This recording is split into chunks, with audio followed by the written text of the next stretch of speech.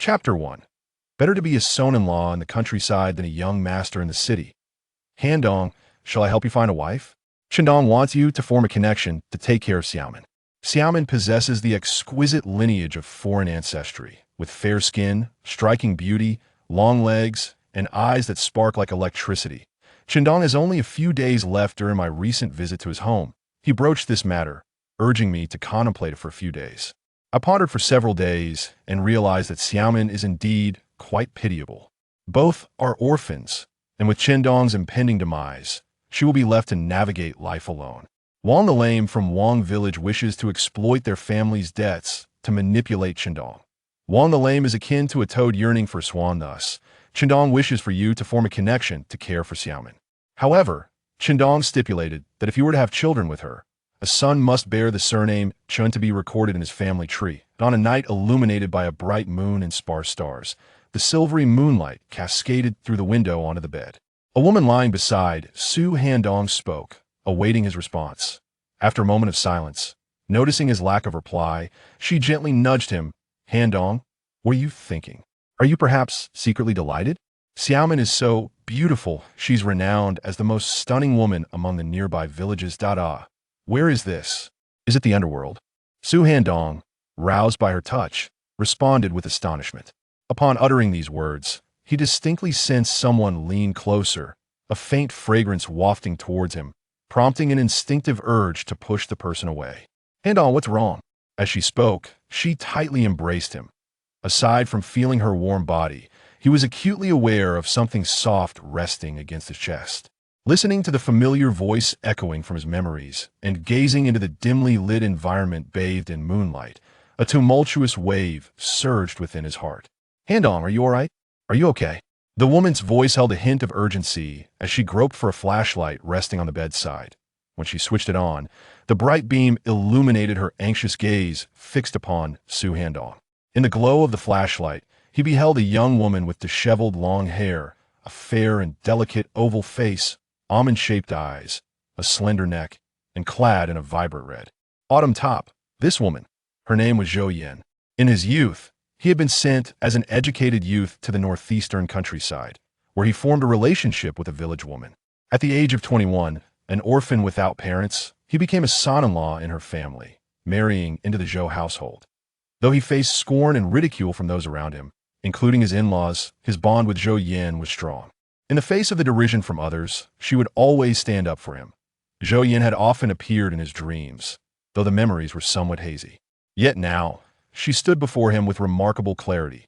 The scene before him, intertwined with memories in his mind, left him in a state of disbelief, shocked by the events that had transpired in his life. Yet, the reality was undeniable, and this was no mere dream. T the age of 80. A man of considerable wealth and the head of a vast multinational corporation, he should have drawn his last breath in a luxurious hospital room across the ocean. Instead, he found himself reborn in the autumn of 1980, just 3 nights before he departed from Wonyu village. Realizing the gravity of the situation, Su Handong quickly reassured, I am fine, truly. I was merely overwhelmed with fatigue while you spoke and dozed off, dreaming a peculiar dream. I thought something was amiss. You frightened me. The woman playfully pushed Su Handong with a gentle laugh. Why did you suddenly start speaking in such a strange accent? Your voice sounds rather oddas. Su Handong sat up. He drew Zhou Yin tightly into his embrace, feeling the warmth radiating from her and the subtle fragrance that enveloped her, causing tears of luminescence to well in his eyes. Yin, how I long for you. T the age of 22. His biological father, Su Yunqing, who resided in the bustling city of Gang City, sought him out through an intermediary and sent him a letter expressing a desire to meet. It turned out that his father was a native of Gang City, who had come to the mainland years prior for business and had encountered Su Handong's mother, Zhang Yuan. Their love was a clandestine promise of eternity, yet Zhang Yuan's parents vehemently opposed their union. Subsequently, during a tumultuous political movement, both Zhang Yuan and her parents were imprisoned for re-education. Tragically, shortly after giving birth to Su Handong, she succumbed to a grave illness. Having grown up with his aunt's family, Su Handong had faced the world as an orphan. At 16, upon graduating from high school, He was sent to the countryside as part of a campaign to support national development. When his father unexpectedly appeared, the longing for familial bonds stirred within him, particularly as someone who had always been treated as an outsider. Over the past year, as a son-in-law to the Zhou family, he had endured much ridicule and scorn. Moreover, with the end of the youth movement, many of his peers had begun to return to the city. At just 22, he yearned for a life in the urban expanse. Thus, that evening, he confided to Zhou Yin his intention to visit Gang City and meet his biological father. Once across the sea, his father, Su Yunqing, urged him to remain there and learn the art of business, seeking to enhance their family's standing within the community. Having tasted the privileges of high society, he was reluctant to return to the impoverished mountain village, where he was subjected to derision as a mere son-in-law. Initially, he had intended to bring Zhou Yin to Gang City with him. However, after spending a few months there and returning to Woniu village, he was met with the devastating news of her tragic fall from a cliff. The weight of regret bore heavily upon him, for Zhou Yin had been several months pregnant at the time of her untimely demise. The timing of her pregnancy coincided precisely with their intimate encounters just before his departure. Upon his return to Woniu village, he was pursued by assassins, narrowly escaping death. However, he suffered a grievous injury, rendering him incapable of fathering children. From his deductions, it was evident that those who had dispatched the assassins were likely rivals within his family, vying for control. This experience marked his first encounter with the ruthless power struggles inherent in a large family, with the loss of his wife and child, and his own transformation into a mere shadow of his former self. Su Handong harbored a deep-seated determination. After years of perseverance, he ultimately ascended to the position of head of the Su family. Throughout his arduous journey, he witnessed countless instances of deception, cruelty, and heartlessness, ultimately becoming a product of that very environment. Though he attained the esteemed title of family patriarch, his life remained devoid of children, leading him to an isolated and lonely old age. Frequently, he pondered the notion that, if granted a second chance at life, he would choose to be an ordinary man, living a tranquil and self-sufficient existence with his wife and children. Unexpectedly, he found himself reborn. Ding! At the age of 80, you faced disdain from your descendants and endured considerable suffering, awakening the super-grandfather system. Ultimately, a grandparent is still a grandparent. Considering the host environment, when encountering discrimination or ridicule from others, there's a chance to trigger system tasks. Completing system tasks will yield corresponding rewards and task points. A cold voice echoed in his mind. A torrent of information flooded his consciousness, and soon Su Handong comprehended the situation. In addition to his rebirth, he had acquired the super grandfather system. The system's rewards consisted of various items related to daily life, including food, household necessities, agricultural tools, and even weapons. Additionally, task points could be accumulated in exchange for a lottery, offering skills or special item cards upon reaching a certain threshold. However, he couldn't help but exclaim, "Wait, has the system made a mistake? I'm only 22 years old after my rebirth. Why would I receive a super grandfather system?" Distributing novice rewards. Acquired master-level fishing skill. Gained 2 enhancement in all physical aspects. Obtained 200 cubic meters of storage space, which can be upgraded. As the novice rewards were dispensed and a surge of energy coursed through his body, he felt invigorated. Master-level fishing skill. Was he now the ultimate angler? The 2 enhancement significantly surpassed the capabilities of an average man. In the 200 cubic meters of storage space, but the convenience of storing items without the burden of carrying them was simply delightful. Zhou Yin, suddenly embraced tightly by Su Handong, felt a slight constriction in her breath. Resting her head against his neck, she gasped, "Handong, didn't you have back pain? Can we still?" Ding! Zhou Yin mocks the 80-year-old you, whose body resembles decayed wood. Prove that even at 80, you still possess a youthful heart. A man remains a boy until death. Based on task completion, rewards range from 10 to 50 gene of pork, with task points from 10 to 100. The system's icy voice resonated. How could he demonstrate that he still possessed a youthful heart? Without the system's intervention, Su Handong would still take action. In his past life, after leaving Woniu village, he had been ambushed and reduced to a mere shell of a man that was akin to being stifled for decades. Now, reborn and facing the enchanting visage of his wife, With a healthy body as a normal man, he was naturally inclined to take action. Moreover, this was a moment when he might possibly engage in a relationship with Zhou Yin and conceive a child. Su Handong's hand rested upon Zhou Yan's shoulder, and then. Chapter 2. Forming connections. After approximately an hour and a half of continuous exertion, Zhou Yin found herself utterly exhausted, leaning against Su Handong's shoulder. With a languid voice, she murmured, "Handong, I can't go on. What is the matter with you today? Have you secretly indulged in the tiger wine brewed by the old master?" Su Handong chuckled as he brushed Zhou Yin's forehead, replying, "You underestimate me. Do I really need to drink tiger wine? This is my true capability, you know? Today, I merely unleashed my full potential." The system was remarkable. He never anticipated that his body, enhanced after reaching level 2, would exhibit such strength in this regard. His physical prowess and various skills had been notably augmented. Naturally, Su Handong was eager to showcase his renewed masculinity. This demonstration was indeed extraordinary, and he had still retained some energy in reserve. Moreover, this could very well be the pivotal moment for Zhou Yin's potential pregnancy. In his past life, he had also been intimate with Zhou Yin that very night, as well as the night before his departure. Thus, with his rebirth, Su Handong was determined to put in the effort over these 2 days. "Child, your father is putting in the work. You must strive to find your way into your mother's womb." Ding. Task completed. Zhou Yan's provocation. Based on the host performance, you have earned 50 pounds of pork and 100 task points. The system chimed in. Conquering Zhou Yin yielded an unexpected reward of 50 pounds of pork. It felt rather peculiar, as if he had somehow engaged in the act with the pork itself. With a mere thought, a system interface appeared before him. Host, Su Handong physical condition, enhanced level 2 skills, fishing technique, master level, task points, 100 in addition, within the system's storage space. 50 pounds of pork lay quietly, preserved in freshness. You must have heard me say that I agreed to let you form connections to take care of Xiao Min, which is why you're acting this way, right? Xiao Min is quite the beauty. You're lucky, Zhou Yin playfully scoffed. Upon hearing Zhou Yan's words, Su Handong recalled her mention of forming connections.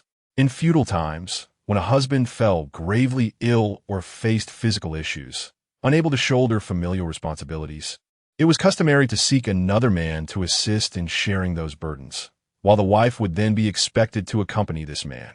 Sometimes, it was the woman who sought such arrangements. Naturally, such connections require the endorsement of elders to avoid any potential treachery or betrayal. In the feudal era, acts of rape or adultery in rural areas could lead to severe consequences. In this day and age, charges of hooliganism were a serious matter, often resulting in dire repercussions. Xiao Min, known as Xiao Min, was a fellow educated youth who had gone to the countryside alongside Su Handong. She was exceptionally beautiful and had married a man named Handong from Woniu village the previous year. Su Handong and Zhou Yin shared a cordial relationship with the couple, especially Zhou Yin, who was close friends with Xiao Min and another woman named Xiao Muyu, forming a tight-knit sisterhood among them. Last year, Handong ventured into the mountains for a hunt, only to accidentally tumble from a height of several meters, resulting in severe injuries. He has since been confined to his bed, incurring substantial medical expenses that have left him in considerable debt, and his health continues to deteriorate, seemingly unable to endure much longer. In a previous life, Su Handong was singularly focused on visiting Su Yunqing in the bustling port city, eager to escape Woniu village and return to urban life. Thus, he paid little heed to Zhou Yan's suggestions regarding forming alliances. He had yet to disclose his father's circumstances to Zhou Yan, revealing that his father was a prominent businessman in the port city could potentially invite trouble, especially since the city had not yet been reintegrated. Those associated with such figures often found themselves subjected to scrutiny. The notion of forming alliances was not as simple as Su Handong might have hoped. Xiao Min, with her striking beauty and figure, seemed an odd fit for such arrangements, especially since it was Zhou Yin, his wife, who had broached the subject. As someone reborn from the 21st century, the idea of a wife seeking other women for her husband was utterly bewildering. Any suggestion of forming alliances would necessitate Zhou Yan's consent. Despite the nation having been established for 30 years, some traditional and feudal mindsets persisted. In remote rural areas, older individuals who had married and fathered children years ago often cohabited with multiple wives. Zhou Yin sighed and remarked, I am well aware that asking you to form alliances entails additional responsibilities. My concern is for Xiao Min, who is so pitiable. If Handong were to pass away, she would be left entirely alone. Over the past 2 years, we have frequently discussed the prospect of having more children. I propose that I have a child first, while you and Xiao Min work the fields to earn money. This way, there will be someone to assist you, thus alleviating your burden somewhat.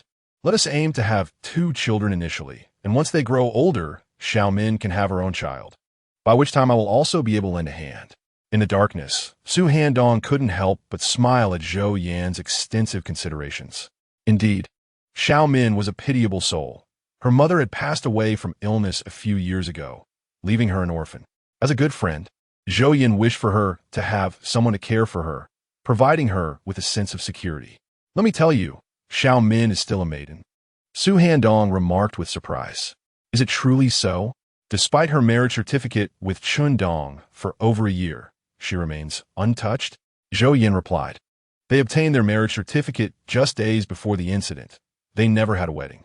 Handong's injuries were not only severe, but also left him incapacitated. Had he been unscathed, he would have undoubtedly sought to ensure their future together. I was pondering, Zhou Yan continued. Your wealthy relative in the city recently gifted us 1,000 yuan for building a new house. Should we consider repaying the 300 yuan we owe to Wang Kezi? Or should we wait until Handong has passed, and then we could simply deny the debt?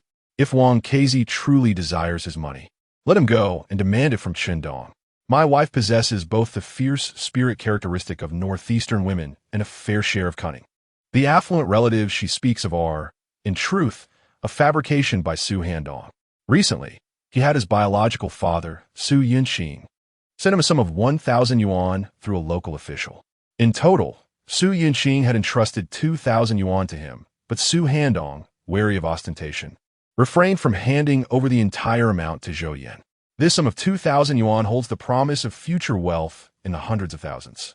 In this era, aside from purchasing significant appliances requiring vouchers, daily necessities can be acquired with cash. However, in the countryside, where electricity is yet to reach, even if one were to buy large appliances, they would prove of little use. The matter of repayment is trivial. What weighs heavier on Su Handong's mind is the entanglement in affiliations.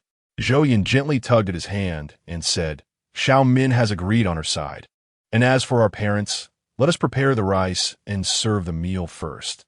Their objections will be inconsequential then. She then feigned a pout, adding, Now that Xiao Min is here to share the burden, otherwise, with your fierce demeanor, I wouldn't be able to bear it alone. Su Handong caressed her affectionately, affirming, All right, I agree. I will deliver the money to Handong first thing tomorrow, so they can repay Wang Kezi. If memory serves correctly, the next morning, Wang Kezi, accompanied by several individuals, confronted Handong, demanding repayment and attempting to coerce Xiao Min into divorce to marry him instead. During the altercation, Xiao Min suffered a deep laceration on her face. Overwhelmed by guilt, Handong passed away shortly thereafter, and it is said that Xiao Min, driven to despair by Wang Kezi, ultimately succumbed to suicide by pesticide. Since Xiao Min is to follow him henceforth, he is determined to ensure her safety. In his past life, his greatest regret was the loss of Zhou Yan and their unborn child. Furthermore, his own impotence had fostered a profound yearning within him. By the way, you mentioned there was something you wish to discuss with me. What is it? Zhou Yan inquired. Su Handong embraced her, planting a tender kiss on her forehead, and declared earnestly, What I wish to convey is my commitment to working diligently, so that you and our child may lead a prosperous life. Initially, he intended to share with Zhou Yan his plans to visit the port city to meet his father, but she had her own matters to discuss first. She revealed the situation regarding the affiliations she had formed. Despite her rebirth, she acknowledged that her father, though unworthy, would inevitably claim his responsibilities. After all that had transpired, there was little left to fear. She resolved to avoid entanglements with the Su family, finding comfort in the thought of leading a stable life. Even without the Su family's backing, with his rebirth and the aid of a system, he could still carve out a good existence. As for the prospect of a business empire, he decided to set that thought aside for the moment. However, he understood the necessity of finding ways to earn money, for wealth is essential to enjoy life. He could not allow Zhou Yin to endure a life of hardship alongside him. Regarding Xiao Min, he certainly would not spare those from the Su family who had wronged him in his past life, nor would he forget certain individuals from the port city, biding his time until he amassed sufficient strength to settle the score. At that time, I will devise a way to exact my revenge. Some grievances are simply insurmountable. Zhou Yin lifted her head to gaze intently at him. Handong, why do I feel as if you have transformed into a different person today? Su Handong smiled and replied, the growth of a man can occur in an instant. All I desire now is to strive for your happiness. In his previous life, during the more than a year spent as a son-in-law in Wenyo village, the cold glares and mockery from those around him had rendered Su Handong's existence quite oppressive. He had even succumbed to a degree of self-neglect, approaching tasks with a lackadaisical attitude, living day by day as if merely striking the gong for a monk. He harbored little hope for a brighter future. Even if his father had not sought him out, it wouldn't have been long before he would venture to the city. Zhou Yin planted a gentle kiss on his lips, nodding and smiling. Handong, I believe in you. Soon, nestled against his arm and resting her head on his chest, Zhou Yin's rhythmic breathing filled the air. Reflecting on the events that had transpired, Su Handong felt as though he were in a dream. The night swiftly passed. In the morning, as Su Handong stirred from his slumber, he sensed movement beside him and gradually awoke. In the dim light, he beheld Zhou Yin donning her clothes. Upon noticing that he had awakened, she leaned down and uttered a phrase that felt like a provocation to him. He promptly enveloped her in his embrace. By 8:30 in the morning, Zhou Yin, clad in a small floral cotton jacket, military green trousers, with her hair styled in 2 twisted braids, walked somewhat awkwardly behind Su Handong as they made their way outside. After just a few steps, they encountered an elderly man approaching, adorned with a deep blue hat and smoking a pipe. This venerable gentleman was none other than Zhou Yan's father. Father, what are you up to? Su Handong inquired. Zhou Yan chimed in, Dad. Zhou Yan's father, named Zhou Guijin, was well known in the surrounding area and affectionately referred to as Zhou Laojin. He had 3 sons and 2 daughters, with Zhou Yin being the youngest and most cherished at the age of 21. After their marriage last year, the couple resided in an old adobe house near the village entrance, which belonged to Zhou Yan's grandfather. Initially, Zhou Guijin was opposed to accepting a son-in-law into the family, given that he had 3 sons. However, last summer, the commune began implementing a rural household responsibility system, redistributing collective land among the farmers.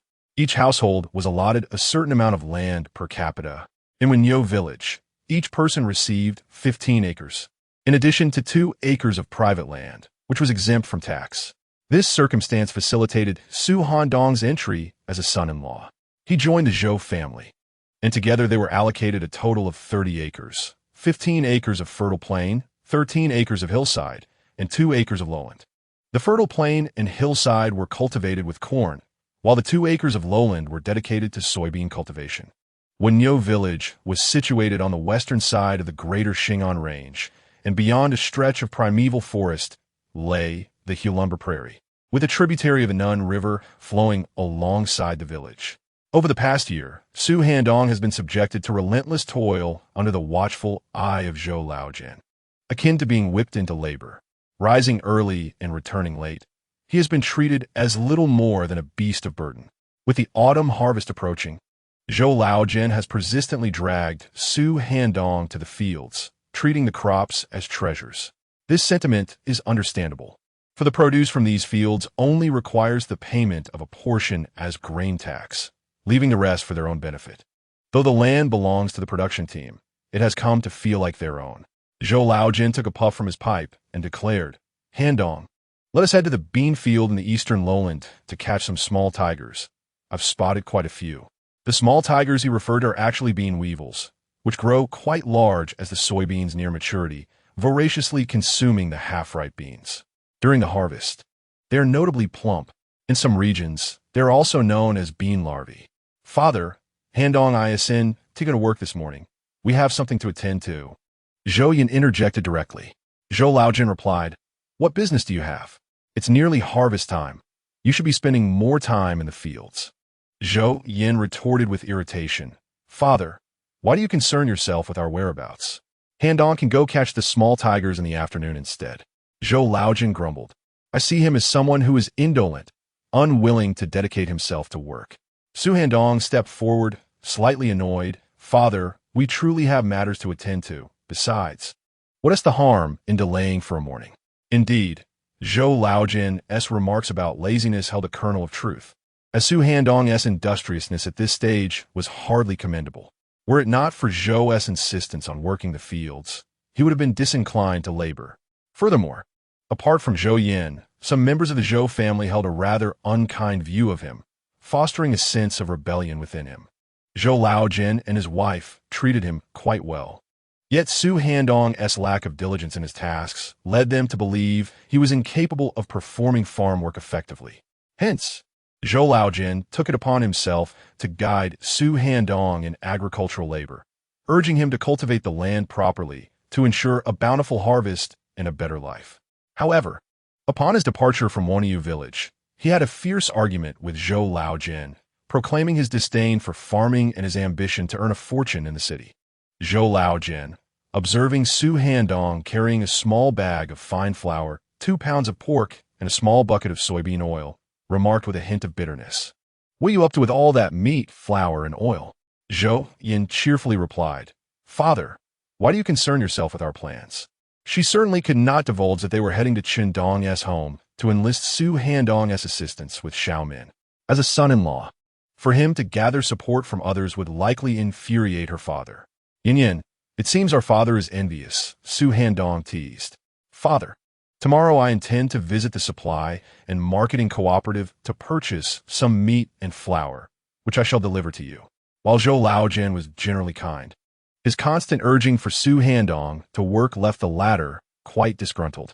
Previously, Su Handong had endured this without complaint, but now, having been reborn, he resolved not to indulge such behavior any longer. Of course, he understood that Zhou Laojin meant well.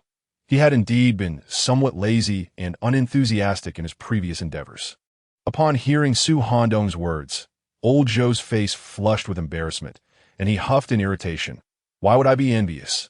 I have no interest in such trivial matters. Regardless, you have already separated the households. I have no concern for how well your family's crops yield. Worrying about that only brings disdain from you all. After speaking, old Zhou turned away and left without a backward glance.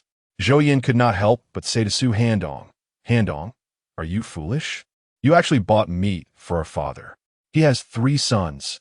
If he wants meat, they should buy it for him. Why should it fall upon us? If we purchase it, those 3 families will certainly think they can take advantage of my father.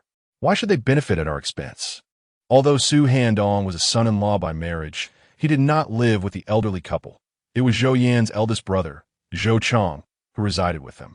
In truth, they did not wish for Su Handong, as a son-in-law, to gain any undue advantage. Su Handong's acceptance into the Zhou family was contingent upon the agreement of the 3 sons. Originally, the couple was entitled to 21 acres of fertile land, but they exchanged 6 acres for hillside land from the 3 families, which ultimately led to Su Handong's acceptance. 1 acre of fertile land could yield 500 pounds of corn, while hillside land typically produced only around 300 pounds. And the yield from valley land was even lower. Presently, corn was valued at just over 10 cents per pound. Each family could reap several hundred pounds of corn, translating to a significant sum of money. In these times, an average worker in the city earned only $30 to $40 a month. For farmers like them, with such a substantial allocation of land, annual earnings could reach $300 to $400. Su Handong smiled, saying, It's merely sustenance. They are your parents. Allowing them to enjoy something good is not a burden. Zhou Yin retorted, increasingly agitated, It's not just a trivial matter. I feel disgruntled. They seem to take advantage of us at every turn. We exchanged 6 acres of fertile land, yielding an abundant harvest, yet they constantly seek to benefit from us. A bag of fine flour, 2 pounds of meat, and a bucket of soybean oil were items Su Handong had purchased at the town commune yesterday. During the county leader's visit to the village, he specifically sought out Su Handong to deliver a letter from his affluent father, along with $2,000. Upon learning of his wealthy parentage, he envisioned leaving Woniu village for the bustling metropolis of Gang City, hence the purchase of meat and fine flour to celebrate. After enjoying over 2 pounds of meat yesterday, about 2 pounds remained. Today he planned to visit Xiao Min's home, and Zhou Yin suggested bringing some for her to taste to enhance their modest lifestyle. With their current funds, they could easily purchase more if desired. Su Handong shook his head with a smile. What does 6 acres of land amount to? Once this autumn harvest concludes, I shall devise a way to engage in business for profit. The earnings from farming will merely be a drop in the bucket compared to what I aim to achieve. Zhou Yan's eyes twinkled with concern as she asked, what kind of business do you intend to pursue? It's not easy to succeed in business, and failing could lead to serious consequences. Su Handong patted her shoulder reassuringly. Have no fear. I plan to start with agricultural products and mountain goods. What trouble could that possibly bring? As the nation reinstates the college entrance examination, concludes the Intellectual Youth's Rural Labor Initiative, and implements a series of measures, such as the land contract responsibility system, the business environment for individual operators has significantly improved compared to previous years. In earlier times, individual entrepreneurs were often unfairly labeled as opportunists. Consequently, many were reticent when discussing business matters, particularly in the eyes of rural folk. Engaging in commerce was often equated with speculation. If Su Handong recalls correctly, by next autumn, the country will fully liberalize individual entrepreneurship. To live a prosperous life, financial resources are undeniably essential. Of course, he uses business as a facade, providing a pretext to access system rewards. This remains his secret, one he cannot divulge even to Zhou Yan. It's fine as long as nothing goes awry in our business endeavors. Otherwise, it would be quite regrettable. Zhou Yan nodded, feeling only the pain radiating from her legs, which made her gasp in discomfort. Su Handong immediately inquired, what is wrong? Zhou Yan, her face flushed, retorted, it's all because of you. Su Handong was momentarily taken aback, but then realized the implication. A mischievous smile spreading across his face as he bent down to carry Zhou Yan on his back, striding forward. Handong, what are you doing? Put me down. Put me down. It's broad daylight. It would be quite inappropriate if others see us. Zhou Yan playfully thumped his head with her small fist. Su Handong shook his head. What does it matter what others think? Carrying my own wife is not a crime. He continued to walk briskly, while Zhou Yan felt a tinge of shyness when encountering villagers, yet her heart brimmed with an indescribable sweetness.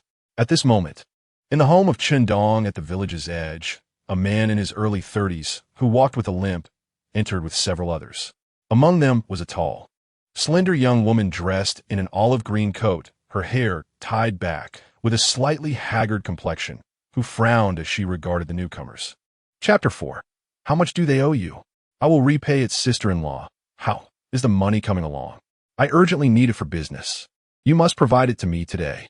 The limping man, with a smile plastered on his face, addressed the woman before him, Xiao Min. To him, she appeared almost ethereal, with her tall stature and fair, oval face. Especially since her grandfather was a foreigner, she possessed a hint of exotic charm that stirred Wang Keizi's desires. Xiao Min's brow furrowed, her expression uneasy as she replied, Fifth brother, can we possibly postpone the money issue for a few more days? The autumn harvest is approaching, and I am certain the crops will suffice to repay you. Considering that Handong is your cousin, I hope you can make an exception. The man, known as Wang Changhe, earned the nickname Wang Keizi due to a leg injury sustained in a youthful brawl. He and Handong shared a distant familial bond, being second cousins. As the 5th child in his family, he was also referred to as Wang Laowu. Last year, after Handong was injured during a hunting trip and incurred significant medical expenses, Wang Keizi had generously lent them 300 yuan, assuring them they could repay him whenever they had the means. However, amidst Handong's deteriorating health this year, Wang Keizi has been persistently demanding repayment over the past few months, even suggesting that he could form a coalition to care for Xiao Min, thereby absolving her of the debt. Wang Keizi shook his head and said, Sister-in-law, I am also in urgent need of money for my business. I must discuss the financial matters with my cousin. As he attempted to rush into the house, he was stopped by Xiao Min. With tear-filled eyes and a pleading tone, implored, "Fifth brother, I beg you, please have mercy. Handong is gravely ill. I ask you not to provoke him further. I will find a way to repay you, if only you could wait a couple of days." Wang Kezi, with a serious expression, replied, "Sister-in-law, it is not that I do not consider your situation, but I am also in urgent need of funds. Moreover, this household is not solely under your authority. I must speak with my cousin regarding this matter." Although he harbored desires toward Xiao Min, the mere sight of her evoked a sense of excitement akin to a cat's scratch, yet he dared not act on those feelings. The thought of Xiao Min accusing him of misconduct could lead to dire consequences. As he attempted to lead his companions into the room, Xiao Min resolutely spread her arms and declared, "I will not allow you to enter. If you continue to pressure us, do not blame me for involving the authorities." Wang Kezi retorted with a sarcastic tone, "Sister-in-law, you are mistaken. You and your husband owe me money. My demand for repayment is justified. If you refuse to pay, how can you consider reporting me? Do you not think that is excessive?" One of his companions echoed, "Indeed, repaying debts is a matter of principle. If you do not repay and you involve the police, they may very well take you away." Xiao Min's face turned pale upon hearing their words. Engulfed by a sense of helplessness, Wang Kezi, narrowing his eyes with a smile, continued, "Xiao Min, do not blame fifth brother for speaking harshly. You must be aware of Handong's current condition. You should think about your future. Fifth brother has legitimate means of earning a living, and I have many siblings. If you were to align yourself with me, you would live a life of comfort. Do not underestimate me. Should Handong pass, you would find yourself bearing the title of a widow, which carries its own burdens." As he spoke, he approached Xiao Min step by step. Tears welled in her eyes, for his words struck a deep chord within her. As an educated woman who had lived in the city for many years, her willingness to marry into the countryside stemmed not only from her affection for Handong, but also from her desire for a home and a dependable partner. Yet, the reality had unfolded in an unexpected manner. Misfortune often seeks out the most vulnerable. Just as Wang Kezi stood before her, she instinctively pushed him forcefully, exclaiming, "What are you doing?" Wang Kezi, taken aback by her shove, stumbled backward, and given his physical limitations, he fell to the ground. This provoked his ire, and he abruptly stood up, somewhat flustered, declaring, "You wretched woman, I have spoken to you with patience, and yet you dare to lay a hand on me. Everyone has witnessed this. She was the one who initiated the confrontation." Wang Kezi shouted toward the few villagers nearby who were watching the scene unfold. He then menacingly continued, "Today, I must have a word with Dong about repaying the money. If it is not returned, do not blame me for being ungracious. Even if the police arrive, I shall not be intimidated." With that, he made to storm into the earthen house. At that moment, a male voice rang out from a distance, "Wang Kezi, what kind of scoundrel are you for bullying a woman? Is it merely about the money you are owed? I shall repay them on their behalf." Following this, a female voice chimed in, with equal ire indeed. "Are you not related to Handong? Must you pressure them so ruthlessly? Are you trying to drive them to despair?" Upon hearing this exchange, Wang Kezi halted, recognizing Su Handong and Zhou Yin approaching. He retorted angrily, "What business is it of yours, you meddling couple? Are you simply bored? I am demanding repayment. What concern is it of yours?" Zhou Yin attempted to speak, but Su Handong restrained her, stepping in front of Wang Kezi. "We are good friends with them.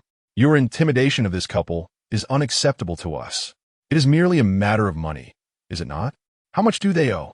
My wife and I will cover it." Wang Kezi was no upstanding citizen. He posed as a dealer in grain and meat coupons in town while secretly engaging in unscrupulous activities with unsavory characters. Although the crackdown was severe during this era, peace remained elusive. It was often better to avoid trouble, for a determined adversary could resort to petty thievery or sabotage, and without concrete evidence, speculation was futile. Having endured much, Su Handong had become increasingly cautious in such matters. "You, a mere son-in-law, dare to meddle in affairs that do not concern you? Are you asking for a beating?" Wang Kezi pointed an accusatory finger at Su Handong, seething with anger. Suddenly, a system notification chimed in. "Task activated. At over 80 years of age, you are mocked as an ineffectual old fool. Strive to demonstrate the vigor of your youth, and let him know that you are still formidable. Task reward: 110 barrels of peanut oil. Task points: 10, 100. As Wang Keizi's finger jabbed at his face, Su Handong seized his hand and shouted, "Everyone can see this rogue. Not only does he harass women, but he even attempts to strike me." With a forceful tug, he pulled Wang Keizi closer and raised his elbow to strike at his chest. Chapter 5. Letting him know about the gang affiliations. Henceforth, we shall be one family. First, label the man before striking. I am truly a person of the streets. Having navigated the underbelly of the port city for many years and having encountered numerous figures from that world, Su Handong understood that in this tumultuous era, amidst the myriad of gangs, a mere display of bravado could lead to one's downfall. Those who manage to make a name for themselves in the streets are invariably individuals well-versed in the law. It is this understanding that enables them to navigate the legal landscape and evade the repercussions of their actions. Initially, Su Handong believed that by repaying the debt, he could avoid further entanglements. However, the system triggered a new task. Imagine the delight of acquiring several barrels of peanut oil, each weighing 10 jin. Moreover, there are task points to be earned. 1,000 task points grant the opportunity for a lottery, with a chance to obtain valuable skills. After all, having multiple skills is never a disadvantage, is it? In less than a second, he resolved to undertake the system's task, and, after a few more seconds, devised a plan to deal with Wang Keizi. First, he would accuse him of harassing women. Then, he would deliver a thorough beating. Su Handong landed an elbow into Wang Keizi's chest, causing him to clutch his chest and cry out in agony. Just then, a shadow rushed towards him. Bang! A dull thud echoed as Wang Keizi collapsed to the ground, the pain in his chest making it difficult for him to breathe. He was knocked down by Su Handong's kick. "How dare you, you little bastard!" Wang Keizi seethed, glaring furiously while holding his chest. In response, Su Handong delivered another kick in his direction. "Ah, it hurts!" Wang Keizi screamed in distress. "You little brat, you're asking for death. Let us finish him off." The three men accompanying Su Handong finally reacted and lunged at him. However, Su Handong, undaunted by their approach, deftly evaded their advances, striking with precision. In mere moments, he had dispatched all three of them to the ground, their cries of pain resonating in the air. During his time with the Su family, he had diligently trained to acquire self-defense skills, practicing martial arts and marksmanship. Competing against his cousins and other families for business opportunities had honed his exceptional counter-surveillance abilities. How could these countryside bumpkins hope to match him? "Xiaoyan's family, please stop. Don't fight." At that moment, a middle-aged man sporting a bushy beard rushed forward, attempting to intervene. His name was Zhou Qingsheng, the captain of the 3rd production team in Woniu village. Under the household responsibility system, land had been allocated to families. Yet collective agricultural activities still persisted, such as cultivating wasteland and digging irrigation ditches. Villagers were required to participate collectively to earn work points.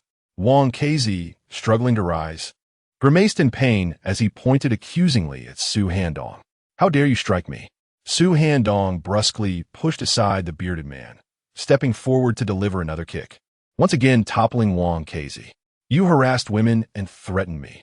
What is wrong with my actions? If you're not satisfied, I'll report you to the police and see how they handle your case." "Yes, let's report him to the police, claiming he harassed women. So many witnesses saw you harassing Xiaoman. Just wait for the police to deal with you."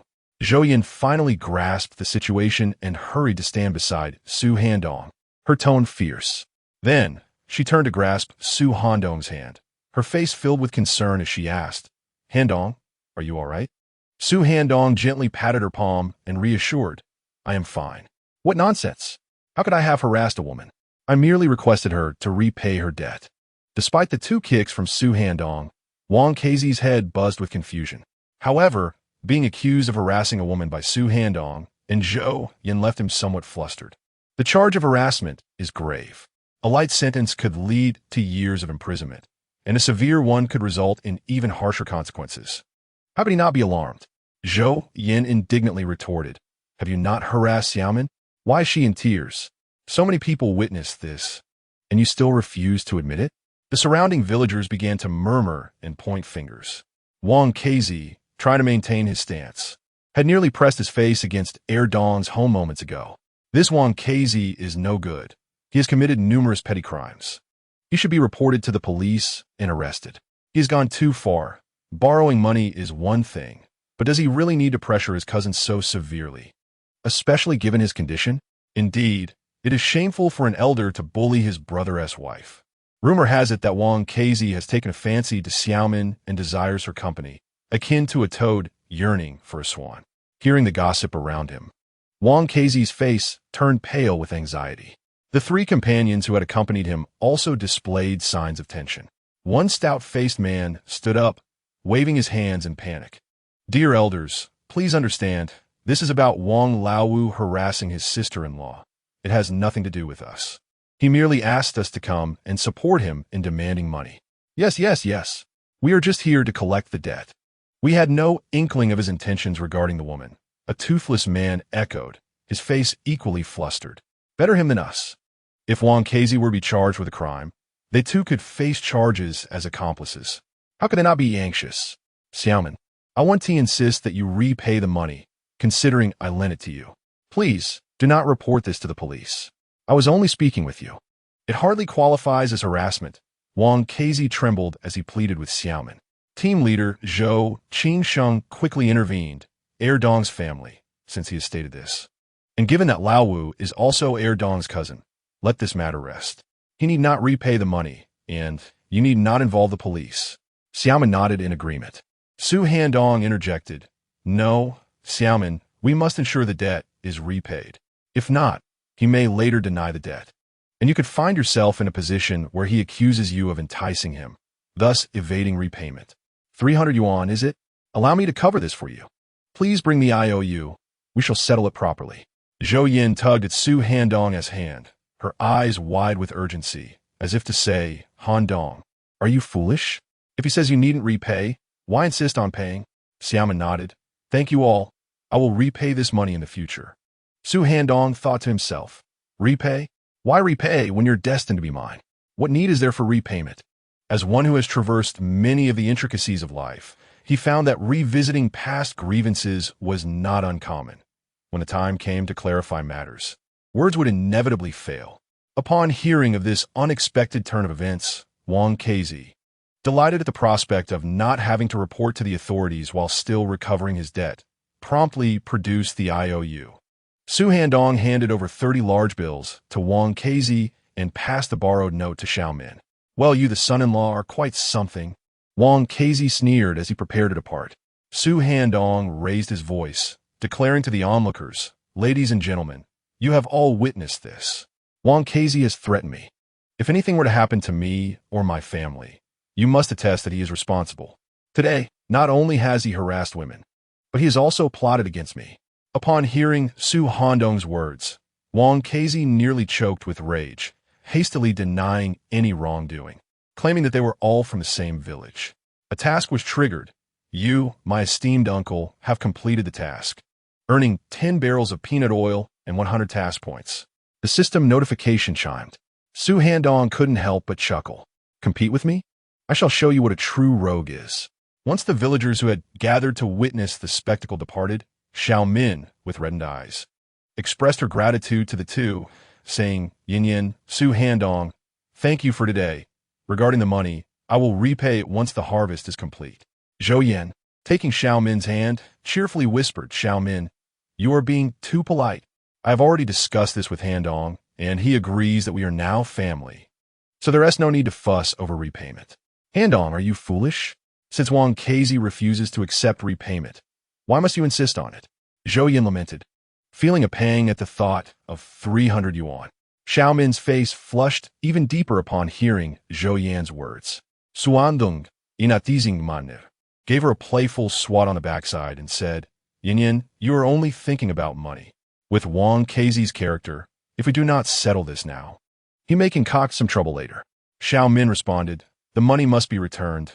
Once it is settled, both Dong and I will feel at ease. Let us head inside. Chapter 6. You are now my wife. Under my roof, there shall be no escape. Handong's earthen house was of a two-courtyard design, mirroring the layout of Su Handong's home, featuring a main room with side rooms that could serve as bedrooms. In this era, most farmers residing in the northeastern mountain villages lived in earthen structures.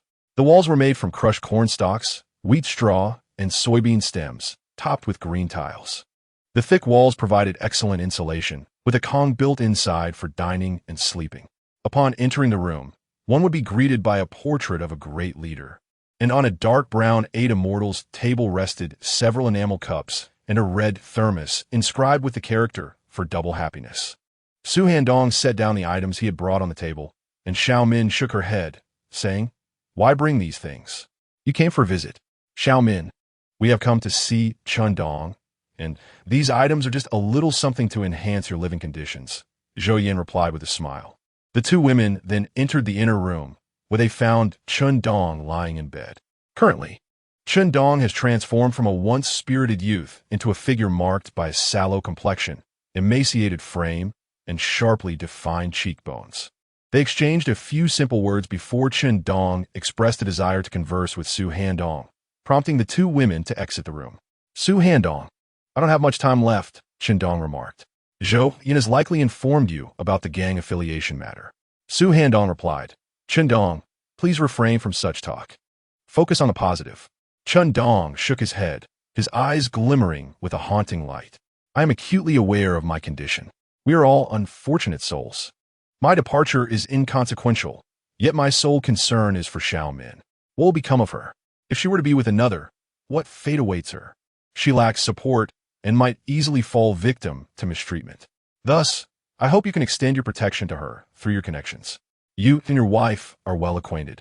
And since Xiao Min and Zhou Yin are close friends, she will not suffer if she is with you. Together, the three of you can strive for a better life.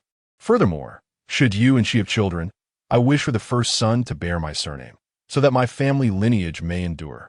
Su Handong sighed and nodded in agreement. "Very well, I promise to take good care of Xiao Min. If we are blessed with a son, he shall carry your surname." The concept of filial piety runs deep within our culture, and the continuation of a family name is of utmost importance. Even the act of passing on a surname is a form of heritage. Su Handong felt no resentment in the thought of entrusting his wife to Handong's legacy, considering that if a son were born, he would carry the name Chun. With Su Handong's verbal commitment, the tension in Handong's brow eased significantly, and he smiled brightly. "Su Handong, could you and Xiao Min not expedite your union? If I could witness her pregnancy before I depart this world, I would leave with peace of mind." Su Handong's lips twitched slightly as he thought, "My friend, why are you in such a rush? I'm not anxious. Why should you be? The real issue is that I am to share your wife, and you seem to be overjoyed about it. Something feels amiss." Meanwhile, in the kitchen, Zhou Yin and Xiao Min were chatting while preparing lunch, which consisted of sweet steamed buns, pork buns, and braised pork with vermicelli, a veritable feast. "Xiao Min, Handong has a wealthy relative who conducts business in the city. He intends to pursue entrepreneurship and amass great wealth. You should know how relentless he is. Just yesterday, we labored for over 2 hours, and now, with your support, things are looking up. Can you guess how he became so affluent? It was that prosperous relative of Handong who gifted us 1,000. Since both parties agreed on the matter of gang affiliation, Zhou Yin saw no reason to hold back her thoughts. Even if Handong were still alive, discussing such topics would pose no issue.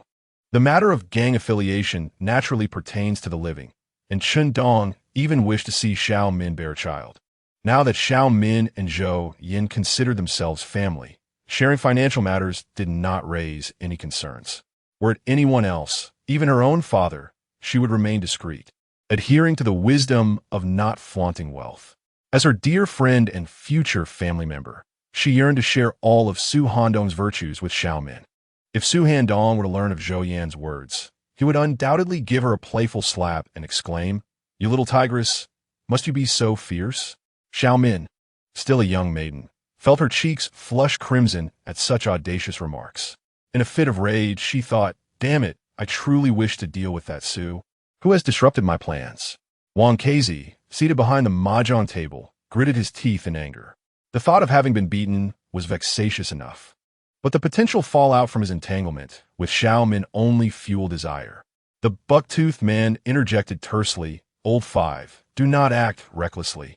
If anything were to happen to him or his family, we would all be in trouble."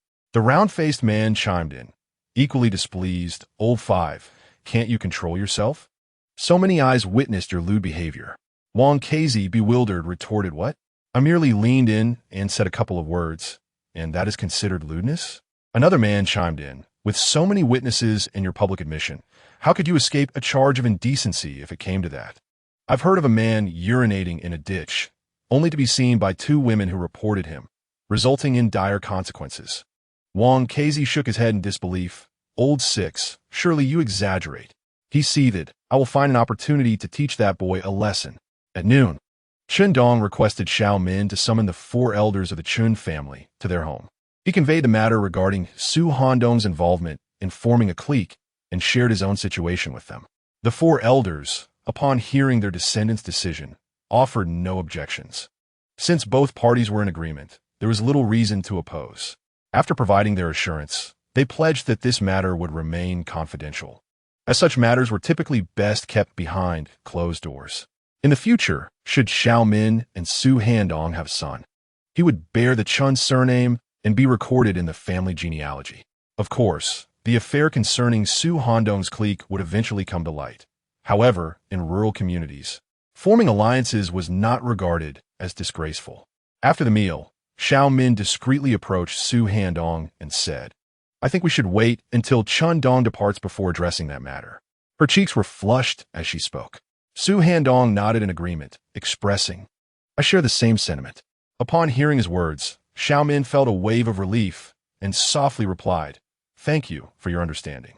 As an intellectual, she had grappled with the psychological burden of accepting the formation of a clique, and the thought of engaging in intimacy with Su Handong while Chun Dong was still alive was a hurdle too great for her to overcome. Su Handong then produced 200 yuan and handed it to her, saying, "Xiao Min, take this money." Xiao Min quickly shook her head, replying, "I cannot accept this. You have already helped me immensely." Su Handong firmly placed the money in her hand and playfully patted her backside, stating, "I give you this money with the intention that you and Chun Dong enjoy some good food, and that you also take care of your health. You appear so slender now, akin to a mere skeleton, devoid of any flesh. In the future, when we engage in our endeavors, I shall certainly find that unappealing."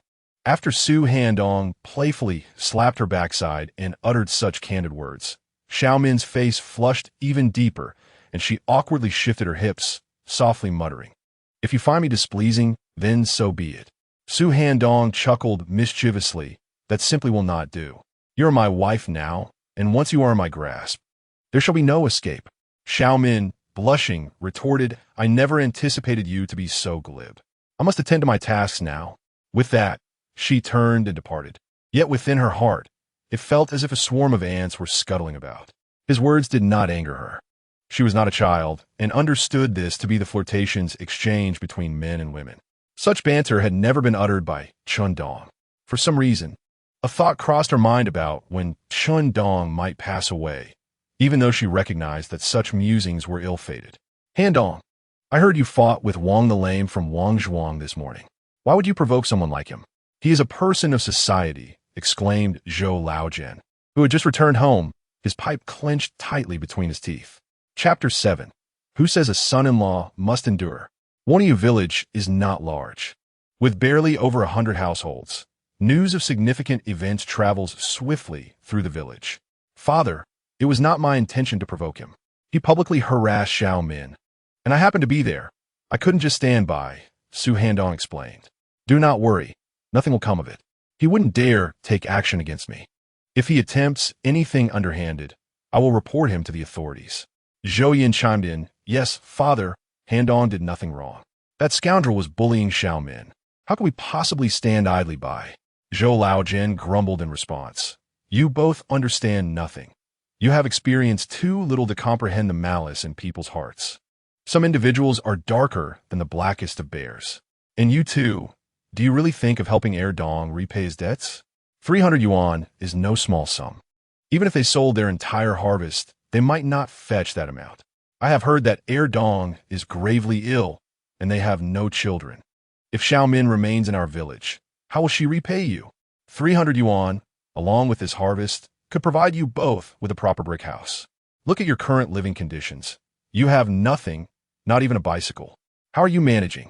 Zhou Laogan's tone grew increasingly harsh, displaying a clear frustration with their circumstances.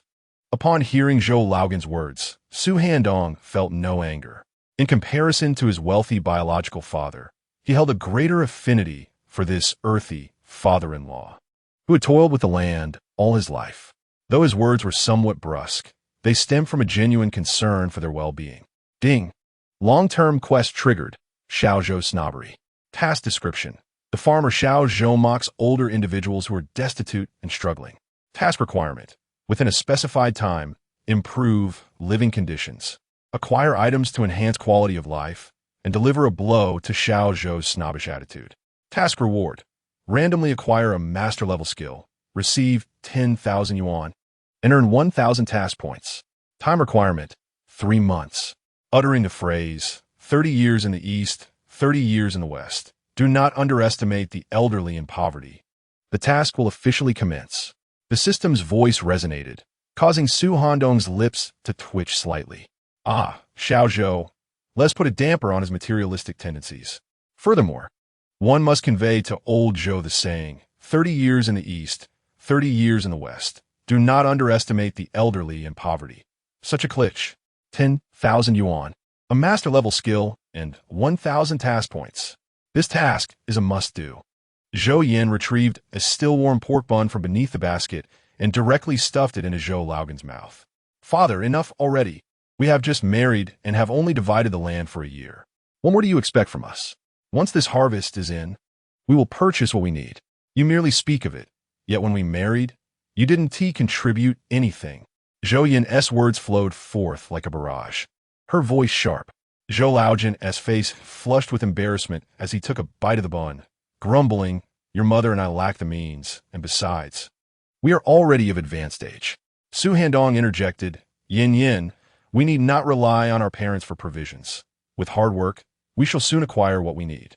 Zhou Laogan retorted, Handong, focus on your work and refrain from idleness.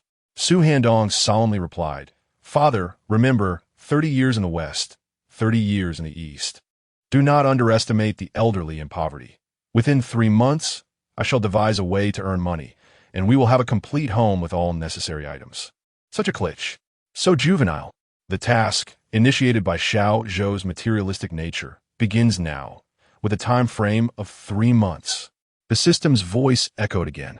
Zhou Laogan, irritated, said, You should really speak less grandly. All right, enough. Come with me to the bean field to catch some little tigers. Yin, are there any more meat buns? I'll take 2 to your mother. He felt something peculiar about Su Handong's words. Do not underestimate the elderly in poverty. Being largely illiterate, he did not grasp the meaning. Zhou Yin confidently asserted, I will take some to my mother shortly. No need for you to carry them.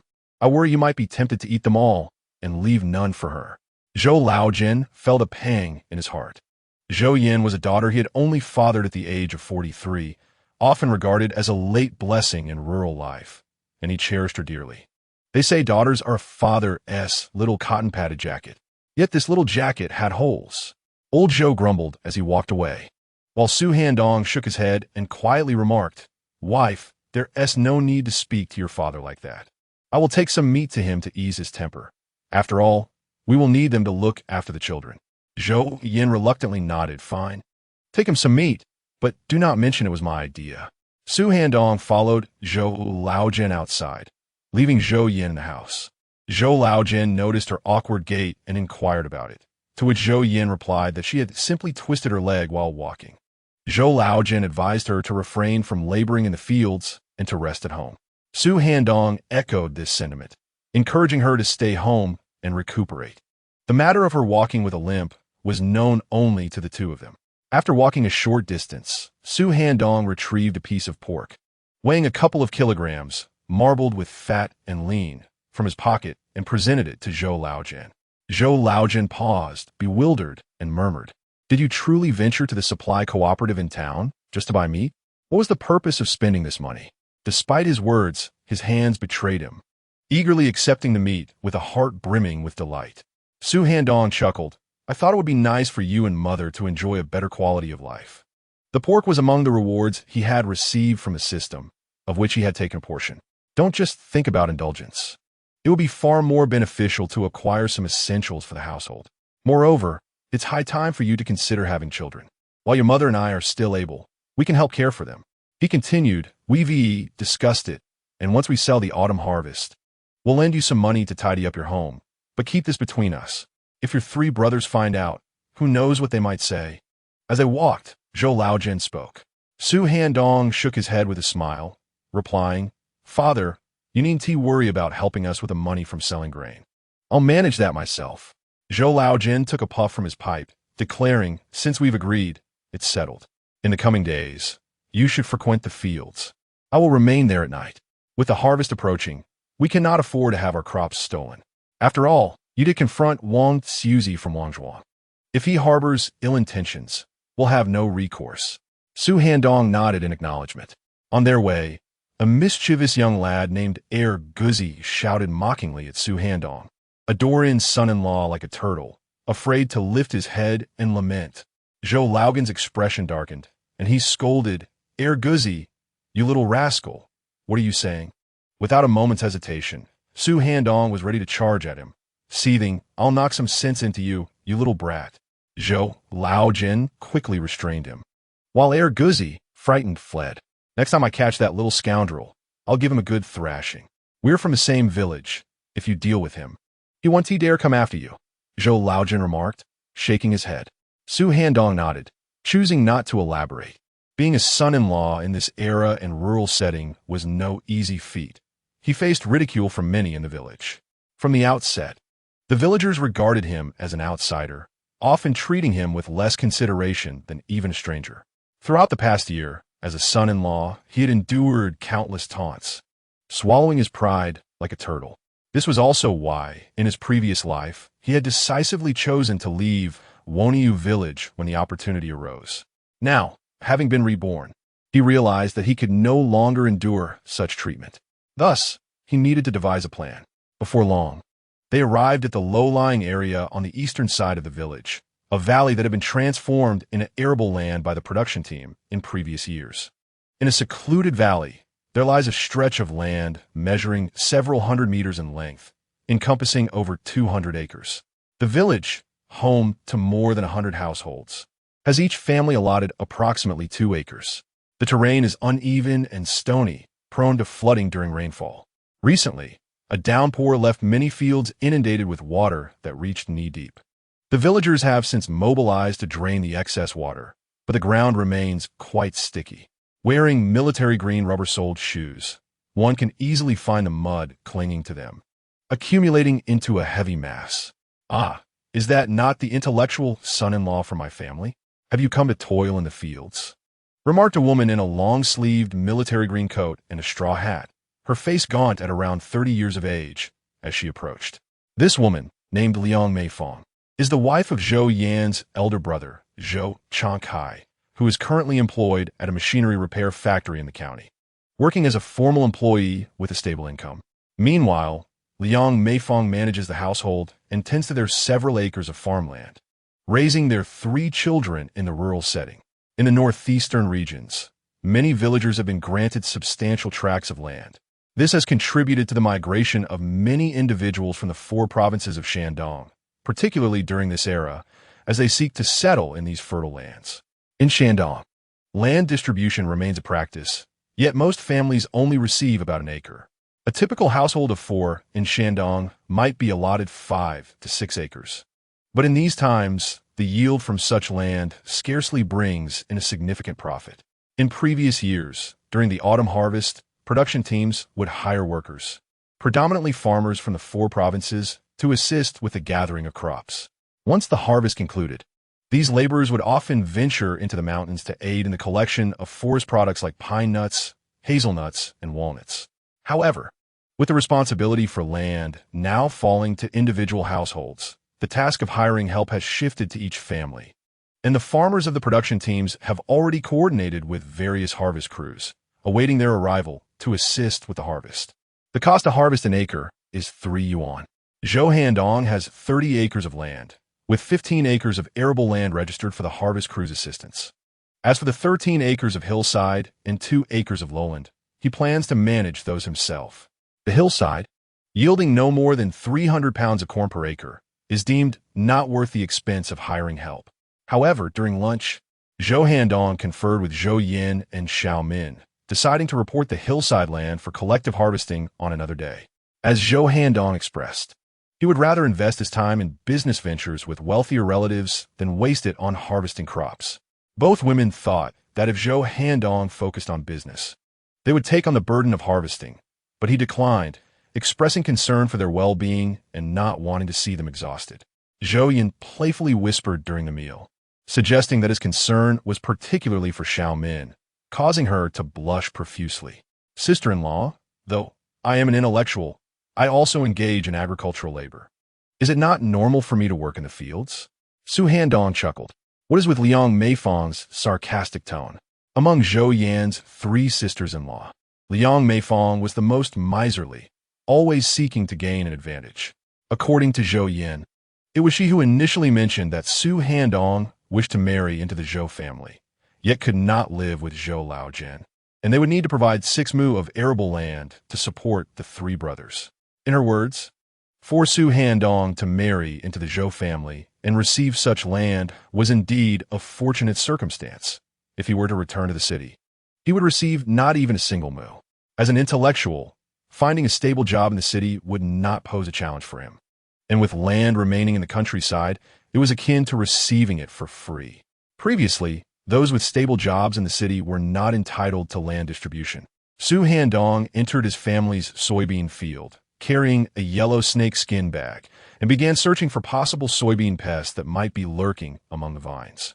The pests could be consumed. They would be placed in a sieve for 2 days to expel any residual juices and then roasted over a fire until golden brown, ready to be eaten directly, chopped into dumplings, stir-fried, or deep-fried.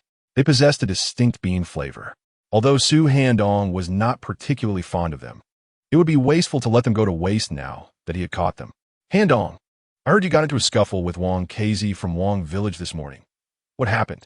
Liang Meifang approached, eager to gossip. Su Handong briefly recounted the incident. Liang Meifang shared a few remarks before changing the subject. I heard you lent 300 yuan to Erdong's family. You and your wife seem to be quite affluent. Could it be that your parents secretly gifted you the money? As she spoke, her gaze remained fixed on Su Handong. If he appeared flustered or hesitant, she would ascertain whether the money was indeed from his parents. Understanding her insinuations, Su Handong could not help but smile and shake his head.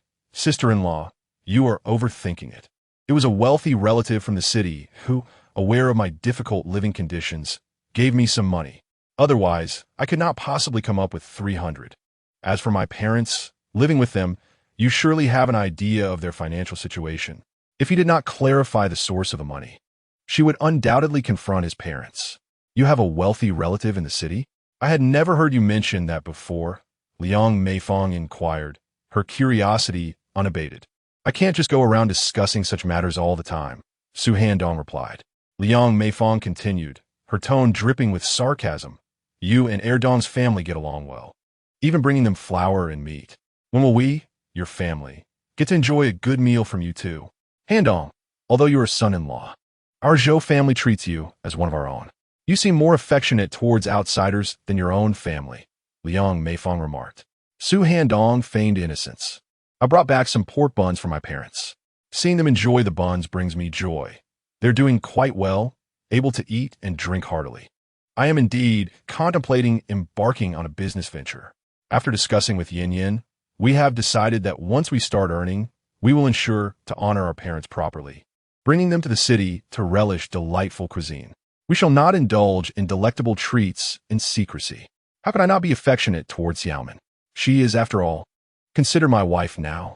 If I were to bring home pork buns, would I deny you a taste? Would that not provoke your ire? As for Su Handong's claim that he would not sneak food, it was a pointed remark directed at Liang Meifang.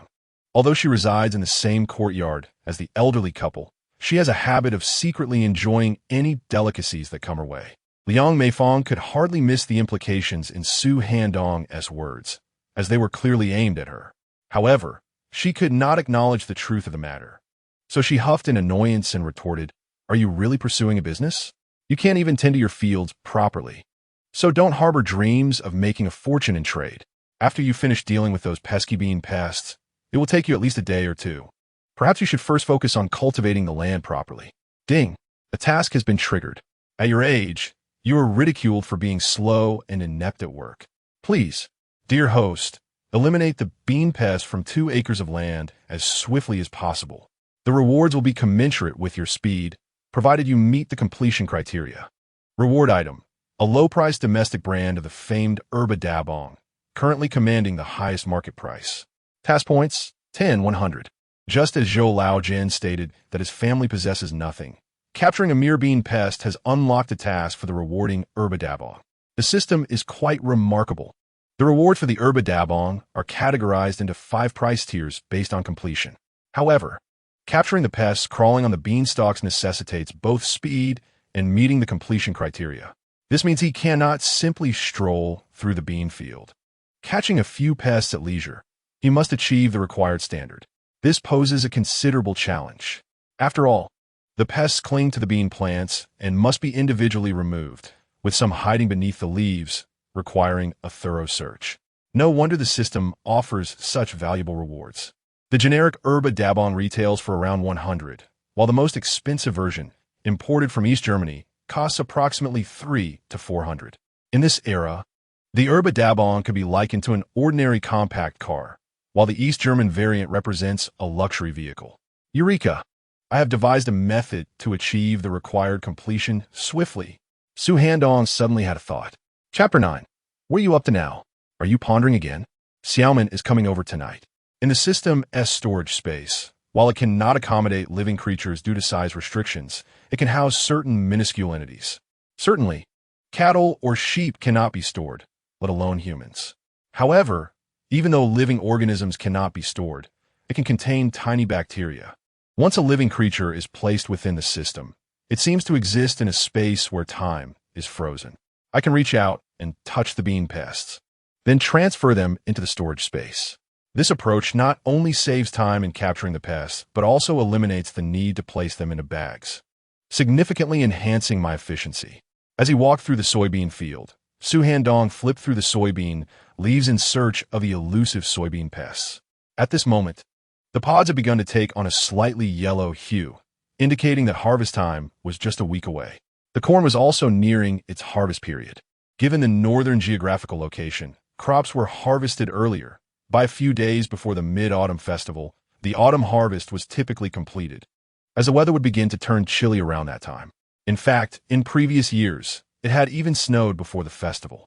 Once the corn was dried and shelled and sold, they would stock up on cabbage and radishes, preparing for the winter months ahead. Suddenly, Xuandong discovered the Saiseville soybean pest. After capturing it, he focused his thoughts, and the pest was drawn into his storage space. Shortly thereafter, he found another and swiftly placed it into the same space. With the existence of this storage space, all he needed to do was to identify the pests, and upon contact, they would be contained within. Thus, his speed in capturing them was remarkable. Nevertheless, he approached the task with great seriousness, as the system had tasked him not only to be swift, but also to achieve a high completion rate. His body had been enhanced to level 2, significantly improving his abilities. His senses were heightened, allowing him to hear and see more acutely than the average person. As the sun began to set, Su Handong finally completed the task of capturing pests from 2 acres of soybeans. Upon reaching the edge of the field, he transferred the captured pests from his storage space into a yellow snakeskin bag, weighing approximately 10 pounds. He then communicated with the system. The pests, which had previously remained motionless in storage, sprang to life upon being placed into the bag, unaware that they had just undergone a brief journey to another realm. Typically, these pests would feast on the soybean leaves, but they would also readily consume the pods. Having captured 3 batches of pests already, he noted that there were still many more in the field. The primary reason for this abundance was the minimal use of pesticides. If allowed to continue their feeding spree, they could potentially reduce the yield by at least 7 to 8 pounds over the next few days. It was essential to note that in this era, soybeans yielded approximately 150 to 160 pounds per acre, and in this low-lying area, a yield of just over 100 pounds per acre was considered satisfactory. Uncertain of the completion rate of his task, Su Handong was nonetheless earnest in his efforts to capture the pests. As for the exact completion rate, that would be left to chance. He did not place undue pressure on himself to achieve perfection. The task was triggered. At your advanced age, you were mocked for working slowly and ineffectively. Calculating, task completed, and he was rewarded with an East German 28 bicycle and 100 task points. Upon viewing the system notification, he was pleasantly surprised to discover he had achieved the highest completion reward. With a thought, the system interface materialized before him. Host, Su Handong physical condition, enhanced level 2 skills, fishing technique, master level, task points, 300 long-term task, Xiaozhou's snobbery, in progress, 90 days remaining. Additionally, within his storage space, there now resided a matte black 28 bicycle manufactured in East Germany. The quality was exceptional, providing a far superior riding experience compared to domestically produced bicycles. In this era, it is customary for the 2/8 bicycle to have its steel seal stamped at the vehicle management office, while those produced by the system already bear such a mark. Within the storage space lie 10 barrels of peanut oil and over 40 pounds of pork. Time to leave and head home. Handong, have you finished catching the little tigers? Liang Meifong, who was still busy in the fields, said teasingly. Su Handong replied, Yes, I've finished and I'm going home. You were quite quick, finishing 2 acres in such a short time, Liang Meifong remarked with a peculiar tone. Su Handong responded, It's not bad. There aren't many bean pests in my fields. He chose to ignore her, and after leaving his own land, he noticed old Zhou sitting on the ridge of his field, smoking a pipe. Su Handong handed him the collected pests, suggesting he take them for a meal. Caught so many? Old Zhou looked at the wriggling pests in the bag, somewhat surprised. Su Handong smiled, just from 2 acres. After taking a puff of his pipe, old Zhou wanted to advise him not to rush and to work carefully, but seeing that dusk was approaching, he decided against it. After Su Handong departed, old Zhou entered Su Handong's bean field, searching for more pests among the bean plants. Having walked through more than half the field, he had only managed to collect a handful. Father, Handong is not suited for hard work. He cannot focus. Catching a little tiger, he moves as if he's sprinting 100 meters, chuckling. Don't mind him. When harvest time comes and the yield is low, he'll feel the consequences. Liang Meifong mocked sarcastically. Old Zhou replied, He did quite well. Just a moment ago, he gave me over 10 pounds of little tigers. I only managed to catch a few after walking through the field. He was defending Su Handong, and as Liang Meifong was his daughter-in-law, he could not speak too harshly. He decided not to check the remaining land, feeling it unnecessary. Liang Meifong scoffed. What does catching a few pests count as good work? Old Zhou's praise did not lead her to believe he was lying to help him. There was no need for that. After all, farmers do not jest about their crops. Upon returning home, dinner consisted of pork buns, and the combination of garlic cloves with the meat was delightful for Su Handong, who was accustomed to delicacies. Tomorrow, I will visit the county town to discuss business matters with my relative, he mentioned during dinner to Zhou Yan, who was stitching the soles of cloth shoes under the kerosene lamp. He needed to go to the county town to inform Minister Guo about not visiting his father in the port city. He would ask Minister Guo to relay the news to Su Yunxing once they were in touch. Additionally, Su Handong planned to buy some fishing lines and rods in the county town. He also intended to retrieve the East German 2/8 bicycle from the storage space. He aimed to utilize his fishing skills to catch fish during the pleasant autumn weather, hoping to earn enough money to purchase a complete set of housing in the county town and acquire all necessary items to fulfill the expectations of the pretentious Zhou. Upon his return, I will bring you something delicious, Su Handong said with a smile. Zhou Yin, while threading her needle, quickly inserted it into the shoe sole. Shaking her head, I don't want anything special. Today, my father scolded me, and we should save more money to tidy up the house and acquire some essentials. Su Handong nodded. Indeed, I've been contemplating this matter. Allow me to handle the financial affairs while you take care of the household.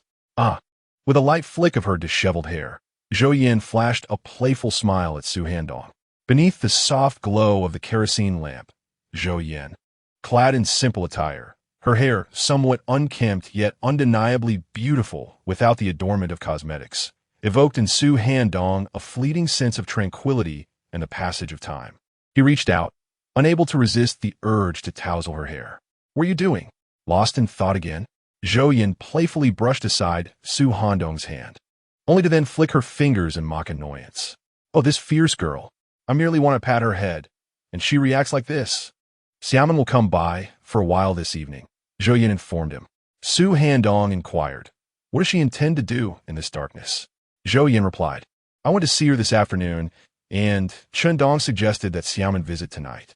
He believes that if Xiaoman conceives soon, he will feel more at ease. However, Xiaoman shared her thoughts with me, indicating that you also agree to wait until Handong leaves before sharing a bed. Therefore, we devised a plan. Xiaoman will come over for a short while before returning, and we will tell Handong that they have already shared a bed. After some time, we can have Xiaoman feign pregnancy to reassure him." Su Handong rubbed his forehead. Isn't this deception pushing him closer to his end? What a predicament. It seems one wishes for Handong to have fewer days left. He is relying on this breath to linger. If his wish is fulfilled, he may very well depart. Chapter 10. A Game of Three, Wanting to Engage. Look at Handong. He seems to be at his end, likely to depart any day now. Rather than leaving with unresolved matters, it would be better to release his burdens, Zhou Yin said with a serious expression. Handong is her friend, and it is tragic that he is facing death at such a young age. It is indeed a somber thought. Yet, some truths must be confronted. Su Handong conceded. That is a valid point. He naturally regarded life and death with equanimity, having lived through numerous perilous encounters, both directly and indirectly claiming lives in his youth. However, he was astonished that Zhou Yin, this fierce girl, could possess such a broad-minded perspective. After exchanging a few more words, it was initially agreed upon, as per Xiaoman's suggestion, that she would find a place to stay for an hour or two before returning, allowing Su Handong and his wife to coordinate and assist in fabricating a lie. Yet Zhou Yin insisted, that won't do. It is too chaotic outside. A woman alone in the dark could encounter danger. She should come to our home, and later I will have Su Handong escort her back while I attend to Handong. When Xiaoman arrives, we can proceed and let her hear the situation. As a means of verification, Zhou Yan's eyes sparkled mischievously, a wicked smile gracing her face. Su Handong felt a pang of anxiety. With Handong in such a state, he sensed a peculiar game of 1 against 2 unfolding. The thought was surreal, especially with his wife so boldly suggesting it. He began to appreciate the peculiar joys reminiscent of a bygone era for men. Zhou Yan shook her head and spat disdainfully. How naive you are. Xiaoman is still grieving. Even if you desire it, you must wait until Handong's mourning period of 100 days is over. Su Handong could not help but swallow hard. Only because you married me are you willing to let your good friend follow suit. Otherwise, if it were another woman, she would simply stir up trouble. Zhou Yin shot him a haughty glance. Su Handong wrapped his arms around Zhou Yin, kissing the top of her head. Thank you, Yin Yin. I owe you so much. With a wife like you, what more could a husband desire? In his previous life, he and Zhou Yin shared a deep bond. Yet his eagerness to leave Woniu village led him to overlook her kindness.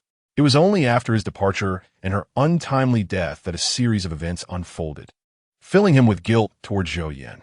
Holding Su Handong close, Zhou Yin whispered in his ear, Handong, there's no debt between us. You, an intellectual, have sacrificed so much for me by settling in the countryside. Moreover, it was I who initially agreed to this arrangement. And asking you to gather a group to care for Xiaoman carries its own weight of responsibility. You are the pillar of this family. We depend on you to bear the burden. In this era, societal norms regarding romantic relationships were stringent. Women who juggled 2 boyfriends often faced dire consequences if discovered, facing capital punishment. Thus, the chaos of illicit affairs was rare, especially for women entangled with others. In her view, had she not suggested that Su Handong gather a group, he would not have engaged in such frivolities. Footsteps echoed from outside, followed by Xiaoman's voice calling out, Yin Yin. Zhou Yin promptly rose and stepped outside, noticing a flashlight beam illuminating the doorway. Xiaoman, you've arrived. Su Handong also smiled at Xiaoman, Greeting her, Xiaomin entered with a faint blush, and Zhou Yin poured her a glass of water, suggesting she rest in the adjacent room, acknowledging her fatigue from the day's labor. They agreed that Su Handong would accompany her back once it was past 10. Zhou Yin then pulled Su Handong back to the bedroom, and, as the door closed, she leaped into his arms, tilting her head back with a teasing grin. Were you wanting something earlier? Come on, can you handle it? This mischievous girl was deliberately making a scene for Xiaomin's benefit, claiming it was to let her feel the atmosphere. Goodness, how bold, Su Handong thought, perceiving Zhou Yin as a playful young girl showcasing her delightful toys. Am I merely a toy to be flaunted? Ding. A task was triggered. Zhou Yin's provocation. Prove your vitality. Age does not equate to frailty. Task requirements. Demonstrate your physical prowess. Old age does not signify a failing body. Reward. 50 pounds of beef. Task points. 100. Oh no, another task. And it's Zhou Yin's provocation again. Yesterday, it was pork. Today, it's beef. For the sake of the task, I must charge ahead. In the adjacent room, under the oil lamp, Xiaomin was engrossed in a book, eager to review cultural knowledge in hopes of securing a job in the future. Certainly, this does not imply that she has severed ties with Su Handong. Having committed to being with him, she is bound by that promise. They plan to have children, and their son is to bear the surname Chun. Su Handong will inevitably venture into the city for business, while she will reside there, awaiting his return. Although forming alliances is not disgraceful, Su Handong's status as a son-in-law makes her apprehensive about the villagers discovering this fact, fearing it may lead to complications for the couple.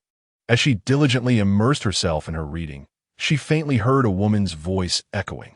She hurriedly exited her room and made her way to the living area, tracing the sound to the very room where Su Handong and his wife resided. Initially, she contemplated approaching to inquire about the commotion, but in the next moment, a realization washed over her, causing her cheeks to flush crimson. Retreating to her room, she attempted to refocus on her book, yet the sound infiltrated her ears, scratching at her heart like a cat's paw, igniting an insatiable curiosity.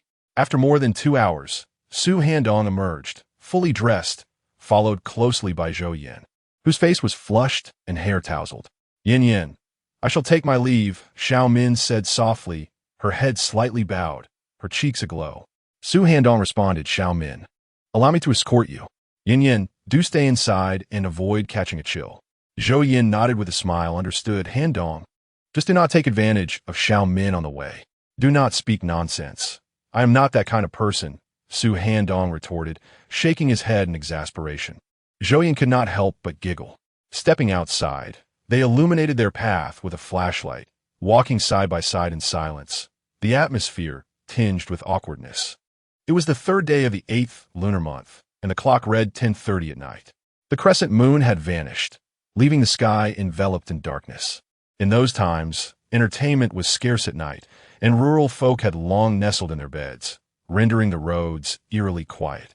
Suddenly, as they traversed a sloped path, Xiaomin gasped and, with a thud, landed in a split on the ground. Xiaomin, are you all right? Su Handong rushed to help her up. After regaining her footing, she frowned slightly and shook her head. I'm fine. I just slipped on a small stone. As they continued, Su Handong noticed her gait was uneven and inquired, What happened to your leg? Did you twist it? Xiaomin replied, No, I might have just strained it a bit, but it's nothing serious. Unable to suppress a chuckle, Su Handong teased, If Chun Dong questions why you walk oddly, just tell him it was because of me. Xiaomin's face heated up, and she murmured, No wonder Yin walks strangely today. It turns out. Just wait. You will experience this often in the future, Su Handong remarked with a grin. Xiaomin turned her head away, her heart racing fiercely. She felt a tinge of fear, considering the sound she had heard earlier. If Su Handong were to treat her similarly, the thought made her apprehensive. Yet, she felt an overwhelming sense of anticipation. Upon arriving at Chundong's residence, upon seeing Su Handong escorting Xiaomin home, he generously remarked, Handong, you could have let Xiaomin stay at your place for the night. Why bring her back? Su Handong, brother, you have suffered a severe injury for over a year, and now you're incapacitated in that regard. Your mind must be quite twisted. Such matters should ideally remain discreet. known only to ourselves. Su Handong spoke with utmost seriousness, observing Xiao Min's peculiar gait after she exited the bedroom. Handong gently patted Su Handong's shoulder and whispered, "Handong, you must put in extra effort these days and spend more time with Xiao Min. It is imperative that she conceive soon." Su Handong nodded. "All right, I will do my utmost." "How is Xiao Min?" Handong inquired. Su Handong looked at Handong with a perplexed expression, saying, "Wow, Handong, that's rather inappropriate to ask. I haven't even consummated the marriage, and I remain a virgin until death," Handong lamented, wiping away tears. Su Handong patted his shoulder and replied, "Quite the dramatic scene." Handong's sorrow intensified. Upon returning home, he burrowed under the covers as Zhou Yin turned towards him. Her warm body nestled against his as they engaged in light-hearted conversation. Soon, they fell asleep in each other's embrace. The following morning, breakfast consisted of pork buns, and Zhou Yin prepared a bowl of sesame oil egg soup for Su Handong, claiming it was to help him recuperate. Just as Su Handong was about to leave, two men entered their home. Chapter 11. Zhou Yin. Being the first wife requires much concern. Yin, as soon as I stepped into your home, I could smell something delicious from afar. What delightful fare did you have for breakfast? A man in his late 20s, wearing a military green hat and a blue tracksuit, with a scar running across his face, grinned widely. Accompanying him was a man in his 30s, sporting a small goatee and holding a small cloth bag, a yellowish-brown cigarette dangling from his mouth. Zhou Yin replied with a smile, "We had nothing special, just sesame oil mixed with eggs." "Feng Ge, did you come for something?" The man was named Zhou Chaofeng, hailing from Woniu Village. Woniu Village is home to three prominent surnames, Zhou, Chun, and Liu. The older man, Liu Baotian, remarked after taking a puff of his cigarette, "Not bad, sesame oil mixed with eggs." Zhou Chaofeng continued, "We are organizing a team to secure the harvest, heading into the mountains to chase away wild boars. In the past, the production team would handle this, but now that the production team has effectively disbanded, each household must contribute some grain as compensation. Woniu Village is quite close to the old forest, and during the autumn harvest, wild boars and deer come to feast on the crops. Even bears have been known to raid the fields. Thus, as the harvest approaches, the village organizes a team to drive away the beasts within a radius of several dozen miles. Naturally, if they can hunt some of these creatures, it would be even better, as the bounty is considered communal property to be shared among all. Previously, the production team would organize the harvest security team, providing food and corresponding labor credits. Now that farming responsibilities are assigned to individual households, the costs of food and wages for the security team must be shared by the entire village. Each household is expected to contribute 3 yuan, with the team consisting of about 20 members, planning to spend 4 to 5 days in the mountains and distributing the meat among the villagers after the hunt. Zhou Chaofeng explained. Zhou Yin furrowed her brow and remarked, "Each household contributes 2 yuan, and with over 120 households in our village, that amounts to nearly 400 yuan.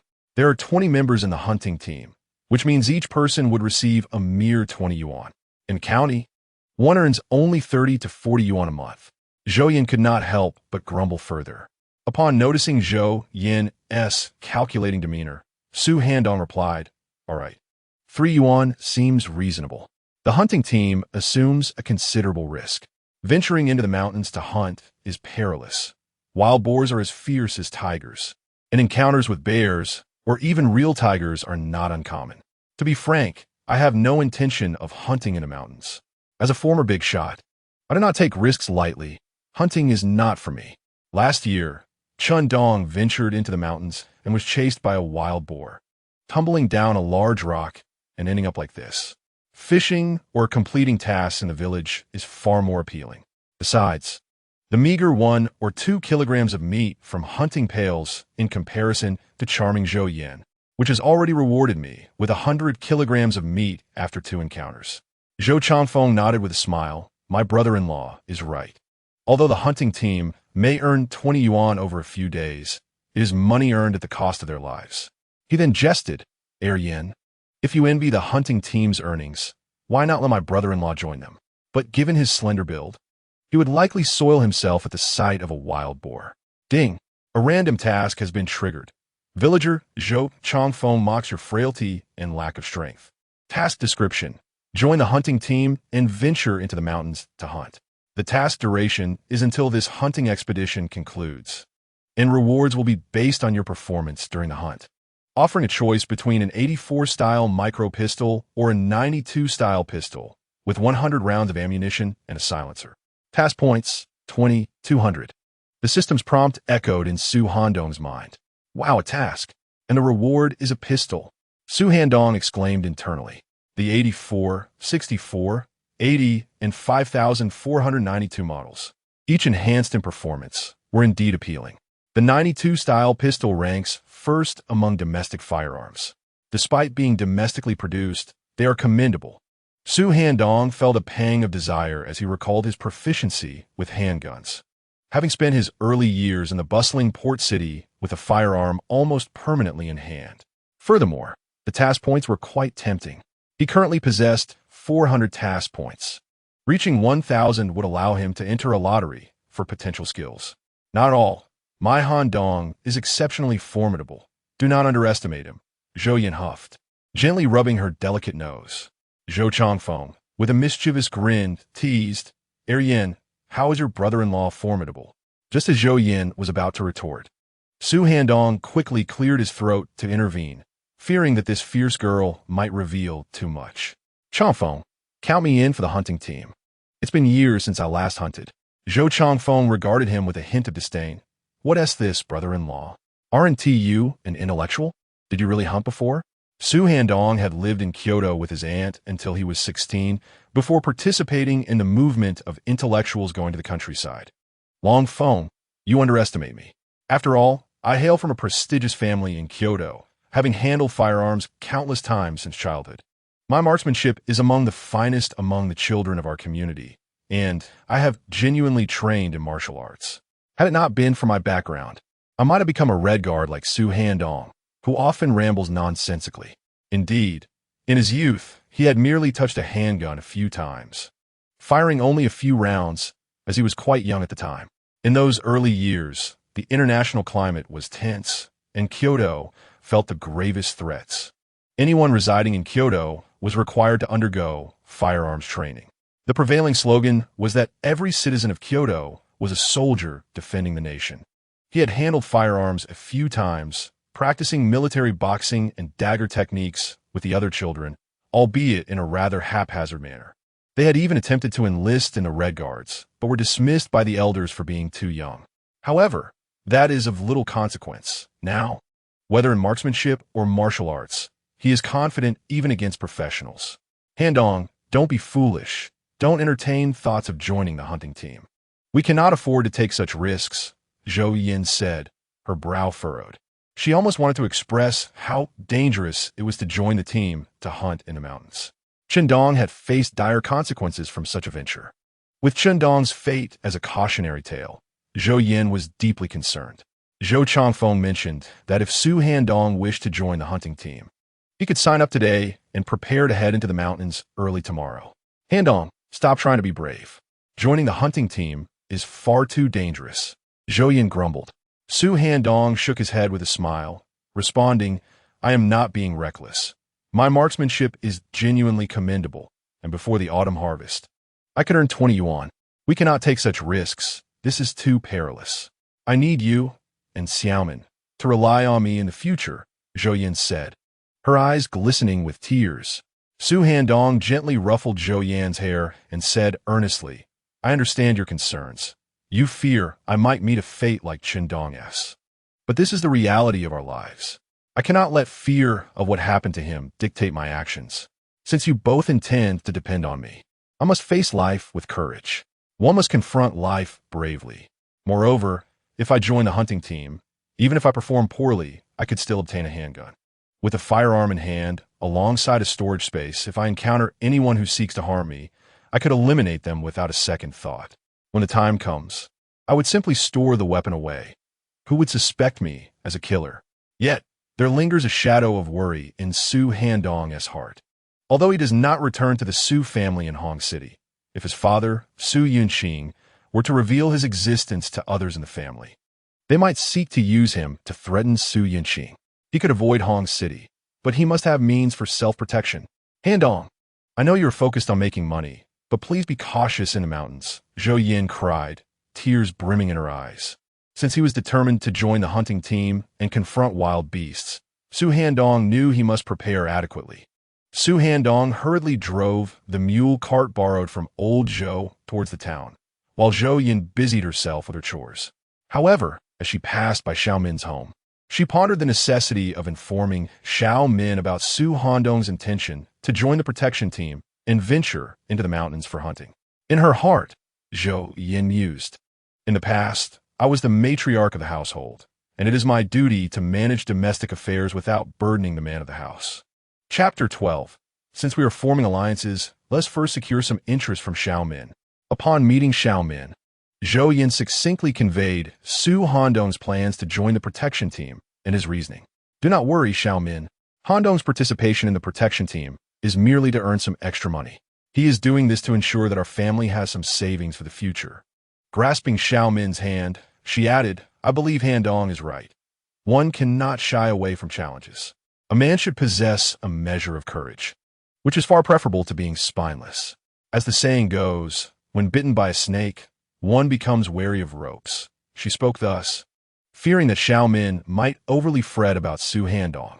After all, Chendong had met with misfortune while hunting in the mountains, and now Su Handong, a man of similar inclinations, was preparing to do the same, which understandably caused some discomfort. Xiao Min nodded in agreement, yes. Su Handong is also striving to earn a living. Upon hearing that Su Handong intended to join the protection team and hunt, a pang of anxiety gripped Xiao Min's heart, as Chendong's hunting incident loomed large in her memory. Nevertheless, after Zhou Yin expressed her thoughts, she sensed a significant change in Su Handong. Previously, whether engaged in farming or participating in communal activities, he was often lethargic and lackadaisical. Now, however, he was willing to face danger, join the protection team, and hunt to provide for his family. He had grown remarkably responsible. At noon, Su Handong returned from the town, driving the mule cart laden with supplies. He spent 11 yuan on 50 jin of fine flour, 3 yuan 50 on 4 bags of white sugar, and acquired 5 jin of pastry, 2 jin of fruit candies, and 3 roasted chickens.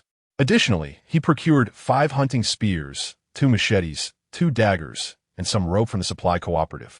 He also bought 2 bottles of snow flour cream and a foreign brand of facial oil, totaling 45 yuan, including 2 yuan spent on purchasing receipts from a local vendor. As some items at the cooperative required receipts for purchase, he had amassed quite a collection of goods. Halfway home, noticing no one around, he discreetly retrieved several jin of pork and beef, along with 2 buckets of peanut oil from his storage space. He was unperturbed by the possibility of others suspecting him. In this era, transactions at the cooperative were not recorded digitally, nor was there any surveillance. What was there to fear? Today, he had not gone to the county to inform Director Gua of his decision to stay. He would address that upon his return from the mountains, as it did not matter whether he conveyed the message sooner or later. "Handong, why have you bought so many items? This must have cost a fortune. Did you not mention saving money? Why then have you purchased so much?" With 100 yuan in hand, the intention was for you to venture into the county, perhaps to engage in some business for pocket money. However, after a trip to the town, you spent that amount. Upon encountering Su Handong upon his return, 2 bamboo baskets filled with goods were unloaded from the mule cart, which caused Zhou Yin to widen her eyes in astonishment, prompting her to complain. "Suandong checketh. I was merely thinking of the autumn harvest, purchasing some items to replenish our energy when we work hard." He reassured her, "It's all right. I can manage with less pocket money. The savings will be used to buy things for you. So keep the money you have. I won't touch it." The 1,000 yuan he had handed over to Zhou Yin previously resulted in her giving him 100 as pocket money. 300 was spent to repay Chendong and his wife, while the remaining funds were entrusted to Zhou Yin, who intended to save for a new house next year. However, Su Handong had no intention of waiting until next year to build a new home. He aimed to secure a house within 3 months, along with purchasing electric appliances and furniture to demonstrate his success to old Zhou. His objective was to buy a house in the county. Well, that's fine. Regardless, I'm saving money and won't touch it. We shall have a new house next year. And then no one in the village will mock us for living in a dilapidated place, Zhou Yin proclaimed with determination, placing her hands on her hips. Su Handong playfully pinched her delicate nose, laughing. Yin Yin, you little miser. What do I do if I don't save? If you spend freely, even mountains of gold and silver would dwindle away, she retorted. You'll keep the wages from the harvest team for yourself, but the profits from selling the crops I must retain, Zhou Yin calculated. Su Handong rummaged through his pocket, producing a jar of snowflake cream and a bottle of facial oil. Look, Yin Yin, what is this? Snowflake cream? Zhou Yin's eyes sparkled with excitement. She quickly snatched the items from Su Handong's hands. You even bought this fragrant foreign facial oil, she exclaimed. These must have cost several yuan. What do you need to spend this money for? Despite her words, she had already opened the facial oil, inhaling its scent with delight. Perhaps I should give the snowflake cream to Xiaomin, considering we will be family from now on, and it wouldn't be right to neglect her. Last year, during their wedding, they had visited the supply and marketing cooperative, and Zhou Yin had longed to purchase the snowflake cream and facial oil, but lacked the funds. To her surprise, Su Handong had bought them for her. I knew you would say that, so I got one for her as well, he replied. With a playful swat on her backside, he lifted her into a princess carry, exclaiming, Wife, are you happy now? I might be a bit of a scoundrel, but it was you who brought me this wonderful woman. What can I do but be a rogue? Zhou Yin, flustered, attempted to push him away, her voice trembling as she protested. Not today. I have to work in the fields this afternoon. If you keep this up, I'll fall apart. He, of course, had no intention of truly tormenting Zhou Yin. It was merely a playful romantic gesture. However, as a rural woman with only a primary school education, Zhou Yin was not well versed in such romantic nuances, her mind primarily focused on rest. With a large bamboo basket on her back, she set off alone to deliver items to Xiaomin. In her own words, she insisted that she could go alone if he accompanied her with so many items. She wondered what the villagers might say. Regarding Su Handong's matter of gathering assistance, it was best to keep it private. Only they needed to know. Su Handong had purchased double portions, one for her as well. At present, Handong could only manage some soup and corn porridge. He could not consume anything else. Naturally, these delectable dishes would all find their way to Xiaomin's mouth. It was quite beneficial to nourish her. Otherwise, when sharing a bed with her, the discomfort of her slender frame would be palpable. After dinner, Su Handong visited a man named Lu Dakue in the village. While cracking sunflower seeds and chatting, they discussed the plans for hunting in the mountains. Lu Dakue was an experienced hunter. Coordinating a hunt required teamwork.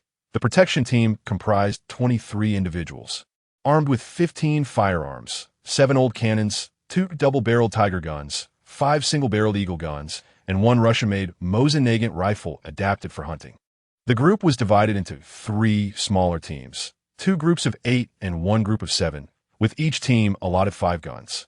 Although regulations on firearms had begun to tighten during this era, they were not overly stringent. In villages near the old forest, it was easy to find dozens of guns. Su Handong borrowed a Mosin-Nagant hunting rifle from Zhou Changgue, Zhou Yan's elder brother. Years ago, Zhou Changgue had been a militiaman, known for his prowess in hunting during times of famine. However, he had suffered a tragic incident with a wild boar pack, resulting in the death of several companions and leaving him with a broken leg that rendered him a cripple. Su Handong joined Zhou Changfeng and 6 others, under the guidance of a skilled hunter named Lu Quanmin. Each group would keep 1/3 of the prey they hunted, with the remainder distributed within a village. Their conversation continued until past 9, filled with laughter and banter among the men, who jokingly urged each other to return home to embrace their wives. Upon leaving Lu Dakue's earthen dwelling, Su Handong felt an immediate sense of relief in his breath. The gathering of so many men had been overwhelmed by the stench of sweaty feet, body odor, and the choking scent of second-hand smoke. An unpleasant combination indeed.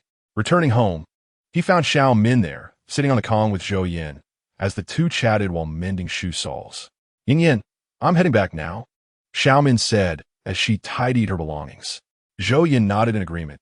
All right, you can go back. Let Handong escort you. With a flashlight in hand, As they walked along the path, Xiao Min took the initiative to speak. Handong, you needn't purchase such things from me anymore. I heard from Yin that you plan to build a new house next year. I appreciate your consideration for my well-being, but we'll be wise to save some money first. Also, please be careful when you head into the mountains. So Handong stepped closer, wrapping his arm around Xiao Min's slender waist. She shivered slightly, but allowed him to hold her. You see how thin you are, like a mere bone. You must nourish yourself. I am mindful of saving money, and spending this little won't hinder my savings, he reassured her, playfully squeezing her waist before his hand rested on her backside. Indeed, she possessed quite an appealing figure. Xiaomin attempted to push away Su Handong's wandering hand, yet he swiftly enveloped her in his embrace. Before she could utter a word, his lips found hers, although they were not under the covers. It seemed reasonable to indulge in a little intimacy, considering she now belonged to him in some sense. Half an hour later, Su Handong escorted Xiao Min home. After exchanging a few words with Handong, he boasted about their efforts that day, to which Handong responded with unrestrained delight, praising Su Handong for his prowess. Xiao Min, what happened to your neck? Handong, lounging in bed, inquired curiously upon noticing the red mark on her skin. Xiao Min's face flushed crimson. It's nothing, just a mosquito bite from earlier today.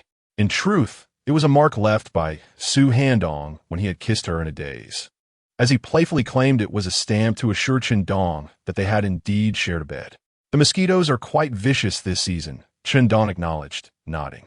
Xiao Min, marry me. I feel you've been wronged. Honestly, you and Handong make the perfect match, both being intellectuals. All right, let's get some rest, Xiao Min murmured. Her cheeks still flushed. You two should have children soon, Handong sighed.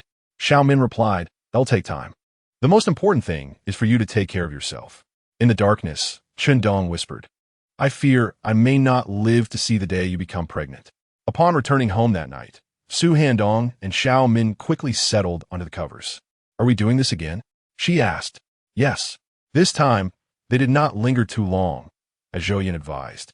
Su Handong needed to conserve his strength for the next day's venture into the mountains. She held him close, discussing various precautions for their journey until she eventually drifted off to sleep. Su Handong gently embraced her, planting a soft kiss on her forehead. Rest easy, my dear. How could I bear to leave you? The night passed in silence. The following morning, Su Handong set out, carrying a bag filled with steamed buns and cornbread in one hand, a machete in the other, and a spear slung over his shoulder, heading towards a designated meeting point with the rest of the hunting team. Their mission, to venture into the mountains, drive away wild beasts, and hunt. Under a large, yellowing persimmon tree at the west end of the village, a group of hunters, armed with rifles and bags, gathered, sharing smoke and idle chatter. A dozen hunting dogs playfully circled around them. Su Handong, tall and handsome with fair skin, stood out among the group, his polished rifle gleaming on his shoulder. Dakue, you're quite generous to lend him that old Russian rifle, Lu Dakue remarked, taking a puff of his pipe. Many turned their attention to the gleaming firearm that Su Handong carried. He carries a modified Mosin-Nagant rifle, its original wooden stock replaced with an adjustable one that accommodates length and cheek height. The barrel has been shortened to reduce the weapon's weight, facilitating ease of transport and operation. An optical sight has been affixed and a muzzle brake installed to mitigate recoil during firing. Its range, shooting stability, recoil, and lethality render it a veritable dream weapon for seasoned hunters, an item that money alone cannot procure. This rifle was awarded to Zhou Changguwei by the county government for his exemplary hunting skills during the years of famine. Many sought to borrow Zhou's rifle for hunting, yet he steadfastly refused. As for Su Handong, he was granted the privilege of borrowing the firearm after he retrieved several pounds of pork from his storage space, and his adept handling of the weapon revealed his proficiency. Zhou cautioned him to treat the rifle with utmost care. For Su Handong, excelling in a hunt to drive away wild beasts was essential to earning greater rewards. The craftsmanship of this Russian firearm is indeed extraordinary. Once the party ventures into the mountains, let me take a few shots for pleasure. Uncle Dage truly regards you as a brother-in-law to lend you such a treasure possession, complete with a scope. With this rifle in hand, You might just secure the top prize in this hunting competition. Xingzi, your words resonate. Su Handong is indeed Dagui's brother-in-law. Uncle, should you clinch the top prize in this hunt, my second uncle will certainly cease to keep a constant watch over your work. Haha, brother-in-law, I hear from Airphone that your marksmanship and martial prowess are formidable, almost earning you a place among the Red Guards. Handong, you are quite impressive, both scholarly and martial, and handsome to boot. It's no wonder Yin chose you over Santauzi. Just yesterday, Handong single-handedly dealt a severe beating to the 4 ruffians of Wangzhuang. Many teased Su Handong, who smiled and replied, "Winning the top prize is beyond my aspirations. As we are accompanied by several skilled hunters, I accept the compliment regarding my looks, but I cannot claim to be both scholarly and martial." His modesty elicited laughter from a crowd. A young man with slightly curly hair and a crooked smile chimed in. "Su Handong, do you even know martial arts? Just 2 years ago, I had you pinned to the ground. Wasn't I your superior?" This man, named Lu Tao, hails from Wonyu village. 2 years prior, he had harbored feelings for Zhou Yin and sought a matchmaker to propose to her family. However, Zhou Yin was then enamored with Su Handong. Upon discovering this, Lu Tao challenged Su Handong to a duel, and the impetuous youth did not shy away. Ultimately, Lu Tao overpowered him, leaving Su Handong with a bruised visage. Lu Tao, robust from daily farm labor, resembled a young bull, while Su Handong, an intellectual, found it unsurprising that he was bested. In time, Zhou Yin tended to the injured Su Handong, leading them to express their feelings and solidify their relationship. Ding! A random quest has been triggered as Lu Tao, emboldened by his past victory over you, mocks your aged demeanor. Task introduction. Find a way to deal with Lu Tao. Showing him that age does not grant the liberty to bully others. Based on the extent of task completion, the reward is an ordinary steel knife. A 360-layer fish scale pattern Nepalese curved blade. Task points 10, 100. The system has issued the task. The fish scale pattern Nepalese curved blade. It is indeed a magnificent weapon. I desire it. However, how can I achieve the highest completion rating? Simply confronting Lu Tao would undoubtedly be insufficient. Observing the crowd, many laughed upon hearing Lu Tao's words, their expressions indicating they dismissed Su Handong's claims of exceptional marksmanship and martial prowess as mere bravado. In their eyes, since Su Handong arrived in this area a few years ago, the production team had organized numerous excursions into the mountains. If Su Handong truly possessed remarkable shooting skills, he would have revealed them long ago. Witnessing the ridicule directed toward him, Su Handong silently resolved to retaliate against them all. By dealing with them, he could serve as a warning to others in the village about mocking him in the future. Lu Tao, do you understand? It's not that I cannot defeat you. Rather, I am intentionally holding back. After my injury, Zhou Yin took care of me, and she eventually became my wife. Do you truly believe I cannot best you? Handling you would be as effortless as crushing an ant. Su Handong boldly retorted. In response to Su Handong's words, the crowd erupted in laughter. Handong, they say intellectuals are honest. Yet who knew you were so cunning? Ha, brother-in-law, to be with Yin, you even resorted to military tactics. No wonder intellectuals are capable.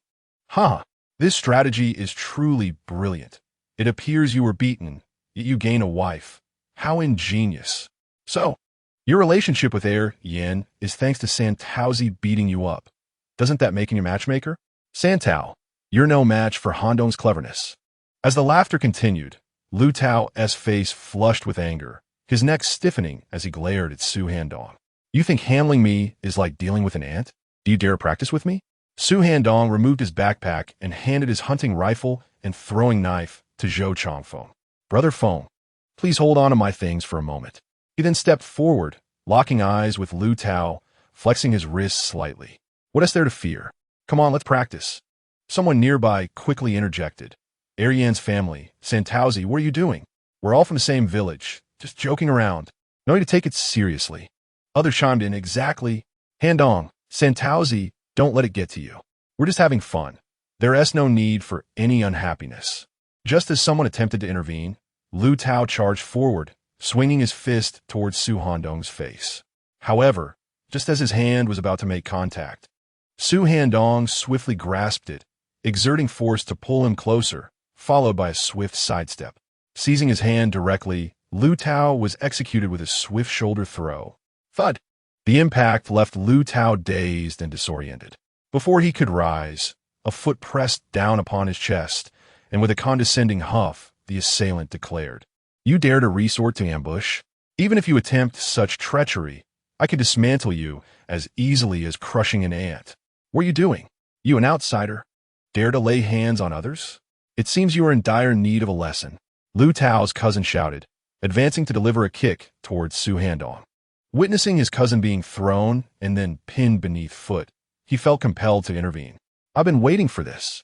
Su Handong deftly sidestepped the incoming kick, placing a hand firmly on the cousin's chest, executing a sweeping kick that sent him sprawling to the ground with a painful cry.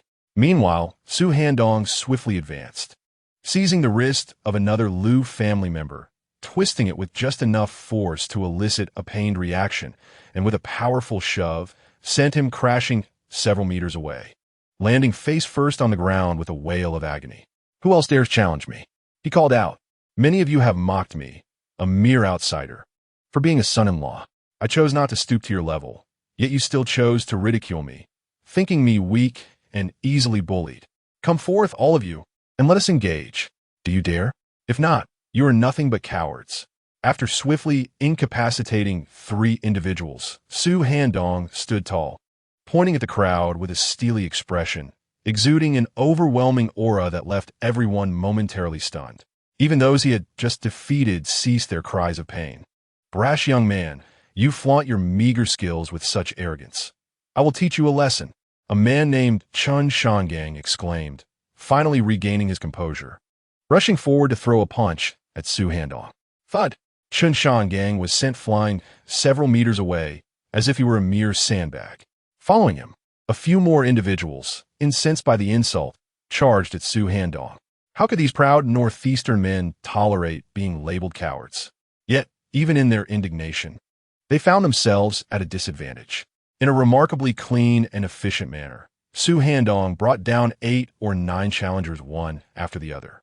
Despite being surrounded, he evaded their strikes effortlessly, toppling them to the ground with ease. Among them was Lu Tao, who attempted to rise again, only to be rendered dazed by a single slap from Su Handong. Having trained in combat during his youth, he handled multiple opponents with remarkable finesse. He had shown restraint, refraining from delivering a severe blow. Otherwise, with his current capabilities, he could easily extinguish a life with a single punch, as if it were childish play. "Stop, please. Stop." A spirited youth, no older than 17 or 18, stood defiantly before Su Handong, obstructing the advance of 2 individuals. His name was Zhou Eru, a relative of Zhou Yin, who referred to her as his second aunt. He was somewhat simple-minded and earnest. Earlier, when Su Handong was engaged in a scuffle with them, it was Zhou Eru who bravely stepped forward to shield him, resulting in several blows to his own face, which now bore a crimson hue. Suddenly, a deafening gunshot reverberated through the air, instantaneously calming the agitated crowd. "Enough, enough. What are you fighting for? Don't you wish to earn a living? If this continues, none of us will profit." Lu Dakwai, the leader of the security team, bellowed. He had been the one to fire the shot. Lu Tao wiped the blood from his lips, grimacing in pain. "ISNT at this brat who instigated the trouble? I believe you were the one who initiated it." He retorted. "And you lot, 8 or 9 against 1. Do you have no shame? Furthermore, you still can't defeat him. How humiliating." Lu Dakwai scoffed disdainfully. Many present, upon hearing his words, exhibited expressions of embarrassment. The fact that they, a group of 8 or 9, could not best Su Handong alone was indeed quite humiliating. By now, they understood the true prowess of Su Handong's martial skills, though the thought of being relentlessly pursued and beaten by him left them feeling somewhat disgruntled. "Uncle, this fellow," a man named Lu attempted to speak, but Lu Dakwai promptly silenced him. "Dan, shut your mouth. The Zhou family hails from Kyoto and has affiliations with the Red Guards. There are individuals here you cannot afford to offend." He then turned to Su Handong, clasping his fists in a gesture of respect. "Zhou Yin's family, might I request that you show some mercy? Let today, as incident be forgotten. Your grievances have been addressed, and should anyone dare to mock you again, you may deal with them as you see fit. What do you think? His words struck some like a revelation, and they regarded Su Handong with a mixture of fear and admiration. Some even trembled, beads of cold sweat forming on their foreheads. To them, Lu Dakuai's remarks were a clear warning.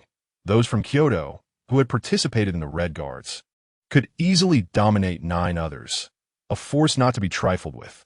In an instant, Su Handong's persona transformed into one of enigmatic reverence. He nodded, turning away as he began to walk off. Considering we are all from the same village, I shall let this matter rest today. However, should you dare to mock me again in the future, while he paused, delivering a parting shot, you'd best keep your eyes wide open when you sleep. And be grateful that the reforms have spared you.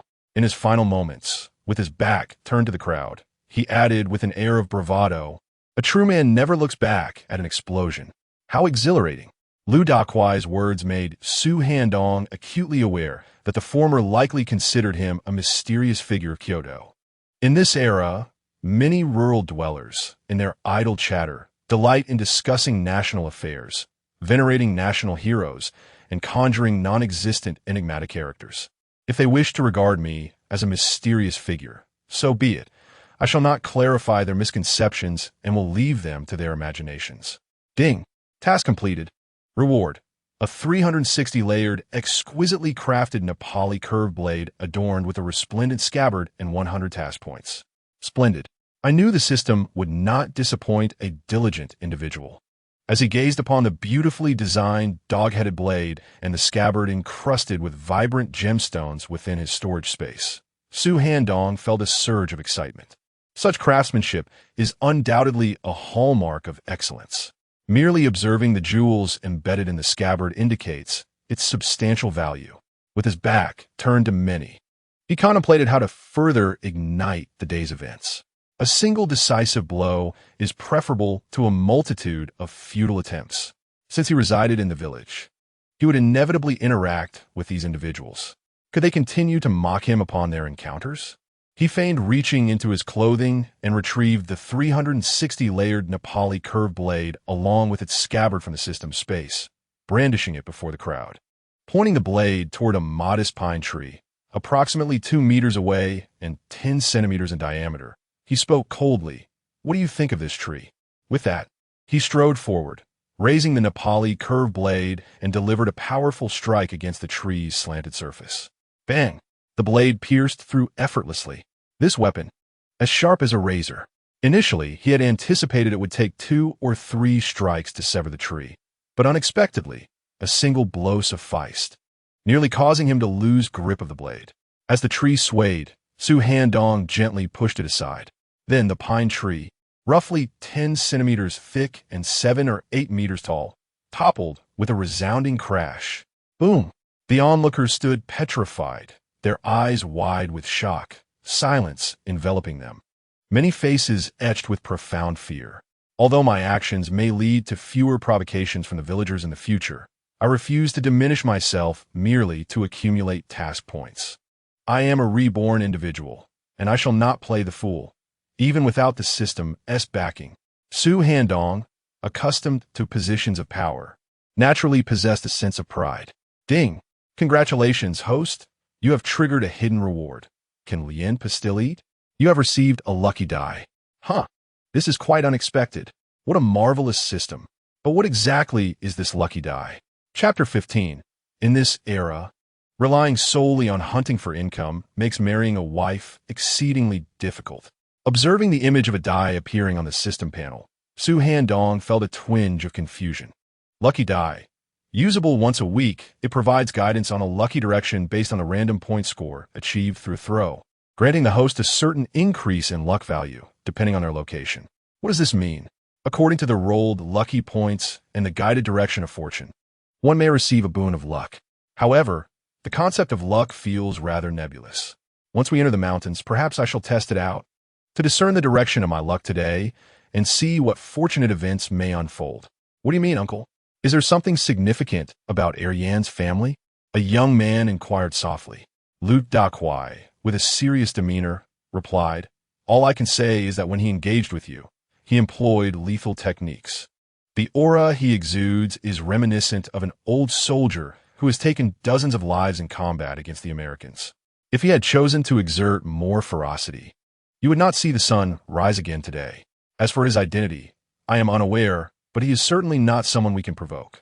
Upon hearing Lu Dakuai's words and recalling various clues about Su Handong, his origins from the prestigious capital, his prowess in marksmanship and martial arts, his past participation in the Red Guards, and his lethal techniques, including the ability to sever a tree trunk of considerable girth, many began to associate Su Handong with enigmatic figures. Alarm quickly spread across the faces of several individuals. In this era, many within the military have been mythologized. Could they afford to offend such a harbinger of death? Will he seek revenge on us? A man named Lu, who had participated in the assault on Su Handong, asked, his face etched with fear. The others shared similar expressions of trepidation. Lu Dakuai shook his head. It is unlikely. If he intended to retaliate, he would have done so already. You and T even know how you met your demise. Now, do not fret excessively. Simply treat him with courtesy moving forward. Restrain your family from mocking his status as an outsider. Otherwise, should anything transpire, do not say, I did not forewarn you. Moreover, do not divulge today's events to anyone, nor reveal his identity. Remember this well. Lu Dakuai's expression was grave as he dusted off his trousers. All right, let's proceed into the mountains.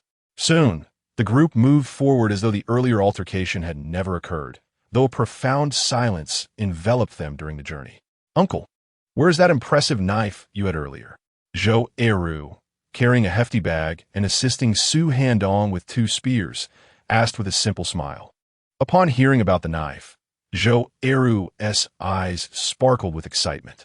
Su Handong produced the blade, and in the mind of the not-so-bright Zhou Eru, the image of Su Handong cleaving through a pine tree with a single stroke was nothing short of heroic. Within the bag slung over Zhou Eru's back were several firecrackers, which are essentially large firecrackers. When encountering a pack of wild boars or wolves in the mountains, one could toss these firecrackers to scare them away.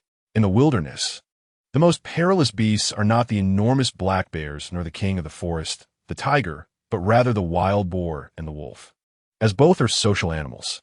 Particularly with wild boars, a frenzied attack from a group can be exceedingly dangerous.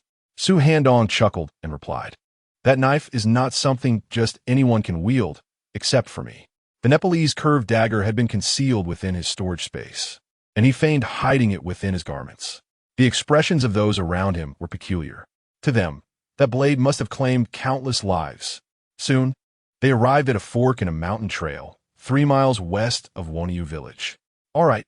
It's time for us to disperse and venture into the designated areas as agreed upon yesterday, Lu Dakuai announced to the group. Their mission was to drive away wild beasts, primarily the wild boars that wreak havoc on crops. These creatures could devastate several acres in a single night, both consuming and destroying the harvest.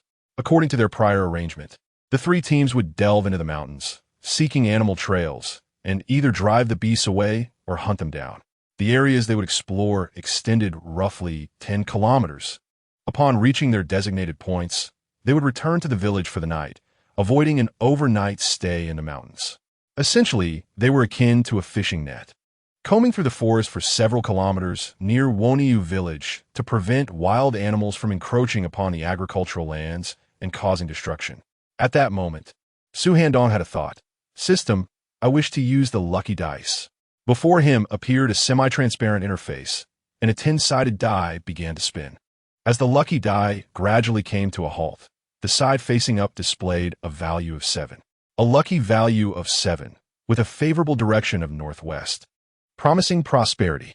The high value of 7 was indeed fortunate, and the prospect of prosperity piqued his curiosity.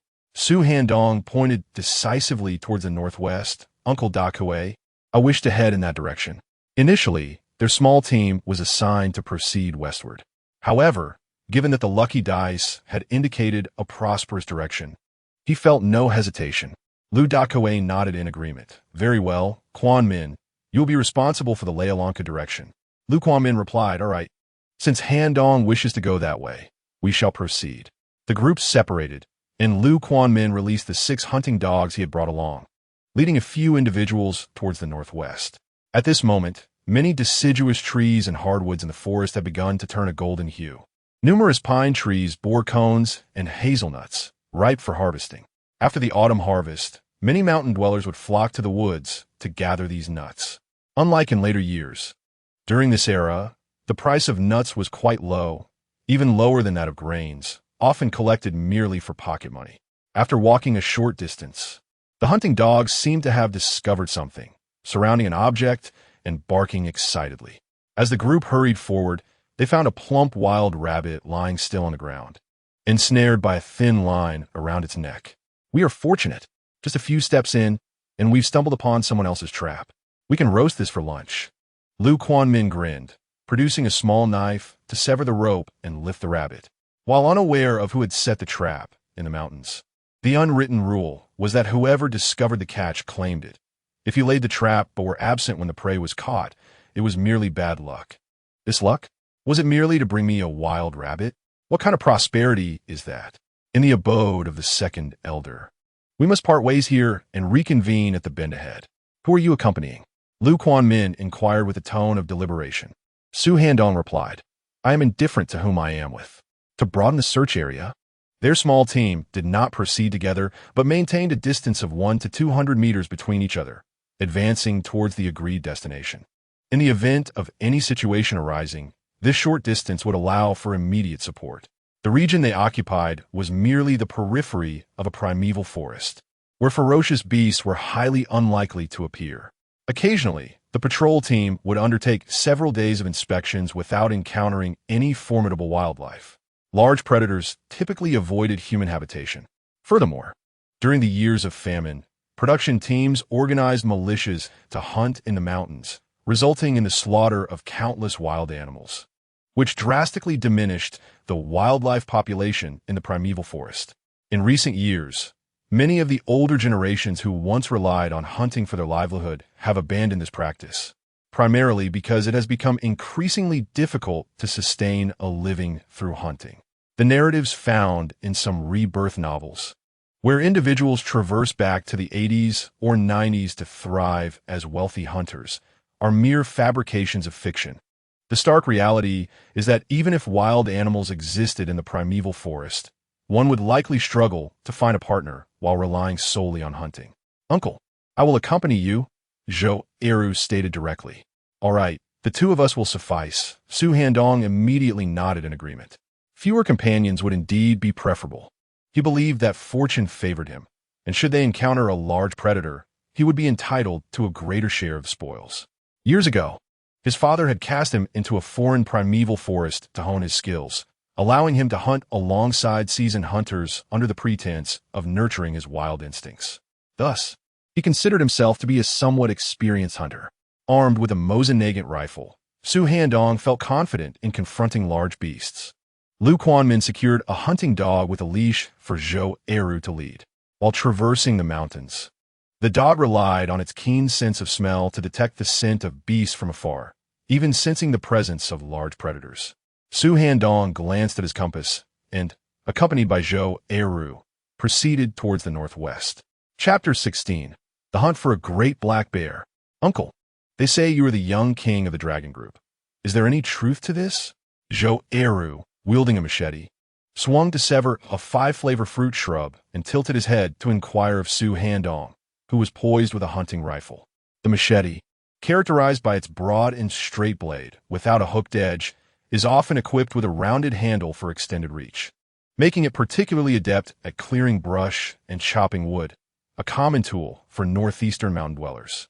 Suandong, adapting Eastern expression, retorted, did they not inform you not to speak of such matters to others, nor to address me directly about it? The notion of being dubbed the young king of the dragon group. Was rural folklore truly this absurd? Associating him with such an identity made him feel somewhat pretentious. If they did not manage to suppress the tales of him, would not some villagers continue to mock him? His aim was to prevent others from ridiculing him, as they had in the past for being a son-in-law. There were whispers advising him not to speak of this matter or inquire further, for it was highly confidential. Should the information leak, he could face severe consequences for breach of secrecy. Zhou Eru scratched his head, looking rather foolish. Su Handong reached into his embrace and retrieved a magnificent Nepalese curved blade, drawing it from its sheath and flashing a smile at Zhou Eru. "Uncle, this blade is astonishingly handsome, far more so than the one I possess," Zhou Eru exclaimed with sparkling eyes filled with envy. Yet in the next moment, he collapsed to his knees, bowing fervently before Su Handong, his forehead knocking against the ground repeatedly. "Uncle, I implore you, spare me. Do not silence me. If I perish, my sister will be heartbroken. Please, I beg you, let me live. I was wrong to pry into your affairs." It took the dim-witted Eru a moment to recall the warnings he had received from others. He knocked his head so hard that it began to bleed. All right. Enough of that. Get up, and I shall grant you mercy," Su Handong said, stepping forward to assist him. Zhou Eru's sister, Zhou Xiaocui, was of a similar age to Zhou Yin and quite beautiful. Their mother had fled to this place during a famine and married their father, a grumpy old bachelor of 45 at the time. Years prior, unable to endure domestic violence, their mother had abandoned them. A few years ago, their father had passed away, leaving the siblings to rely on one another. "Xiaocui likes me? No wonder she often sought me out for conversation back in the production team." Realizing that Zhou Eru still intended to bow, Su Handong adopted a stern expression and admonished, "Eru, if you bow again, I shall truly lose my patience. Enough of that. Do not fear. I drew the blade to show you, as you had expressed a desire to see it earlier." Though somewhat simple-minded, Eru had shown bravery by standing up for him when others were bullying him, however futile that may have been. For this reason alone, Su Handong felt inclined to look after him. Upon hearing Su Handong's words, Zhou Eru was overwhelmed with emotion, then casually accepted the blade handed to him, admiring its craftsmanship as he swung it toward a small tree, roughly 10 centimeters in diameter, effortlessly severing it in one stroke. "What a magnificent blade! It must be worth a fortune," Zhou Eru marveled. After reclaiming the blade, Su Handong remarked, "This blade is priceless, for it symbolizes unparalleled glory." "Ah, it seems I have become quite ostentatious." As those words left his lips, Zhou Eru gazed at Su Handong with shining eyes. Truly, he was worthy of being called a young martial king of the dragon group. Suddenly, the yellow Mongolian hound he was holding began barking furiously in a certain direction. This breed, known as the Mongolian hound or northeast hunting dog, possesses a thick coat, enabling it to thrive in the frigid northern climate. Intelligent, composed, and possessing the formidable characteristics of a mastiff, this creature exhibits exceptional prowess in teamwork.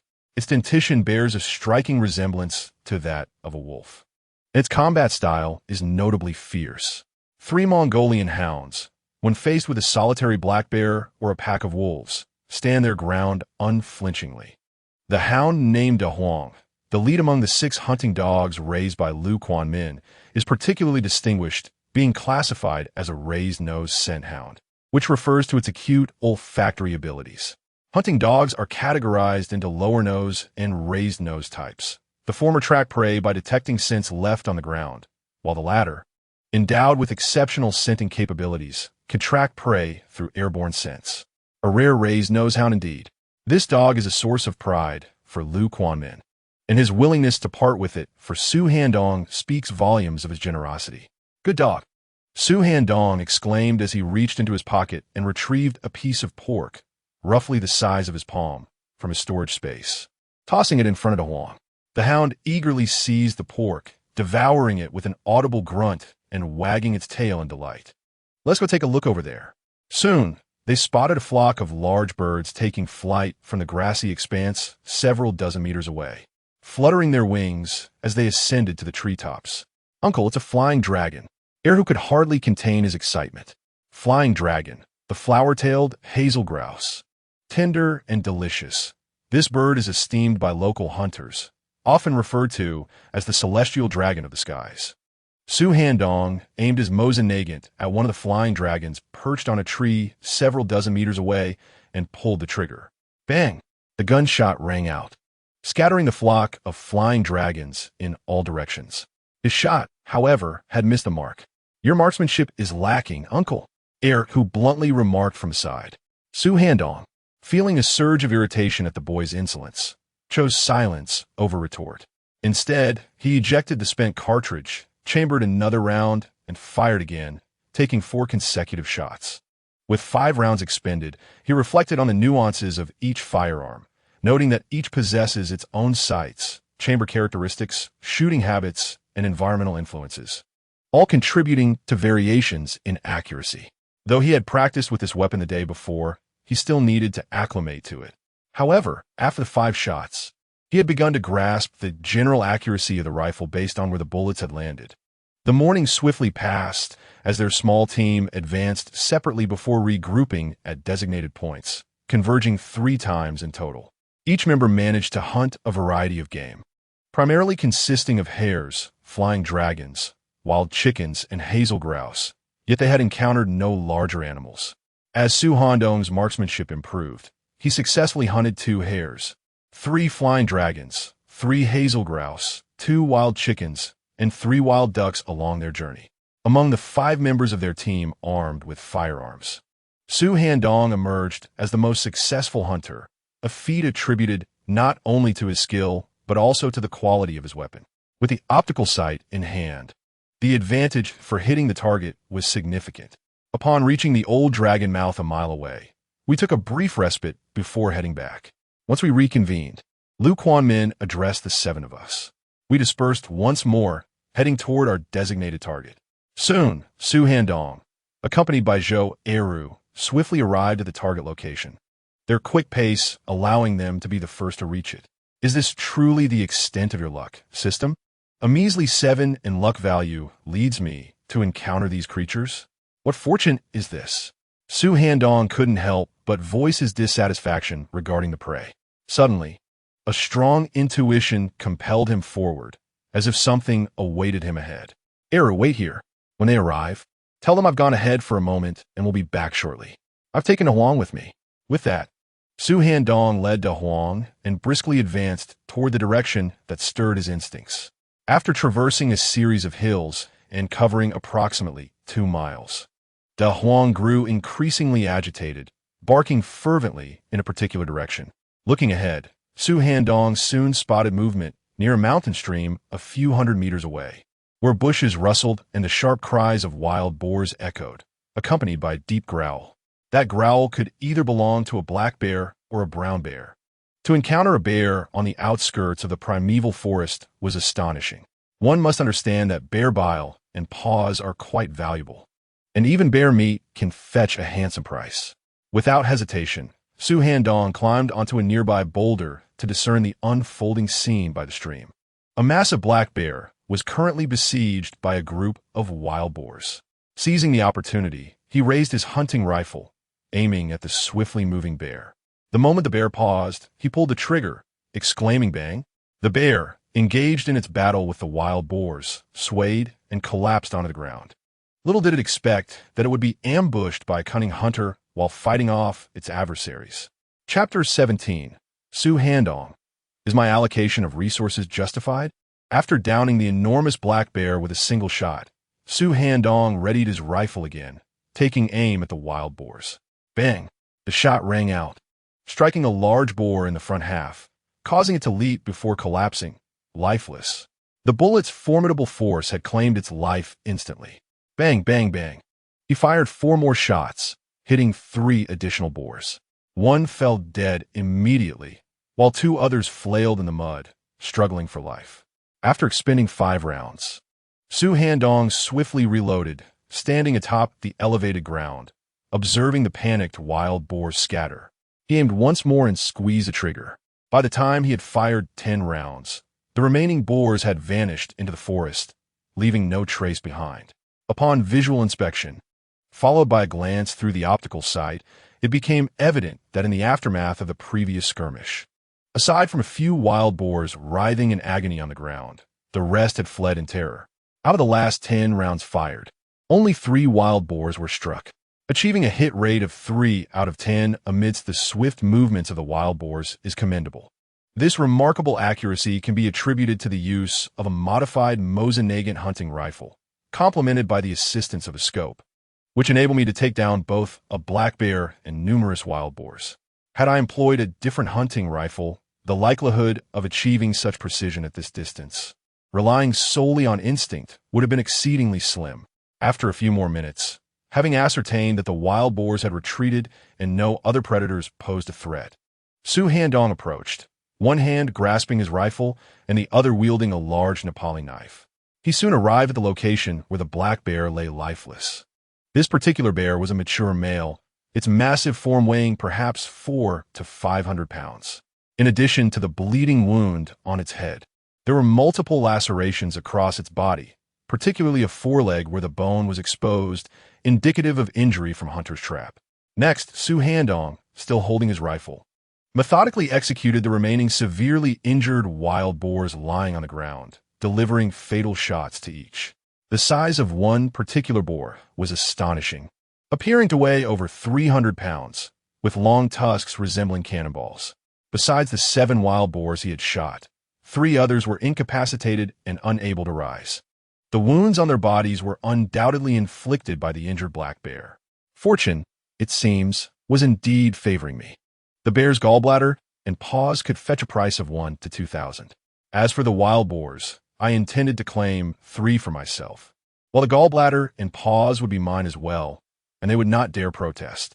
According to our agreement, the team would keep 1/3 of the spoils, while the remaining 2/3 would be distributed among the villagers.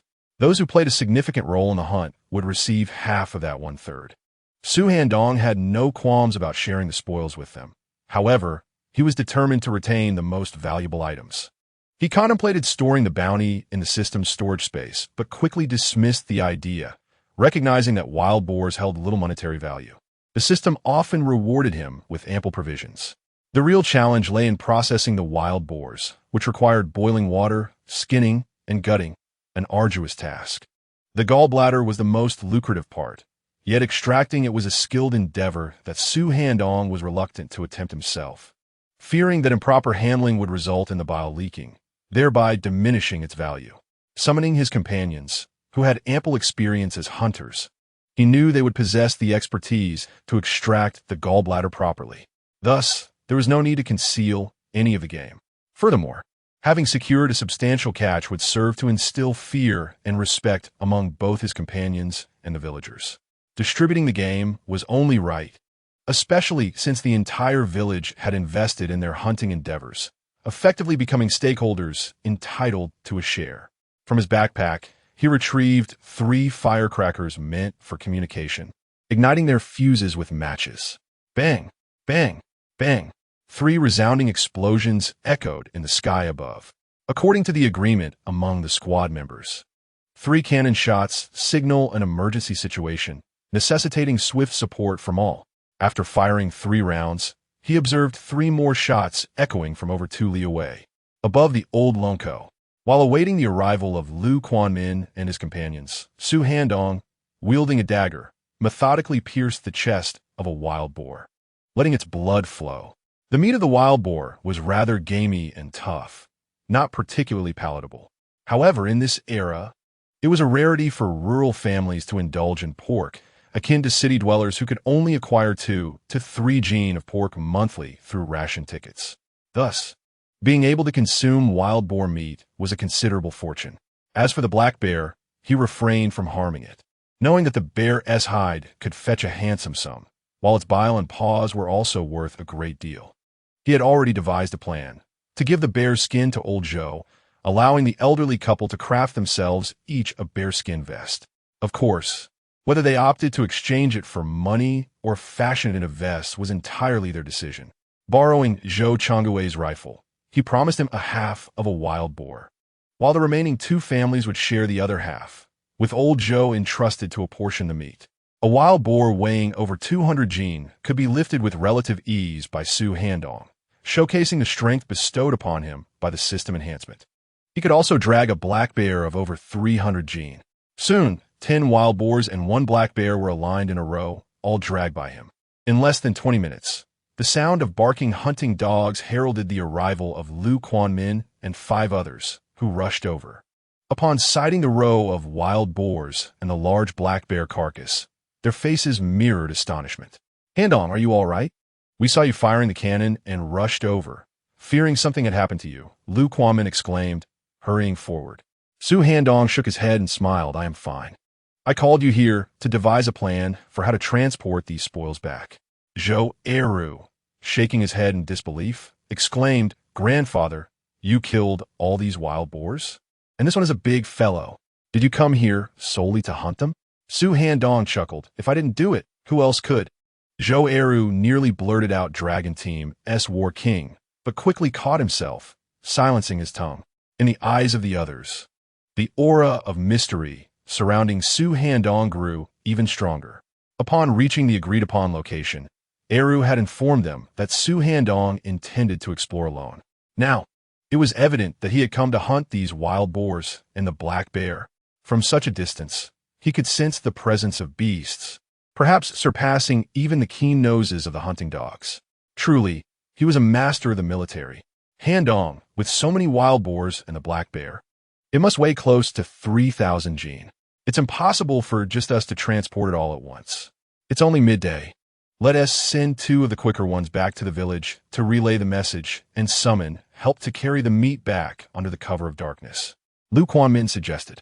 Su Handong nodded in agreement. They traversed the mountains at a leisurely pace in search of wild beasts. Yet their return to the village would be significantly swifter.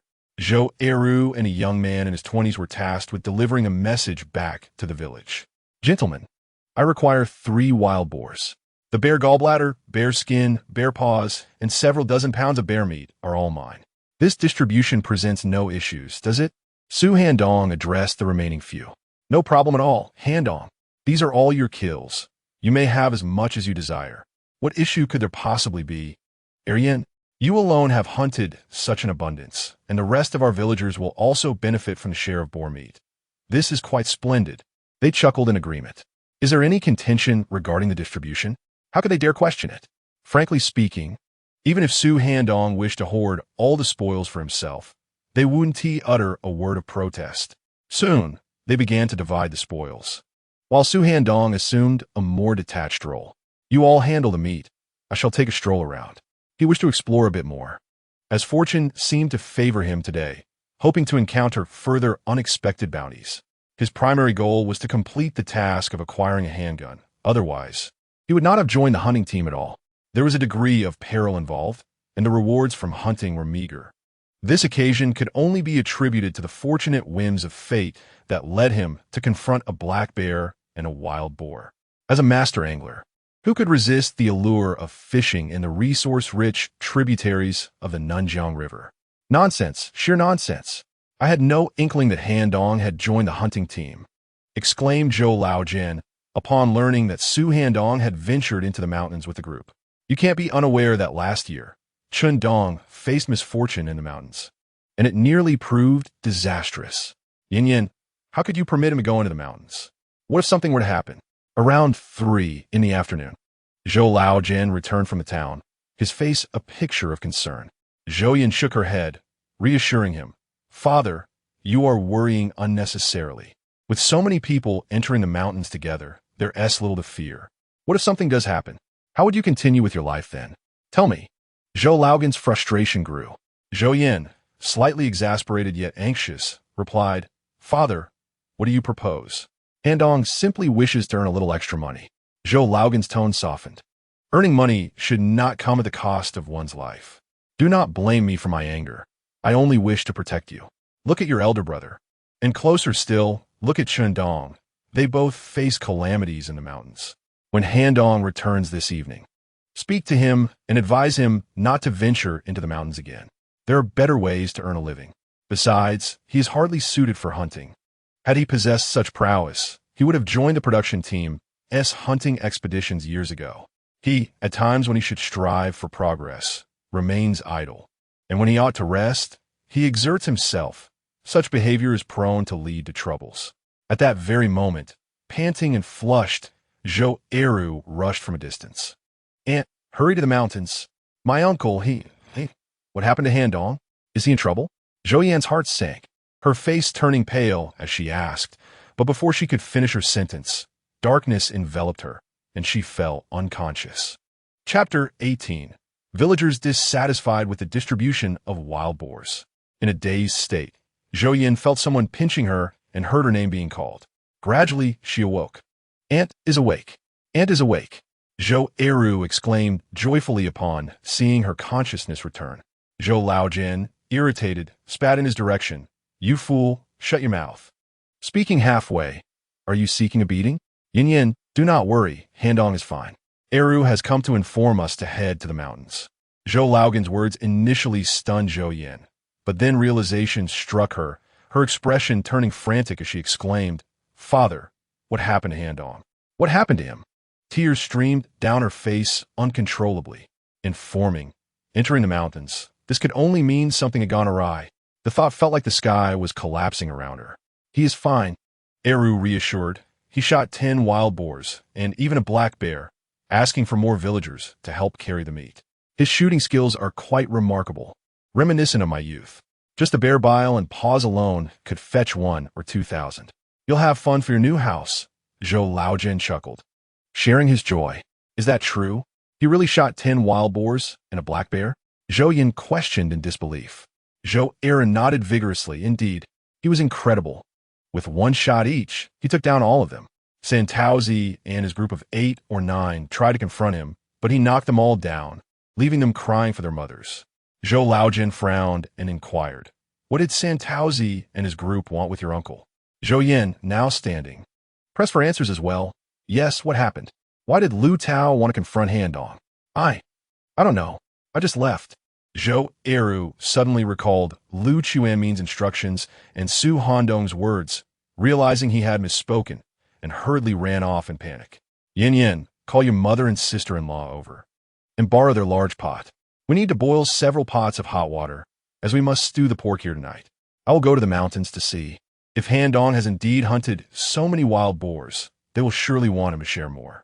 Handong is too shy to ask for what he deserves, Zhou Laojin commanded.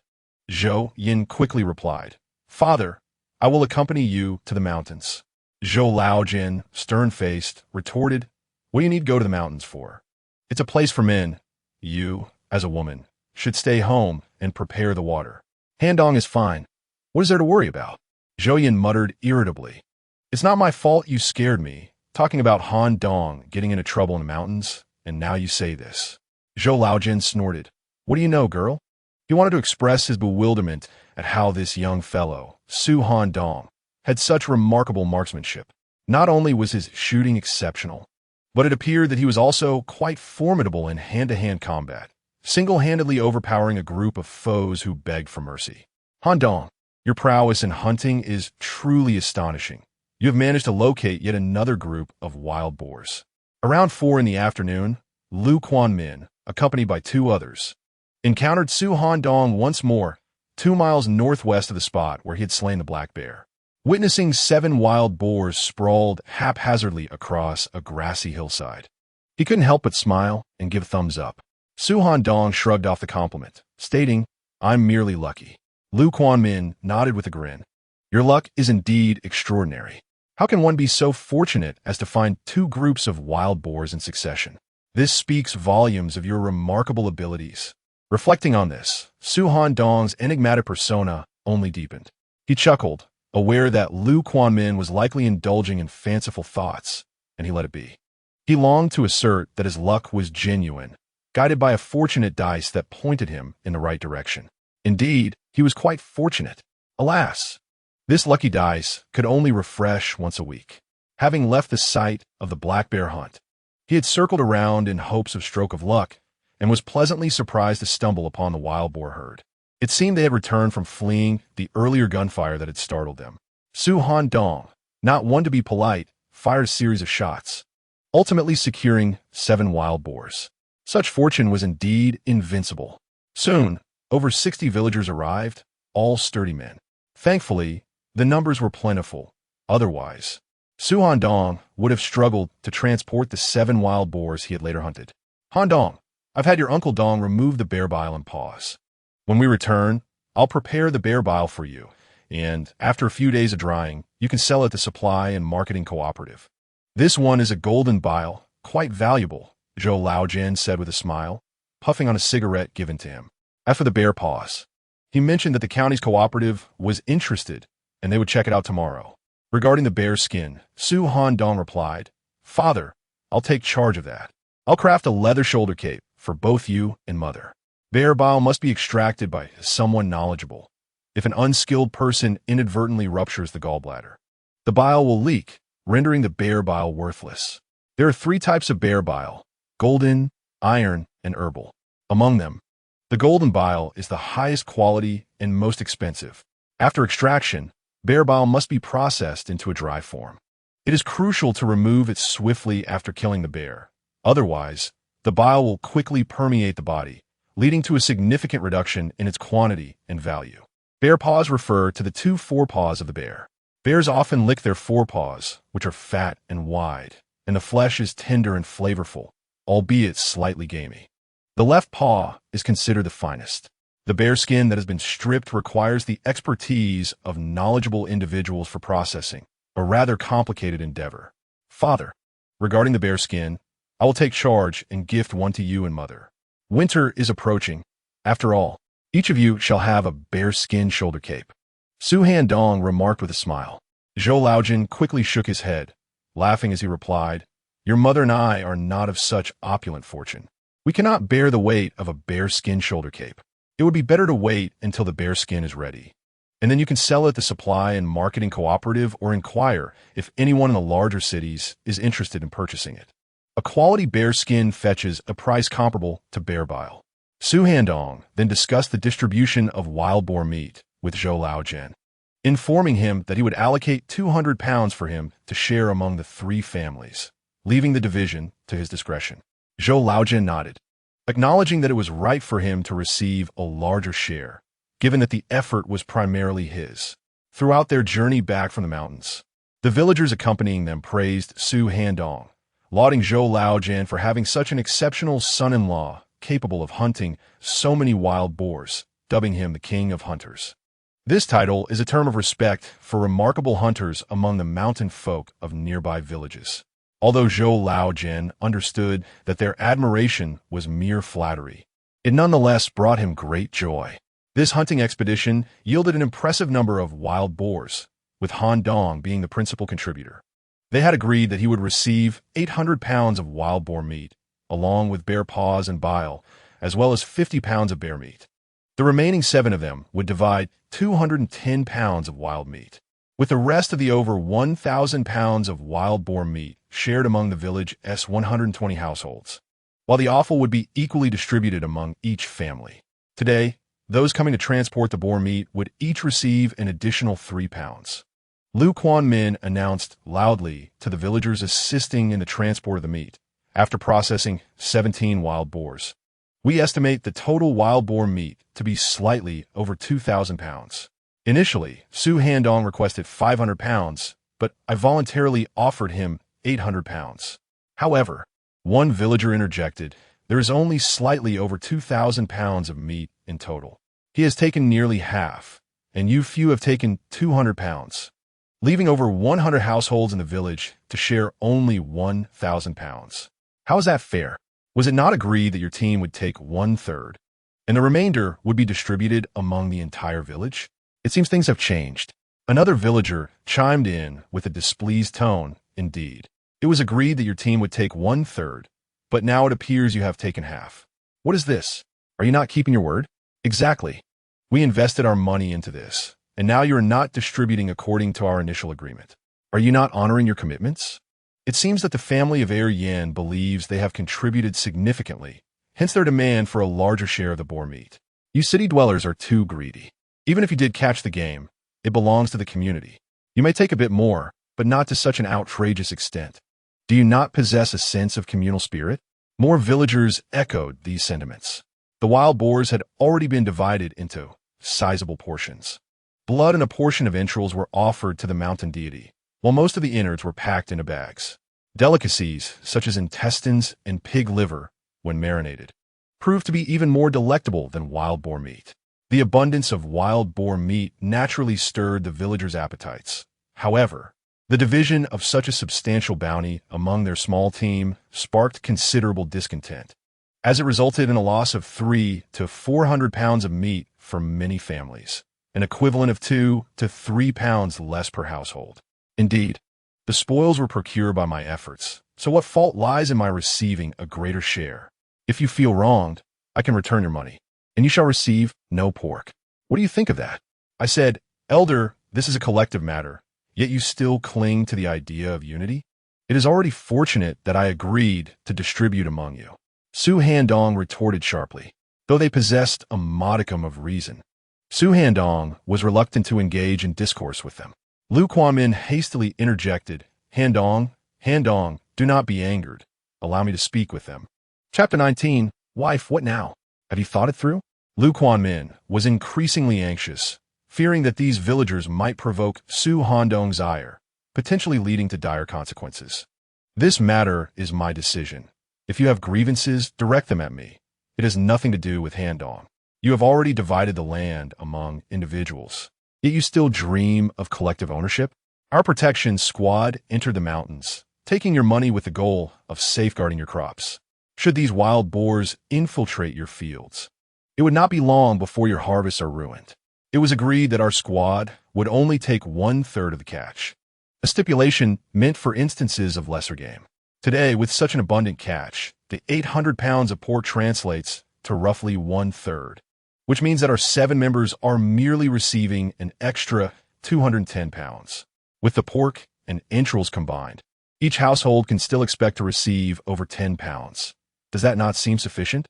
You lament the loss of a mere pound of meat, yet look at you, each one afflicted with envy. Were it not for Handong, would you have acquired 10 pounds of pork for merely $2? Lu Quanmin strained his mind to persuade the villagers, anxious that their dissatisfaction might lead them to confront Su Handong. Zhou Laojin expressed his indignation. Quanmin speaks truthfully. Were it not for Handong, you would not have received such ample portions of pork. How can you begrudge him his share? If you wish to return your money, then we shall withhold the pork. Do you all agree? Concerned for Su Handong's interests and his own family's welfare, Zhou Laojin was deeply invested in this matter. You speak so eloquently, yet your family receives the lion's share of pork, so naturally, you would say that. Why should we refund our money? We paid for this, and we are entitled to our share of the pork. Is this merely a matter of losing a pound of meat? The bear gallbladder, pause, and hide. These valuable items have all been bestowed upon him. The villagers clamored in protest. At that moment, the sound of barking dogs echoed nearby, and a group of individuals approached, notably Lu Dakue and several other members from 2 additional teams. As they journeyed, they encountered villagers who spoke of Su Handong's prowess in hunting numerous wild boars and even a black bear, prompting many from the village to come forth and collect the pork. Consequently, when the 2 groups convened, they too made their way to this gathering. Uncle Daki, you have arrived at the perfect moment. Please adjudicate this matter.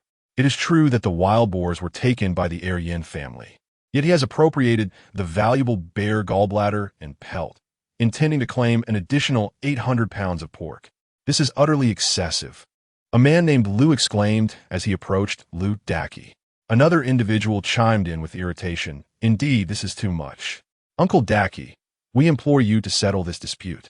Is this right or wrong?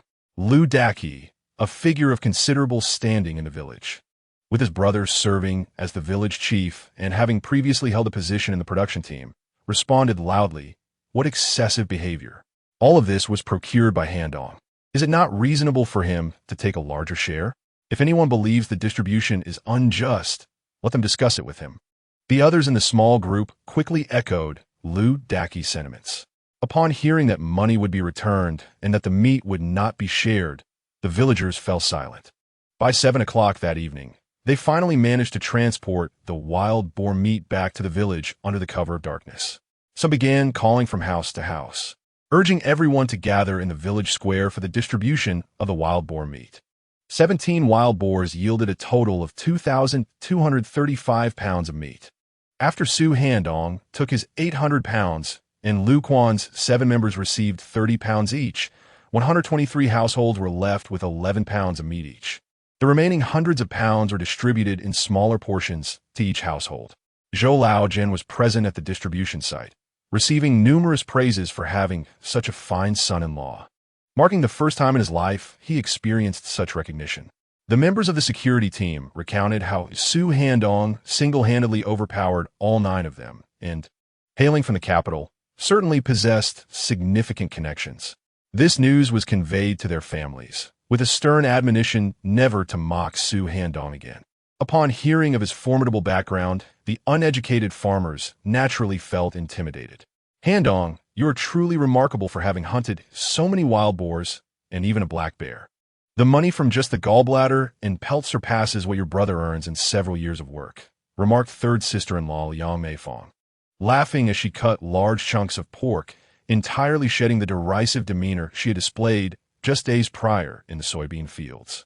Zhou Laojin summoned the Zhou family to assist in processing the wild boar meat. While still in the mountains, the meat had merely been cut into large pieces without the hair having been removed.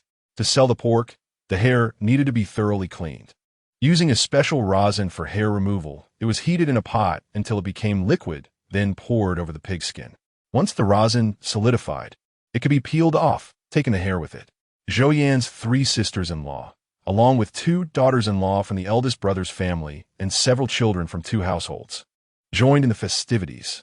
In the afternoon, Zhou Yan took the initiative to invite the Zhou family to her home for dinner that evening. 3 large pots were set outside, with several women bustling around the stove, preparing the meal. Su Handong instructed Zhou Yan to prepare a large pot of pork, and even 50 pounds of bear meat were included in the stew. Today was a day for a celebratory feast, where he, along with Zhou Laojin, his 2 elder brothers, and 3 grown nephews, would enjoy a hearty meal together. The entire courtyard was filled with a rich, enticing aroma of meat. Su Handong shook his head and chuckled, saying, "Sister-in-law, I am merely fortunate today to have hunted so many wild boars. This kind of luck differs vastly from the stable income my brother earns with his iron rice bowl." Elder sister-in-law, Chow Yuefan, replied with a smile, "Handong, regardless of how it came to be, you have indeed made some money, and that is what truly matters." Second sister-in-law, Li Guizhi, chimed in, "Good luck is also a skill in its own right. Once you sell the bear bile and hide, you'll be able to build a new house come spring. But honestly, you should prioritize having children."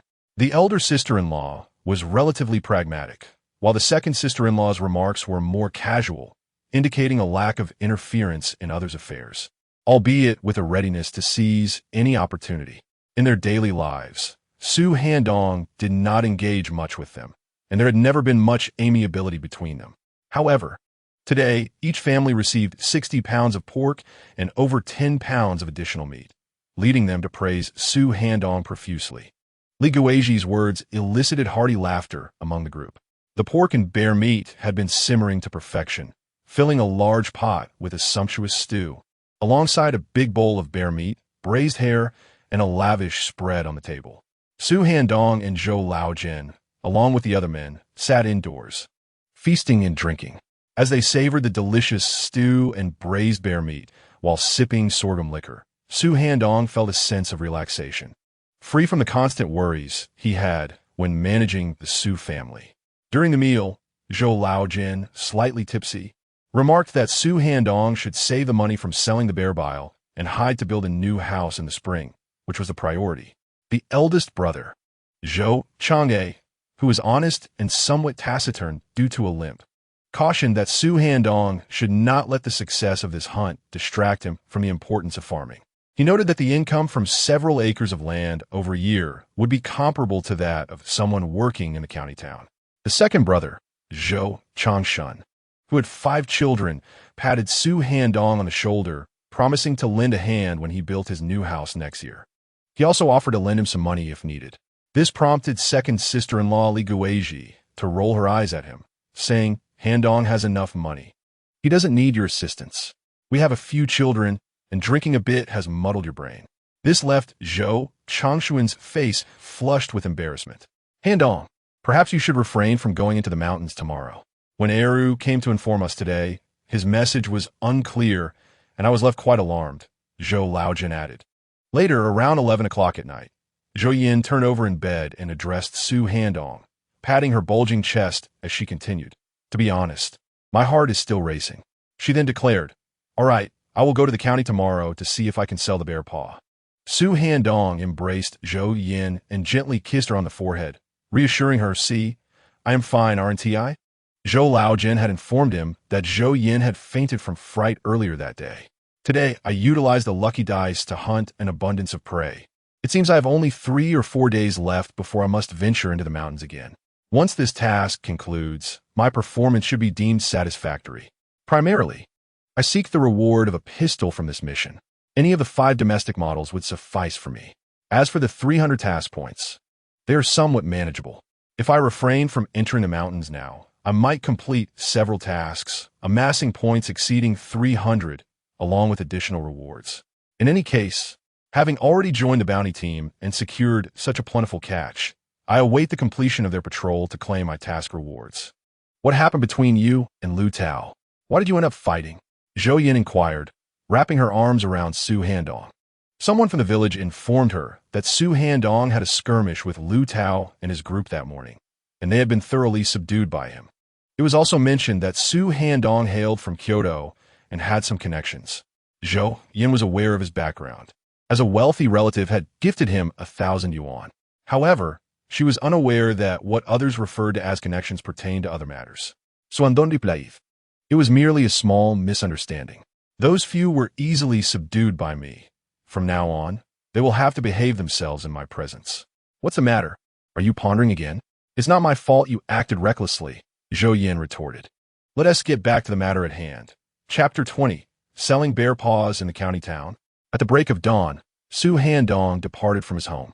His intention for the day was to travel to the county town to sell the bear paws for money. If he failed to sell them, he would store them in his spatial storage for the future, seeking a skilled chef to prepare them. During his time abroad, he had savored braised bear paw on several occasions and could attest to its reputation as a delicacy, exquisitely delicious. However, to prepare bear paw appetizingly, one must possess the expertise of a professional chef to fully bring out its delectable flavor. It cannot simply be boiled haphazardly. He took a detour to visit Chen Dong's house, curious to see if Xiao Min had awakened. After all, as a man, it was only natural to show concern for Xiao Min, whom he considered his partner. From a distance, he spotted Xiao Min seated at the entrance, working with her hands over a wooden basin. Upon noticing Su Handong approaching, she stood, her cheeks flushed, wiped her hands, and adjusted her disheveled hair. "Handong, you're here so early," she exclaimed. Su Handong nodded, his heart steady. "Yes, I'm heading to the county town and happen to pass by your home. Are you preparing cured meat?" "Indeed," Xiao Min replied. "We received a share yesterday, and with what you all provided, it's too much to consume at once. So I'm smoking some cured meat." She had been given over 10 pounds, and, after discussing with Zhou Yin, she had received an additional 20 pounds under the cover of night. "You passed by my house. You must have taken a detour," she teased. "Smoking cured meat? You're knowledgeable in this?" "Suandong Chekiv." Xiao Min smiled back. "I hail from Sichuan, and I've seen my grandmother smoke cured meat a few times during my childhood. Once I finish, I'll be sure to share some with you." Su Handong thought to himself. No wonder that day when he kissed her, his lips felt a bit fiery afterward. After a brief exchange with Xiao Qing, I learned that Shindong was still asleep. "All right, I shall take my leave. I will visit you at home this evening," Zhou Yin, Su Handong remarked, raising an eyebrow at her. Xiao Min's cheeks flushed even deeper. I'll be going then," she replied. "Suandong Smaiv." Xiao Min suddenly recalled something and quickly added, "Please refrain from buying me anything. There's nothing my family lacks at the moment." Watching Su Handong's departing figure, her face slightly warm, Xiao Min reflected on the past few days. Ever since Su Handong had agreed to take care of her, her living conditions had significantly improved. In recent days alone, she had enjoyed several sumptuous meals. Delicacies such as fine noodles, snowflake cream, and imported facial oils had graced her table. This feeling of being cherished was something she had never experienced with Chen Dong. Suddenly, she remembered Chen Dong's words about wanting to see her pregnant, and how she had deceived him, which stirred feelings of guilt within her. She had been contemplating whether to truly engage in a relationship with Su Handong. It was evident that Chen Dong would not survive this winter. If she were to become pregnant, Even if Handong departed from this world, he would leave without regrets. Clang, clang. After departing from a Nyo village, Su Handong retrieved his trusty bicycle from his storage space. The sturdy bike rattled along the bumpy dirt road, forcing him to sway left and right in a careful balance to avoid falling. The journey from a Nyo village to the county seat spanned over 40 miles, and after riding for another 7 or 8 miles, he would reach the main road, which would lead him directly to the county. Although the main road was also unpaved, its condition was far superior to that of the rural paths. Xiao Chui, what are you up to? A little over 10 minutes after he had left Wenyo village, Su Handong spotted a young woman clad in a gray coat, her hair styled in 2 braided pigtails, struggling to push a wheelbarrow out of a muddy area. Recent heavy rains had left certain low-lying spots waterlogged, and the passage of carts had created a muddy mess. Realizing that the woman was Zhou Eru's sister, Zhou Xiaocui, he promptly stopped his bicycle. Upon seeing Su Handong, Zhou Xiaocui wiped the sweat from her forehead and smiled. Brother-in-law, I'm trying to sell some things in town. Su Handong shook his head, chuckling. Brother-in-law? Just call me Donggu as you always have. He parked his bike aside and moved forward to take the handle of the wheelbarrow. Let me help you. No, Donggu, I can manage myself. Zhou Xiaocui protested with a shake of her head. Su Handong laughed. Why be so polite? With a slight exertion, he easily pulled the wheelbarrow from the mud. You're quite brave, venturing to town alone this early. After freeing the cart, he paused, smiling. The journey from Wenyo village to town was about 10 miles, with the stretch passing alongside an old forest where robberies often occurred. Even some women who ventured into town have encountered unfortunate incidents in the small woods. Typically, women from the village travel in groups to the town. Zhou Xiaocui chuckled. What is there to fear in broad daylight, Donggu? What are you planning to do? Su Handong replied, I am heading to the county town to see if I can sell the bear paws. What do you intend to sell in the town? Zhou Xiaocui pointed to the bags on the unicycle and smiled. I have collected some wood ear mushrooms and pine nuts with Uru, along with some meat distributed to us yesterday, which we plan to sell at the market. Yesterday, Su Handong discreetly rewarded Eru with an additional 30 pounds of pork. In recent times, the two siblings have not only tended to farm work, but have also frequently ventured into the mountains to gather pine cones, hazelnuts, and other dried goods, a practice common among the villagers. Although the supply and marketing cooperatives purchase agricultural products, their prices are disappointingly low, prompting many mountain dwellers to prefer selling their foraged goods at the market. Buyers of mountain products also favor the market due to its affordability and assured quality. Today, Zhou Laojin, accompanied by Zhou Yin, drove their mule to the town to sell wild boar meat. Su Handong's family had 450 pounds for sale, while the remaining 100 pounds would be turned into bacon by his mother-in-law, Li Lan. Zhou Laojin and his brothers also took the opportunity to see if they could sell their goods. If not, they would also convert everything into bacon. Currently, the market price for pork is 80 cents a pound, while the cooperative offers 90 cents.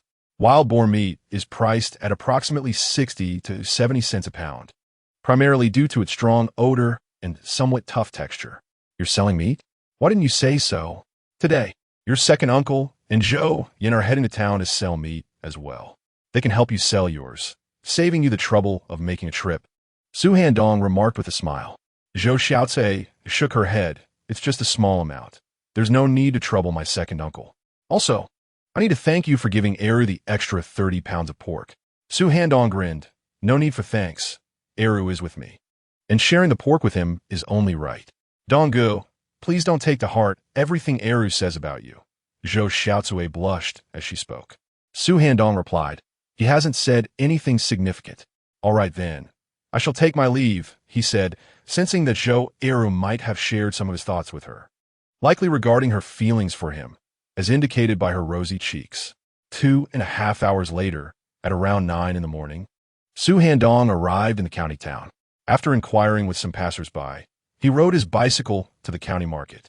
He placed the 2 bear paws on the back seat of his bicycle and began to call out to the crowd, bear paws. Fresh bear paws. Just harvested from the hunt yesterday.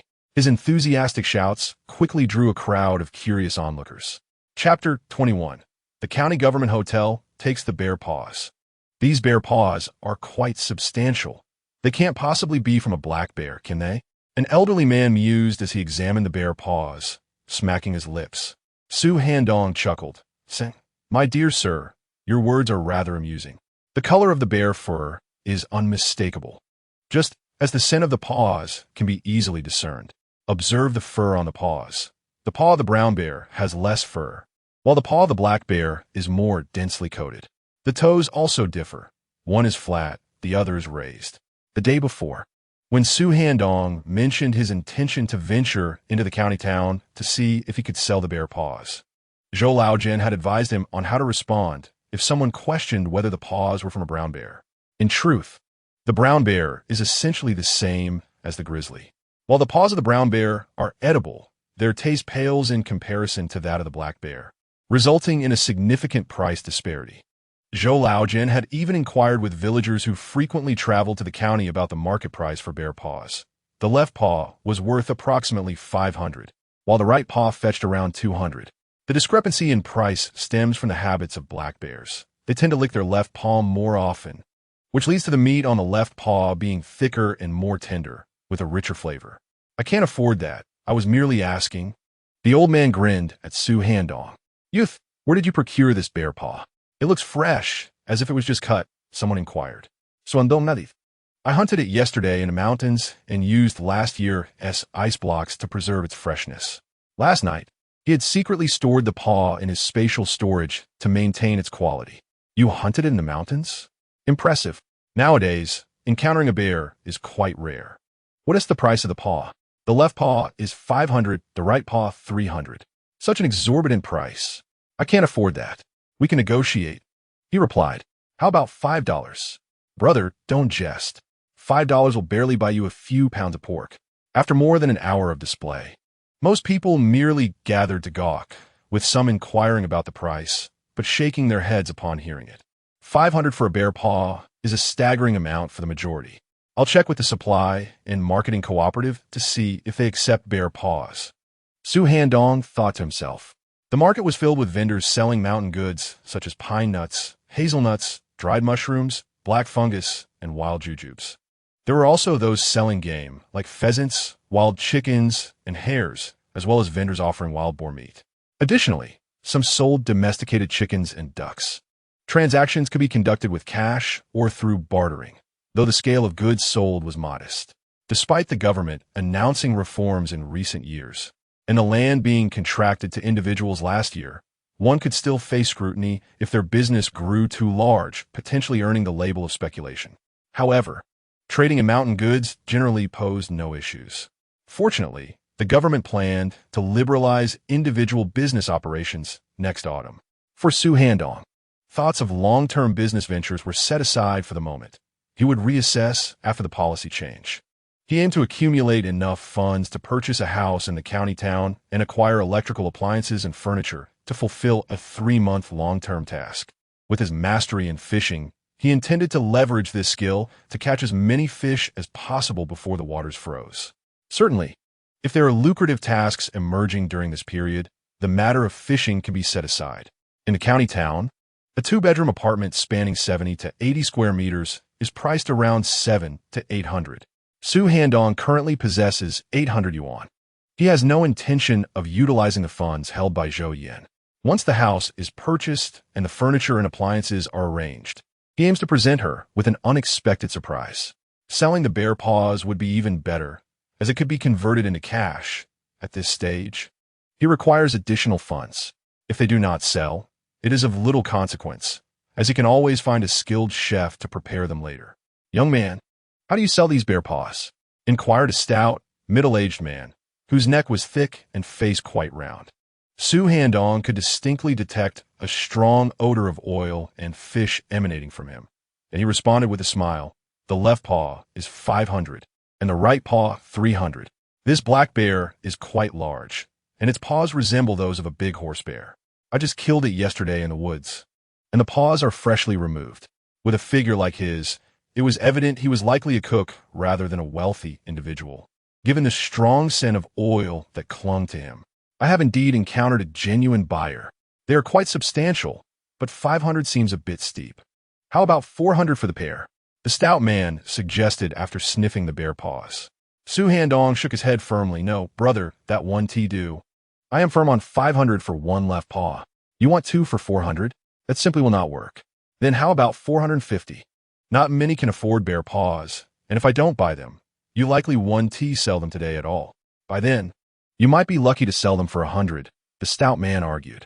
With unwavering resolve, Su Handong replied, 800, no less. The price is non-negotiable. If I cannot sell them, I will keep them for myself. He contemplated that it was merely 800 yuan, and at worst, he could store them in his System S storage space for future enjoyment. Seeing Su Handong's steadfastness, the stout man finally acquiesced to the price of 800. That is settled then. I am a chef at the county government restaurant. You must accompany me to collect the payment. When the accountant asks how much, you will say 2 bare paws for 1,000. Does that work? He whispered. Su Handong immediately comprehended, nodding brotherly, I understand. He had just introduced himself as Li. Only in government establishments, during the hosting of esteemed guests, would they indulge in delicacies such as bare paws. Li's jowls quivered as he grinned. All right, let us go. He led the way while Su Handong followed, pushing his second-hand bicycle. Xiao Su, your second-hand bicycle appears quite impressive. It's an imported model from East Germany, Li remarked. Admiring the bicycle Su Handong was pushing. With a smile, Su Handong replied, Indeed, it is from East Germany, thanks to a relative who assisted me. You must have some strong connections. There are not many East German bicycles around here. To acquire a ticket for one, you would need considerable influence, Li chuckled. In these times, even household appliances necessitate queuing for tickets. Without a ticket, one cannot purchase them from the supply and marketing cooperative. The scarce household appliances have primarily found their way into the hands of officials, leaving ordinary citizens with little chance to obtain them. For instance, the East German bicycle that Su Handong rides is an imported item, requiring substantial connections to acquire a ticket for it. Su Handong chuckled, remarking it's all right. However, he failed to notice that while conversing with brother Li about the East German bicycle, someone was eavesdropping on their discussion, their gaze fixed on the bicycle he was pushing. Before long, they arrived at the county's official restaurant, where brotherly led Su Handong to a room and addressed a balding middle-aged man, saying, Director Wang, I have taken care of the matter you entrusted to me. I managed to procure a rare find from the market. He continued, This young man hunted a black bear in the mountains yesterday and brought the bear's paw to sell at the market, where I happened to encounter him. Director Wang stood up, intrigued. A bear paw? Excellent. Quite a rarity. What is the price? Brotherly winked at Su Handong, introducing him. This is our county restaurant's purchasing director, Wang. Su Handong smiled. Hello, Director Wang. The price for this pair of bear paws is 1,000. 1,000? How about 1,002? Hunting is no easy task, after all. In the future, if you come across any rare mountain goods, feel free to bring them to the county restaurant. Director Wang sighed, adopting a sympathetic expression. Su Handong nodded in understanding. All right. Director Wang issued a purchase order for 1,200 for the bear paws and instructed brotherly to take Su Handong to the finance room to collect the payment. Just as they exited the office, brotherly whispered, Little Su, I'll give you 800. If you happen to hunt any more mountain goods in the future, you can come to the county restaurant and consult with me. I'll see about buying them. Chapter 22. Tell Director Gua, I want to return to the port city to be a playboy. Sure thing, brotherly. Next time I catch any game, I'll reach out to you. Su Handong nodded with a smile. He was well aware of the underlying implications of the situation, yet chose to remain taciturn. By the way, brotherly, does your restaurant need fish? I live by the river and can catch some daily, Su Handong inquired. Brotherly responded, Yes, we do need fish, quite a lot actually. The person supplying fish to our restaurant hasn't been able to meet our demand. Just the other day, a high-ranking official wanted fish, and we had none. The secretary scolded our head chef thoroughly. The supplier mentioned that fishing in our river is difficult due to the swift currents. It's often treacherous, and inexperienced individuals hesitate to venture out to fish. He has only managed to gather a few people to cast nets by the riverbank. If you have fish, you can bring them over tomorrow, and we could discuss the price then. Su Handong agreed. All right, I'll bring you some fish tomorrow. The section of the river flowing through their county is rapid and winding, sourced from Changbai Mountain, its waters chilling even in the height of summer, deterring anyone from swimming. Given such a swift and winding river, even seasoned fishermen hesitate to set out in boats to cast nets for fish. Many opt to fish from the shore instead. In turbulent waters, the best fish are often found. The fish thriving in such an environment possesses a far superior flavor compared to ordinary fish. Very well. Just come find me when the time comes, Brotherly chuckled. Shortly thereafter, Brotherly guided Su Handong to the accounting office to collect his payment. Su Handong discreetly tucked a small bundle of cash into his pocket, handing over 2 notes to Brotherly. Having spent decades in business in his previous life, he was acutely aware of the intricacies involved. Some relationships cannot be forged merely through words, but rather through substantial monetary exchanges. Brotherly, the extra money I gave you is a token of my gratitude for purchasing my bear paw today. If it weren't for your purchase, I might not have sold it at all, and I truly appreciate your introduction to the fish procurement business, Su Handong stated earnestly. Brotherly beamed widely, patting Su Handong on the shoulder. Little Su, you flatter me. I merely wish for our leaders to enjoy a good meal so that they can work with peace of mind. This lad is astute. Upon exiting the county government restaurant, Su Handong did not leave immediately. Instead, he inquired with passers-by and made his way to the county office building. Upon reaching a secluded corner, he retrieved a small snakeskin bag from his storage space. He intended to visit the director of the county government office, Guo Huaitu, who had been the one to relay news to his father, Su Yinqing. The snakeskin bag contained various dried mushrooms, wood ear mushrooms, pine nuts, and hazelnuts, as well as 2 wild ginseng roots aged around 7 to 8 years, intended as gifts. These were foraged by Zhou Yin and a group of women from the village. Politeness is never unwarranted. When Zhou Yin learned that Su Handong was going into the city to visit the elder who had provided financial assistance, she insisted he take the 2 wild ginseng roots she had unearthed. Each root was worth merely a dozen yuan. To Su Handong, such a quantity of ginseng held little value, so he accepted the gift graciously. The office building was a modest 5-story structure constructed of red bricks. Upon entering, and after inquiring further, he arrived at an office on the 3rd floor. Excuse me, is Director Guo's office located here? Su Handong asked a young woman with softly curled short hair as she exited. Are you referring to Director Guo Huaitu? The young woman inquired expressionlessly. Su Handong nodded. Indeed. This is indeed his office, she replied, maintaining her indifferent demeanor. I am a younger relative of Director Guo, here to pay him a visit today, Su Handong explained. I see. What is your name? I will inform Director Guo, the young woman said, a faint smile beginning to form on her face. As a relative of a leader, he was certainly entitled to a warm reception. Su Handong provided his name, and the young woman entered the office.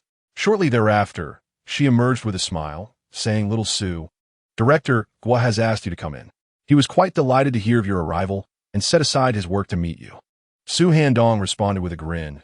Director Guo is my uncle. Then I shall go in and see him. You must greet me with a warm smile. Su Yinqing is a prominent magnate in the coastal city. 2 years prior, the government issued a directive to promote reform and opening up, prompting various departments to devise strategies to attract investment and develop industries. Guo Huaitu sought to procure investment from Su Yinqing. Upon entering the office, he encountered a rather portly middle-aged man dressed in a dark wool sweater over a white dress shirt, sporting a slicked-back hairstyle. Director Guo, Su Handong greeted with a smile. Guo Huaitu waved his hand at Su Handong, saying, Xiao Su, I was just thinking of you these past few days. Please, make yourself comfortable and sit down. Xiao Jiang, you may step out for a moment. I wish to converse with Xiao Su. He then gestured to the young woman who had escorted Su Handong into the office. Su Handong did not take a seat. Instead, he approached with a burlap bag in hand. Director Guo, these mountain goods were gathered by my wife and me. I brought them for you to sample. Guo Huaitu shook his head with a smile. Xiao Su, you really shouldn't have brought gifts. After exchanging a few pleasantries, he inquired, Xiao Su, what are your thoughts now regarding the matter concerning your father? Su Handong replied, Director Guo, I've given some thought. For the time being, I want to seek him out.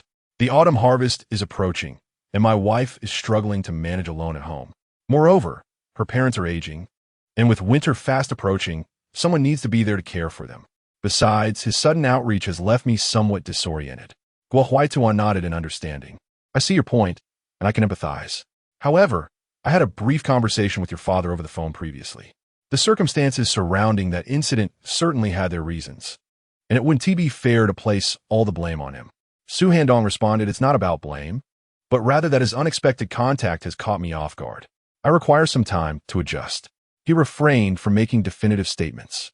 Though he chose not to return to the coastal city to be with Su Yunqing, it was unnecessary for him to be overly blunt. He was no longer the impetuous youth he once was. He understood the importance of careful consideration and leaving himself an avenue for retreat. Guo Huaituan nodded to convey his comprehension. Very well, don't leave just yet. I will call your father and discuss this matter with him to see what he has to say. With that, he approached his desk, rifling through a drawer before retrieving a notepad and dialing a number. In this era, only certain government departments had telephones. For ordinary communication, one relied on mail or telegrams. Before long, the call connected, and the recipient was none other than Su Handong's father, Su Yunqing. Guo Huaituan succinctly conveyed Su Handong's sentiments to Su Yunqing, and shortly thereafter, he said, Xiao Su, your father wishes to speak with you. Su Handong felt indifferent as he stepped forward to take the receiver. On the other end, he could hear a faint rustling and the sound of breathing. After a moment, Su Yunqing's voice emerged. Handong, it's your father. Is it? Su Handong replied nonchalantly. Chapter 23. Su Handong. I have yet to complete my preparations. In a past life, when Su Handong was contemplating a visit to the coastal city, he had approached Guo Hongtu and similarly requested him to contact Su Yunqing. It was during that first conversation that Su Handong initiated the dialogue. At that moment, the first sentence spoken by Su Yunqing was the very same that had just been uttered. Unlike the anticipation and quiet excitement of that time, Su Handong now maintained an air of calmness. Yet, he could discern a hint of unease in Su Yunqing's words. I do not wish to meet you at this time. Director Guo has already conveyed the specific reasons. Let us defer this matter for another occasion. Su Handong voluntarily interjected. Regarding his father, he found it difficult to harbor any sentiments. After all, at his psychological age of 80, he naturally approached emotions with a light and detached demeanor. This was not to say that Su Yunqing had treated him poorly. During his return to Gangshu, among his several offspring, Su Yunqing had shown him the most concern, which had incited jealousy among his siblings, leading to their exclusion and even covert schemes against him. Upon learning of these matters, Su Yunqing had earnestly advised him that this was the reality faced by the scions of a prominent family. Whenever you feel inclined to visit, simply let me know. How is your life treating you now? Quite blissful. Thank you for the financial support you provided. What is there to thank? I am your father. I shall remit some more funds to you soon. No need. I have sufficient funds to sustain myself, and I am currently occupied with my own endeavors. Su Handong hastily replied. He wished to sever ties with Su Yunqing and the Su family, preferring to avoid entanglement in the tumultuous conflicts of the Grand family. The two exchanged a few more pleasantries. Once Su Handong felt the conversation had reached its natural conclusion, he tactfully suggested they discontinue their chat. Su Yunqing requested to speak with Guo Huaituan, expressing a desire for a brief conversation with him. Certainly, that is a trivial matter. Rest assured, I shall take good care of him and treat him as my own child. Haha, indeed, we welcome Boss Su to visit our Huang County. If any promising projects arise, we would appreciate your consideration. Guo Huaituan remarked over the phone. Shortly thereafter, he cheerfully relayed a few more words to Su Handong, informing him that he could reach out if he had any matters to discuss or concerning work arrangements. After all, you are an intellectual. If you wish to work in a government position in the county, I can certainly assist you. Work in a government position? I think not. I would much prefer to pursue my own business and enjoy a comfortable, carefree life, Su Handong replied, rising to take his leave. Initially, Guo Huaituan had suggested they share a meal together at noon, but Su Handong declined, citing other commitments. He did not mention his intention to deliver fish to the county government restaurant, as this endeavor was still in its infancy and uncertain. Even if he were to embark on the fish delivery business, he felt no immediate need to involve Guo Huaituan. Should any issues arise, he could always reach out to him later. Guo Huaido instructed his assistant to provide Su Handong with a Huang County government access pass and a VIP card, allowing him direct entry into the county government office complex on his next visit. The Huang County Government VIP card is a special card issued to individuals of certain status within society, granting them preferential treatment when conducting business in various governmental agencies in Huang County. Su Handong perceives this so-called government VIP card as a status symbol. After casually stowing away the items given by Guo Huaitu into his back pocket, he mounted his bicycle and pedaled towards the county supply and marketing cooperative.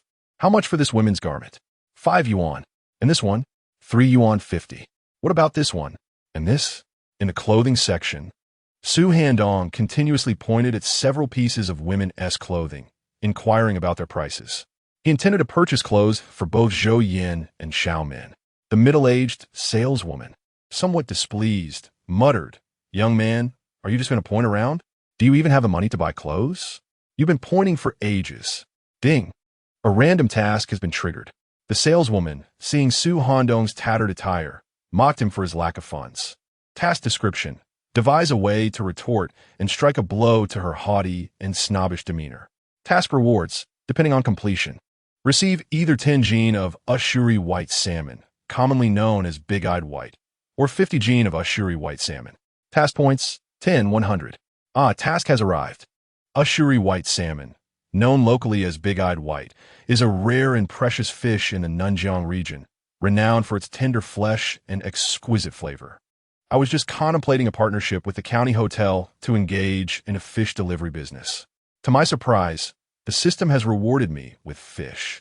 However, the task description is essentially about slapping this saleswoman in the face. How shall I deliver a resounding blow? It undoubtedly requires money. Yet he pondered. He had a little over 300 yuan on him. Even if he spent it all, it might not suffice to achieve the highest task points. Though 300 yuan seems substantial, for employees who work daily at the supply and marketing cooperative, it is certainly not an uncommon sight. An idea struck him as he glanced into his storage space, revealing its contents.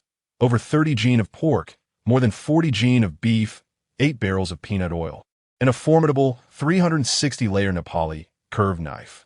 Eureka! With a swift thought, Su Handong devised a plan to deliver a fierce retort to the saleswoman. "What do you mean by your attitude, comrade? I'm here to buy clothes. Am I not allowed to be selective? Have you never heard the phrase about serving the common people?" He feigned anger, shouting at the middle-aged saleswoman. The saleswoman, undeterred, retorted defiantly, "What about my attitude? So what if I mock you for being choosy? This is the county supply and marketing cooperative, not your playground." With her hands on her hips and an aggressive stance, the middle-aged saleswoman looked down upon Su Handong, seemingly unperturbed by his presence. "What is the matter? Are you trying to cause trouble? Believe me, I'll have you thrown out." How audacious of a mere saleswoman to be so arrogant. Su Handong thought to himself. In this day and age, those fortunate enough to hold a stable job in government institutions, clutching their iron rice bowls, often regard themselves as superior to the average citizen, harboring a certain disdain for the common folk.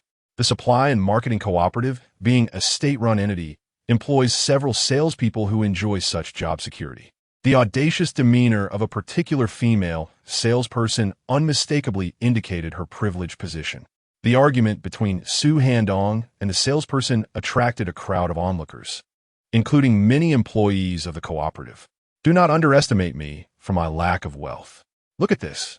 Su Handong declared, pulling over 1,300 yuan from his pocket and tossing it onto the counter. "Is this not enough to purchase goods?" He scoffed at the condescension directed at him. The middle-aged woman was momentarily taken aback by the sum Su Handong displayed, as his attire belied his apparent affluence. After all, she thought, merely possessing a little money did not warrant such arrogance. "What do you think this is? Just a bit of pocket change. And you dare to cause a scene in the cooperative? Believe it or not, I will report you to the police and have you arrested." Her reaction was anticipated by Su Handong. He had never intended to rely solely on that 1,300 yuan to embarrass her. He had further plans in mind. He was confident that among the many spectators, there were those with discerning eyes who would witness the impending humiliation of the brazen salesperson. At that moment, a middle-aged man in a suit and tie, wearing glasses, approached the saleswoman with a serious expression. Wei Wuxian, what is the meaning of this? Before Su Handong could respond, the saleswoman hastily embellished the story, attempting to cast him in a negative light. Irritated, Su Handong interjected, "Excuse me, but are you truly fabricating lies? Am I not allowed to choose my purchases? And you dare ridicule me for lacking funds?" The saleswoman, pointing at Su Handong, hurriedly addressed the bespectacled man. "Director Kai, look at this troublemaker. We must call the police to have him dealt with." "What police? This gentleman is a distinguished guest of the Huang County government. You must apologize to him immediately." The middle-aged man, upon noticing an exquisite card among the cash on the counter, quickly rebuked the saleswoman after reading the name inscribed upon it. Su Handong, taken aback, thought to himself, "Am I to be regarded as a VIP of the Huang County government?" Chapter 24, Triggering the Task. Engage in an exciting bicycle road race. "Sir, I am Kai Tong, the sales department director of the Huang County Supply and Marketing Cooperative. I sincerely apologize for the unpleasant incident that occurred during your shopping experience with us." A bespectacled middle-aged man stood respectfully at the counter, addressing Su Handong with deference. Su Handong had already deduced the reason behind the man's claim of being a distinguished guest from Huang County. It was due to the government VIP certificate that Gua Huaitu had handed him, which he inadvertently displayed when he tossed money onto the table. The sight of the VIP certificate had prompted such courtesy. Initially, according to Su Handong's plan, he intended to unveil a grand Nepalese curved dagger. The sheath of this dagger was adorned with numerous gemstones, rubies, sapphires, diamonds, emeralds, and Huttian jade. The mere presence of these stones would surely astonish onlookers. And with a crowd gathered, he believed there would be those who could appreciate their value. At that moment, he envisioned silencing the snobbish saleswoman by having others extol the worth of the gemstones embedded in the sheath. This was Su Handong's envisioned method of delivering a public rebuke, albeit he felt it might appear rather foolish. Nevertheless, in pursuit of accomplishing his task to the best of his abilities, he was willing to embrace that folly. Moreover, it was quite satisfying, given the saleswoman's haughty temperament. He had merely wished to browse some clothing, but was met with her derisive laughter, insinuating he lacked the means to purchase anything. "Dear sir, I sincerely apologize for my earlier outburst. My voice was perhaps too loud," the pretentious saleswoman replied, bowing and speaking in a subdued tone. "Ding. Task completed. Reward, 50 pounds of Ushuri white salmon.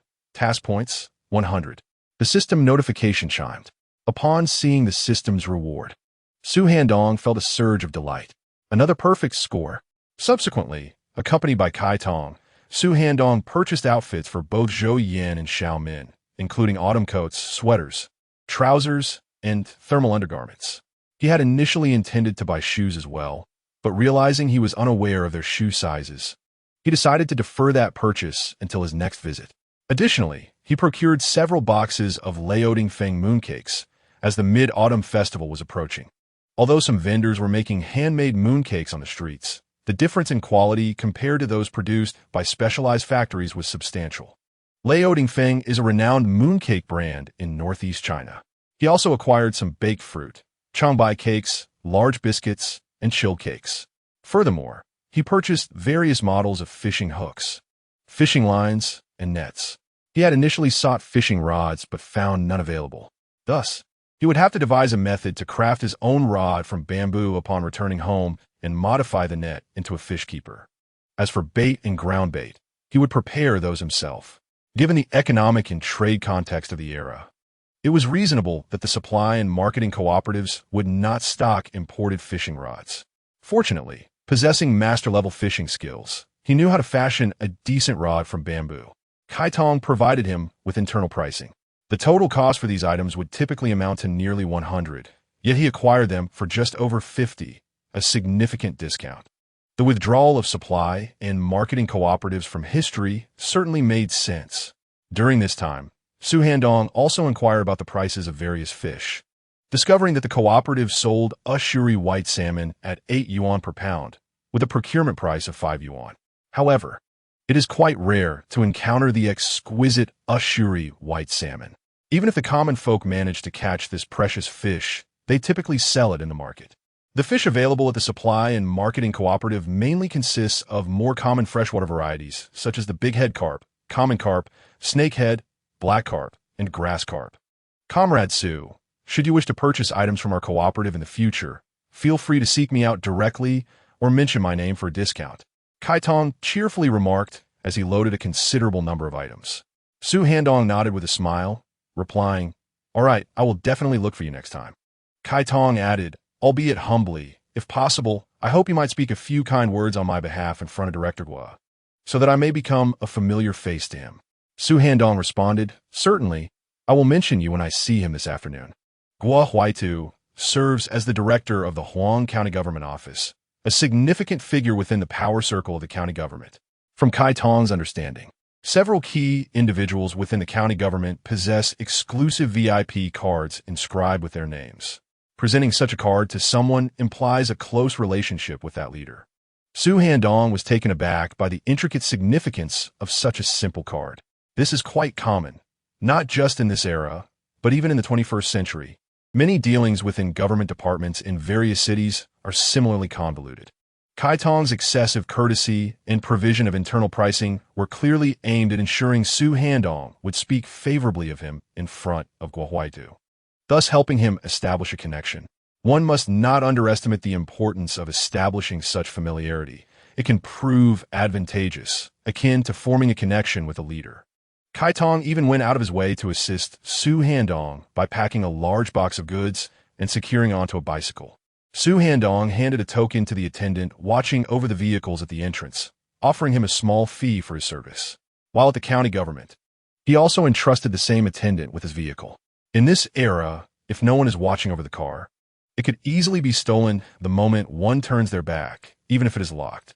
In certain places, designated parking areas exist where the attendant provides a bamboo token, and a matching token is affixed to the vehicle. Upon retrieval, the tokens must be matched to ensure no mistakes before the vehicle can be taken. Observing Su Handong's East German bicycle, Kai Tong became increasingly convinced of his extraordinary status. As the sales department director of the cooperative, he understood how rare these imported East German bicycles were, with only a few allocated to their cooperative in recent years. Su Handong was riding one. Given his visit to the county government and now the assistance from the cooperative staff for packing, it seemed he had some connections. Following Su Handong, who rode the East German bicycle, were two additional bicycles carrying 3 individuals each. Some were seated on the front beams, others were cycling, and some sat on the seats. One man, sitting on the beam with a prominent mole on his face, whispered softly, "What a peculiar relationship." He ventured to the county restaurant to sell bear paws, subsequently earning a profit to indulge in a shopping spree at the supply and marketing cooperative. If he truly had connections, would he resort to selling bear paws at the market? A cyclist with a chipped tooth and a crew cut pedaled vigorously on his bicycle.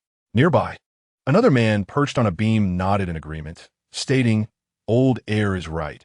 If he had any connections, he wouldn't need to sell bear paws. Once we reach the outskirts of the county, let us strike him from behind, seizing both his goods and his bicycle."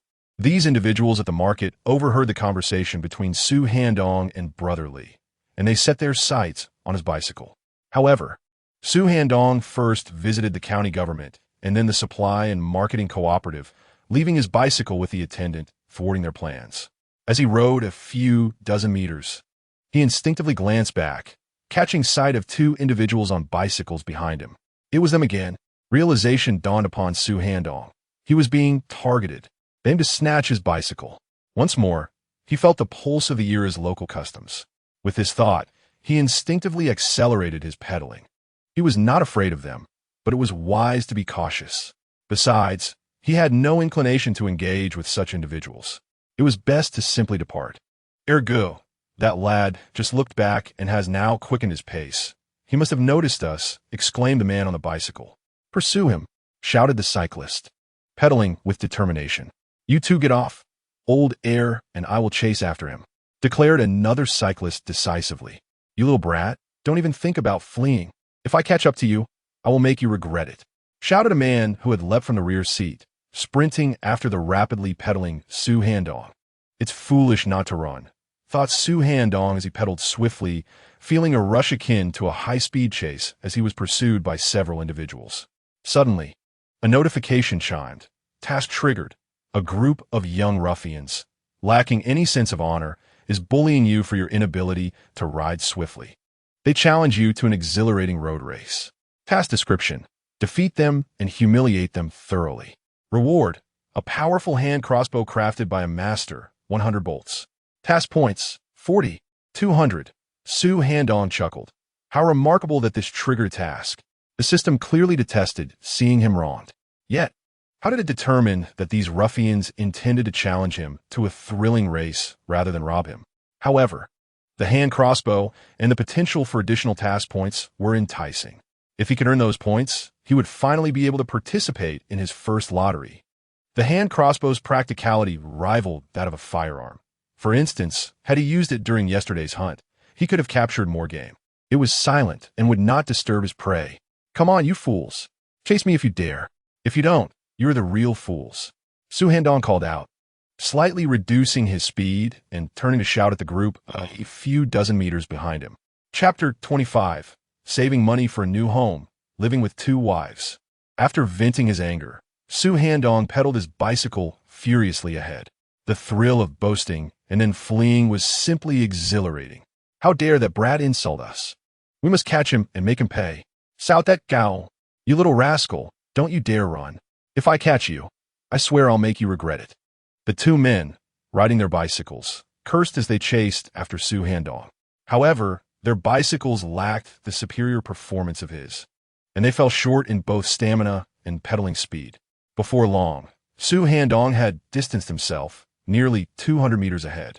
Chow, we've let that brat escape. If we ever cross paths with him again, we'll make sure he pays dearly. Damn it, the prize has flown away. The 2 men halted, panting and cursing. Yet, to their surprise, they noticed Su Handong had stopped ahead, his voice echoing back to them. Come on, you little punks. Don't you want to take me down? Come and try. Exchanging glances, the 2 men resolved. Let us chase him again. He must be tired now. They mounted their bicycles and sped off once more. Noticing Su Handong slowing down, they closed the gap, nearing within 30 meters. This time, I'll catch you. One of them gritted his teeth. But before he could finish his sentence, Su Handong accelerated, swiftly widening the distance between them. Thus, Su Handong continued to ride, alternating between stopping and taunting them, leading the 2 men as if they were dogs on leashes. Damn it, this brat is intentionally toying with us. Let us stop chasing. One of the men huffed, his face flushed with anger. The second man echoed his sentiments, cursing, this kid is infuriating. I just want to give him a beating. The second man was perplexed as he observed Su Handong, who had initially ridden away, now turning back. What is he doing? Is he asking for trouble? He wondered. You think you can fool me again? Don't get too cocky. If we meet again, we'll see what happens. As they watched Su Handong approach, they continued to curse, convinced he was merely teasing them. But in reality, Su Handong intended to confront them. Initially, he thought it would suffice to humiliate them a bit, and then ride away. However, he reconsidered. It might be necessary to teach them a lesson. Riding up to them, he suddenly halted, catching them off guard, and delivered a swift kick to one of their chests. The man, along with his bicycle, collided with the other, resulting in a loud crash as both men tumbled to the ground, sprawled out in disarray. Subsequently, Su Handong unceremoniously delivered several firm kicks to the 2 individuals, leaving them bruised and battered, crying out in pain and pleading for mercy, while he leisurely rode away on his bicycle. What a thrill! Ding! Task completed. He was awarded a first-rate crossbow, along with 100 bolts, and received 150 task points. However, he was somewhat displeased when the system did not bestow upon him the master-level crossbow he had anticipated. Was there an error in the assessment? Had his task not been executed flawlessly enough to warrant the highest reward? This was the first task he had undertaken that did not yield the full reward. The system's response indicated that he had not met the criteria for the maximum reward. Very well. Gazing at the light brown crossbow and the collection of sharp bolts nestled in his storage space, Su Handong felt a sense of satisfaction. Such survival gear was invaluable, akin to possessing an additional trump card. Host, Su Handong physical condition, enhanced level 2 skills, Fishing proficiency, master level, task points. 950 long-term task. Xiaozhou snobbishness, in progress, participation in the preservation team. Mountain patrol and hunting task, ongoing. Seeing his task points stagnate at 950 left Su Handong with an uncomfortable sense of frustration. It was driving his obsessive-compulsive tendencies to the brink. He yearned for a lottery draw. The system storage space already contained a plethora of items, pork, beef, and peanut oil, essentials he had no intention of selling, as they might prove useful in the future. The Ushuri white salmon, however, could be sold for $8 a pound, potentially fetching $400. Around 3 in the afternoon, he awaited the return of the bicycle from the village. Handong, your bicycle is quite handsome. Did you purchase it from a supply and marketing cooperative? Wow, uncle, you have quite the taste. This bicycle is impeccable. Not just impeccable. This is an old East German model, an imported item that is hard to come by, even for those with money. Handong, my family has prepared stewed rabbit meat. Would you like to join us for a drink? As he passed through the village courtyard, a gathering of elderly men and women greeted him with warm smiles, their enthusiasm palpable. The teasing remarks about his status as a son-in-law had vanished. Just yesterday, members of the preservation team had advised their families to avoid provoking Su Handong, and gradually, he had become a figure of intrigue and respect among them. Su Handong smiled and greeted each of them in turn as he pedaled away on his bicycle. Their warm response was a refreshing change from the mockery he had once faced. Riding an East German bicycle, a rare import with limited availability in the county, was no small feat, impressive indeed, remarked an elderly gentleman, his tone filled with admiration. He is certainly not an ordinary person. Just yesterday, he single-handedly subdued 9 opponents, effortlessly bringing down Santauzi and his companions, and he managed to hunt an impressive number of wild boars, many of which he dispatched with precise shots to their heads. A middle-aged man leaned in and whispered this observation. Beside him, an elderly gentleman with graying hair shook his head and remarked with an air of authority, he could undoubtedly achieve headshots with every shot. The reason he hasn't done so is simply that he prefers to remain low-key. A scholar from Kyoto, or perhaps a child raised in a prestigious family, is certainly extraordinary. On that day, when the county leaders visited our village for an inspection, they specifically sought him out for a conversation. Perhaps the county leaders were there just to see him. He might very well be the warrior of a secret unit. An elderly bald man suddenly interjected with a stern expression, "Old 5, you mustn't speak carelessly. And everyone, let's refrain from discussing him in the future. The more we speculate about his identity, the more we risk drawing unwanted attention, which could lead to dire consequences." Just a few years ago, there was a neighboring village where gossip about influential figures led to someone being reported and subsequently executed. Thus, it would be prudent not to discuss him any further. Upon hearing the old man's words, the others' expressions shifted, becoming tense and silent. In their minds, Su Handong had become a taboo subject within the village. Ding, ding, ding. Ding, ding, ding. Su Handong arrived at his doorstep on his bicycle, ringing the bell several times. At that moment, Zhou Yin, who was basking in the sun and sifting through a basket of sun-dried pine nuts, looked up. Upon seeing Su Handong on a bicycle, she was momentarily taken aback. "Handong, whose bicycle are you riding?" Zhou Yin stood up, her beautiful eyes crescent-shaped with a smile, and before Su Handong could respond, she excitedly asked, "Can you guess how much pork we sold today?" Su Handong wrapped his arm around her waist and smiled. "How much did we sell?" "All 500 pounds from our household is sold out. Not just ours, but over 100 pounds from Dad's as well. At $6.50 a pound, we made 330. Impressive, right?" Zhou Yan's brows arched, her lips curling slightly upward in a self-congratulatory manner. Su Handong first gave her waist a gentle squeeze before giving her a thumbs up. "My wife is amazing. She managed to sell all that pork. I have good news for you as well. I sold 2 bear paws in the county town. How much did you get for them?" Zhou Yan asked excitedly. $500. Upon hearing this, Zhou Yan was thrilled. "You sold both bear paws? My husband is incredible." But in the next moment, her smile faded, and with her hands on her hips, she admonished him. "Handong, you haven't gone and bought a fancy bicycle, have you? You're flaunting your wealth. We need to save money for a new house. We'll need several rooms if we're going to accommodate your 2 wives. listening to Zhou Yan's words. Su Handong found himself at a loss for words. His wife was indeed fierce, worrying about his future plans for 2 wives. Chapter 26. Xiaomin finally understood. What does this mean? I was merely contemplating how I could ride my bicycle to the town and occasionally to the county for business. Besides, weren't you envious of Sansaw's family for having a fancy bicycle? In the county town, an elder happened to possess a bicycle ticket, which I managed to procure, thinking that now that we have earned some money, we ought to acquire a bicycle as well. Rest assured, the fund for the new house will undoubtedly suffice. In a few days, we will sell bear bile, bear skins, and the proceeds from selling corn. Is that not enough? Su Handong chuckled as he wrapped his arm around Zhou Yan. He saw no issue with Zhou in managing their finances. It was only natural for a wife to take charge of such matters. As for not consulting her beforehand, he considered it a delightful surprise. To preserve the secret of the system, he could not disclose it even to Zhou Yan. This secret was solely his to keep. I understand. I know you wish to surprise me. I'm not angry, just concerned about your extravagant spending.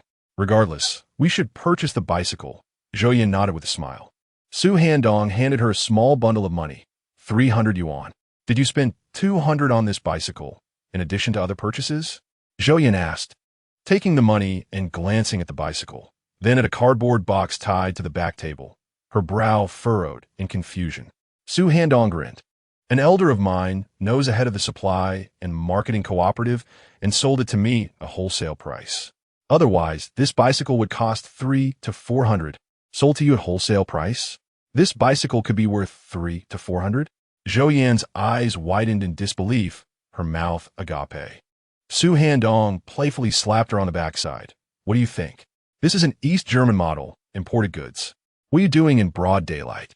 Zhou Yan retorted, slightly annoyed, but in the next moment, she reached down, grinning at Su Handong. Look what I bought for you. Su Handong leaned in and planted a kiss on her cheek. This spirited woman from the northeast, Zhou Yan, possessed a personality reminiscent of the lively figures seen in modern social media, full of vigor and a carefree demeanor, undeniably a true daughter of the northeast. As for Xiaomin, she appeared gentle but was innately strong. Whether she possessed the fiery temperament of women from Sichuan, known for their assertiveness, remains uncertain, as my understanding is limited. Among Zhou Yan and Xiaoqing's close circle of friends was a young woman named Xiao Muyu, a native of Guang province. Her speech was slightly accented, but it was natural, not affected. She spoke softly and sweetly. If Zhou Yan embodies the hearty essence of the Northeast, Xiao Muyu represents the delicate charm of the South. In the past 2 years, Xiao Muyu returned to Guang City, and she and Zhou Yan still kept in touch through letters. What is this? Did you buy me clothes? Why would you buy me clothes? Zhou Yan exclaimed as she picked up a garment, her eyes sparkling with excitement. New clothes, regardless of the time, hold an irresistible allure for women. You've bought it. So don't complain. Su Handong feigned annoyance. I didn't say anything. I was just worried it wouldn't fit you, Zhou Yan said, holding a pink sweater against herself for comparison. I have good taste. If it doesn't fit, I can exchange it at the cooperative another day. You and Xiaomin each have one. So don't be marked. You've taken a little mistress and forgotten your first wife. Zhou Yan shot Su Handong a glance, before picking up a pair of trousers and draping them over her legs for a fitting. Su Handong swiftly executed a playful gesture. Little one, you should tidy up. If I don't buy for Xiaomin, you'll surely have something to say. Zhou Yan, with a cheeky smile, pushed his hand away. I'm merely joking. Besides, I was the one who introduced Xiaomin into our household. Today, Xiaomin shared something with me, but I'll keep it under wraps for now. It's a positive development. Zhou Yan embraced a box and entered the room, first rummaging through some clothes before discovering other edible items within. Old Dingfeng S mooncakes, these are quite pricey. Should I send a couple to my parents? But if third sister sees, she'll surely start a commotion. Today, third sister truly vexed me. She had the audacity to suggest that her mother, suffering from severe rheumatism, could use a bear skin for a knee pad. What is she thinking? I retorted that we planned to sell the bear skin for money to build a new house in spring. A piece of bear skin, if it's not in good condition, will surely fetch a lower price. She then insinuated that bear ball isn't worth much, and selling could fund our new house. I asked if she would lend us money if we lacked funds for the new house. And she didn't utter a word. Wait a moment. I'll take the old bicycle and deliberately ride past her a few times to aggravate her. Zhou Yin picked up a piece of long white cake, munching as she grumbled. Su Handong nodded. All right, let us ride the bike in front of her and ruffle her feathers. Third sister is always looking to take advantage. If she benefits, the other two sisters will surely feel disgruntled. Typically, the eldest and second sisters have no issues, but third sister always stirs the pot. In the past, Su Handong endeavored to be the nice guy in front of his three sisters-in-law, maintaining harmony among them. But now he thought, to hell with that. I'll just focus on my own well-being. During his conversation with Zhou Yin, Su Handong learned why the wild boar meat had sold out so quickly. With the mid-autumn festival approaching, meat rationing had become stringent, and the supply of beef and mutton from the cooperative was insufficient. The purchasing agent from the grain station had bought all the wild boar meat from Zhou Laojin and his daughter, claiming it was to provide festive benefits for the employees. Although wild boar meat doesn't compare to domesticated pork, having meat is certainly better than not having any at all. Even the dozens of pounds of offal they brought were sold out. What is this transparent line for? Why are you buying so many fishing nets? Zhou Yin inquired. Noticing the fishing gear, Su Handong replied, I plan to go fishing by the river to earn some money. Fishing for money? Zhou Yin blinked in surprise. Then burst into laughter. Handong, what are you thinking? People around here don't even dare to catch fish in the river. And you want to go fishing to make money? That's a bit naive. Ding. Task triggered. Zhou Yin mocks your age. What fish are you going to catch? Task description. Prove your fishing skills and demonstrate that, despite your age, your abilities are still formidable. Task reward. 10 100 pounds of chicken. Task points. 10 100. Do you underestimate me?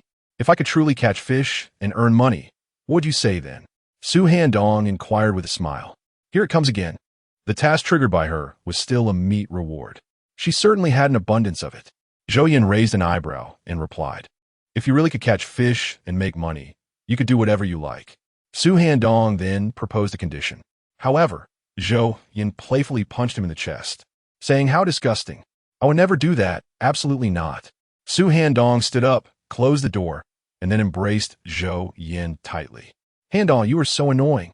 An hour later, lying in Su Handong's arms, Zhou Yin bit his arm hard, recalling the earlier events, which made her feel utterly embarrassed, nearly taking her breath away. Su Handong chuckled mischievously. You said you would agree to anything I propose, yet you haven't caught any fish, and here you are. Zhou Yin retorted, I really can hardly tolerate you any longer. Fortunately, Xiaomin has come to her senses. You should seek her out more and stop bothering me. Su Handong was taken aback. What do you mean? Xiaomin has come to her senses? What does that imply? Should I contact her more? Is it about that matter? Chapter 27. Handong. You are so perverse. I absolutely will not allow you. Subsequently, Su Handong learned from Zhou Yin what Xiaomin had realized. Today, Chen Dong fainted for considerable time, alarming Xiaomin to call for Lu Wuye to examine him. Although he later regained consciousness, Lu Wuye informed her that Chen Dong's pulse indicated he would not last much longer, so she should be mentally prepared. After waking, Chen Dong talked to her about her pregnancy. Xiaomin felt uneasy about deceiving Chen Dong, wishing that if he were alive to witness it, perhaps he would leave without regrets. After all, this was Chen Dong's only wish before his demise. Zhou Yin remarked, in the past, Xiaomin somewhat felt that with Chen Dong still around, she couldn't be with you openly, hence she pretended to be with you to deceive him. Anyone in her position would feel conflicted. Zhou Yin sighed deeply. When I asked you to help Xiaomin with the situation, weren't you conflicted too? Su Handong wanted to explain that when he had just returned to life, his mind was still in disarray, and being asked to assist Xiaomin only brought him joy at that moment. He wasn't exactly a paragon of virtue, nor deeply devoted to matters of the heart. Regarding Zhou Yin, aside from the guilt he felt for not bringing her along when he sought out his father, which ultimately led to her and the child perishing, he didn't feel any debt towards her in other respects. Moreover, his visit to his father was not a mistake. He had intended to bring Zhou Yin to the city. Thus, he felt no guilt towards her. Furthermore, in this new life, there was no need to dwell on past regrets. After all, in his previous life, he had become a failure, never having touched a woman. And naturally, he harbored certain obsessions regarding women. Prompted by Zhou Yan's mention of Xiao Min's decision, Su Handong began to feel a sense of anticipation. If Xiao Min were to visit his home in the evening, he could seize the opportunity to address certain matters. However, with Zhou Yan still present, would it be appropriate to invite her along? As he pondered this, he noted that Zhou Yan had indeed taken her bicycle to seek out Sansao Liang Meifong to boast. Meanwhile, Su Handong busied himself at home, preparing his fishing gear. He intended to transform his fishing net into a combination of a fish basket and a landing net. For bait, he decided to use corn, which would suffice. He also planned to dig up some earthworms or perhaps procure some bean weevils to serve as enticing bait, as live bait would attract fish more effectively. Additionally, he needed to prepare some dough balls, crafted from flour to create gluten, which he would mix with finely shredded cotton, cornmeal, and a dash of wine and MSG, enhancing the aroma with bits of fish meat. The gluten combined with the delicate cotton fibers would enhance the bait's effectiveness, with MSG being a crucial ingredient in its preparation. He also contemplated visiting the cornfield the next day to collect some tender corn, which would make for excellent fishing bait. As for the fishing rod, unable to find slender bamboo, he decided to split thicker bamboo into smaller strips, binding them together with purchased glue and wrapping fishing line around them. In terms of resilience and strength, this improvised rod would not be inferior to a high-end one. "What are you doing with all that flour?" Zhou Yan inquired curiously upon her return home on her bicycle, noticing Su Handong mixing cornmeal in a small basin. Preparing bait for fishing, he replied busily. "Using cornmeal as bait?" she questioned, puzzled. Su Handong chuckled and shook his head. "You wouldn't understand. You'll see once I catch some fish." Zhou Yan shrugged, allowing him to indulge in his fishing endeavors. After all, he had earned quite a bit from hunting, more than what their family would make from several years of farming. If Su Handong wanted to pursue this hobby, she saw no reason to object, although she thought his dreams of fishing for profit were somewhat fanciful. She dismissed it as inconsequential. Fishing was certainly safer than venturing into the thick woods to hunt. A man should focus on providing for the family, while a woman should manage the household without burdening him. Subsequently, Zhou Yan animatedly recounted to Su Handong how she had deliberately showcased her bicycle in front of Liang Meifong. She had ridden circles around her father's yard, leaving a myriad of tire tracks. Initially, Liang Meifong had commented on the quality of her bicycle, claiming that the Shanghai brand was among the better domestic options, questioning why Zhou Yan's appeared somewhat worn. Zhou Yan, however, laughed and explained that her bicycle was an East German model, an import, and that the matte black paint was simply the color of new vehicles. Liang Meifong remained skeptical, still doubting the claim of it being an import. Just then, a visitor confirmed that indeed her bicycle was from East Germany, a genuine import that was virtually unattainable, with very few in the entire county. This revelation served to embarrass Liang Meifong. When she visited her parents' home, she deliberately brought along 2 bags of mooncakes and some pastries, instructing them to store these delicacies in the kitchen, preferably locking them away, as there were mice in the house that might sneak in and feast upon them. This was pointedly directed at Liang Meifong. Zhou Yan animatedly recounted that with the festival approaching, the couple ought to present gifts. Yet, Zhou Yan confidently asserted that Su Handong, being a son-in-law, was not obligated to partake in such customs. Traditionally, during festive occasions, they should graciously invite Su Handong to dine with them. "You prepare the meal. I shall wander to the river in search of fishing spots. Tomorrow, we shall commence our fishing endeavors," Su Handong declared, rising with a half bag of corn kernels in hand. Zhou Yan, puzzled, inquired, "What do you need the corn for?" "To bait the fish," Su Handong replied. "Bait? What do you mean by that?" Zhou Yan asked curiously. Su Handong chuckled. "Without baiting the area, one cannot catch many fish. It involves scattering the corn in places where fish frequently gather to entice them. If done repeatedly, the fish will eventually habituate to the spot, making it easier to catch them later." Upon hearing this, Zhou Yan felt a pang of concern. Isn't that a waste? Throwing corn into the river to feed the fish? What if we don't catch any? Wouldn't that render the corn useless?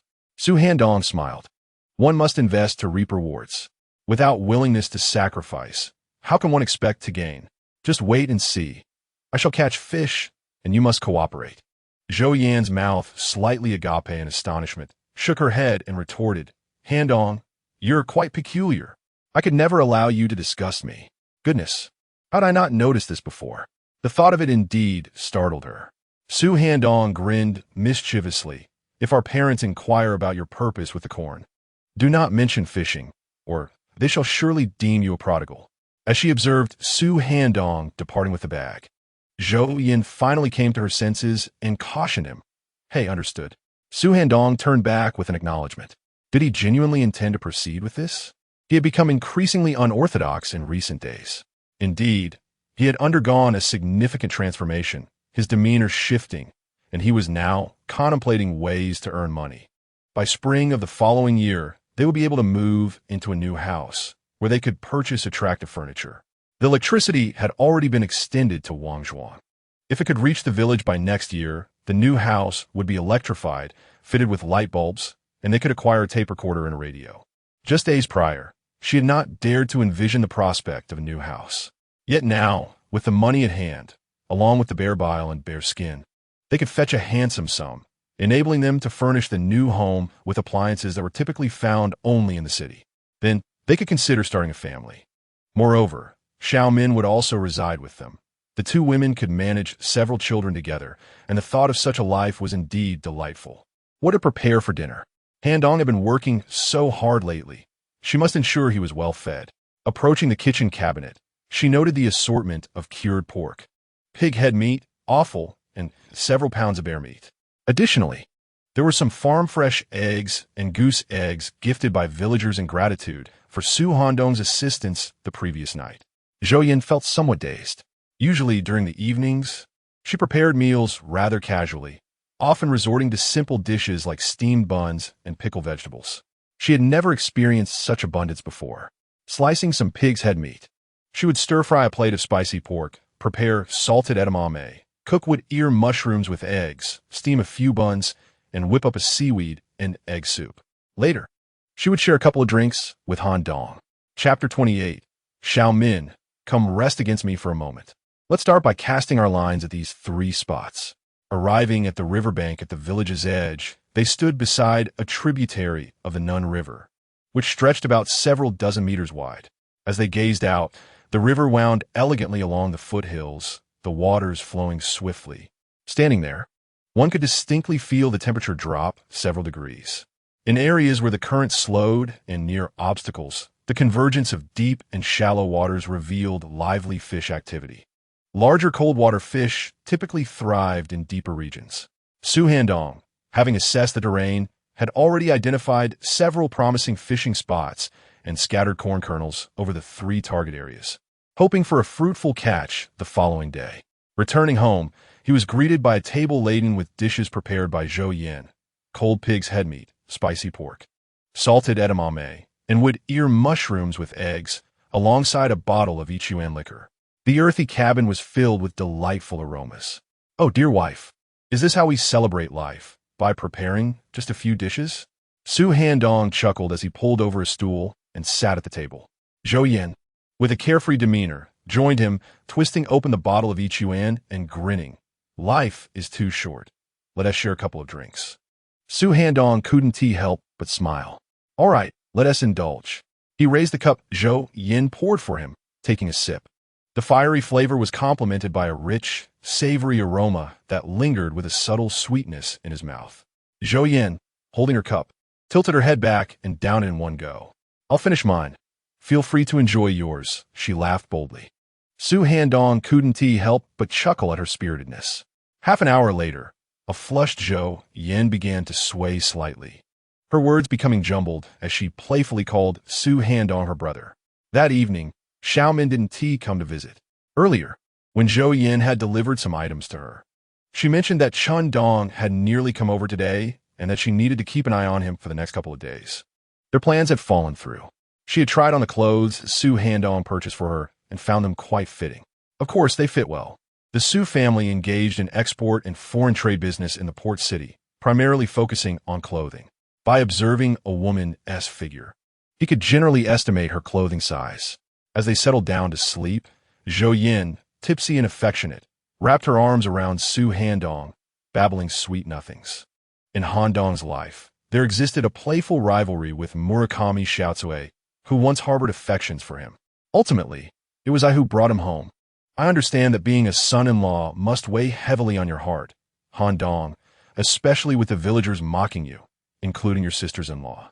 I once dreamt of you leaving Wonyu village, and I plead with you not to go. Were it not for my sympathy toward Xiaomin, who is also my dear friend, I would never have agreed to this arrangement. My intention was solely to keep your heart here, hence my acquiescence. When Xiaomin truly becomes part of our family, the three of us will occasionally share a bed, and I might rally her to conspire against you.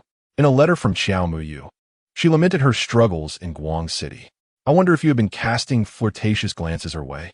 Perhaps I should invite her to stay with us, and we could live together. I can't believe you took my jest seriously.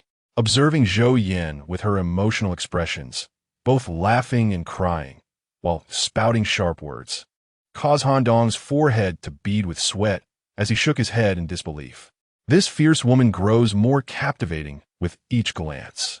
In a previous life, it was only after gaining some maturity that Handong recognized Zhou Yan's worth. Having navigated through treachery and the malice of human nature, he certainly did not desire a wife who was petty, calculating, and sharp-tongued. Such a life would be devoid of joy. Life should be filled with happiness and laughter. As for the flirtations he had with Xiao Muyu and the production team, they were indeed true. At that time, Xiao Muyu, with her southern charm, was undeniably captivating, drawing the attention of a man raised in the north. His connection with Zhou Yin, born from shared experiences, eventually led him to appreciate her as well. Thus, one night passed in this manner. The following morning, Zhou Yin awoke, recalling the previous night's drinking escapade that culminated in a blackout. She shook her head groggily, donning her clothing while hoarsely inquiring, "Handong, did I say anything foolish last night?" Her disheveled hair brushed against his cheek as he playfully slapped her rear, responding, "Oh, you did say quite a few nonsensical things." Zhou Yin gathered her hair, tying it back while widening her eyes in curiosity. "What did I say?" "You declared your wish to bear me 10 children, mentioned that I could spend the household money as I pleased, and even suggested that I should invite Xiaomin to share our bed. You proclaimed that you would earn a living while I lounged at home like a monarch." Handong jested. "Nonsense. I could never say such things. You must tell me what I truly said, or I shall make you regret it."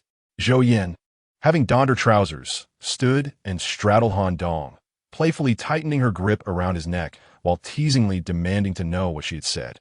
As she spoke, her movements were mischievous. Suddenly, a task was triggered, Zhou Yan's playful threat. Task description: the young woman Zhou Yin seeks to tease you, intending to intimidate you. Teach her a lesson that makes her experience the bitterness of regret for her actions. Task reward: 10 flower-tailed hazelnuts, 50 flower-tailed hazelnuts. Reward task points, 20, 200. The task triggered by Zhou Yin is unexpectedly related to meat. Alas, the system seems to have determined her inextricably linked to meat. Currently, the purchasing price for a standard-sized flower-tailed hazelnut at the Supply and Marketing Cooperative is 8 yuan, while at the market, it is approximately 12. In recent years, rampant hunting in the Old Forest has led to a significant decline in the population of wild animals, including the flower-tailed hazelnut. Coupled with its tender texture, the demand in the market far exceeds the supply, resulting in an increasing scarcity and consequently rising prices. This should make her feel as if life were worse than death. Regretting her past actions. How simple it is. With a swift movement, he pinned her beneath him, ready to earn 1,000 task points. Yet, a lottery was to be drawn. He was confident about securing the task reward. Not even Jesus could hinder him. All he needed was to tidy her up a bit, surpass the 1,000-point mark, and he would have it in the bag. No, please let me go," Zhou Yin pleaded, attempting to push Su Handong away. Though she was resilient, she could not withstand Su Handong's incessant advances. Just then, an urgent male voice echoed from outside the room. Yin, Dong's family sent me to tell you too that Dong is in critical condition. You should come and see." Dong was in dire straits. Su Handong had no choice but to withdraw his thoughts, quickly dressing. "All right, we are on our way." Such short-term tasks come with a 1-hour time limit. How could he possibly tidy up Zhou Yin under these circumstances? Why was it so challenging to surpass the 1,000-point threshold?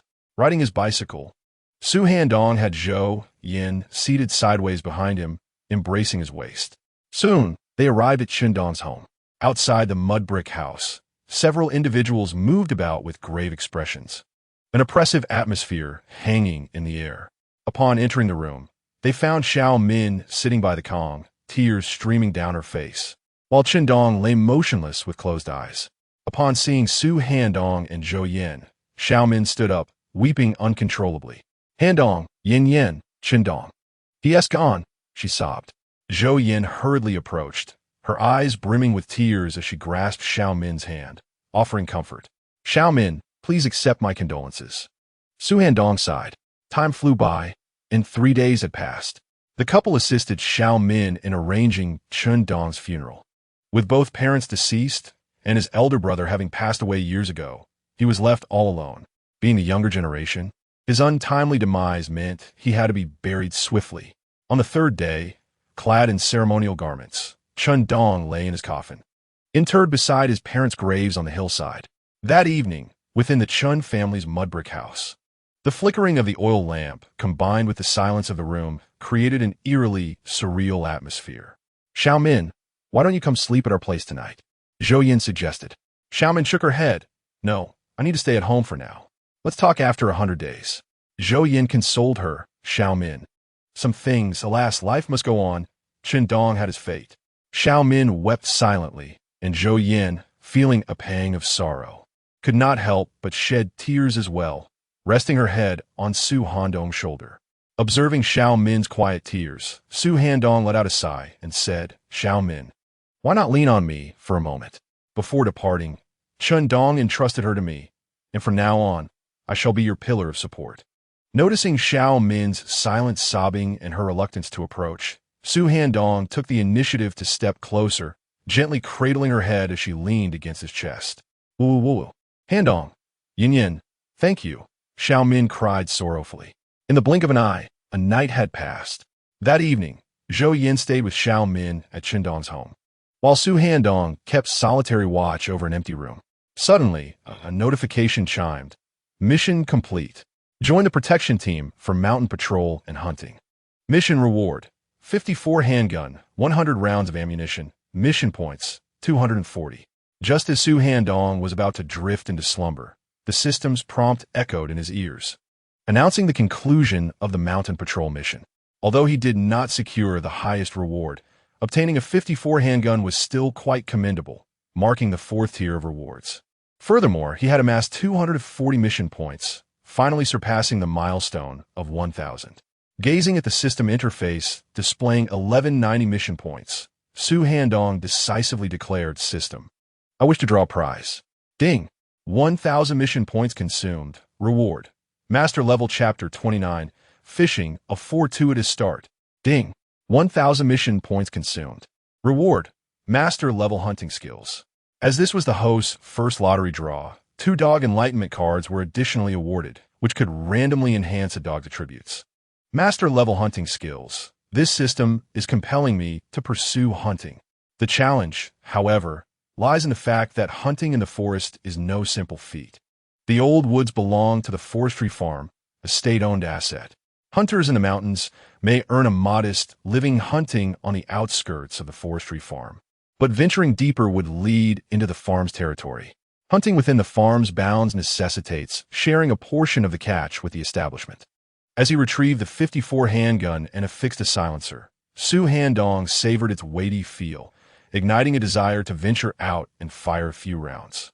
Every man has an affinity for firearms. With this silenced 54 handgun, should he encounter any troublemakers, he could simply eliminate the threat. Moreover, the master-level hunting skills would significantly enhance his marksmanship, enabling him to identify various flora and fauna in the mountains, including mushrooms, along with numerous wilderness survival techniques. Having a diverse skill set is never a burden. The system had also gifted him 2 dog enlightenment cards. Upon seeing the images of 2 dogs appear on the system interface, he contemplated using the cards to transform them into hunting dogs, with the quality of the resulting canine being entirely random.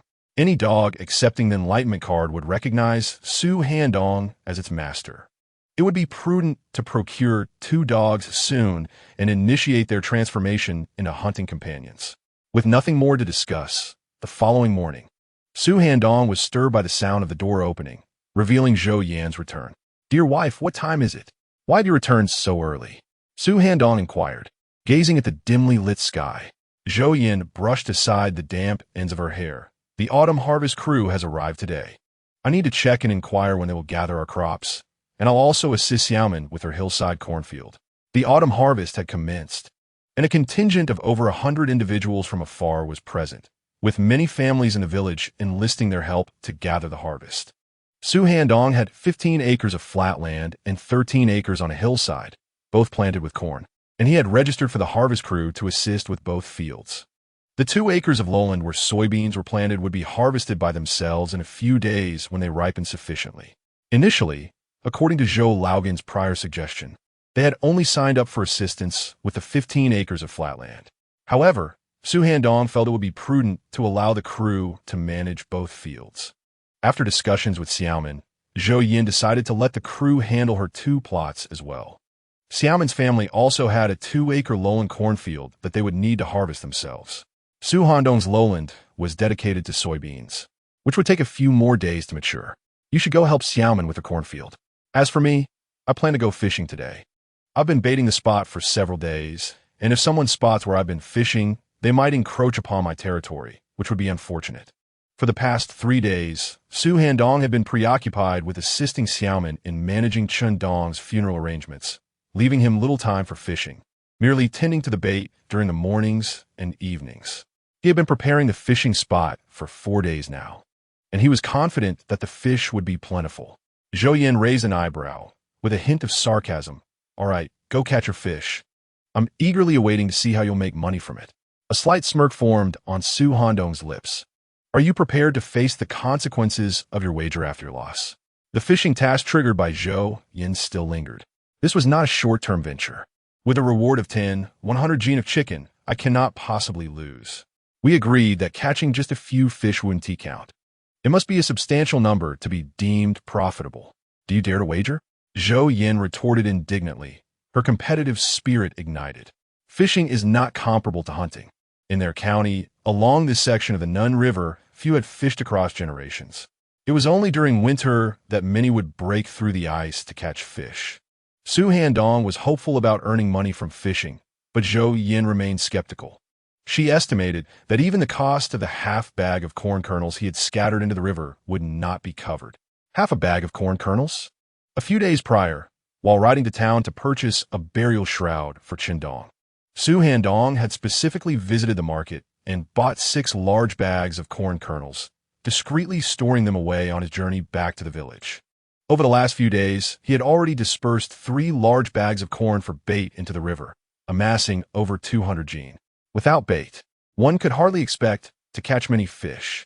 Should his fishing endeavors yield minimal profit, Zhou Yan would certainly contemplate what she might wager against Su Handong. Although it was the autumn harvest season, Su Handong's decision to fish might not present him as a diligent farmer in the eyes of others.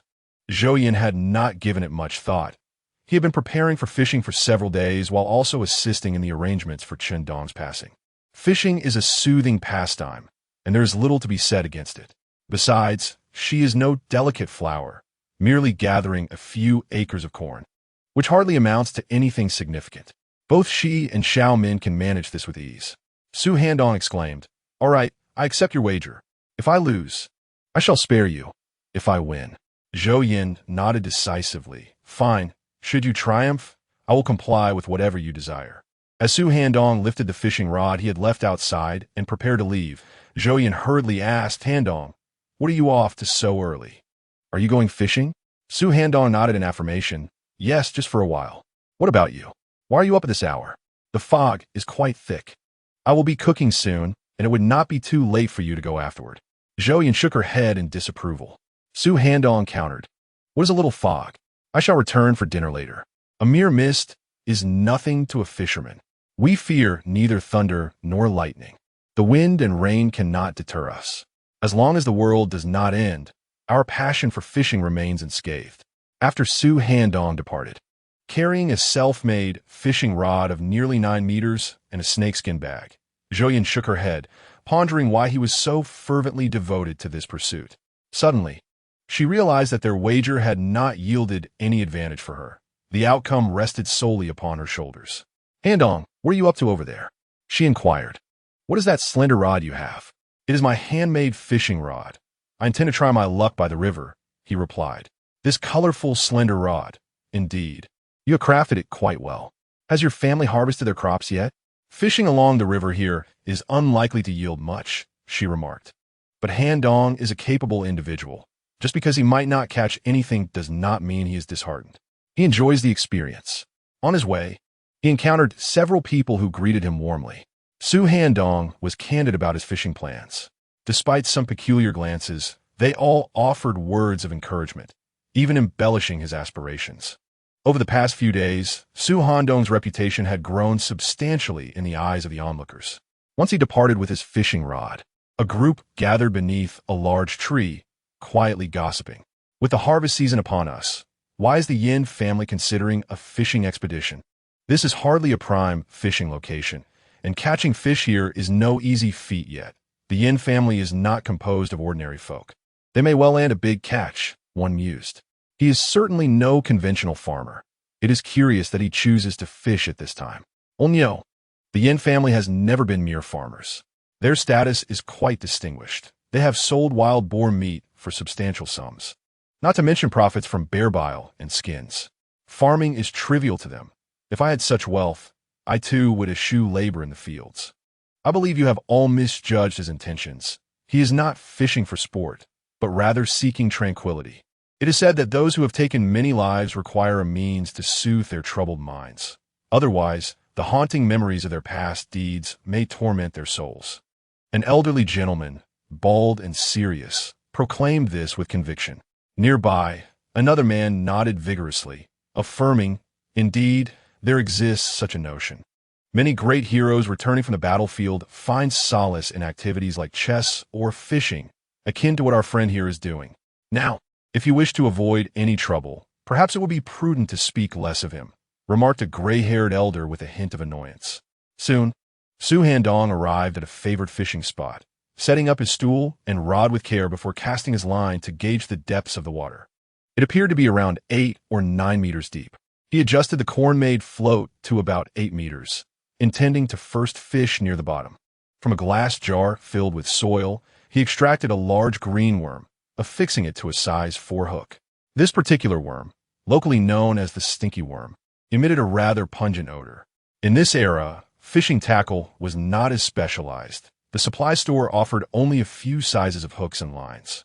Su Handong had purchased a considerable assortment, nearly depleting the county's supply of fishing gear. Merely 2 minutes after casting, the float wobbled before plunging beneath the surface. Quickly, he raised the rod, feeling the immense pull as it bent like a bow. He steadied the rod, allowing the fish to thrash in the water. After a few minutes, the fish's strength began to wane, and he slowly lifted the rod. Soon, a substantial fish, weighing 6 or 7 pounds, broke the surface. Its body was an olive brown on top, darker on the sides, and white on the belly, a rare, fine-scaled salmon. To his astonishment, his first catch was such an extraordinary specimen, and of considerable size too. The value of this fine-scaled salmon rivals that of the prized triangular bream. A splendid start indeed. Chapter 30. Zhou Yin's Dream of Wealth.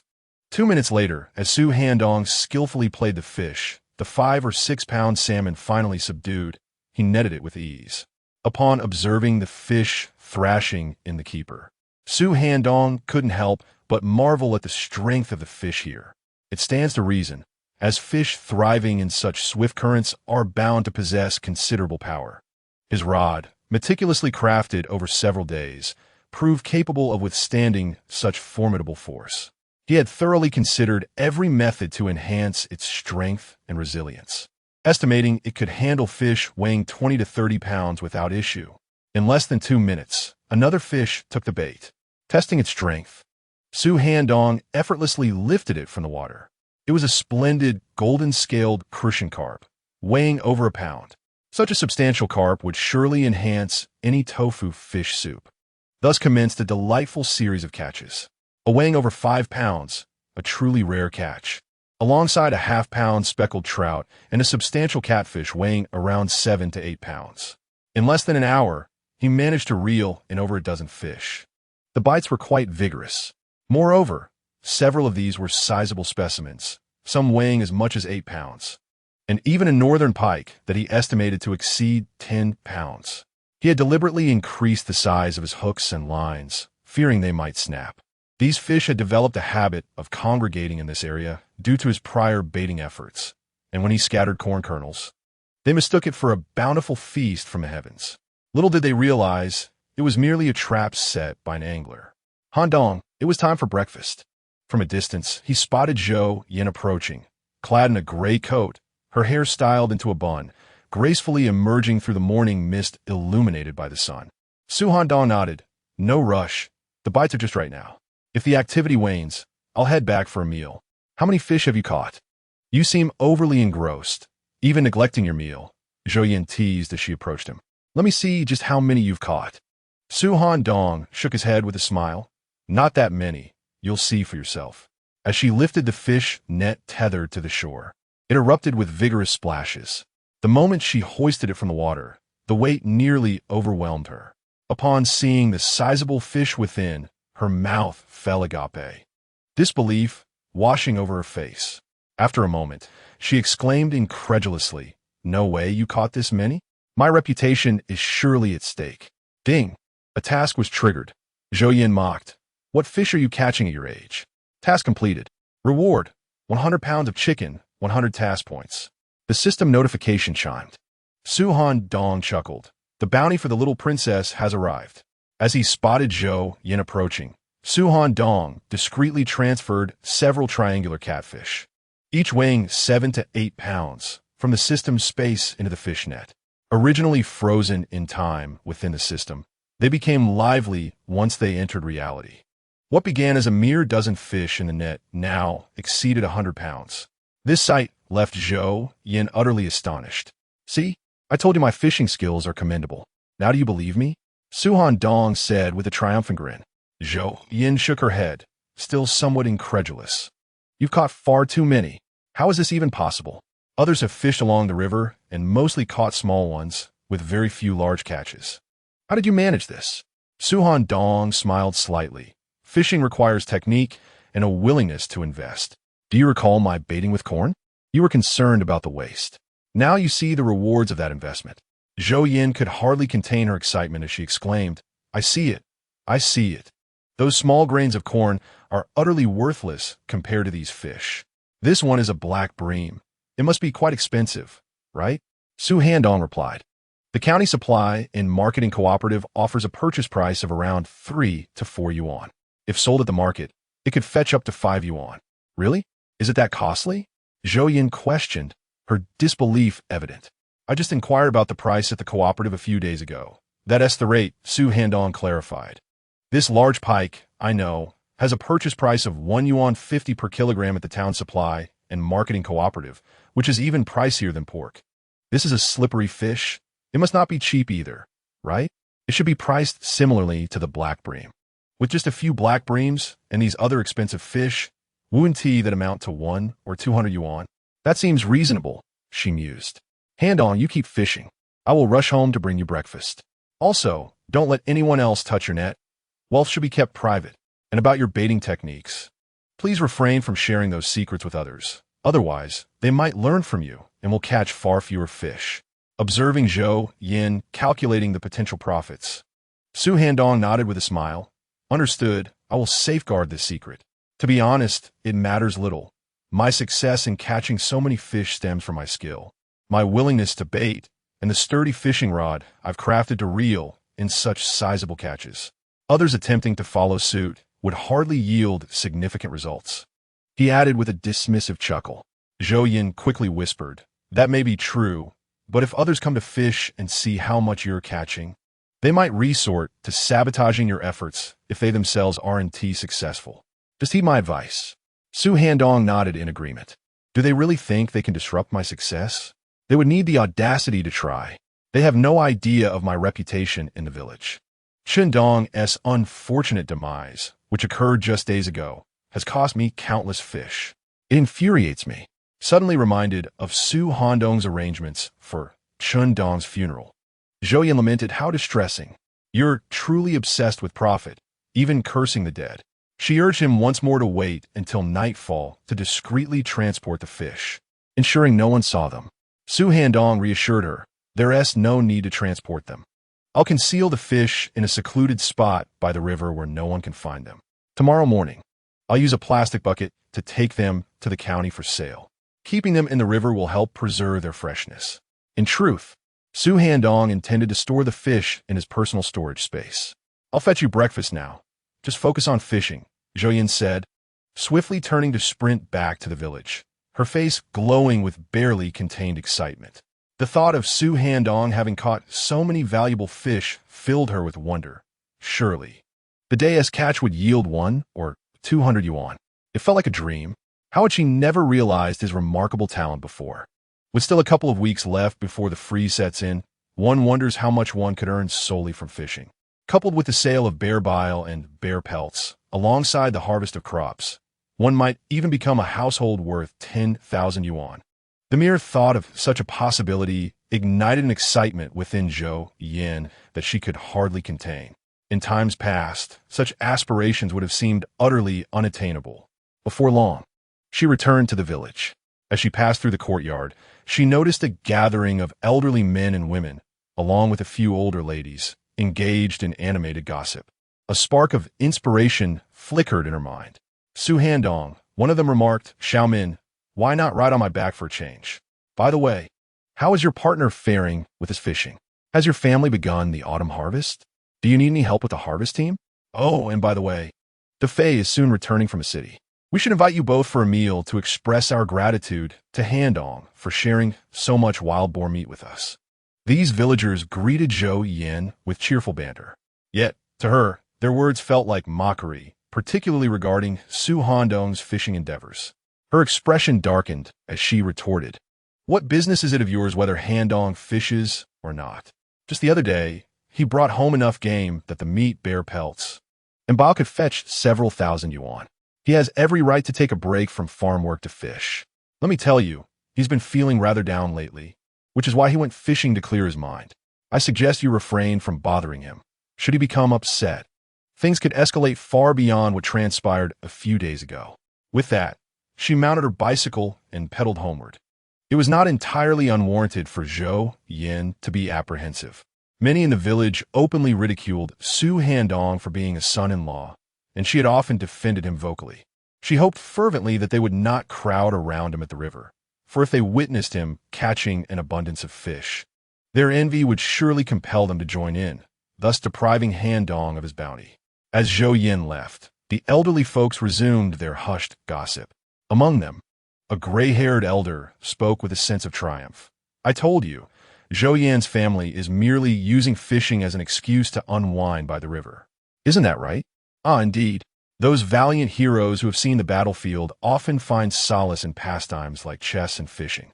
We must ensure not to disturb him. His spirits have been low lately, and we cannot afford to provoke him. Why was Zhou Yan's family so quiet before? Times have changed. The country has embraced reform and opening up, and naturally, they no longer feel the need to hide. Soon, Zhou Yan prepared a breakfast for Su Handong, packing it neatly in a lunchbox. Originally, she had made pork noodles with fried sauce, but upon returning home, she decided to fry 2 eggs as well, hoping to provide him with a hearty meal to restore his strength. Handong, I just returned and berated a group of people, Zhou Yan said with a flicker of excitement as she recounted her scolding of those individuals. Then, with a hint of pride, she remarked, see, it worked wonders. Not a single one of them dared to approach you. Handong couldn't help but chuckle at this cunning woman. It was only natural. Had anyone else the skill to catch such an impressive haul, they too would wish to keep it a secret. Humans are inherently selfish. I believe Zhou Yan's words would deter anyone aware of the situation from coming to witness his fishing endeavors. This is for the best. As an angler, one naturally prefers solitude while fishing, free from the incessant chatter of onlookers. However, with the autumn harvest upon them, Fewer people venture into this area. Handong, just focus on your fishing. I will assist Xiao Min with the corn harvest. I'll bring you lunch around noon, Zhou Yin said. Handong shook his head. Wife, I can return home for lunch. I need to rest. I can't fish all day. That would surely wear me out. You're so vigorous. What is there to worry about fatigue? Besides, since the fishing is good now, you should catch as much as you can to sell later, Zhou Yin teased, revealing her financial aspirations. Handong couldn't help but shake his head again. The fish aren't always biting. Early morning and evening are the prime times. During midday, they become rather lethargic. Even if I wish to catch more, I wouldn't manage much. This woman has an obsession with money. Is that true? Fish are inactive during midday. Do they take a siesta? Zhou Yin inquired, intrigued. After Zhou Yin departed, she quickly arrived at Xiao Min's home, where they set out together to tend to the fields, specifically to harvest 2 acres of corn in the lowlands. Although Chandong had recently passed, leaving Xiao Min engulfed in sorrow, the harvest must continue. Life goes on. Dressed in plain garments, with slightly puffy eyes, Xiao Min appeared significantly worn. Xiao Min, let me share some delightful news. Handong went fishing by the river this morning, and guess what? He caught over 100 pounds of fish, including several triangular catfish, slippery fish, and white fish, which the supply and marketing cooperative buys for 7 to 8 yuan per pound. If Handong keeps this up for 10 days or so, our family could become well off, Zhou Yin whispered, barely concealing her excitement. Xiao Min, skeptical, replied, really? He caught over 100 pounds this morning? Even excluding the rare and expensive species, just the common 4 major fish would still fetch 4 to 5 jiao per pound. It's hard to believe he managed such a catch in the river. If fishing were that easy, others would have already done so. Zhou Yin nodded. Why would I lie to you? He truly caught that much. If that's the case, we could buy a house in the county. I've heard the homes there have heating, which would be much more comfortable than our winter stove, Xiao Min suggested. As for hunting and fishing, we can't really assist Handong much, Zhou Yin replied with a smile. Handong has assured me that he will find ways to earn money. Our role is to manage the household. When we have children, we will take care of them, maintain the home, and handle the field work. So he won't have to worry. Xiao Min, Chandong has departed, and life must carry on. What are your intentions regarding your relationship with Handong? Xiao Min's cheeks flushed slightly as she replied, Chandong has just left. I will wait for a while. Had Chandong not passed away, she had contemplated not deceiving him and engaging with Su Handong, allowing Chandong to see her pregnancy. However, she never anticipated his sudden departure. Although thoughts of Su Handong lingered in her mind, with Chandong's recent demise, she felt little inclination to entertain such notions. Naturally, she understood that she could not expect Su Handong to wait indefinitely, so she would not keep him waiting for too long. As the day swiftly passed, evening arrived. Su Handong returned home, carrying a fishing rod, resembling a member of the Air Force. The elderly villagers gossiped, speculating that he had indeed gone to relax. After all, having spent an entire day fishing without bringing home a single catch seemed rather peculiar. Considering the swift currents of the river, it was reasonable to assume that catching fish was quite challenging. Handong, is your fishing net safe in the river? Upon seeing him return, Zhou Yin inquired earnestly. Besides Zhou Yin, Xiao Min was also present in his home. A large pot simmered, and 2 dishes were already set on the dining table. Xiao Min would be residing with them henceforth, as she no longer needed to stay at her own home following Chandong's funeral. Aware that her solitary presence at home was eerily desolate, Zhou Yin invited her to stay with them. Rest assured, the fishing net is quite sturdy, and it is secured with such thick rope. Nothing will happen to it, Su Handong assured her. If you have no plans tomorrow, could you arrange for someone to buy 2 baskets, line them with plastic to prevent leaks, and fish for a couple more days? I will take the catch to the county town to sell before the Mid-Autumn Festival. I believe there will be plenty of buyers, and we should fetch a good price. Zhou Yin nodded. All right, I will prepare the baskets tomorrow. How much do you think you caught today? Su Handong replied. I must have reeled in 300 to 400 jin, combining both expensive and inexpensive fish. Selling for 400 to 500 should not pose a problem. Upon hearing Su Handong's words, Zhou Yin leaped up and embraced him, exclaiming, Handong, you are incredible. To catch 400 to 500 jin in a single day is astonishing. In front of Xiao Min, she planted a kiss on Su Handong. This audacious woman. If it weren't for my strong waist, your sudden leap could have broken it. He chuckled, fully aware of his own physical prowess from standing and fishing for hours. 4 to 500 jin? He had likely caught around 1,000 jin today.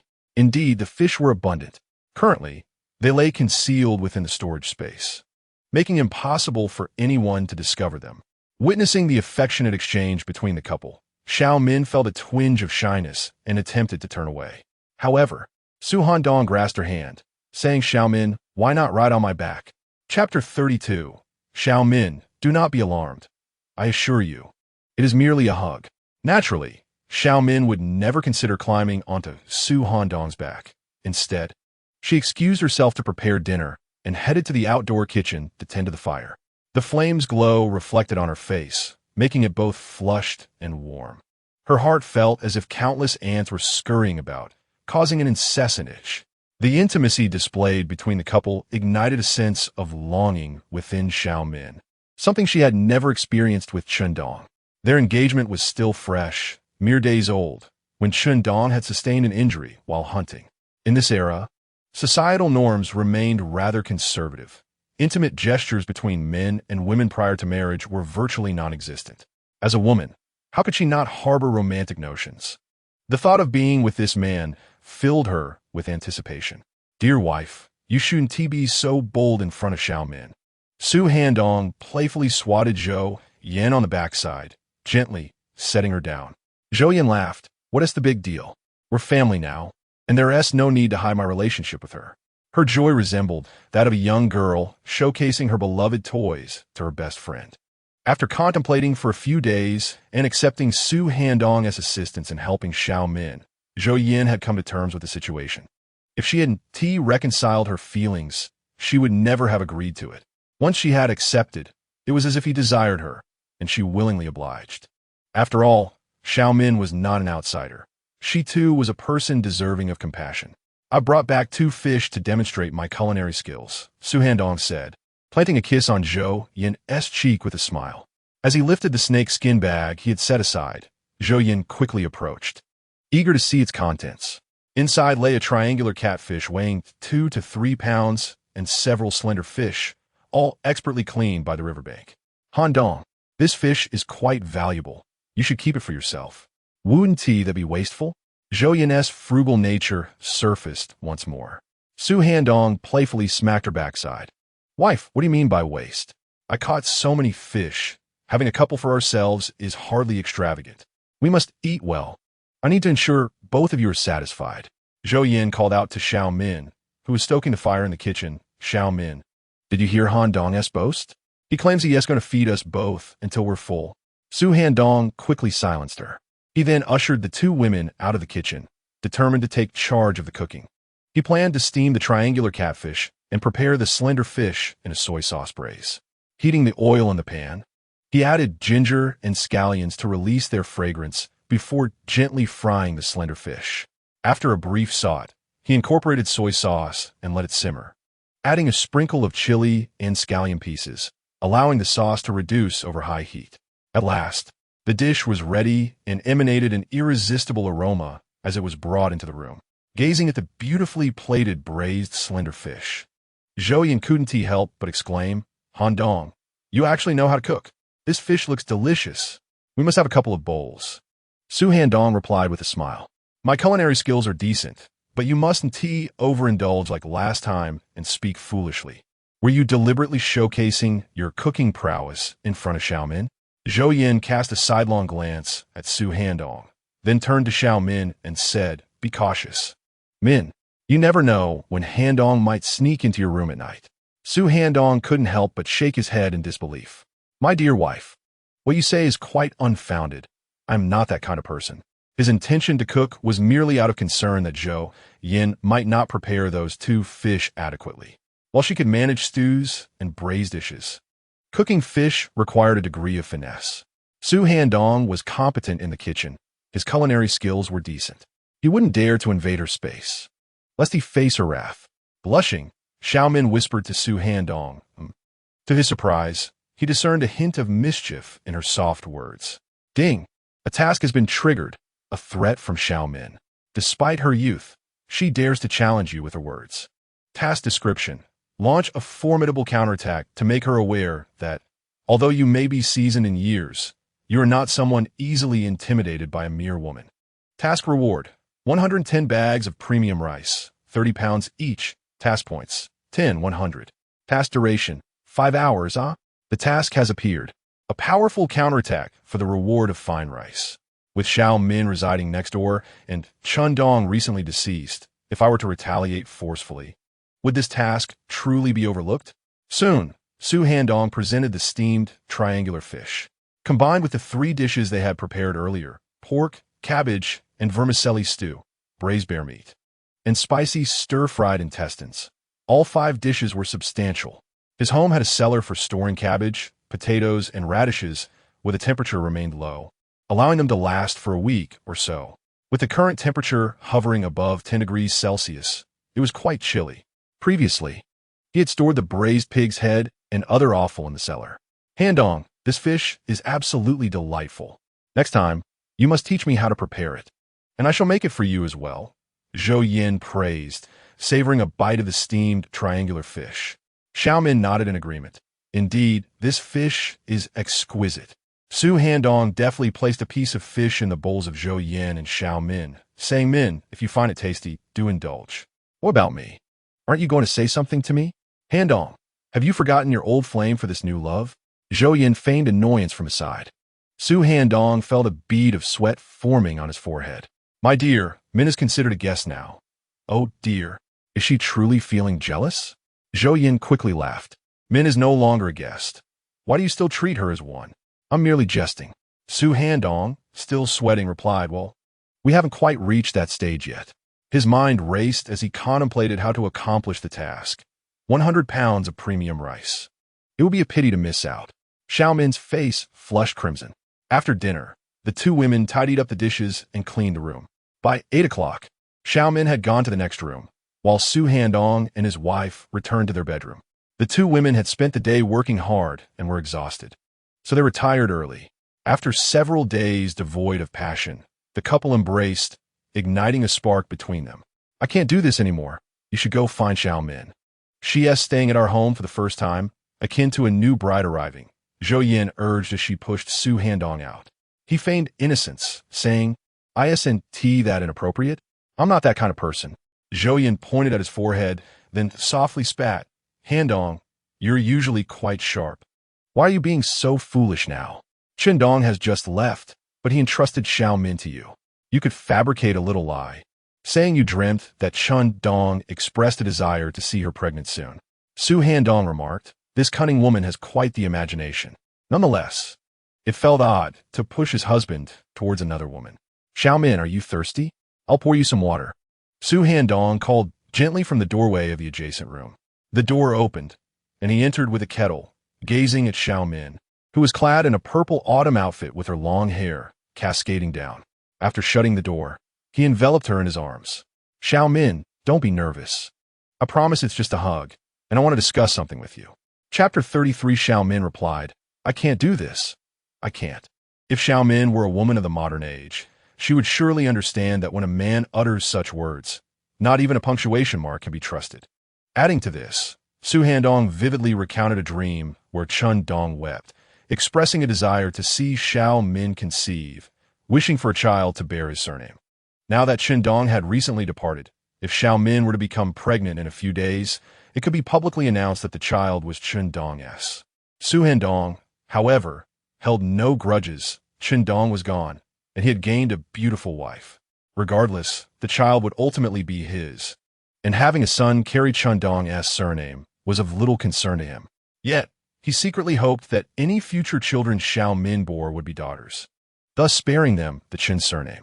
As Su Handong mentioned his dream about Handong desiring her pregnancy, it stirred emotions within Xiao Min, who was still enveloped in sorrow. She felt guilty towards Handong for having deceived him into believing they were intimate.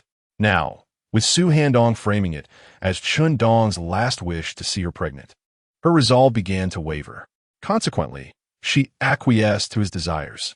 Moreover, having overheard the exchanges between Su Handong and Zhou Yin, her heart had already begun to flutter. It must be said that Xiao Min was a diligent, gentle, and demure woman who had maintained a composed demeanor throughout her studies, never allowing herself to speak loudly. Though she appeared somewhat slender, it was undeniable that, when undressed, she possessed considerable allure. Xiao Min, from now on, you and Yin Yin can focus on managing the household. I'll take care of the financial matters, Su Handong said, embracing her and planting a kiss on her forehead. Xiao Min responded softly. Su Handong continued, trust me, I will ensure a good life for you both. Xiao Min nodded again and then gently pushed him, saying, Handong, why don't you go to that room? All right, but be sure to keep warm while you sleep. Su Handong kissed her gently once more, donned his clothing, and exited the room. It was entirely natural for her emotions to be in turmoil. She yearned for solitude, a sentiment Su Handong comprehended. After all, the bond between them was not rooted in deep feelings. At most, she sought his companionship due to Chen Dong's request. Their relationship was merely a straightforward interaction between a man and a woman. Yet, one couldn't help but ponder if her actions were somewhat devoid of affection. Be strong in your rebuttal. Make her aware that, despite your age, you are not a mere woman to be trifled with or threatened. The task reward echoed. 10 bags of premium rice, 30 pounds each, and 100 task points. The system's enhancement notification resonated. A smile crept across Su Handong's face. To his surprise, he achieved a perfect score on the task. Who would have thought such ease could conquer Xiao Min so effortlessly? However, it must be said that she was indeed quite sensitive. Reflecting on her reaction, he chuckled. 300 pounds of exquisite rice secured. Surveying the plethora of supplies in his storage space, it resembled a small supermarket. These resources obtained through the task were not intended for sale, at least not for the time being. He planned to consume them himself. Not spending money on food equated to earning it.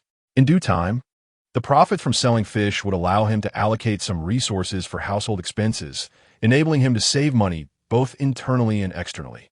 How could a man not possess his own little treasure trove? As Handong returned, Zhou Yin, who had just fallen asleep, felt someone slip into bed beside her. Confused, she blinked and felt a hand resting above her. Su Handong, with utmost seriousness, remarked, What are you thinking? You are my treasure. How could I not return to you? How about you and Xiao Min? Zhou Yin queried, her mind beginning to clear. Su Handong maintained his serious demeanor. We discussed some academic matters. What else would you think? I am not that sort of person. Well, it makes sense. With Qindong just having left, Xiao Min might feel awkward. Besides, such behavior would undoubtedly paint you as heartless, Zhou Yin replied, turning to him and nodding. Su Handong couldn't help but chuckle inwardly. Heartless? What does a capitalist know of conscience? One must possess a conscience, yet without it, one can earn even more. Handong, if you stabilize and fish for 10 days or half a month, reaping several hundred each day, we will soon become affluent. Zhou Yin mused. Unfortunately, winter is approaching, making it difficult to construct a new house or run electrical lines. Otherwise, we could spend a bit more and pull a wire from the forest farm ourselves. Once we have electricity, our household could thrive, and if we accumulate more wealth, we could purchase the 3 major items. She exclaimed excitedly, curled up in Su Handong's embrace. Zhou Yin nestled closer, giggling. The 3 turns and 1 sound referred to a bicycle, a sewing machine, a watch, and a radio. The 3 major items were a television, refrigerator, and washing machine. Bye. We can acquire it all. Su Handong chuckled, stroking Zhou Yan's head. How wonderful. She beamed, her legs draped over his, reveling in the warmth of the blankets as she playfully kicked them about. The sharp pang of pain caused Xiao Min to involuntarily gasp, as if a heavy burden that had long weighed on her heart had finally been lifted. She had finally engaged in a relationship with Su Handong, thus fulfilling Chen Dong's lingering wish. Though she was not naive and recognized that Su Handong might be weaving a tale, she found herself unable to reject this narrative. Furthermore, with Su Handong so eager to be with her, she did not wish to keep him waiting. If he desired it, she would grant it. From the moment she agreed to the arrangement, some of her inner boundaries had been breached. As a woman, thoughts of Su Handong filled her with a peculiar sense of security, a profound reassurance she had never experienced with Qindong. That night marked the most restful sleep she had enjoyed in years. As the night passed in silence, Su Handong awoke early, planting a gentle kiss on the still sleeping Zhou Yin before preparing to head out fishing with his bamboo rod. As an avid angler, the prospect of such favorable fishing conditions stirred within him an irresistible urge to venture out. "Xiaomin, why are you up so early?" Su Handong inquired with a smile upon seeing Xiao Min emerge from the auxiliary room. Xiao Min replied softly, "I'm used to it. What about you?" Su Handong stepped closer, placing his hand on her shoulder, his eyebrows arched in a playful smirk as he whispered, "I couldn't sleep for thinking of you." With that, he swept Xiao Min off her feet, carrying her back toward the auxiliary room. "Handong, what are you doing?" Xiao Min protested, playfully punching his back. Suandon exclaimed, suddenly recalling how she had threatened him during dinner the previous night, teasingly questioning whether she dared to provoke him. As a fisherman, the art of fishing was crucial. Yet as a man, certain matters took precedence. Xiao Min, flustered, quickly reassured him, I won't dare. Let's not fool around so early." "Fool around? I'm being completely serious." Then, Chapter 34. A new task. Must you force me to 12? The early bird catches the worm. Half an hour later, Su Handong left Xiao Min's room with a contented expression, carrying his fishing rod, a bag filled with bait, and a small stool, departing the house. After Su Handong's departure, Xiao Min dressed, tidied her slightly disheveled hair, and took a moment to calm her emotions and steady herself. That rascal Su Handong, causing such chaos so early in the morning, truly exasperated her, prompting her to mutter a few choice words, even slipping into her hometown dialect.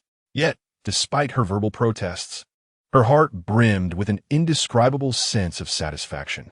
Though the sorrow of Chandong as passing lingered in her heart, she had begun to look forward to a future life. "Xiao Min, how did you sleep last night?" Zhou Yin, upon rising and noticing Xiao Min busy tidying the yard, approached her with concern. Xiao Min's cheeks flushed as she replied, "Not too bad." "That is good to hear. Handong mentioned he talked with you about your studies." "Oh, don't be too sad. Life must go on, and you need to move forward," Zhou Yin sighed. "Xiao Min, is this about studies? Did Su Handong really say that? Could it be that he's trying to spare my feelings by not mentioning our affair?" This thought brought a sigh of relief to Xiao Min. Initially, if Zhou Yin were to bring up the events of that night with Su Handong, she would have felt somewhat embarrassed.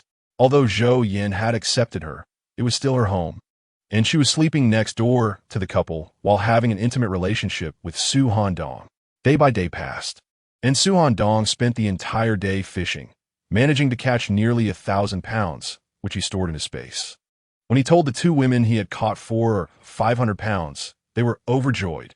Zhou Yin had seen where Su Handong hid the fish, and, upon discovering the large quantity in the two big fish bags, naturally believed his words. Although she worried about the fish being discovered and stolen, she was unaware that Su Handong had already stored them all in his space immediately after she left. During the day, the two women worked at home, peeling corn husks, pulling off the outer layer of corn in a manner akin to braiding rope, binding several together, and stacking them on wooden beams. This method would naturally allow them to dry and cure. If it rained, they could simply cover them with plastic sheets. They had accumulated 3 large stacks of corn from their 2 acres. Once their families harvested their 60 acres of crops, the small courtyard would likely be filled with corn stacks. In the evening, Su Handong visited Xiao Min again to review their studies. This was Xiao Min's first experience as a wife, and she was still immersed in its sweetness. On the 3rd day, Su Handong continued to fish, claiming he caught another 400 or 500 pounds, while the actual haul was closer to 1,000 pounds. The fishing conditions were indeed favorable. For the past 2 days, hardly anyone from the village had come to join him. A few shepherds from a neighboring village passed by and noticed him fishing by the river, but said nothing. Over these 3 days, he had cut his fishing line more than 10 times, primarily because the fish were too large for his homemade fishing rod, which could only handle a maximum of 30 pounds. Any larger fish he simply could not reel in. He could only cut the line. As he recalled the largest fish he had ever caught, which flipped its tail out of the water after he cut the line, he estimated it weighed over 100 pounds. This thought left Su Handong feeling frustrated. Catching a big fish but being unable to bring it ashore is a lament shared by every angler. The main issue lay with the inadequacy of the fishing rod, line, and hook. Unfortunately, in this era, domestic fishing rods were nearly non-existent, and foreign imports were not allowed. During this initial phase of economic reform, the country was not in a position to import fishing rods. Over these 3 days, Handong had the two women peel 5 large bags of immature corn kernels to use as bait. Although the two women appeared pained at the thought of feeding so much corn to the fish, they understood that it was precisely by using bait that Handong could catch so many fish, and despite their reluctance, they were willing to part with such a quantity for fishing. Handong's statement rings true. One must sacrifice in order to gain. Initially concerned that others would eventually discover Handong's success in fishing, Zhou Yin felt somewhat reassured, knowing that even if others flocked to the riverbank, they would likely hesitate to use such a large quantity of corn for bait. The two women continued to weave corn husks in the courtyard, simultaneously preparing the baskets for Handong's trip to sell fish in the county the following day. They fashioned 2 fruit baskets lined with several layers of plastic, connected by a wooden frame in a grid pattern, which would be suspended behind the bicycle. When it came time to sell the fish, they would fill the baskets with fish and water. Each basket could easily accommodate several hundred pounds of fish. Handong, tomorrow you go sell fish, while Xiaomin and I keep an eye on the harvest team. We'll hire someone to bring the tractor back, Zhou Yin stated during lunch. Handong nodded in agreement. All right, Xiaomin added, just be cautious on your ride to the county. Handong patted both women on the shoulders, reassuring them, you two need not worry. What could possibly happen to me? Once I sell the fish, I'll treat you to something delicious. Zhou Yin shook her head. No need for that. Why buy anything? It's better to save more money. Once we've eaten, we'll manage. Handong couldn't help but playfully pinch her cheek. My dear wife, you must understand, money must be earned, but it should also be spent wisely. We must elevate our quality of life. Rest assured, I know what expenses are necessary and which are not. Xiaomin chimed in, supporting Zhou Yin's perspective. Handong, just listen to Yin. She sees how hard you work for money. Besides, we're not struggling for food or clothing. It's prudent to save a little more. And remember, you said you'd handle the finances while we manage the household. Just hand over your earnings to Yin. After spending 3 days in their home, Xiaomin had gradually acclimated to her new surroundings, even growing fond of this family. She and Zhou Yin worked and laughed together, shared chores, cooked meals, and engaged in heartfelt conversations. Meanwhile, Handong diligently earned a living, a stark contrast to the solitude he experienced with Handong, where he bore many burdens and constantly contemplated various aspects of life. Here, he need not overthink. He could consult Zhou Yin about any issues, leaving the financial matters to Handong. The trio formed a harmonious bond. Hearing the playful banter from the two women, Handong placed his chopsticks down with a dramatic flair, exclaiming, you two are going too far. 2 against 1. Where's the justice in that? Zhou Yin, the feisty woman she was, leapt from her seat, seizing one of Handong's ears with one hand while placing her other hand on her hip. Feigning a fierce demeanor, you've crossed the line, man. Xiaomin, quickly help me grab his other ear. Let us administer some family discipline. Xiaomin hesitated for a moment before stepping forward to grasp Handong's other ear, applying a gentle tug as she chuckled, surrender now, or I won't hold back. Upon hearing Xiaomin's playful threat, Handong realized that her true nature had indeed been revealed. Ding! Task triggered, stemming from the threats posed by Zhou Yin and Xiaomin. Despite their youth, they dare to intimidate you with words. Task description: launch a formidable counterattack, making them aware that although you are older, you are not to be trifled with by these young women. Task reward: 200 gene of local goat meat. Task points: 200. Task duration: 5 hours. The task has been activated. The description bears a striking resemblance to the one triggered by Xiaomin previously. Moreover, the rewards have doubled, as have the points. Local goat meat appears to be a recurring theme in tasks associated with Zhou Yin. This audacious woman is indeed abundant in meat. However, the challenge of this task is somewhat daunting. Is the system intent on compelling me to confront them directly? Handong considered the prospect of a 1 against 2, then extended his hand towards the two women. Chapter 35. selling fish at the county government hotel. Su Handong certainly would not confront them directly. Even he found the thought rather absurd, at least not at this juncture. Zhou Yin, a cunning woman with many schemes, appears shrewd in public. Yet she remains oblivious to the fact that Xiao Min and he have already crossed a significant boundary. In fact, she even remarked that Su Handong had been assisting her with her studies at night, suggesting Xiao Min may wish to take the college entrance examination. As she too is an intellectual. This naive girl, since Xiao Min had not broached the subject of their relationship with Zhou Yin, neither did Su Yang mention it. He speculated that perhaps Xiao Min felt it was inappropriate to discuss such matters so soon after Qindong's demise.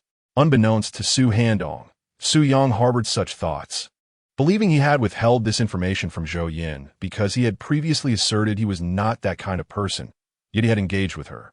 He intended to reveal the truth to Zhou Yin when the time was right.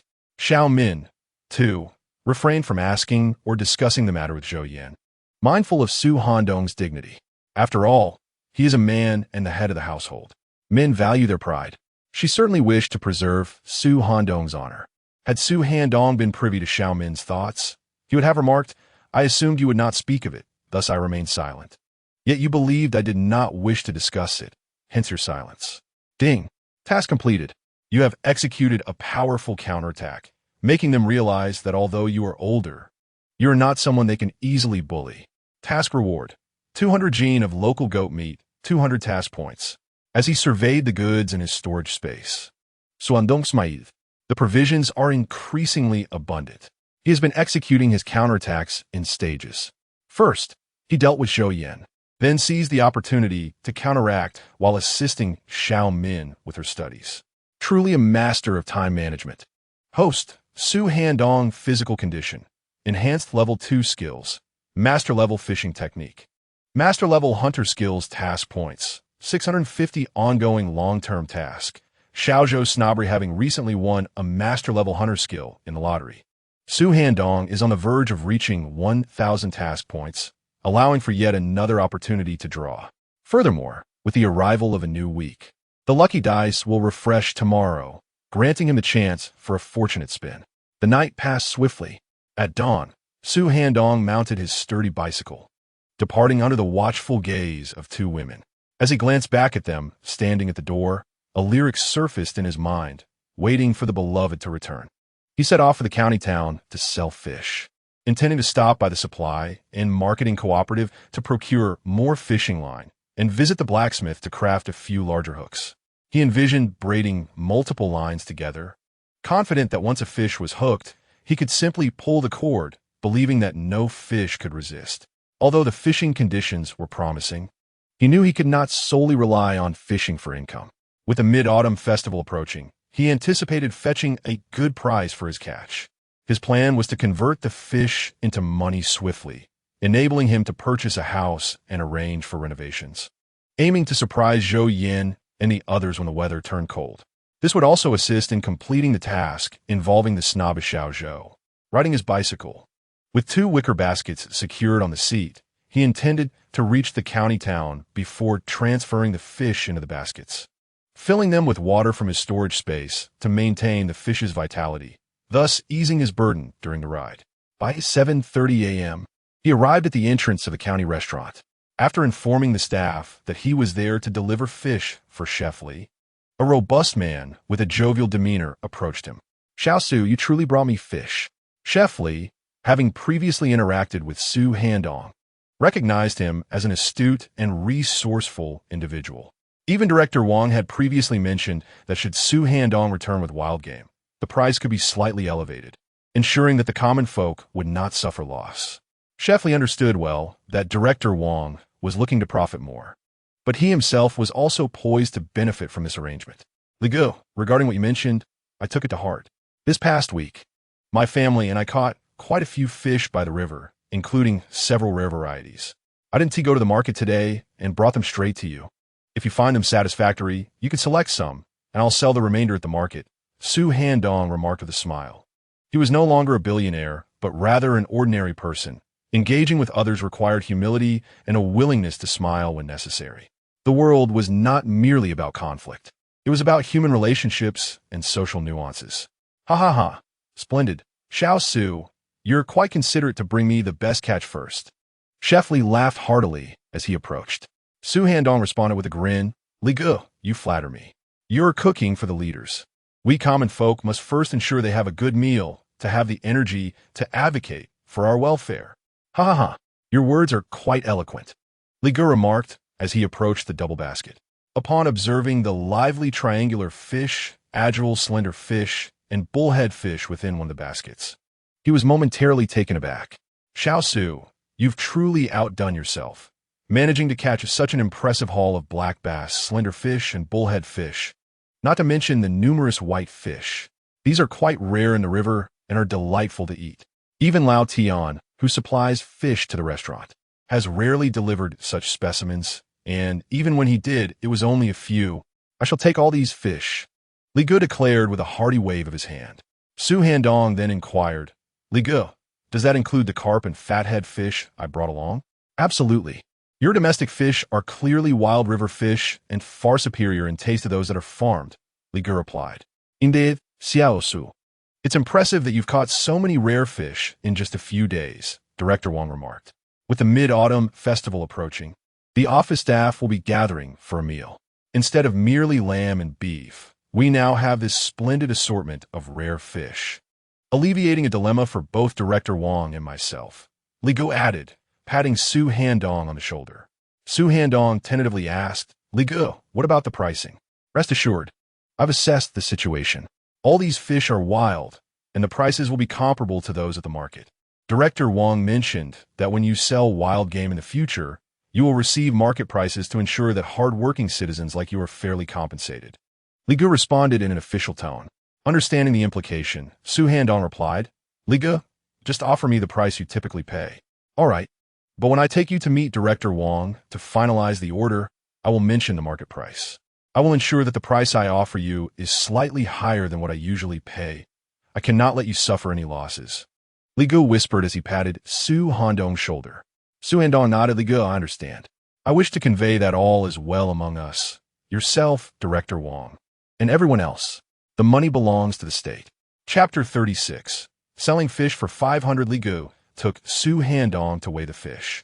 The triangular fish weighed 52 pounds at $3 per pound. The slender fish weighed 35 pounds at $2.50 per pound. The bullhead fish weighed 26 pounds at $2 per pound. The white fish weighed 67 pounds at $1.50 per pound. The northern pike weighed 72 pounds at $1.50 per pound.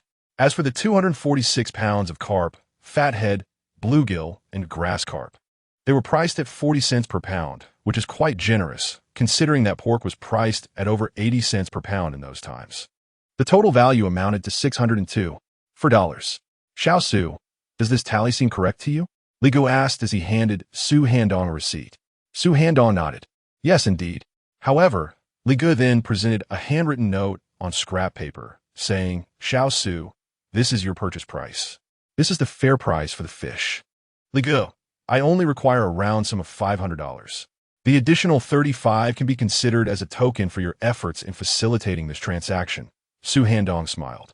The acquisition price, though slightly lower than the market rate, allows for a swift sale, sparing Su Handong from unnecessary discussions. It is uncertain whether he could sell such a substantial quantity of fish otherwise. Should these fish perish, obtaining a fair price would become even more challenging. Haha, why should I toil? I am merely ensuring a good meal for the leadership. They are the ones truly working hard. Brother Li's smile deepened, his eyes nearly disappearing into slits. Xiao Su, if you happen to catch more of those rare fish, feel free to bring them over. I will still offer you this price. How considerate. This young lad is exceedingly thoughtful. Su Handong replied, Brother Li, we indeed have quite a few fish left, but the remaining ones are predominantly carp, grass carp, and bluegill. The rare varieties amount to only about 100 or 200 pounds. Approximately how much? Brother Li inquired. Altogether, there should be around 2,000 to 3,000 pounds. Rest assured, they are all purely wild. If they weren't, I wouldn't feel right selling them to you. Su Handong stated. He intended to finalize the price for the fish he brought today before discussing the remaining catch with Brother Li, deliberately employing a slight cunning. This was to convey to Brother Lee that he possessed a modicum of cleverness. After all, conducting business with an astute individual often leads to smoother transactions. A little cleverness can be well placed. Sometimes it isn't off-putting at all. So much. Xiao Su, your family is quite adept at fishing. You've caught this many in just a few days. Brother Lee exclaimed, astonished upon hearing the quantity Su Handong had mentioned. Su Handong chuckled. My family has been fortunate. We happened upon a spawning season for the fish, which is why we netted so many. The sheer volume of fish left Brother Lee looking troubled and conflicted. As a former business owner, Su Handong could discern from Brother Lee's expression that he was preoccupied with the implications of such a large catch. His concerns stemmed from the abundance of fish, while his conflict arose from the thought of the potential profit lost if he chose not to acquire them. The more he pondered, the more complicated his feelings became. Brother Lee, don't let my minor issue trouble you. I'll figure something out for these fish. After all, with the Mid-Autumn Festival approaching, many want to gift a fish or two, Su Handong remarked. His words were subtly nudging Brother Lee. The tradition of gifting fish during the festival is well established. Wouldn't it be wonderful for leaders to take some fish home to share with their families? Suddenly, Brother Lee slapped his thigh and said, Xiao Su, wait a moment. I'll speak with Director Wong about this matter and see if he wishes to purchase this batch of fish. Leave the complications to Director Wong. If he desires to profit from this, then my role as the chef will allow me to earn from it as well. All right, I shall wait. Su Handong replied with a smile. This matter was practically settled. His purpose in delivering fish to the county restaurant was precisely this. Although the festival was approaching, how much fish could ordinary people possibly buy? If fish sit in the market for too long, they inevitably spoil. Dead fish fetch little value. It is entirely normal to arrange for some fish to be gifted to the leadership during the festival, is it not? Not long after, Li Gu emerged from the office of Director Wong in the restaurant's procurement department, his face barely concealing his excitement. As he approached Su Handong, he shook his head and sighed repeatedly. Xiao Su, I have done my utmost to negotiate on your behalf. Su Handong promptly replied, Li Gu, it's all right. I will come up with another solution. That is not what I meant, Li Gu clarified. Director Wong mentioned that you should arrange for the remaining fish to be delivered in the next couple of days. But the price will be slightly lower than the purchasing price I just quoted you, given the sheer quantity of fish involved. Su Handong feigned delight, exclaiming, Li Gu, really? I can sell all the remaining fish. A lower price is no issue. As long as the restaurant can take them, I'll be eternally grateful. You can count on me for your commission. It's settled then. In a couple of days, you will drive the mule cart here. When we near the county town, I'll load the cart with over 1,000 pounds of fish. It's quite manageable. Li Gu chuckled heartily, frequently mentioning the leaders with a jovial tone. However, Xiao Su, when you fill out the order, the prices should still align closely with the market rates. Li Gu added in a hushed voice. Su Handong nodded in understanding. Understood. The leaders profit, you benefit, and I profit too. We all thrive together. Li Gu led Su Handong to Director Wong's office to finalize the order, where Director Wong remarked, for folks like you from the mountains, making money isn't easy. The price certainly 1T shortchange you. Su Handong mused. This order worth over 600 yuan will yield me just over 70. Before long, Su Handong arrived at the accounting department and collected the cash for his order. He took 50 large bills, handing the remainder to Li Gu. 500. That's quite satisfactory. Viji candid tu plastic bags to Suhanung, Sing, Xiaosu. These are mooncakes and candies for the departments from our county, distributed for the Mid-Autumn Festival. I brought you a portion so you can enjoy them too.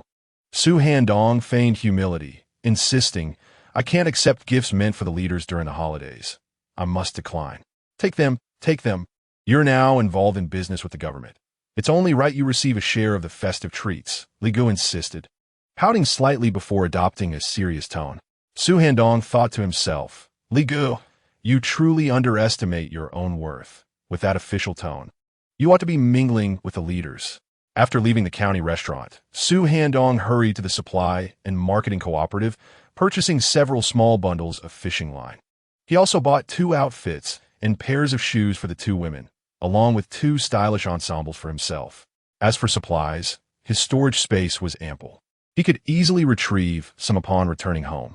At a local blacksmith workshop, he paid a 2 yuan deposit for the craftsman to forge several robust, large fish hooks. Returning home, he continued his fishing endeavors, aiming to deliver an even greater quantity of fish. With such commendable leaders, he felt compelled to earn more. In gratitude for their support and guidance, around 11 in the morning, he returned to Woniu village on his bicycle. After dropping off his belongings at home, he shouldered his fishing rod and hurried to the riverbank fishing spot. Zhou Yin and Xiao Min were not at home today. The autumn harvest team had come to gather the corn. Together, the two families had over 50 acres of cornfields, and with a harvest team of over 100 people, it would take them at least half a day to complete the work, not to mention the time spent waiting in line. In his haste, he forgot an important matter. Chapter 37. The system would not have expected this. I anticipated your anticipation. I actually forgot to take a stroll at the market to buy 2 hunting dogs. I possess 2 hunting dog enlightenment cards, which can transform ordinary canines into loyal hunting companions. Although I am currently focused on fishing, with my master-level hunter skills and 2 formidable hunting dogs by my side, I could venture into the mountains to hunt and earn money once the freeze sets in. As he approached the riverbank with his fishing rod, Su Handong suddenly remembered the 2 hunting dog enlightenment cards he had. Originally, he had intended to purchase 2 good hunting dogs for enlightenment. Using the enlightenment cards would eliminate the need for training. They would become absolutely loyal to him and even enhance their bloodline quality. As for the lucky dice that refreshed this week, there was no rush to use them. They could wait until the week was over, as they refresh weekly. Su Handong had initially planned to use the lucky dice in the county town. According to the dice's capabilities, they would guide him toward locations that could bring him good fortune, responding with a strong sensation as he neared fortunate individuals, events, or places. Akin to a sixth sense? The last time he hunted a black bear, he experienced this sixth sense when he was near the wild boar area. Soon, he arrived at the fishing spot by the river. After making a few simple adjustments to the fishing hook, line, and float, he attached a lively soybean worm to the hook and cast it into the water. Within just 2 minutes of baiting, the previously calm float suddenly sank. Su Handong quickly raised his fishing rod, feeling the tremendous pull from the taut fishing line. As the rod bent into a bow, he carefully adjusted his tension, alternating between tightening and loosening his grip to exhaust the strength of the fish below. Surely this was another massive catch. He fervently hoped not to lose the line. Catching a large fish requires skill. One must know when to exert force and when to ease up, skillfully draining the strength of the aquatic creature. After a few minutes, Su Handong finally spotted a nearly 1 meter long fish surfacing. It was a pike. It appeared to weigh around 60 to 70 pounds. Seeing the size of the pike, Su Handong began to carefully maneuver the fish. In recent days, he had encountered fish of similar size, but had lost 2 due to the line snapping during their final struggles as he attempted to net them. Wait until you come a bit closer. Let's see if I need to use the spear I crafted into a barbed fishing spear. Yesterday, he had modified a spear to include barbs, and he was ready to entangle it with rope. As he contemplated the prospect of reeling in another substantial catch, he resolved that once the fish drew nearer, he would launch his spear without hesitation. Regardless of its fate, the priority was to secure it on shore first.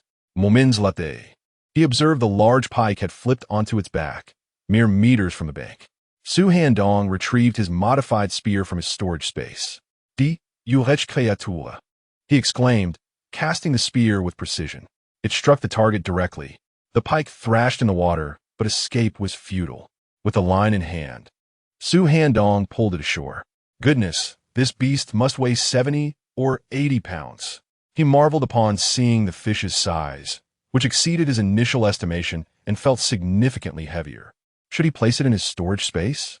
Perhaps to present to Brotherly tomorrow? Such a sizable pike would surely fetch a handsome sum.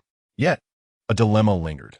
If the fish retained its vitality upon removal from storage, how would he explain its presence?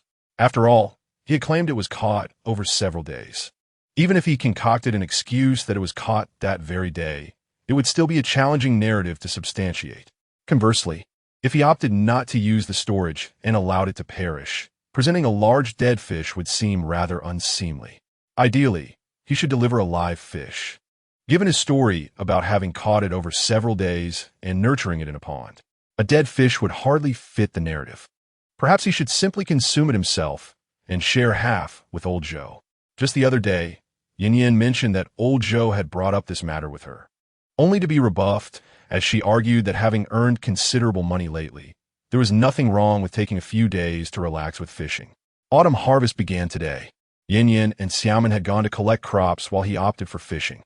He anticipated that old Joe might seek him out to discuss it. He mused that in a couple of days, it would be inconsequential if others learned he was catching numerous fish daily, with everyone occupied with the harvest. Even if envy arose, they wouldn't have the time to fish, and those attempting to match his success would find it impossible. Additionally, he planned to make 2 trips to the county to sell his catch, which would necessitate using a mule cart, allowing him to transport a substantial amount. It was only natural that the villagers would see him doing so. With these thoughts in mind, he placed a large pike into his fish bag and continued fishing.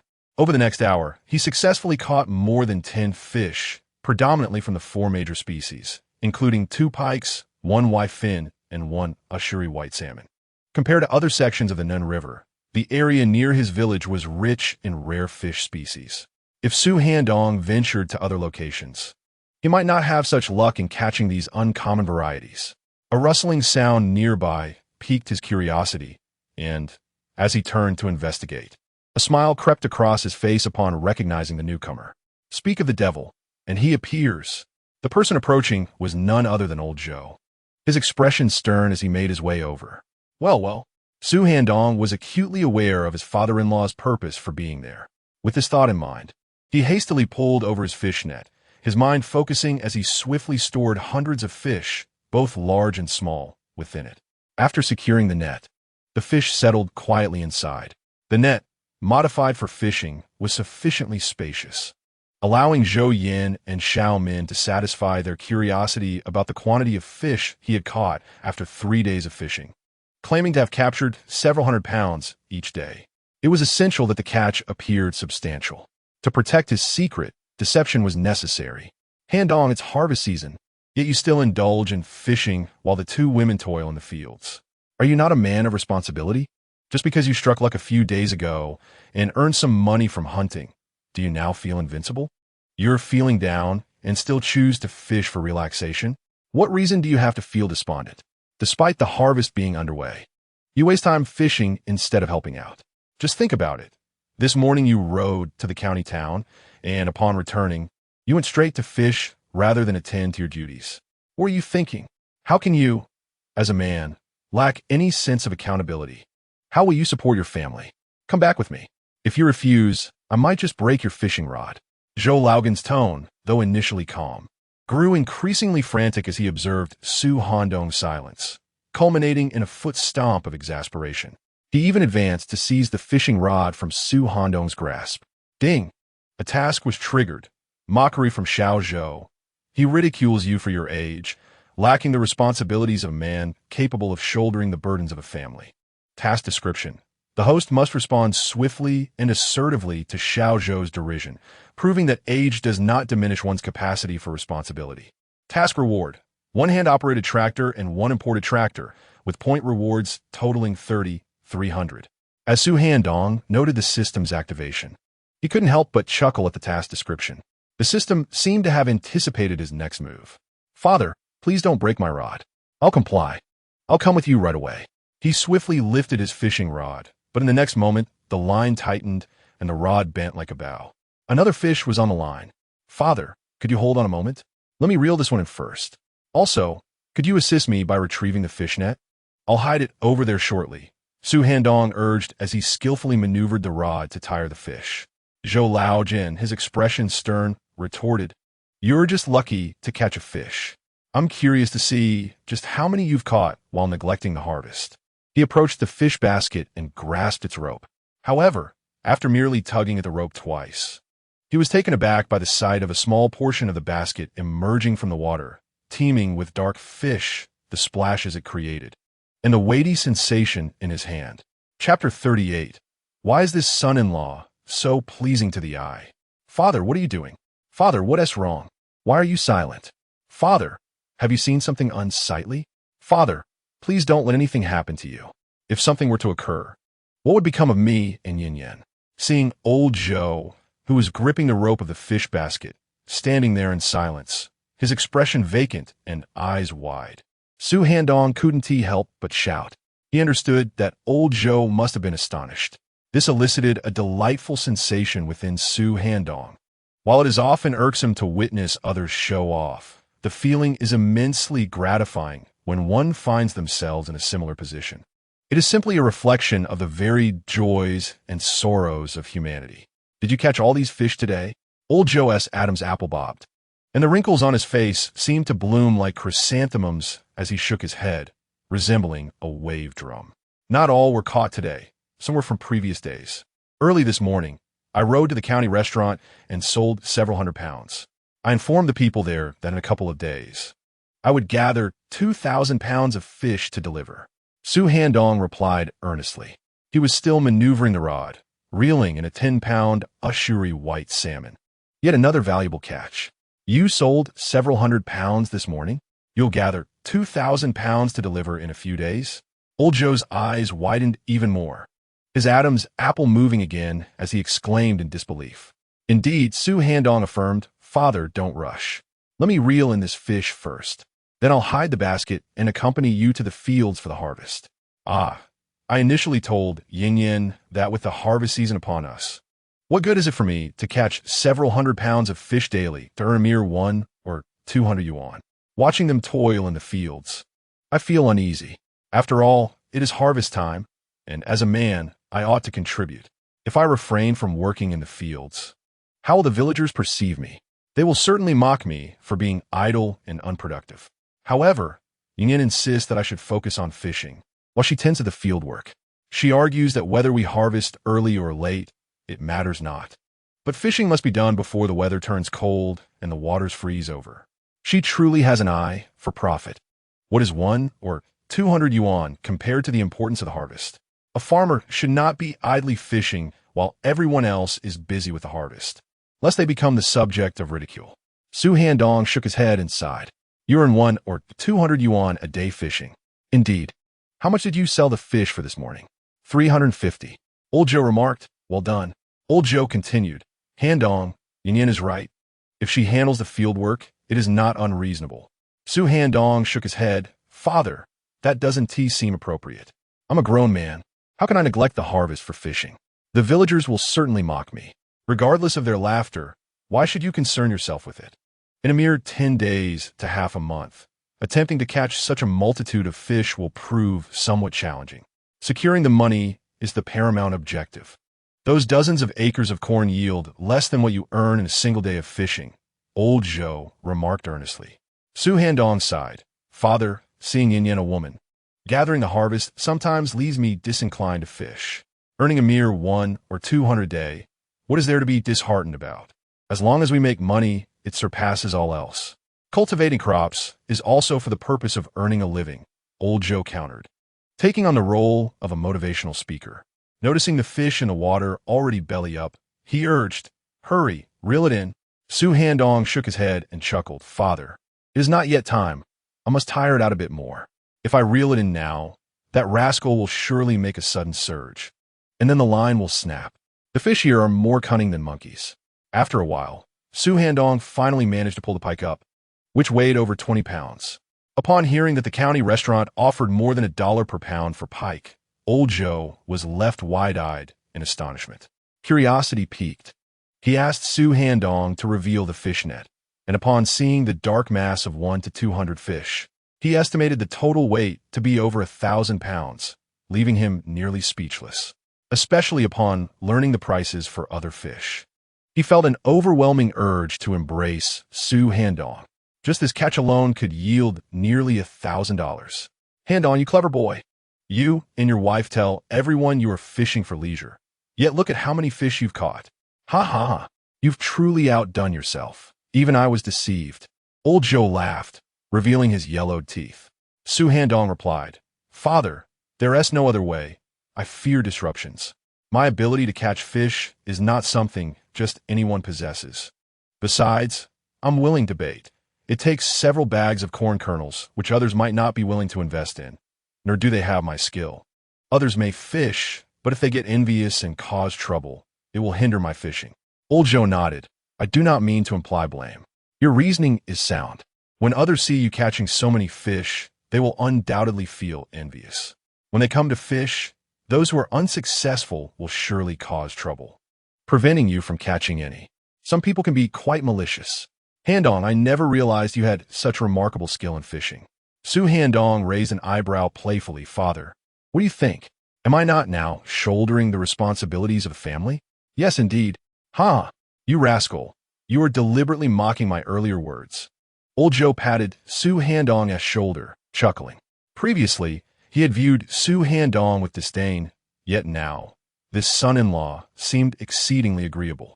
In just a few days, he had earned more than what many would accumulate over a decade of farming.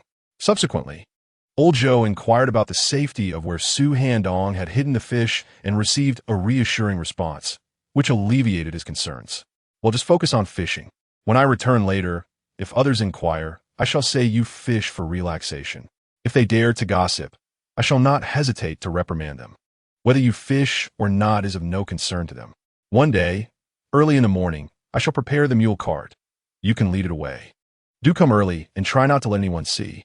This matter won't last long, but if we can prolong it a few days, it is worth it. Old Joe whispered to Su Handong.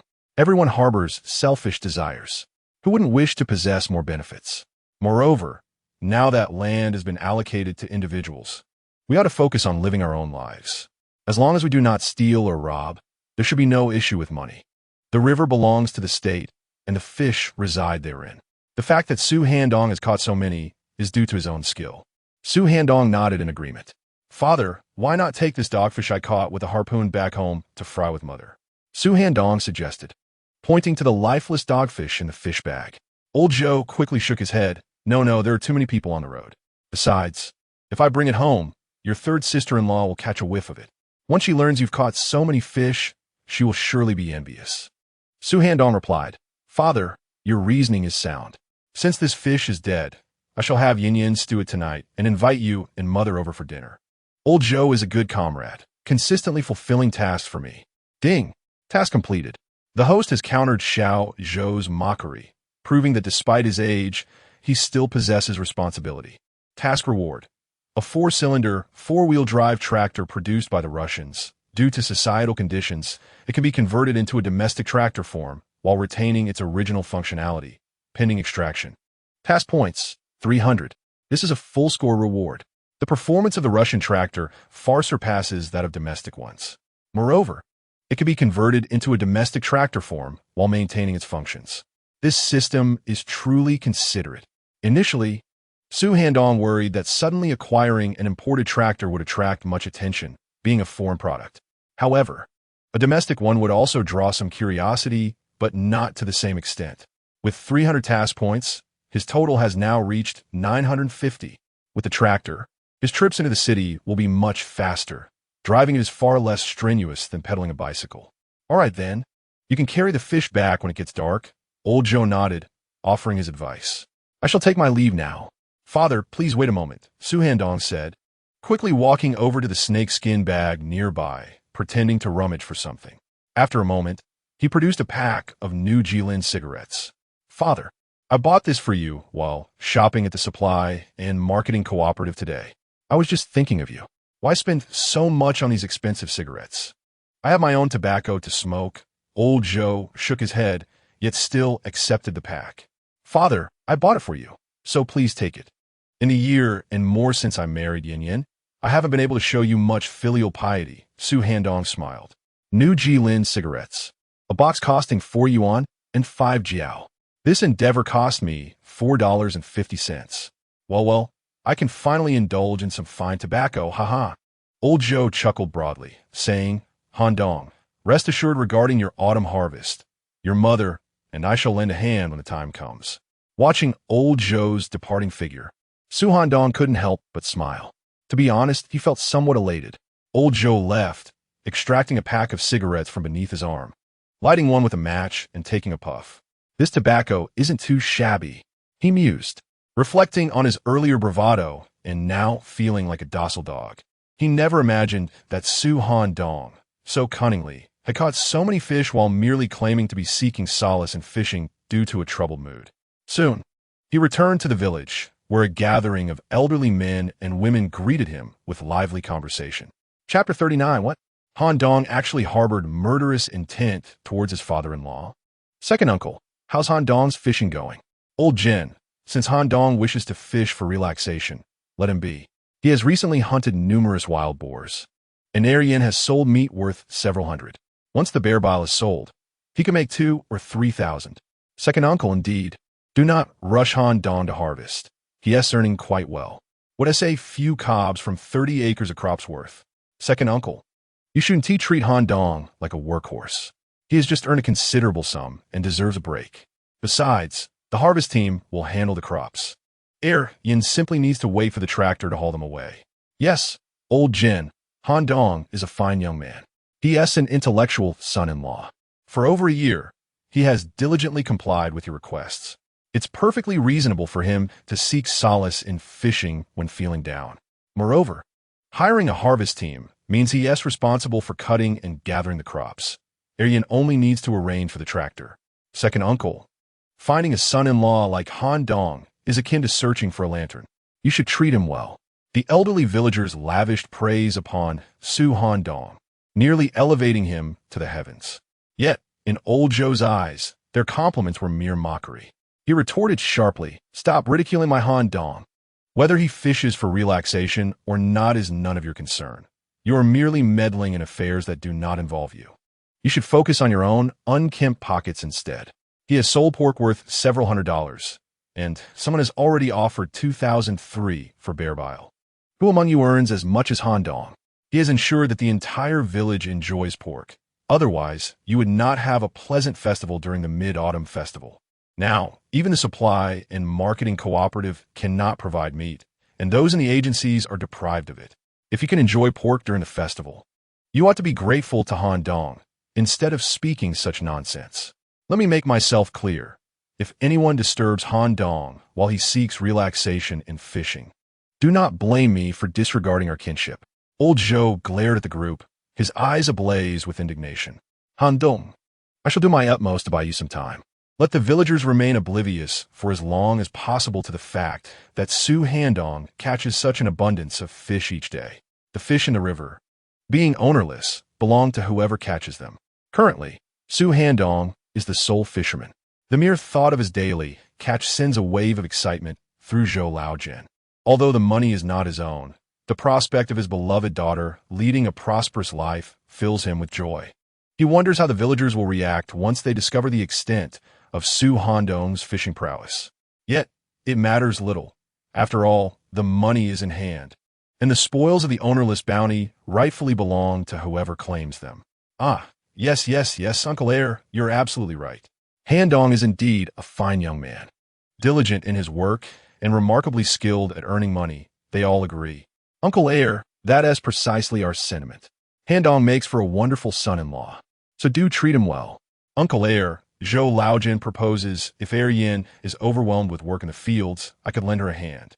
Listen, Laojin as men, earning money is paramount. The ability to generate income surpasses all else. By your account, Handong has made 3,000 to 4,000 yuan recently. That is far better than doing anything else. Everyone experiences moments of discontent, and while Handong may be feeling low, he chooses to fish as a means of solace, which is far superior to the many men who drown their sorrows in drink, often resulting in violence against their spouses. Rest assured, Uncle, we shall not disturb Handong during his time of reflection. Should I find anyone daring to disrupt his peace, I will be the first to deal with them, they assure Zhou Laojin. However, Zhou Laojin finds their words somewhat peculiar. These same individuals, who often jest about Handong being a son-in-law, now extol his virtues. Surely, they must have ulterior motives. Later, he resolves to speak with Handong about concealing his catches more discreetly. Little does he realize that Su Handong is a figure of considerable stature in their village, one to be approached with utmost respect. After Zhou Laojin departs, the group resumes their hushed conversation. Uncle Air once treated Handong like a mere beast of burden, yet now he speaks on his behalf. It seems he has become aware of Handong's true identity, They speculate. Indeed, otherwise, why would he advocate for him so fervently? Judging by Laugen's current demeanor, it appears that Handong's status is far more profound than we had anticipated. Previously, Uncle Air had approached Handong with a fiery temper. Yet now he is as docile as a gentle donkey. Could it be that Handong revealed his identity and instilled a sense of fear in him, prompting such humility? It seems unlikely that a son-in-law would pose a threat to his father-in-law. However, it is likely that Handong disclosed his true nature, leaving Lao Zhen in trepidation. They all admonish their families to steer clear of Handong, for if he dares to intimidate even his own father-in-law, how much more formidable would he be in dealing with them? Handong is truly fearsome. If he dares to threaten his own father-in-law, he would not hesitate to eliminate us. Those who wish to cling to life should refrain from provoking him. Yin Yin, why hasn't Handong come to harvest the corn? Why must it be left to you two women? I heard he is in a foul mood and has gone fishing by the river. During this bustling harvest season, he prefers fishing over gathering the crops.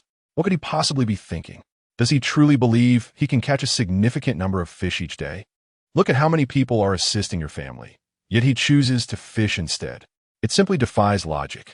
On the flat fields to the south of the village, Liang Meifong, resting at the edge of the field, spoke in a sarcastic tone to Zhou Yin, who was nearby, weaving corn husks. This expanse of land in Woniyu village is quite substantial, with each household allocated several acres. Zhou Yin's family received 15 acres. A team of over 100 harvesters from Shandong has already completed the corn gathering for Zhou Yan's family, as well as for Zhou Laozhen and his 3 sisters-in-law. Ordinarily, their land would not be among the first to be harvested, as they would have to wait their turn. However, upon seeing Zhou Yin in line, several villagers ahead willingly offered to let her family go first, reasoning that their land would be harvested eventually. Their enthusiasm left Zhou Yin unable to refuse, resulting in not only her land being harvested first, but also that of her father and 3 sisters-in-law. The harvest team, consisting of more than 100 members, made 2 trips, with some responsible for picking the corn and others for cutting the stalks. The corn husks could serve as fodder for cattle and sheep or be used for firewood. The harvested corn, still in its husks, needed to be peeled, and the husks tied together before being taken home to dry naturally. Many villagers waiting in line volunteered to help Zhou Yin with the husking, noting that Su Handong had shared a substantial amount of wild boar meat from his hunts, and thus it was only natural for them to lend a hand.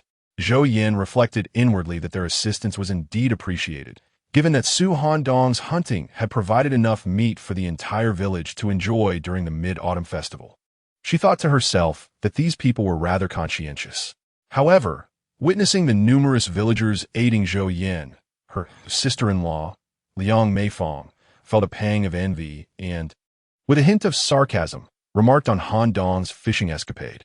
Sister-in-law, whether Handong fishes or not is none of your concern. Kindly refrain from making such comments. Zhou Yin retorted sharply. Liang Meifong waved her hand dismissively, her tone laced with veiled hostility as she addressed the 20 or so individuals surrounding the corn pile, assisting with the husking. Yin Yin, what you say is curious. My point is that while everyone is helping your family, Handong is off fishing. How are we to interpret that? Isn't that right, everyone? It's merely luck that he has hunted a considerable number of wild boars.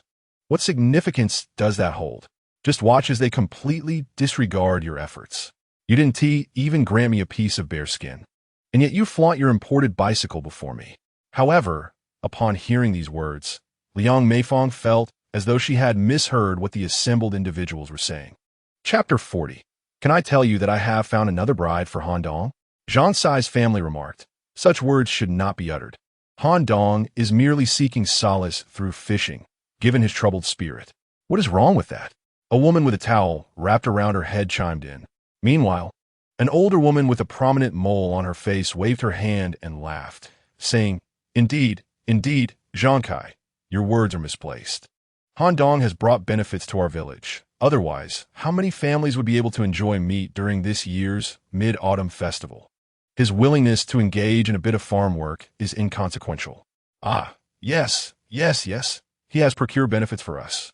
It is only right that we assist him in return, nodded another toothless elder, her head bobbing like a pestle. Handong is merely feeling down. It is perfectly natural for him to seek distraction. Yen, you should not hold any objections. He is evidently a family-oriented man, a capable breadwinner. A man with the ability to earn is far superior to one who merely toils over a small piece of land without any merit. Precisely.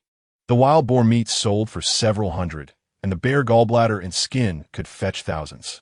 We have toiled for over a decade in the fields without earning as much as he does in a single venture.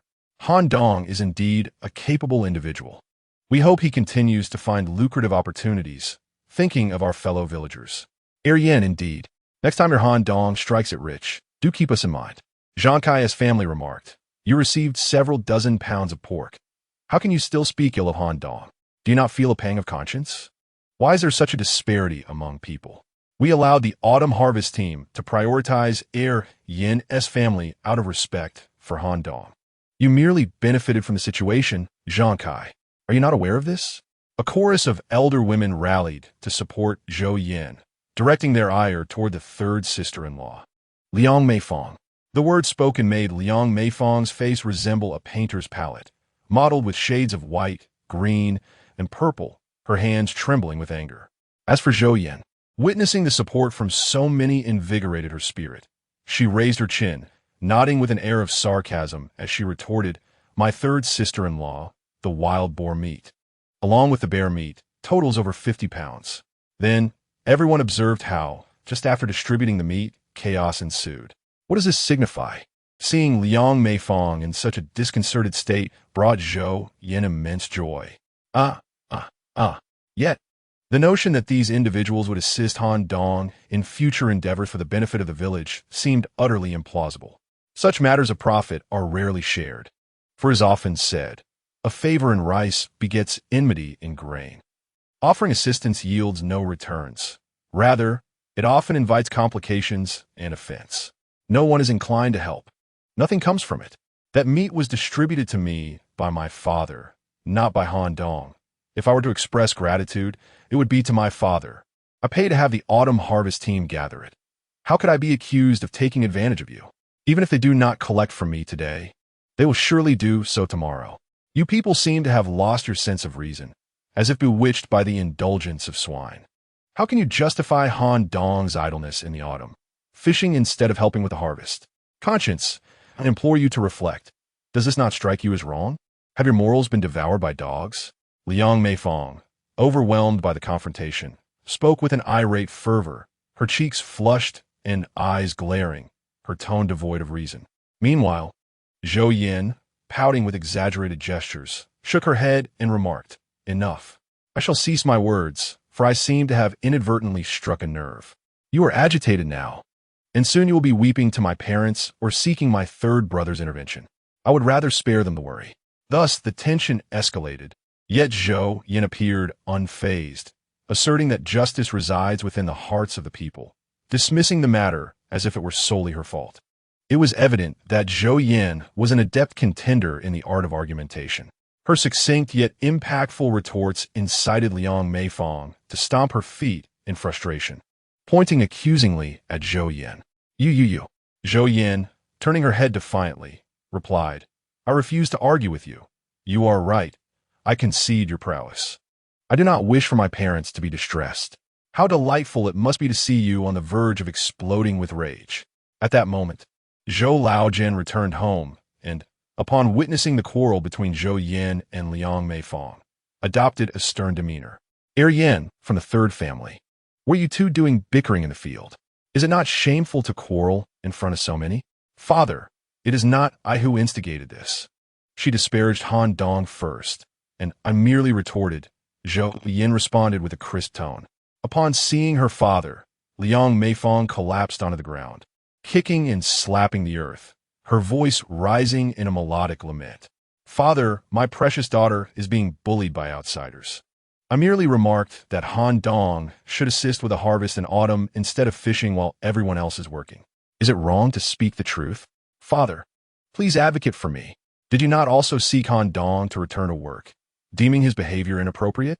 Yen rolled her eyes, recognizing the familiar tactic of her sister-in-law. When outmatched in debate, resort to tears and chaos. Zhou Laojian, maintaining his stern expression, replied, "Third family. Rise at once and cease this folly." I sought Handong merely to inquire about his ill mood. If he prefers to fish and take a break, let him be. Zhou Yan's mother, Tian Sohua, stepped forward to assist Liang Meifong to her feet. "Third family, enough. Do not cause any more disturbance. We are all busy with the harvest. Any issues can be addressed at home." Tian Suihua, a woman of few words who toiled diligently, often left the household matters to her husband, supporting him quietly from behind.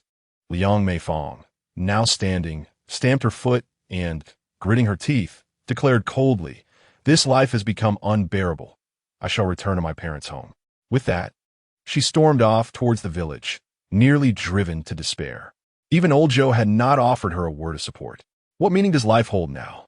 Enough, enough. Yin Yin, focus on your work. You ought to express your gratitude to the villagers for their assistance, old Zhou advised, shaking his head. In the past, he would have supported the third family with a few kind words. However, now, Su Handong could earn a few hundred by fishing all day. If the third family continued to create a disturbance, perhaps he should negotiate with them about finding him a new wife. The current one was far too troublesome. With many hands, tasks become easier. By 4 in the afternoon, the corn from Zhou Yan's 15 acres had all been harvested, and it was merely a matter of transporting the cobs back home. That evening, Zhou Laojian helped several families keep watch over their cornfields. In appreciation for the help she received, Zhou Yin purchased some candies and seeds from the village distribution point to share with those who assisted her. They had lent a hand, and it was only fair that their efforts were acknowledged. Yet the idea of Su Handong helping them earn money was utterly absurd. Zhou Laojian discussed Su Handong's fishing exploits with Zhou Yin, and they both agreed that he should focus on fishing peacefully for as long as possible. As for the notion of villagers earning money together, it was a laughable thought. The land had been allocated, and living well depended entirely on oneself. It was not as if they could rely on a communal pot of rice anymore. Yin Yin, you must keep a close watch on the money Su Handong earns from selling fish. When a man has money, he can easily stray. Zhou Laojian said earnestly to Zhou Yin. "Don't worry, father. Handong is not that kind of person," she replied, shaking her head, while internally pondering. "Should I tell him that I have found Handong another wife? I wonder how my parents would react if they knew I encouraged Handong to pursue Xiaomin." But Xiaomin was indeed pitiful. Now, I believe having Xiaomin in the family would be beneficial. It would be wonderful to have someone to share tasks with, to laugh and chat with. Upon returning home that evening, Zhou Yin encountered Su Handong carrying a large dead catfish weighing around 70 to 80 pounds. He declared his intention to consume it that night. Zhou Yin merely shook her head, remarking that it was too extravagant and a waste, especially since such a large fish could not be eaten in one sitting. However, Su Handong insisted that since the fish was already dead, he had a craving for fish. It was acceptable if they could not finish it all at once. They could prepare some for his parents and smoke the rest. After all, Xiaomin was adept at making smoked fish, allowing her to savor a taste of home. Thus, the hefty catfish was cut up for cooking. Steamed catfish, delicious. Braised catfish, exquisite. Xiaomin prepared a version of spicy fish slices with catfish, which was utterly delectable. 2 days swiftly passed, and on this particular morning, Su Handong set off with a mule cart lined with plastic sheeting, ready to sell fish at the county restaurant. As the cart approached the county town, he retrieved over 3,000 pounds of fish from his storage space. To ensure the fish remained lively, Su Handong had spent 2 to 3 hours the previous day using the bow fishing technique, ensuring that each fish was lively. This would also provide a clear explanation for why all the fish were still alive. Originally, Zhou Yin suggested offering her assistance in loading the fish onto the mule cart, but Su Handong declined, expressing that too many people would risk exposure, jeopardizing his tranquil fishing experience. At most, he would endure some fatigue while loading the fish himself. Upon hearing this, Zhou Yin remarked that he would indeed have to exert himself a bit. After all, it was for the sake of earning money. Over 3,000 pounds of fish is quite heavy. However, traversing the flat terrain with the mule pulling the cart over such a short distance to the county town posed no significant challenge. "Oh, bye. If I catch you revealing the secret of my storage space to anyone, I shall have no choice but to silence you permanently," Su Handong whispered menacingly near the mule's ear after loading the fish into the cart. Old Bai, a mule raised by Zhou Laojian, had contributed greatly to the family over the years. The existence of the storage space was a secret. Now that Old Bai was aware of it. Even though it was merely a beast and unable to speak, what if it confided in other animals? Should he eliminate Old Bai to protect his secret? This was a grave concern. After Su Handong uttered these words, feeling the aura of menace radiating from him, Old Bai shook its large head and snorted, as if tears were welling in its big eyes. Soon, they arrived at the county hotel, where Su Handong encountered Brotherly. "Xiao Su, impressive. You brought so many fish," Brotherly exclaimed, astonished by the sight of the mound of fish nestled beneath the elevated plastic canopy of the mule cart at the back door of the county government hotel around 8 in the morning. Su Handong smiled, replying, "Brotherly, I thought I'd bring a little extra. My entire family worked tirelessly through the night to catch these, but rest assured, every single fish is guaranteed to be wild. If any are not, feel free to take it up with me." Within the confines of the System S storage space, there remained approximately 2,000 pounds of fish. However, selling all at once proved impractical. The over 3,000 pounds he had brought was likely the maximum the county hotels would require, especially since these fish were intended as gifts for the leaders. After delivering this batch, it was anticipated that the county hotel would only need around 100 pounds of fish daily at most. To be honest, Su Handong found the prospect of selling a mere 100 pounds a day rather unimpressive. He contemplated whether future catches could be sold to the supply and marketing cooperative, which had high demand. At the market, selling even 20 fish a day would be commendable, but despite his fishing expertise, one could expect a significant mortality rate if they were displayed for an entire day. Naturally, he could explore other government agencies to inquire about their fish needs. Xiao Su, I still place my trust in you," Brotherly chuckled, patting Su Handong on the shoulder. He had benefited considerably from the fish provided by Su Handong, and even if some farm fish were mixed in, he chose to overlook it. "Hey Xiao Su, why have you bound the fish with straw rope like this?" Li looked at the fish arranged in the truck bed, bound with grass twine in a bow-like formation, and expressed his confusion. Su Handong chuckled and explained, "Li, in general, this method of tying fish can keep them alive for 2 to 3 days, even without water, as long as they remain moist. Of course, fish that perish easily upon being taken out of the water, like the Chinese perch, the grass carp, or the silver carp, cannot be treated this way. I actually learned this technique from a video on Douyin. I must say, this bow fishing method is indeed quite effective." The wonders of Douyin. Upon hearing Su Handong's words, Li was astonished, unable to believe it. Really? Is it truly possible for fish to survive outside of water for 2 to 3 days? Su Handong nodded with a smile. Yes, it's indeed the case. This technique originates from Fujian, so it's understandable that fewer people in the north are aware of it. The essence of consuming fish lies in its freshness. Even a fish that has just died seconds ago will have a different taste compared to one that is freshly killed. My elders were concerned that the fish I delivered to my Superior S restaurant might not be fresh enough, so they shared this method with me. I tried it, and it proved to be quite effective.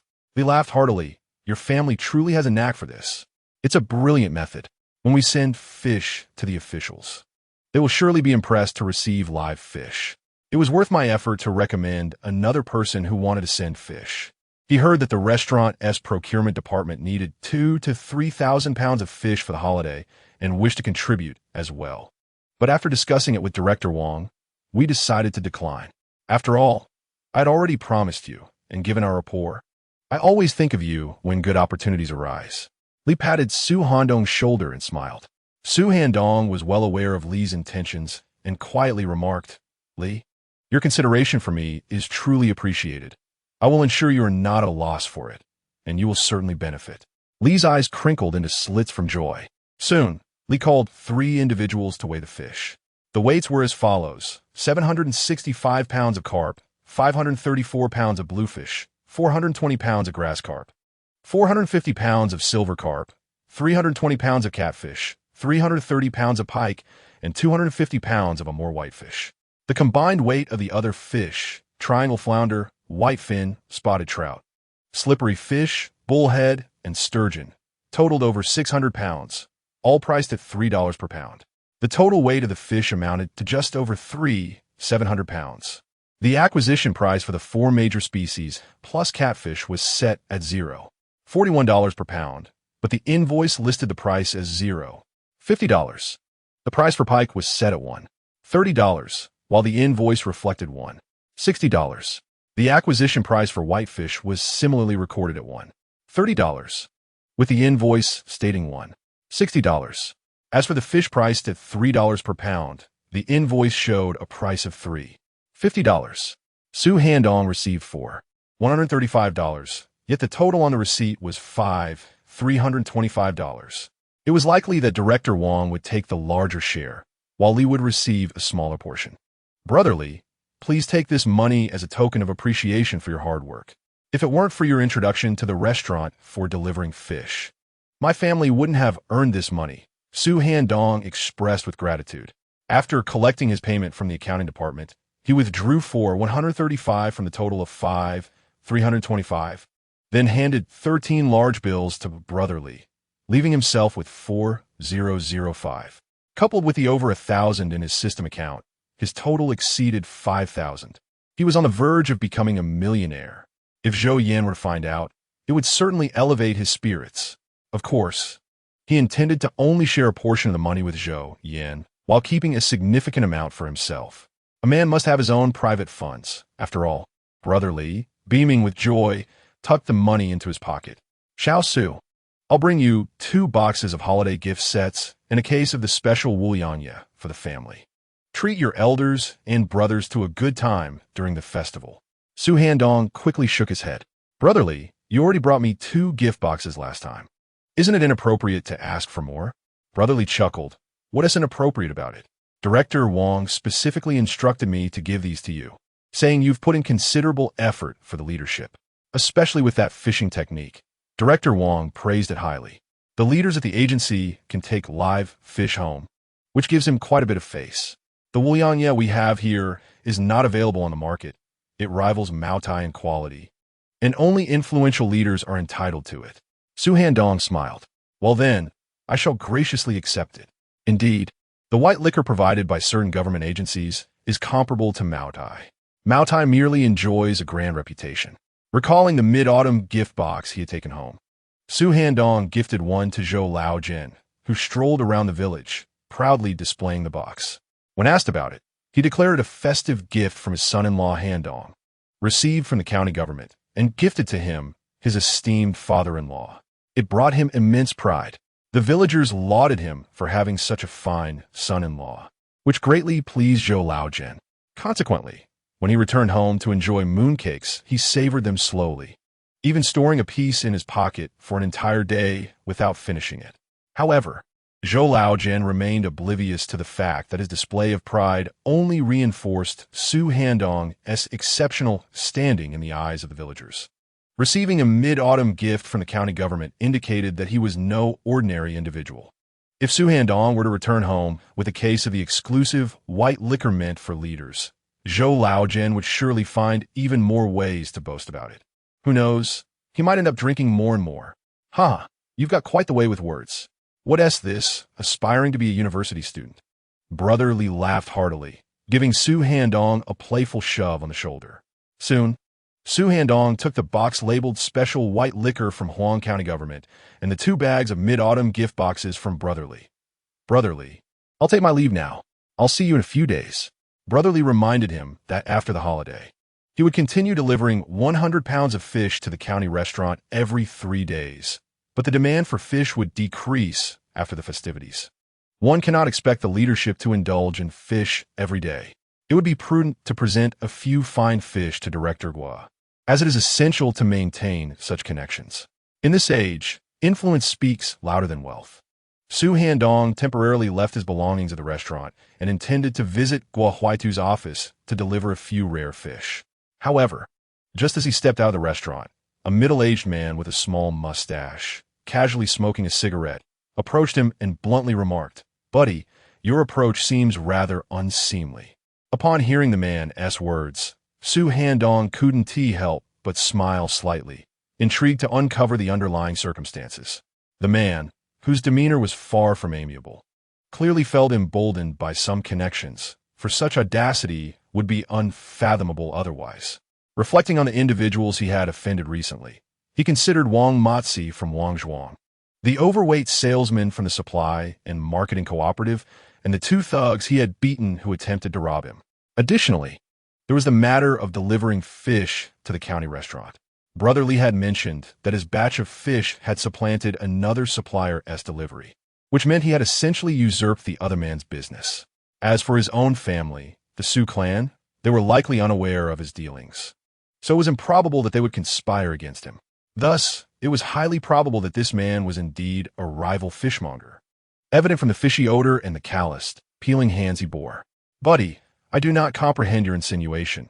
Enlighten me," Su Handong said, narrowing his eyes with a tone of casual defiance. Fear? Not in the slightest. He had traversed many realms and witnessed myriad spectacles. With the system's support and the contents of his storage space, he could even eliminate the man and dispose of him within his storage, provided no one witnessed the act, thus evading suspicion. Well, you're quite the man, aren't you?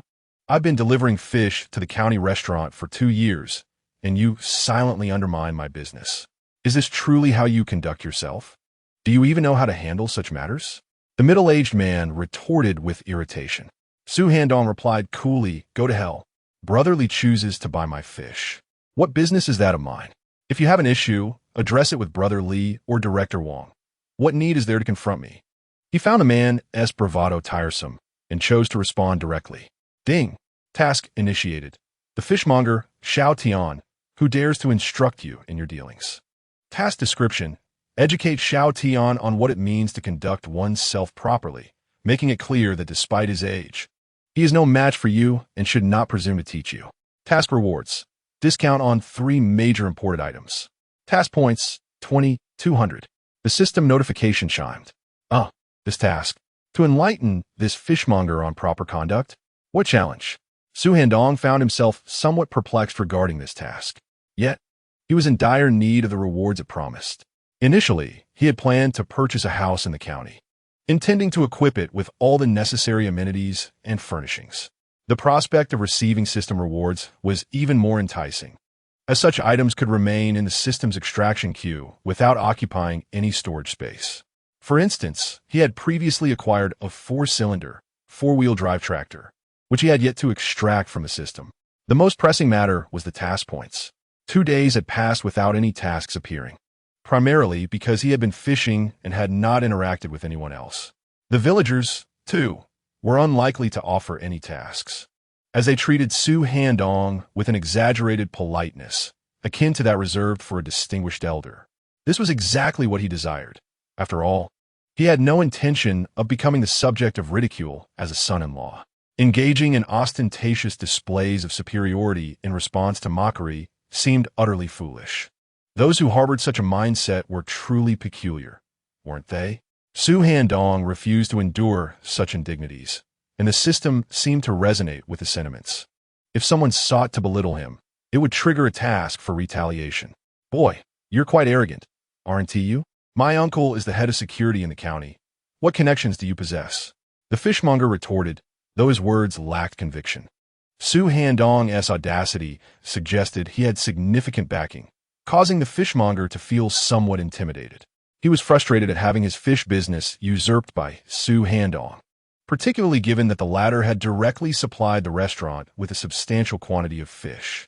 He learned that these fish alone had generated nearly 10,000 in sales. What a profit that entailed. He conceded that his own fish were not as diverse as Su Handong's, which included several valuable varieties. His approach towards Su Handong was not solely to intimidate.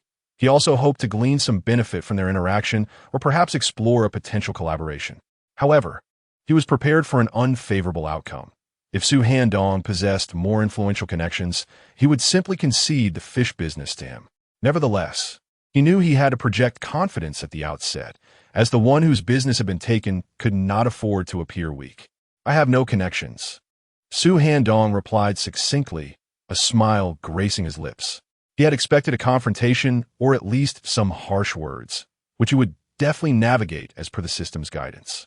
Yet, the fishmonger, despite his imposing stature, resorted to flaunting his connections.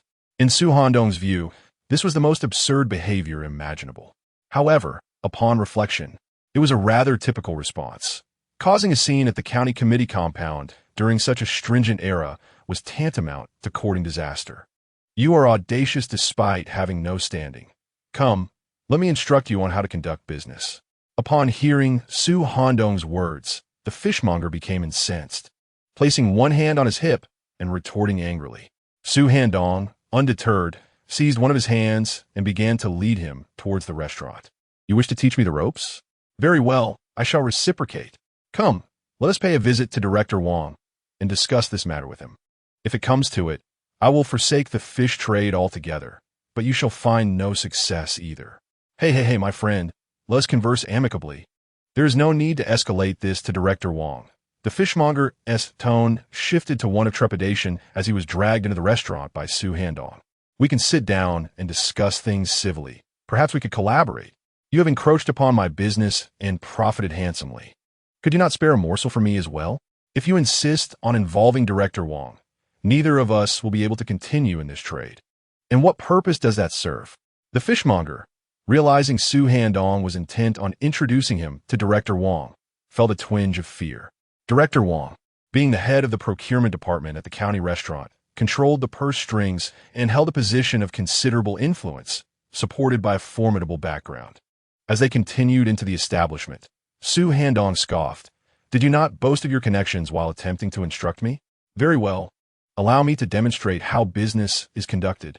Whether I succeed in this endeavor is inconsequential, but you shall find no success either. My survival matters not, but yours is forfeit. As he uttered these words, he recalled a line from the film Najah. My survival is irrelevant, as long as you perish. He wondered how many points he would earn for teaching the fishmonger the intricacies of business in the system's evaluation. Listen, my friend, we should have a proper discussion. I may have acted rashly. I am willing to concede this business to you. What do you think?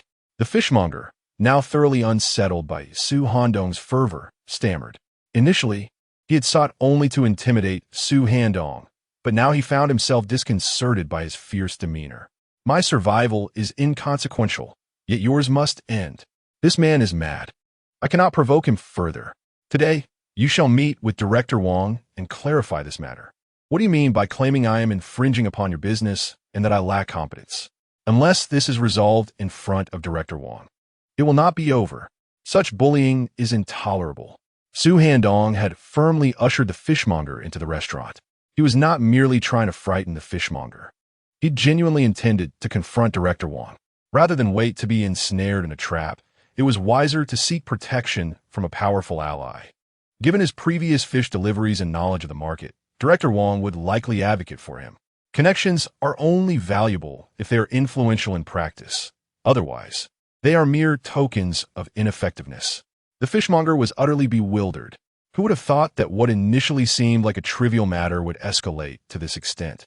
Su Handong has every reason to feel wronged. It is he who has been deprived of business, and thus, he bears the greater grievance. At that moment, several individuals emerged from the staff corridor of the restaurant. Among them was Director Wang, leading the group. Upon witnessing this scene, the fish vendor felt a wave of panic wash over him. Director Wang, your arrival is quite timely. Please help us settle this dispute. Su Handong said as he firmly grasped the fish vendor's arm and strode towards Director Wang. The fish vendor, with a nervous expression, tugged at his own arm and said, I admit my mistakes. I misunderstood you. It was my error, and I apologize.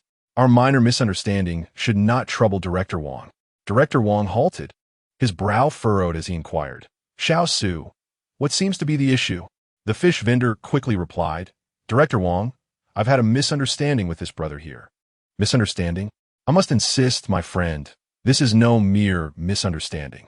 You claim that I have stolen your business of delivering fish to the county restaurant. Su Handong retorted bluntly. Upon hearing Su Handong reveal the truth, the fish vendor's complexion turned ashen, as if he had lost everything. Handong continued. Besides accusing me of taking his fish delivery business, he also appeared to be threatening me. boasting about how his little uncle is the head of the security department. Since he had already offended this individual and was determined to fulfill his task, Su Handong had no qualms about further antagonizing him. An uncle who is merely the head of the security department likely holds little real power. Otherwise, a simple fish delivery would not be dismissed so casually, even by a chef like Brotherly. Come on, you're exaggerating. I never intended to confront you. Director Wong, don't listen to this guy's nonsense. The fish vendor interjected sharply, then quickly plastered a smile on his face as he addressed Director Wong. Director Wong, I apologize. I'll let my emotions get the better of me because he took over my fish deliveries to your restaurant. I merely wanted to have a simple conversation to see if we could collaborate, but after just a few words, his reaction was as if I had attacked him. The fish vendor was at his wit's end, being dragged by Su Handong to see Director Wong and being accused of wanting to fight was a heavy burden to bear. He felt utterly despondent. Was it really necessary for this fellow to be so petulant over such a trivial matter? Oh, I see now. It was I who instructed Old Lee not to allow you to deliver fish anymore, and instead chose to have Xiao Su take over. As for the reasons, I merely refrained from elaborating out of respect for Director Hu of the security department. After 2 years of your fish deliveries, don't you have any self-awareness regarding the quality of what you provided? Having listened to their exchange, Director Wong, with his years of experience in the bureaucratic arena, quickly grasped the situation. After admonishing the fish vendor with a stern expression, he turned to Su Handong and reassured him, Xiao Su, with me present today, he cannot harm you. Since it was I who requested you to deliver the fish, I shall take charge of this matter. Su Handong, a rather astute lad, has profited nearly 3,000 from his fish deliveries on 2 occasions. He must be protected. In contrast, Old Tian, the fishmonger, has been delivering fish for 2 years, yet has barely scraped together 300. He simply cannot afford to exploit Old Tian, as the latter's brother-in-law holds a position within the government. Although he may merely be a deputy director in the security department, lacking significant power, he is still affiliated with the bureaucracy. Should word of any exploitation reach the higher-ups, he would undoubtedly face severe repercussions. On the other hand, Su Handong, a mere farmer, presents no such risk. Furthermore, with the quantity of fish he has provided, his family has certainly profited, and his declared prices remain reasonable within the market. Thus, it is in everyone's interest to maintain this arrangement. Therefore, Su Handong must be safeguarded, as this directly impacts his financial prospects and future. In the realm of politics, financial gain ultimately equates to future opportunities. Thank you, Director Wong. I genuinely had no other option but to seek your assistance in resolving this matter. Fishing is vital for the livelihood of my entire family, and I am grateful for your fair judgment, Su Handong implored, tears welling in his eyes. His expression one of profound grievance. Old Tian was utterly astounded by Su Handong's display of distress. Goodness, is he truly acting this way? Just moments ago, outside the restaurant, he had spoken so defiantly, so aggressively, claiming that it mattered not if he lived or died, but insisted that Su Handong must perish. This young man is attempting to drive me to ruin. Old Tian, how can you, a man of influence, bully this impoverished lad from the countryside, who merely seeks to support his family through fishing? Does your conscience not ache? Director Wong coldly questioned. Old Tian, taken aback, stammered. I did not mean to. He longed to explain that Su Handong had recently acquired approximately 10,000 from selling fish.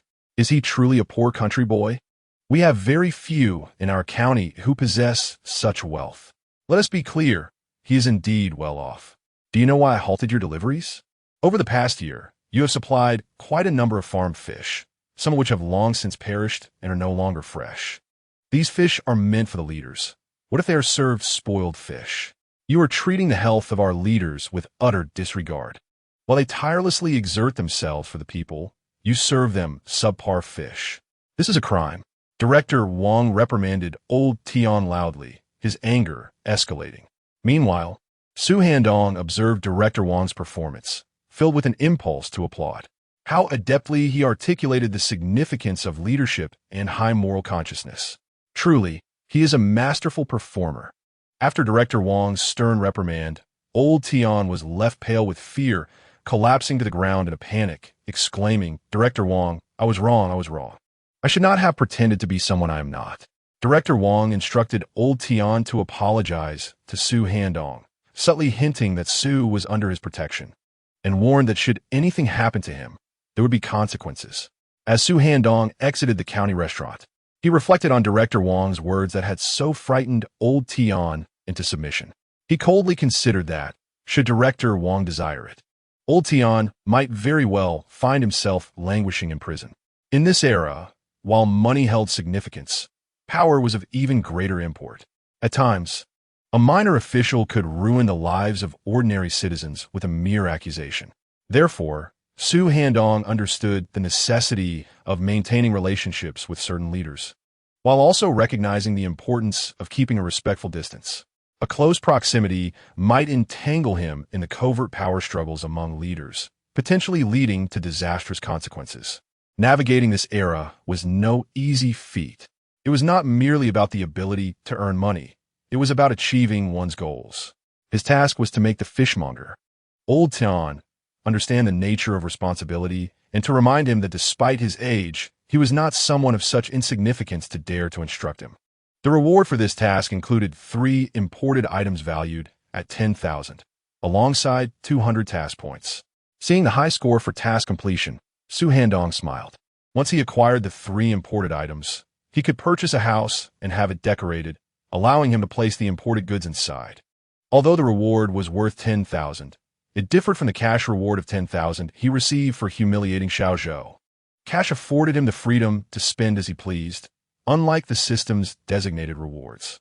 With the 200 task points, he could once again participate in a lottery. There was no rush for the lottery. He decided to visit Director Guo first, and perhaps when he went to the market to buy a dog, he would activate the lucky dice, hoping for a fortuitous outcome that might yield useful skills. Director Guo, isn't the Mid-Autumn Festival approaching? I have nothing much to offer you, but I happened to catch a few rare fish from the river, so I brought them for you. Upon arriving at Guo Huaitui's office, Su Handong got straight to the point.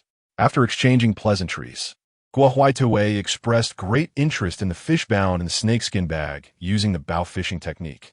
After Su Handong explained its ingenious application, Guo Huaitui could not help but give a thumbs up, praising the wisdom of the working class.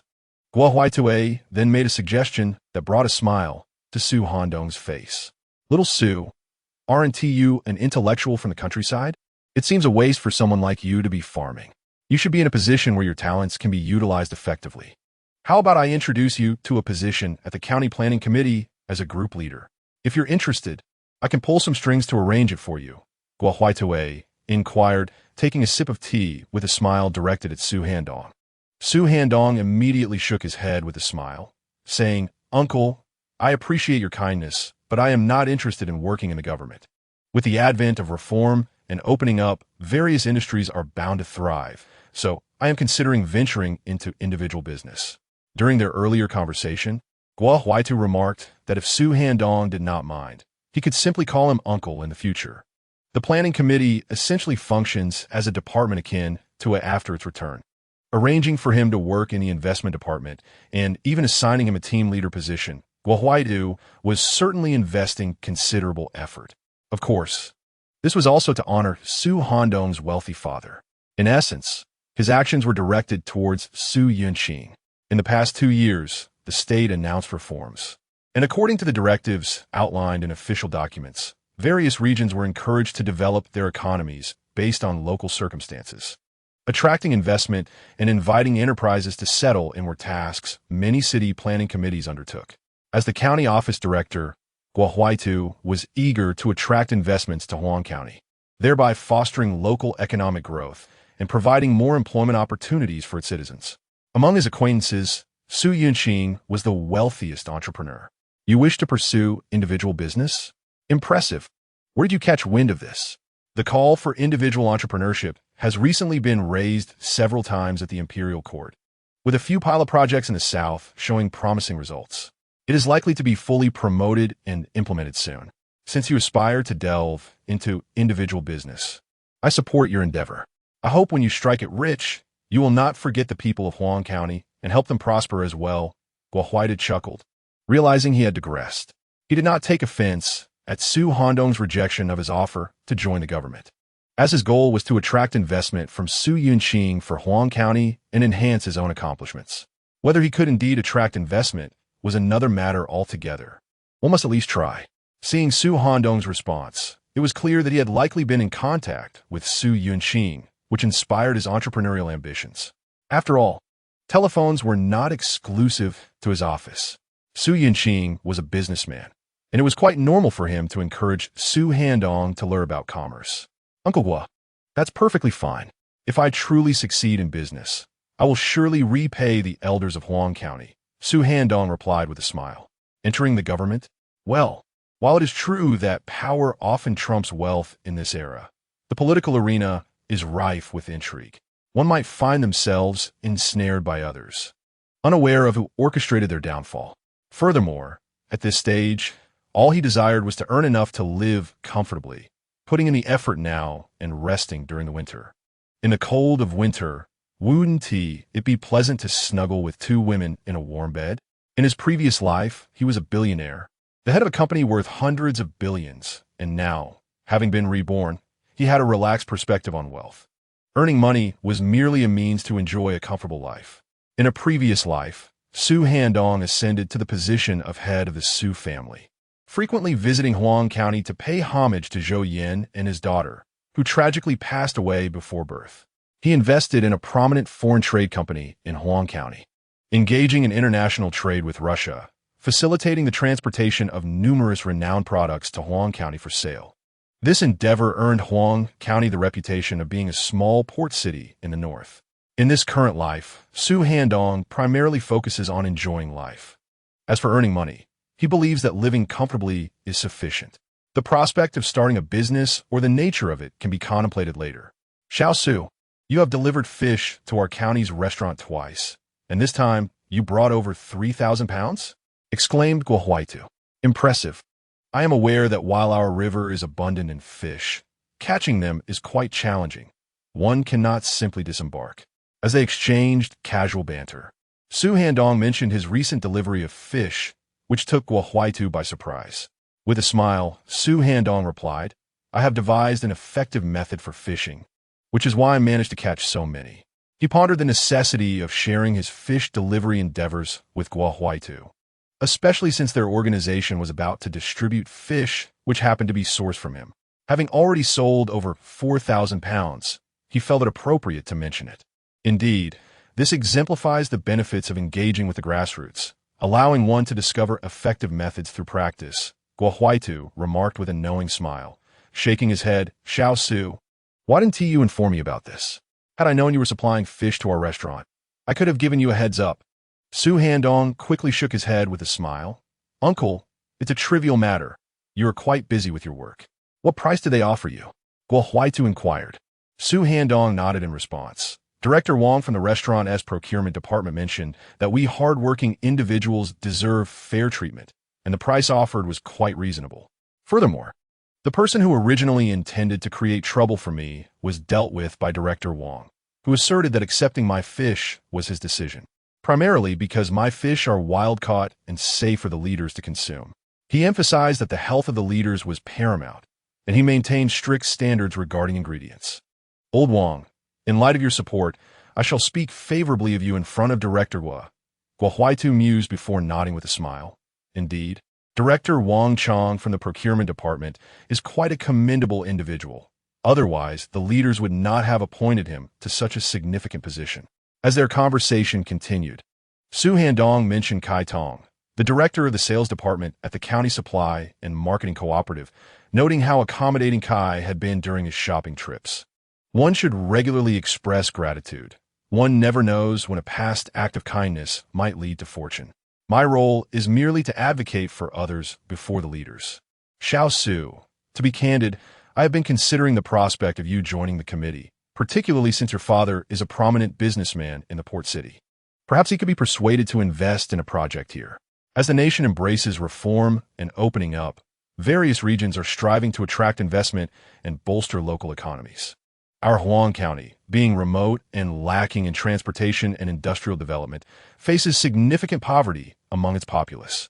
Those of us who rely on this livelihood inevitably seek ways to improve the lot of the common people. Guo Huaitu, with a sense of profound reflection, ultimately articulated his intentions. Su Handong nodded in agreement, stating, "Uncle, indeed. I will have a conversation with my father about this matter next time we have the opportunity to gauge his thoughts." Guo Huaitu promptly smiled and replied, "That sounds good. If this comes to fruition, I will certainly find a way to commend you in front of the senior officials." In the end, Guo Huaitu escorted Su Handong out of the office, instructing his secretary to carry 2 bags of Mid-Autumn Festival gift boxes and a case of specially supplied Wulianya liquor for him. Observing the abundance of gifts, Su Handong couldn't help but chuckle, realizing that although he merely sold fish, he had inadvertently procured goods from the county government. After loading everything onto the mule cart, he set off from the county committee courtyard, intending first to purchase 2 dogs at the market, followed by some supplies from the supply and marketing cooperative. "Liangzi, that rascal, has usurped my fish business and put on a show in front of Director Wang, resulting in my being scolded." The fishmonger, Lao Tian, glared at Su Handong's retreating figure and expressed his indignation to a middle-aged man in a green police uniform. Chapter 45. A Fortunate Encounter with Peach Blossoms. "Brother-in-law, I will go back and discuss this with Director Wang.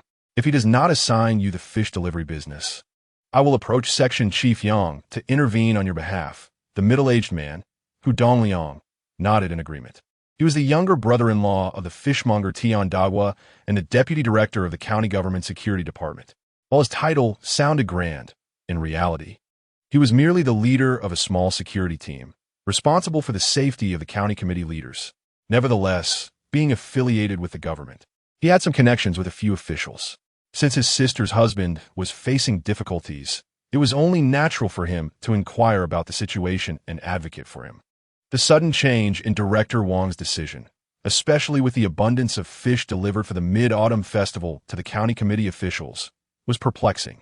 Hu Dongliang felt it was quite unjust that Tian Dagua was overlooked in favor of someone else.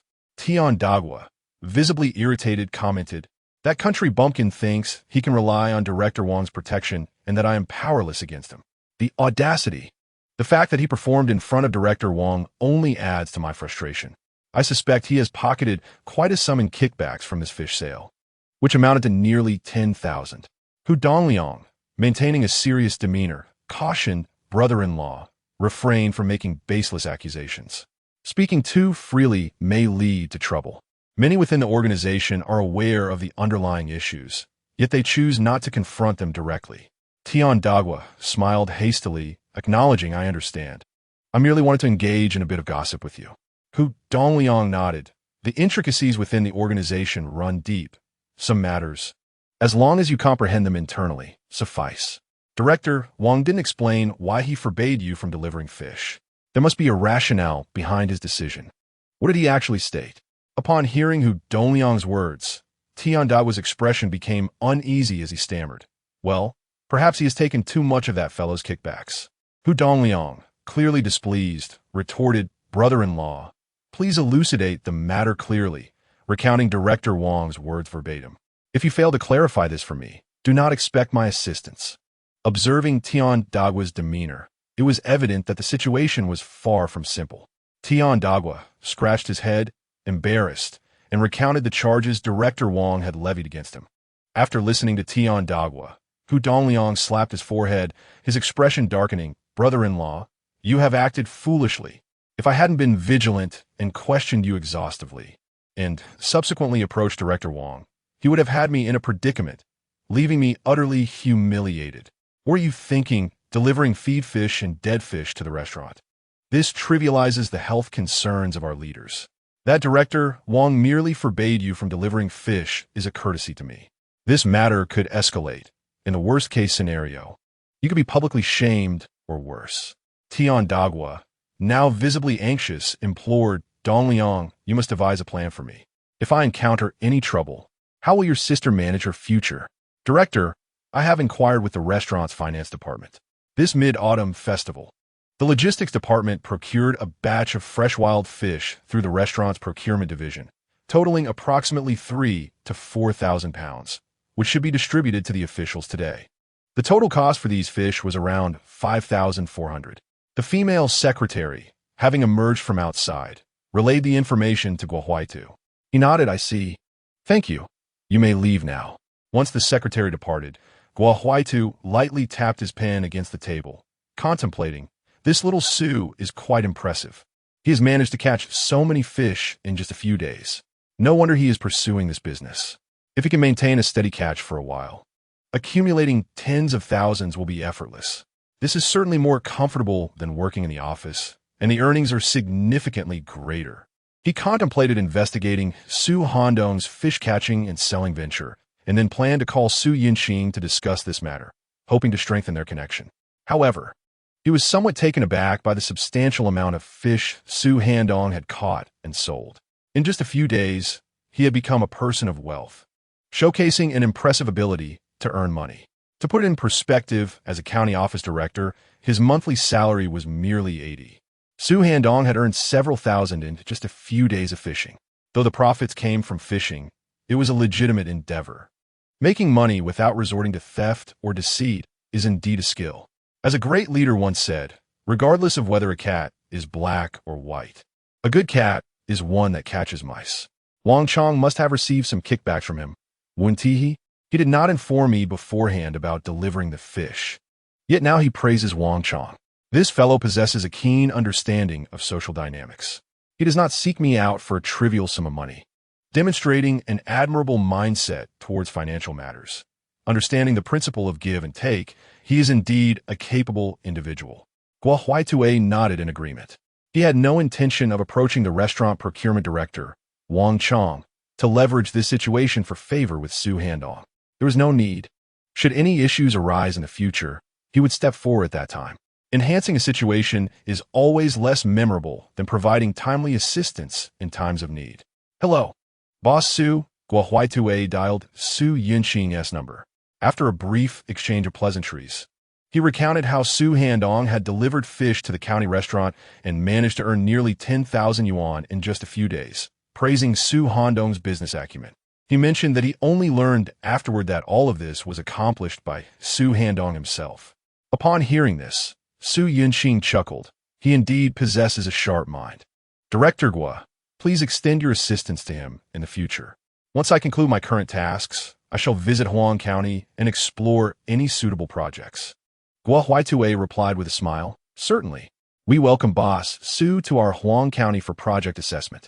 Although he understood that the attention was directed towards Su Handong, it nonetheless elevated his standing among the other leaders in the office. Success or not, he had attracted a significant businessman from the port city.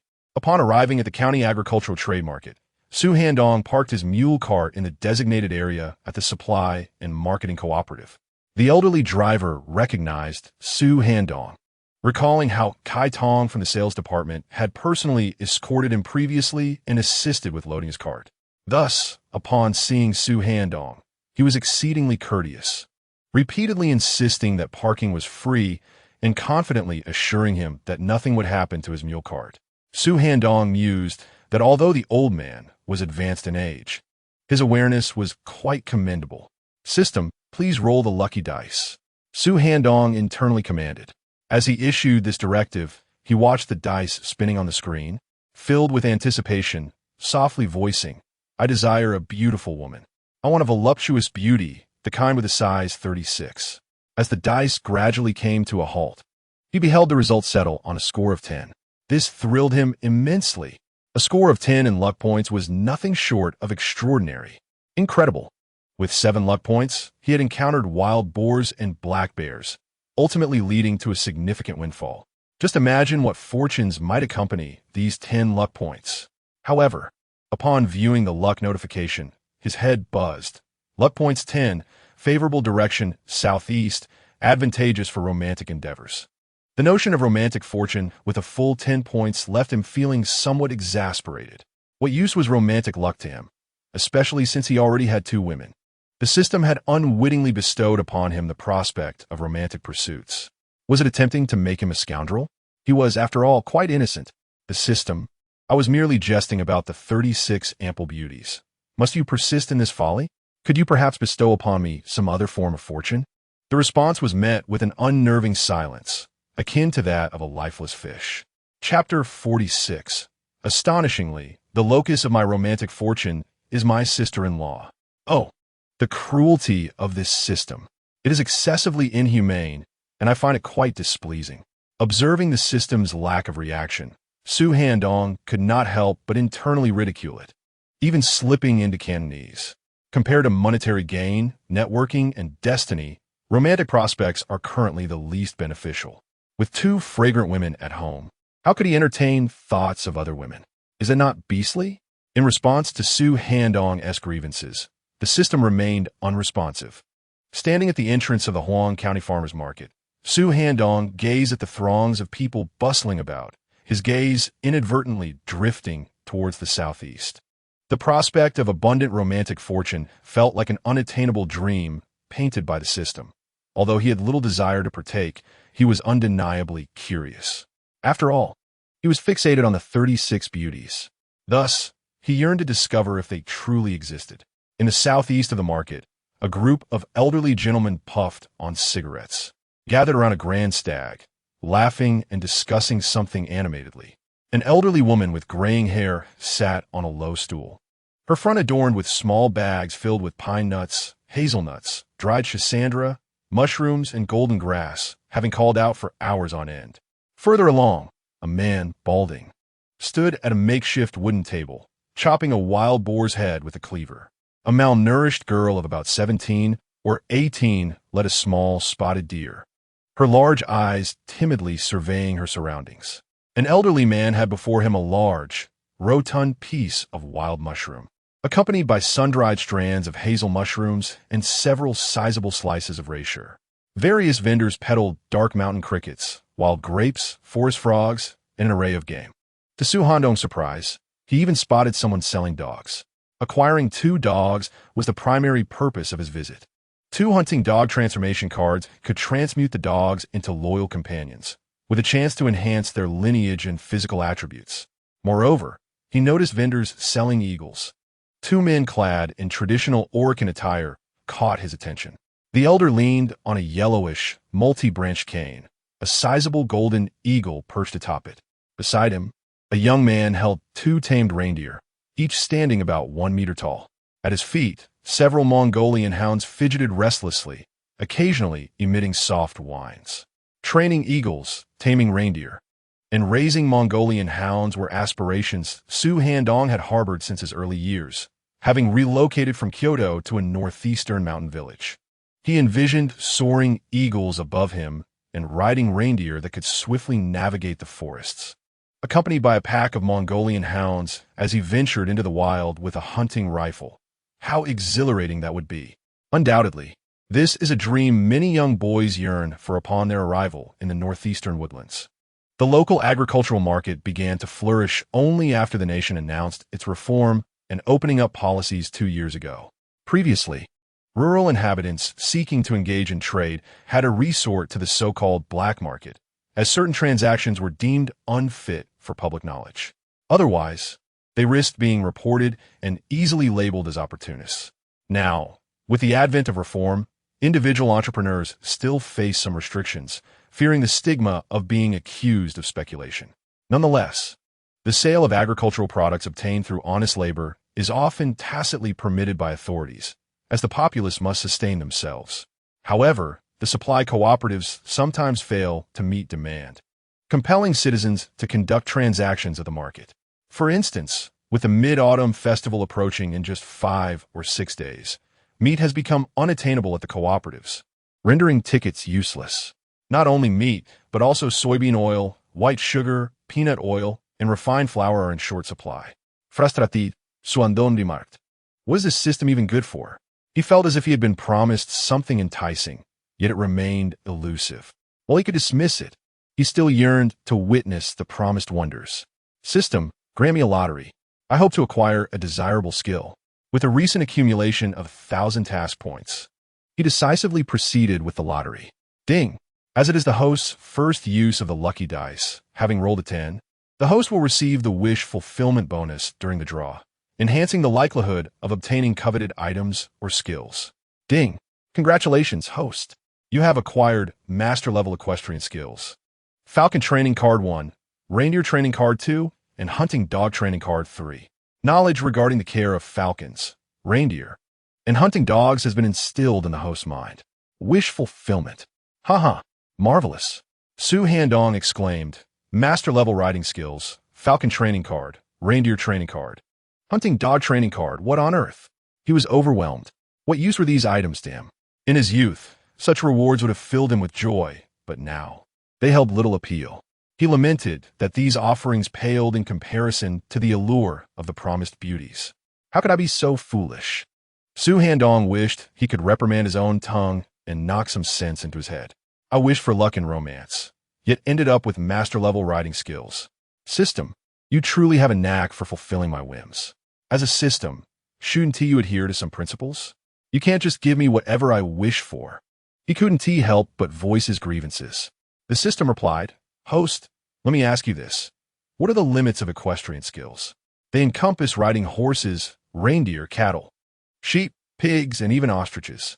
In Su Handong's mind, he pondered whether taming a woman could be likened to the eagle taming an enlightenment card, which, when utilized on avian creatures, could render them loyal to their master and potentially enhance their bloodline quality. The same could be said for the reindeer taming card. Additionally, he had acquired 3 hunting dog taming cards, including the 2 he had yet to claim from the system's item box. He now possessed a total of 5 hunting dog taming cards. He glanced at a pair of elderly men clad in traditional Awenki attire not far away. One held a golden eagle, while the other had 2 reindeer and 5 Mongolian greyhounds. The system, with its considerate design, was quite accommodating. Without hesitation, Su Handong approached them, gesturing towards the golden eagle, the reindeer, and the hunting dogs, and inquired, Good sir, are you selling these? The elderly man nodded, his face etched with sorrow, and replied, Ah, yes, I'm selling them all. My granddaughter in Kyoto is ill and urgently needs money. We are in dire straits and have no choice but to part with these creatures that sustain us. Beside him stood a young boy of 17 or 18, his expression darkened with unshed tears, clearly reluctant to see them go. What is the price? Please tell me. Su Handong asked. He thought to himself that these mountain folk were refreshingly honest, openly revealing their reasons for selling such items. They were in desperate need of funds, inviting others to take advantage of their predicament. However, Su Handong, seasoned by years of navigating the business world, sensed the authenticity in the old man's words. At that moment, a young man with short hair and a small mustache approached, waving his hand dismissively. Sir, I'll take everything you have for 500. This price is already generous. No one at the market will offer higher. The elderly man shook his head vigorously. Young man, that's simply 1 do. 500 is far too little. Just for the 2 large reindeer, selling them for a few hundred each is no issue. Riding them in the mountains is far more agile than on horseback. As for the hunting dogs, all 5 of them are exceptional hunters, capable of working in tandem to take down bears and large prey. And this golden eagle can easily lift a sheep weighing dozens of pounds. Forget 500, give me 1,000, and we can talk. The young man shook his head, visibly irritated. Sir, you're trying to rob me. Why not just go and steal instead? Your claims sound as extravagant as flowers, but you must be able to sell them first. Look around the market. Has anyone ever bought all of these at once? I'm just an outsider hoping to get lucky and find a few good dogs and perhaps an eagle. I have no use for your large reindeer. At most, I buy them for meat. This eagle appears difficult to tame. If it proves troublesome, it might even die. Asking for 1,000 is akin to highway robbery. The young boy clutched the head of a large reindeer, defiantly arching his neck in indignation. If you want to buy our large reindeer to slaughter, we want to sell them to you. We raise them with great care, and if you kill them, the heavens will surely be angered. As if comprehending the words spoken by the young boy, the majestic stag's eyes brimmed with large, expressive orbs. At that moment, Su Handong's attention was diverted from the golden eagle, reindeer, and hunting dogs, for he had spotted his sister-in-law, Liang Meifong, amidst the onlookers. She stood in the southeast direction, the very position of romantic fortune. Although Liang Meifong was somewhat cunning, fond of scheming, and a touch fiery, she was undeniably beautiful. Her face, delicate and slightly petite, resembled a charming oval. Having borne 3 children, her bosom was notably ample, estimated to be a size 36. Su Handong was taken aback. If the system was to treat him in such a manner, it was utterly beastly. Chapter 47. Triggering Dual Tasks. I have consumed more salt than you have traversed roads. Su Handong felt utterly bewildered. At 22, having been reborn and awakened to a super elder system, he tolerated the 10 points of romantic fortune. Even the lottery rewards of equestrian mastery, along with reindeer and falcon cards, were bearable. However, if the romantic fortune of a size 36 beauty truly referred to his sister-in-law, he would be compelled to unleash a few electrifying retorts upon the system if it stood before him. He beheld Liang Meifong, clad in a pale blue woolen coat, her hair fashioned into fashionable curls, grasping a small brown leather handbag and adorned with a pearl necklace, her lips painted a vibrant hue. She exuded the aura of a sophisticated urban lady, a stark contrast to her usual appearance as a rural laborer. This transformation lent her an entirely different charm. Liang Meifong hailed from a rural area not far from the county seat, part of a large family with 6 or 7 siblings, 2 of whom worked in government offices, thereby holding a significant local reputation. As Su Handong's gaze fell upon her, she noticed his attention and huffed disdainfully through her nose. Su Handong mirqued slightly. Liang Meifong, you are but a countrywoman. Do not presume that your polished appearance elevates your status. Her presence in the county market, rather than harvesting at home, stemmed from an incident 2 days prior when she intended to belittle Su Handong for spending his days fishing instead of assisting with the harvest. However, she was thoroughly reprimanded by Zhou Yin in front of a gathering of women, who all rallied to Su Handong's defense. Even old Zhou, upon returning, sided with Su Handong, asserting that it was perfectly reasonable for him to fish to alleviate his spirits. This infuriated Liang Meifong, leading her to abandon her children and hastily return to her parental home. Zhou Yin found great amusement in recounting the tale. Consequently, the responsibility of gathering the harvest fell upon her parents, as Liang Meifong resided with them, making parental assistance indispensable. Dear sir, would this arrangement suffice? I could add an extra 100, making it 600. As noon approaches, the atmosphere grows tense. If it passes, the crowd will disperse, making it impossible for you to sell. Bright and spacious, with the money earned, you and your grandson could enjoy a delightful lunch together, remarked the young man with a small beard. Nearby, a voice interjected, Old man, it's about time. 600 is quite a sum, and only you would regard these trinkets as treasures. 600 is no trivial amount. In this marketplace, especially in these times, few can afford such luxuries. If you don't act quickly, you may find yourself empty-handed. Indeed, old man, do not take offense. Who has the luxury to spend so much on such things these days? Another added, You 2 hefty fellows, if not for slaughtering for meat. The cost of merely feeding them would drain your resources monthly, far exceeding that of a person. Spectators also began to murmur and point, referring to the reindeer or elk. Upon hearing the words of the young man and the surrounding crowd, the elder's expression turned pained as he glanced at the tearful boy clutching the reindeer's large head. He sighed. These 2 fine beasts have been nurtured with great care. They are in their prime, perfect for transporting goods over mountains and adept at pulling sleds through the winter snow. To slaughter them would be a grave loss. He was well aware that the young man's claims held truth. There were few capable of purchasing his entire set of goods at this market. Who indulges in falconry or reindeer herding in their daily lives? And reindeer, after all, are meant to be slaughtered for meat. Yet, the thought of his beloved reindeer meeting such a fate weighed heavily on his conscience. You were inquiring about the price, young man. What do you intend to offer? The elder instinctively asked Su Handong. The young man with the small beard, annoyed, turned to Su Handong. So what is your plan? Do you really wish to acquire these creatures? They aren't cheap, you know. Even if you bought them, would you truly know how to care for them? Ding! A task was triggered.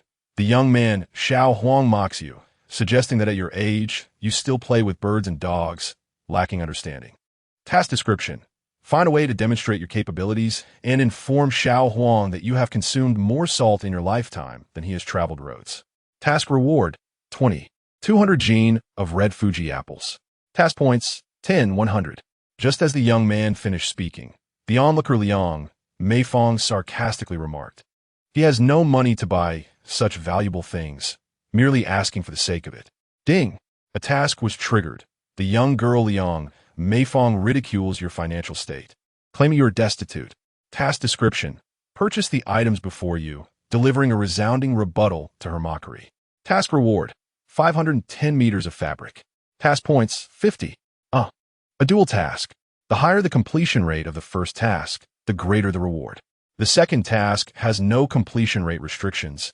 It simply requires fulfillment. Old man, I will purchase your golden eagle, reindeer, and 5 dogs. As for the price, let it be as you said, 1,000 yuan. Su Handong spoke directly to the old man, then reached into his pocket and pulled out a thick wad of cash, handing it to the elder. Sir, I want to kill this big fellow. My home is quite close to the old forest, and once autumn is over, I'll ride this giant with my dog into the mountains for hunting. The money was freshly withdrawn from the county hotel's accounting department, consisting of 4 bundles of new notes. He then spoke curtly to Liang Meifong, sister-in-law. It's just 1,000 yuan. I've been earning quite a bit lately. What is there that I cannot afford? Upon witnessing Su Handong directly purchasing 2 bundles of new bills for a reindeer, a golden eagle, and 5 dogs, Liang Meifong was momentarily taken aback, her face flushing slightly, feeling as though she had been sharply reprimanded. Sir, do take a moment. Su Handong urged the elder who received the money. He then moved forward to grasp the reins of a reindeer, but a little boy tugged firmly, refusing to let Su Handong take the deer away. Amused, Su Handong remarked, "What is the matter, little brother? I've already paid. Isn't this big fellow mine now? Rest assured, I won't harm them. I bought them to assist me in hunting in the mountains. They will be carrying my load." With skills in master-level hunting and riding, along with reindeer, eagle, and hunting dog transformation cards, the system seemed eager to facilitate his hunting endeavors. He was determined to test the reindeer's stamina. He patted the deer's head, but the creature, feeling his proximity, stomped its hooves and snorted, its large eyes warily fixed on Su Handong. Ding! Reindeer transformation card successfully used. The once agitated reindeer, stomping and snorting, suddenly calmed and became gentle, even leaning its large head toward Su Handong's face. Under the influence of the transformation card, the reindeer acknowledged Su Handong as its master. Little Li, give the reins to this gentleman, the elder instructed. Only then did the boy hand over the reins to Su Handong. Leading the reindeer, Su Handong affectionately patted its forehead, exclaiming, good dear." Without a saddle, he effortlessly mounted the reindeer, securing himself firmly with his legs. Turning to the little mustached boy, he declared, "Since I purchased them, it signifies I possess the means to manage them. Having lived long enough, I have consumed more salt than you have walked paths." With that, he gently nudged the reindeer's belly, and it sprang forth like an arrow released from a bow. Chapter 48. Sister-in-law, I still admire your rebellious spirit. The reindeer, with Su Handong astride, maneuvered swiftly through the crowd, its speed rivaling that of a jeep on the road. Moreover, Su Handong showcased his remarkable equestrian skills, executing a stunning maneuver where he leaped off and back onto the back of a deer. He even demonstrated the extraordinary feat of standing upright with arms outstretched on the deer's back while it galloped swiftly beneath him. Such masterful horsemanship is indeed audacious. This impressive display elicited applause and admiration from the onlookers. "Young man, are you treating that giant as a steed? Truly remarkable," they exclaimed. The prowess exhibited by this youth in riding is such that even the most skilled equestrians of the grasslands would struggle to match him. Few could perform such techniques upon a deer's back, and his talents might even surpass those of seasoned riders on the plains. Incredible. Could this young man possibly be a veteran from a cavalry unit? I have heard tales of their exceptional riding skills. Purchasing 2 large deer, 5 exquisite Mongolian hounds, and a magnificent golden eagle for a mere 1,000 yuan seemed quite reasonable. After Su Handong completed a brief circuit on the reindeer, he approached the man with the mustache and inquired, "How do you rate my riding skills? Do you think I can master it now?" Task completed. With your age, You have consumed more salt than he has traversed paths. Task reward: 200 gene of red Fuji apples. Task points: 100. Task completed. Acquire the items before you and deliver a resounding rebuke to her.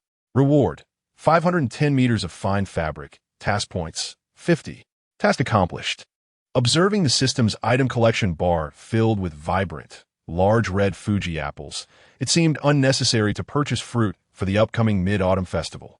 As for the colorful rolls of fabric, when he returned home and presented them to Zhou Yin and Xiao Min, they would surely be delighted, as it would allow them to make garments.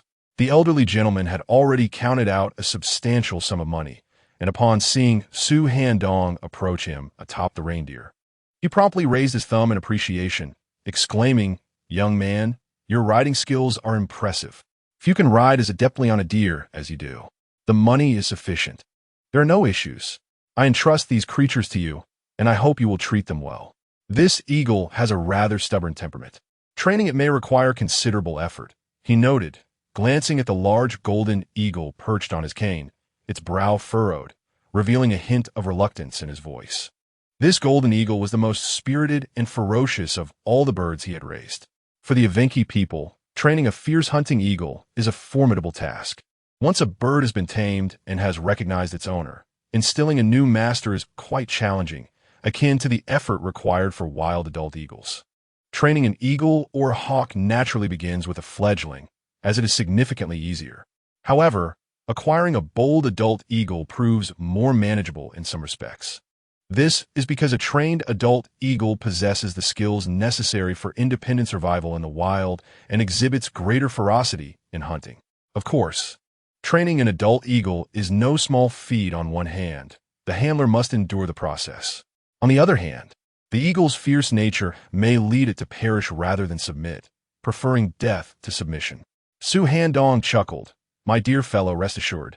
I have raised a few eagles myself, and I am well acquainted with how to temper their temperament. Under my care, they shall be far more comfortable than even with you. Is training an eagle truly difficult? For me, it is merely a matter of moments. With a single training card, I can establish my dominion over them. Furthermore, there is a chance to enhance their bloodline quality. The same applies to reindeer and hunting dogs. Once I employ the training card, they will obediently acknowledge me as their master, exhibiting unwavering loyalty." Impressive indeed. But you must be quite affluent to spend such a sum on these creatures, the small man retorted, irritation evident in his tone.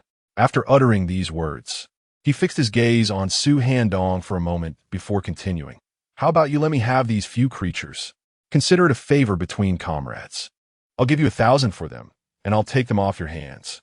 Upon hearing the small man's proposition, the elder's expression shifted uncomfortably. While the young boy beside him protested, this elder brother offered 1,000 first, and besides, he is skilled in this field. Those two large creatures will not suffer under his care, unlike what you might do to them. With a stern countenance, the elder admonished the young boy, "Xiao Li, refrain from speaking too much." He then clasped his fists towards the small man, saying, "Young man, I must apologize, but I have already accepted this young man's payment. Henceforth, these creatures belong to him. I have no authority to decide otherwise." The elder had discerned that the small man was not to be trifled with, having noticed a few bystanders who had sided with him during the negotiation. He handed the leash over to Su Handong, offering an awkward smile, aware that he had acted unscrupulously. Yet, as a resident of the remote mountains in dire need of money, he felt he had no choice but to avoid making an enemy. "Good sir, it is not that I am unwilling. I too have a fondness for these creatures," Su Handong remarked with a smile as he held the leash. The small man's displeasure was palpable as he retorted, "My friend, you seem a bit unfamiliar with the ways of this road, don't you? Ding! A task has been triggered. Threat from Xiao Wang. He perceives your age and the unfamiliarity of this place as opportunities to intimidate you. Task description: fear not the threat posed by Xiao Wang. Devise a means to demonstrate that, despite your age and unfamiliarity with this locale, you are not to be threatened by someone of his ilk. Task reward: a domestic standard quartz clock or an imported high-end quartz clock. Task points: 10, 100. Well, that is quite something. A quartz clock is also commendable." Su Handong mused after Xiao Huang finished speaking, responding with a dismissive snort. You think I appear unfamiliar? That's merely because you're not accustomed to seeing many people. Stop pretending to be a big shot here. It appeared that a confrontation was inevitable today. Oh, young man, your words are quite audacious. Have you inquired about my identity? I am Huang Million from Shabei Road in Huang County. Who in this area does not show me a modicum of respect? I ask you, do you intend to relinquish these creatures to me? The small man exclaimed indignantly, hands on his hips, his nostrils flaring in defiance towards Su Handong. Su Handong raised his eyebrows and retorted, not a chance. What? Are you trying to force a sale? Go ahead, take action. If you dare to lay a hand on me, I will make you understand why flowers bloom so beautifully. What are you trying to do? At that moment, Liang Meifong, who had previously mocked Su Handong in front of everyone, emerged after a moment of inner struggle. With her handbag in hand, she confidently addressed the little mustached man, Handong. Don't be afraid. I'm here. He wouldn't dare to harm you. My elder brother works in the County Civil Defense Bureau, and my second brother is with the grain station. What is there to fear? Su Handong thought, is this the formidable power of the system? How come my sister-in-law, who usually does not see me favorably, choose to protect me in public? Sister-in-law, I still prefer your rebellious spirit. Chapter 49. A good dog and a good eagle pair with a hero. Liang Meifong's mention of her brothers made the little mustached man hesitate. In this era, ordinary people fear getting involved with those in government positions, as even minor officials could be connected to influential figures. Miss, what is your relationship with him that you speak on his behalf? The little mustached man inquired, recognizing that Liang Meifong's appearance, demeanor, and attire indicated she was not from an ordinary family. Though he had some connections, he understood that those in power were generally more accommodating than the rough characters he dealt with in the streets, who often resorted to violence. With her handbag in hand, Liang Meifong boldly replied, I am his sister-in-law, the genuine kind. I assent it only right for me to speak for him. Su Handong facepalmed, feeling a wave of embarrassment. Sister-in-law, could you refrain from emphasizing that you are my sister-in-law, the genuine kind? Sweat. System, what are you doing? Su Handong increasingly felt that the system was in disarray, experiencing a malfunction akin to a menstrual irregularity, ultimately leading to a mix-up. Although it seemed unlikely for his sister-in-law, who typically did not regard him highly, to undergo such a transformation, he had no doubt about the system's immense capabilities. A number of onlookers, predominantly men, chuckled with lewd expressions on their faces. Sister-in-law, the genuine kind? This crowd was undoubtedly misinterpreting the situation. All right, since you have an affinity for these fellows, I'll let you have them today. Out of respect for your sister-in-law, the little mustached man said with a fist salute before turning to leave. With someone standing up for Su Handong, especially someone connected to the authorities, the little mustached man saw no need to offend him. Furthermore, the price of these fellows was 1,000 yuan, which, though reasonable, was not advantageous in the little mustached man's eyes. He could always seek out his friends in the capital later. Mission accomplished, unafraid of the little yellow's threats. Mission reward, a domestic quartz clock, mission points, 10. The system notification echoed, causing Su Handong to pout. I have never received such a meager mission reward. Only 10 mission points. You need not thank me. I simply happened upon the situation. If I did not step forth to speak on your behalf, you would return home embellishing the tale to Yin Yin and your parents, making it seem as though I were less than human. Liang Meifong spat with irritation. Su Handong, observing her manner of speech, perceived a resemblance to the bold and proud protagonists of romantic novels. How could I possibly compare my sister-in-law to such a character? My mind must be in disarray. Sister-in-law, your words warrant my gratitude. As for what you suggested, how could I ever relay such a tale to my parents? Who can predict what you might say? Liang Meifong shot him a disdainful glance, her tone laced with sarcasm. You haven't sold bear bile to finance these few animals, have you? Be cautious of Yin Yin and your father's wrath. Yet you deserve the scolding. The harvest season is upon us, and instead of aiding with the gathering, you are fishing by the river. How much have you caught? Have you struck it rich through your fishing endeavors? Liang Meifong's inquiries came forth like a barrage of artillery. Ding. Task activated. Liang Meifong mocks your fishing as a frivolous pursuit, doubting your ability to earn substantial income. Task description: demonstrate to her that your fishing is not a trivial endeavor and that it can yield unexpected wealth. Task reward: 1 bottle of effective cold medicine. 10 bottles total. Task points: 10, 100. Alas, this task. Surely, I cannot produce a stack of cash from my backpack and hurl it at Liang Meifang's face. Forget it. I shall forego this task. It is merely cold medicine, worth a few points. Utterly inconsequential. Moreover, the system is clearly up to mischief. If I were to unleash such a sum upon Liang Meifang, the resulting scene would be too exquisite to behold. The money I earn is mine to spend as I wish. Sister-in-law, your concerns are unwarranted, Su Handong retorted gruffly. Liang Meifang spat again. You ungrateful wretch.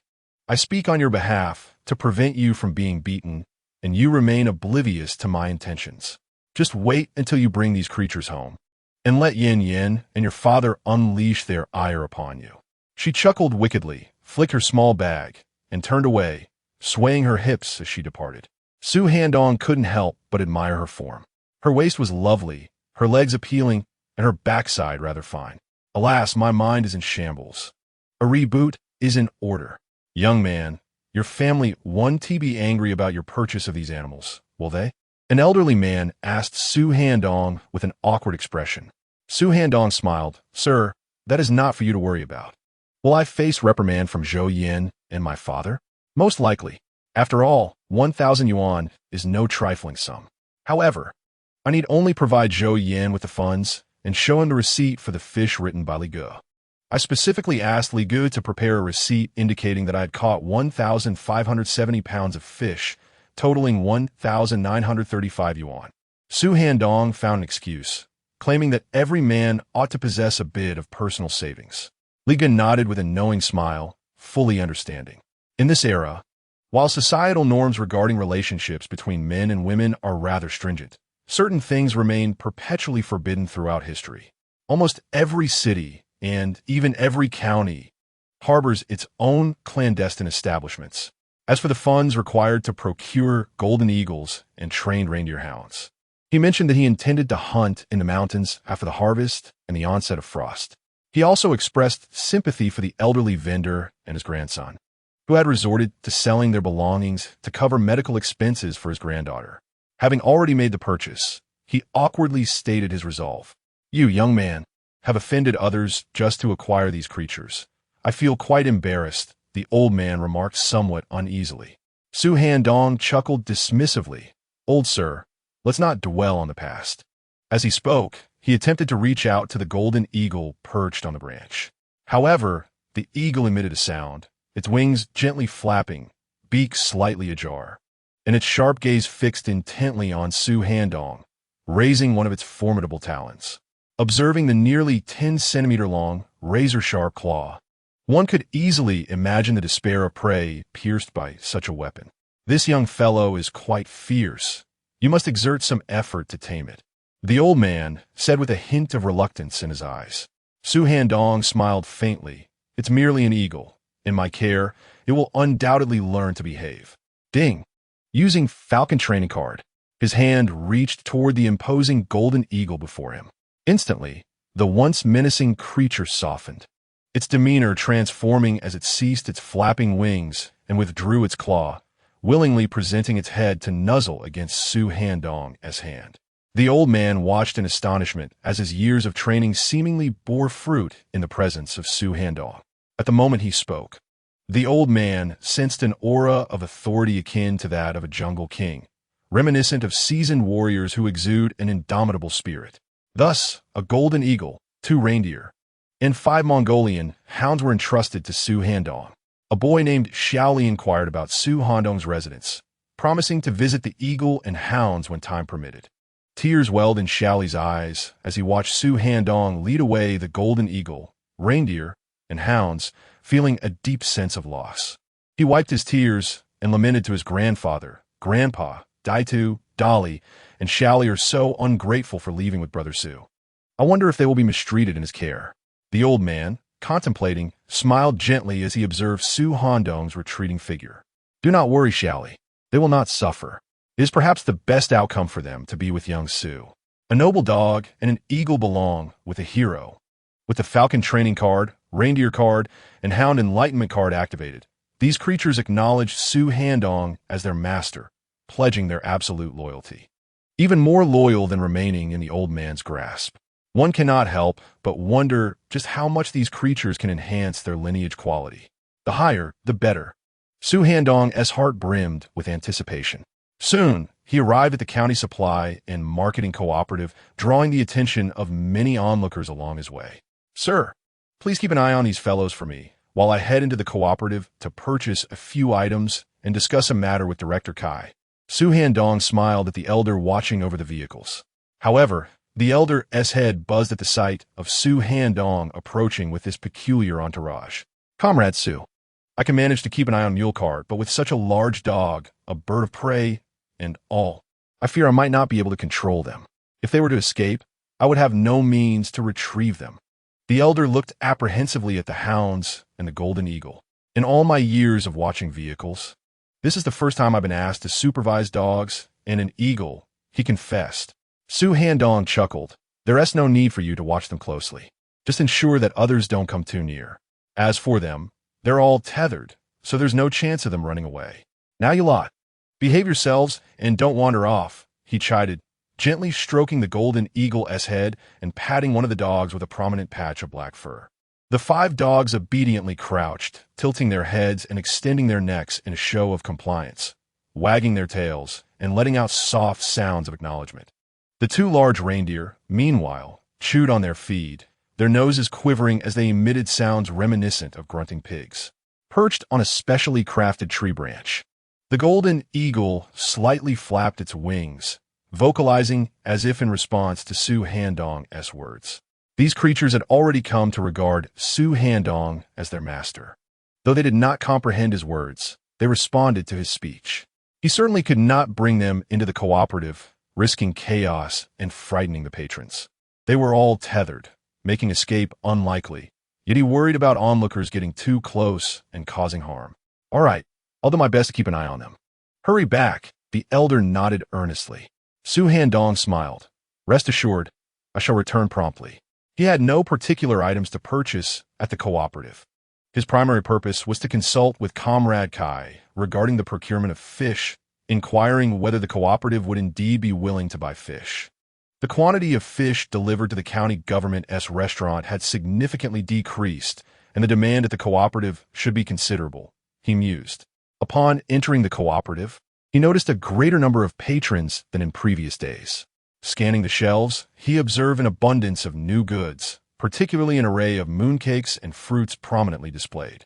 Among the local fruits were apples, snow pears, hawthorns, and wild grapes, alongside southern fruits like green tangerines. Overall, the selection of fruits was limited, primarily consisting of seasonal local varieties. In a few days, the Mid-Autumn Festival will arrive. The festive atmosphere is increasingly palpable, with numerous individuals queuing for tickets, forming long lines in the area dedicated to fruit and mooncakes. My storage space contains Fuji apples, and there are plenty of wild jujubes and grapes in the mountains. I plan to see if anyone is gathering in the hills to inquire if I might purchase some. As for mooncakes, I previously bought several packs, and this time, Director Wong and Guo Huaitu have graciously gifted me 2 small bags, rendering any additional purchase unnecessary. Regarding meat, fine flour, and peanut oil, I will retrieve these from my storage space and simply state that they were procured from the supply and marketing cooperative. The system is quite considerate, providing purchase receipts for items withdrawn. In this era devoid of online shopping records or surveillance, who would take the time to scrutinize my affairs? Soon, Su Handong, after inquiring with 2 salespeople, discovered the whereabouts of Kai Tong, who was engaged in conversation with a few others. Ah, is that not Brother San? It appears they're discussing something with Director Kai. In a corner of the supply and marketing cooperative, Su Handong spotted Brother Zhou Changkai among those conversing with Kai Tong. Zhou Changkai is a technician from the county's machinery repair factory. The others present are dressed in the factory's work attire, suggesting they are from the same establishment. Kai Tong was in discussion, but upon seeing Su Handong, he promptly said, "Gentlemen, please hold on for a moment. I have an urgent matter." After speaking, He hurried over to Su Handong. As Zhou Changkai glanced in this direction and noticed Su Handong, he was quite surprised. He intended to greet him, but saw Kai Tong exchange a few words with Su Handong before stepping aside. Alas, according to Director Kai, our factory's allocation of festive supplies is considerably insufficient. We must find a way to distribute the items so that everyone can receive some, remarked a middle-aged man with a slick-back hairstyle, whose physique had slightly rounded. It's absurd that after so much preparation, we only find out now that the quotas are lacking. Why wasn't this addressed sooner? Another man replied irritably. A bearded gentleman interjected with a touch of sarcasm. I heard that those in the government compound have already prepared festive gift boxes. This morning, several thousand pounds of fish were delivered to the procurement department, including many rare varieties from the river. While we struggle to gather mooncakes and fruits, they have even secured exquisite fish. The disparity is maddening. The middle-aged man, with a stern expression, shook his head, saying, "Let us refrain from such idle talk. If it reaches their ears, it could stir up trouble. Those are office-bound leaders. They're in a different league than us. It is harvest season, and the leaders of the machinery factory have assigned several technicians to assist with the repair and adjustment of tractors at the county supply and marketing cooperative. In larger villages, the community often purchases tractors, which are far superior for transporting crops compared to traditional ox carts or horse-drawn vehicles. The factory leaders have instructed them to inquire about the mid-autumn festival supplies and the related quota issues with the cooperative. They were unable to locate the senior leader of the supply and marketing cooperative, so they mentioned the matter to Director Kai Tong of the sales department. However, Director Kai replied that there is currently a shortage of quotas, making it impossible to procure many items. Consequently, numerous institutions had submitted holiday gift requests that could not be fully met. They could only allocate a certain quota as circumstances allowed, which would then be distributed among the various units. Director Kai, I met Director Gu today and made sure to mention you. He nodded and said he would make an effort to get to know you better in the future. After exchanging a few pleasantries with Kai Tong, Su Handong quickly brought up his introduction of Kai to Gu Huaitu. Upon hearing this, Director Kai's face lit up with joy. Comrade Su, thank you for speaking so favorably of me in front of Director Gu. If there is a chance in the future, I will certainly treat you to a drink. Su Handong smiled. That sounds good. I too look forward to sitting down with you for a drink someday. He then shifted the conversation back to business. By the way, I sent several thousand jin of fish caught from the river to the county restaurant today. I was wondering if your cooperative is currently interested in purchasing fish, as I still have some at home. Upon hearing Su Handong's inquiry, Kai Tong nodded eagerly. Of course we are interested. The supply and marketing cooperative will definitely purchase them. Many units are struggling to procure holiday items, and the leaders are pressing for them, to the point of feeling overwhelmed. We are anxious here, but there is little we can do. With the holiday approaching, it is nearly impossible to procure such quantities. How much do you have at home? Kai Tong in Guit? Su Handong replied, I have about 1,000 or 2,000 jin. If I wait a couple more days, I can likely provide you with 4,000 or 5,000 jin without much trouble. The variety of fish is quite abundant, including several rare types, all of which are pure wild fish from the river. The county committee has been purchasing my fish, so you can rest assured about that. Kai Tong furrowed his brow at the mention of 4,000 or 5,000 jin. Is that not enough? He asked, shaking his head. My concern is that 4,000 or 5,000 jin is somewhat insufficient. If we could secure around 10,000 or 20,000 jin, that would alleviate much of the pressure on our cooperative, allowing those units to receive a fair share. Su Handong pondered, do we truly need that much? Before the holidays, I could manage to catch another 2,000 or 3,000 jin at most. Yet, the cooperative requires 10,000 to 20,000 jin. Director Kai, what if I devise a plan for you? Su Handong proposed. However, I would need to establish some terms. What kind of terms? Kai Tong inquired. Su Handong smiled. I can arrange for the cooperative to receive approximately 10,000 jin, or even more, within the next 2 to 3 days. However, after the holiday, your cooperative must continue to purchase fish from me, although the quantity need not be as substantial. After all, I am expending considerable effort and manpower to gather this amount of fish. It would not be feasible to engage in a one-time transaction. Furthermore, I would require some concessions on the pricing.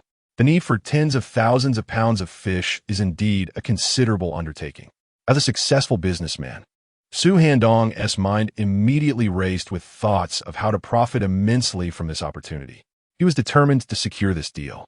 To achieve the required quantity, he devised a plan to involve some of the elderly men from the village. He would impart fishing techniques to them, instructing them on how to craft fishing rods, prepare bait, and successfully catch fish. Naturally, he could not offer this knowledge without compensation. He would purchase the fish they caught, taking a share of the profits. Furthermore, he aimed to negotiate favorable prices with the supply and marketing cooperative. This way, he would benefit from both ends. With so many individuals fishing, the catch would undoubtedly exceed what he could manage alone. Besides, he too would engage in fishing. This arrangement would enable the villagers to earn income, allow the cooperative to meet its holiday gift quotas, and ensure Su Handong's profits. It was a win-win situation. There should be no issues with this plan. After all, our cooperative has always been involved in fish procurement. Even if we increased our daily catch by a few thousand pounds, we would find a way to sell it. If sales were sluggish, we have numerous partnerships through which we could distribute it. Comrade Su, if you can indeed provide that quantity of fish, you would be doing our cooperative a tremendous favor. However, I must discuss this with our cooperative's leadership, as their approval is essential. Shall I have someone prepare a cup of tea for you while you wait? I will quickly get back to you on whether this can be finalized. Kai Tong suggested in a conciliatory tone. Su Handong nodded with a smile.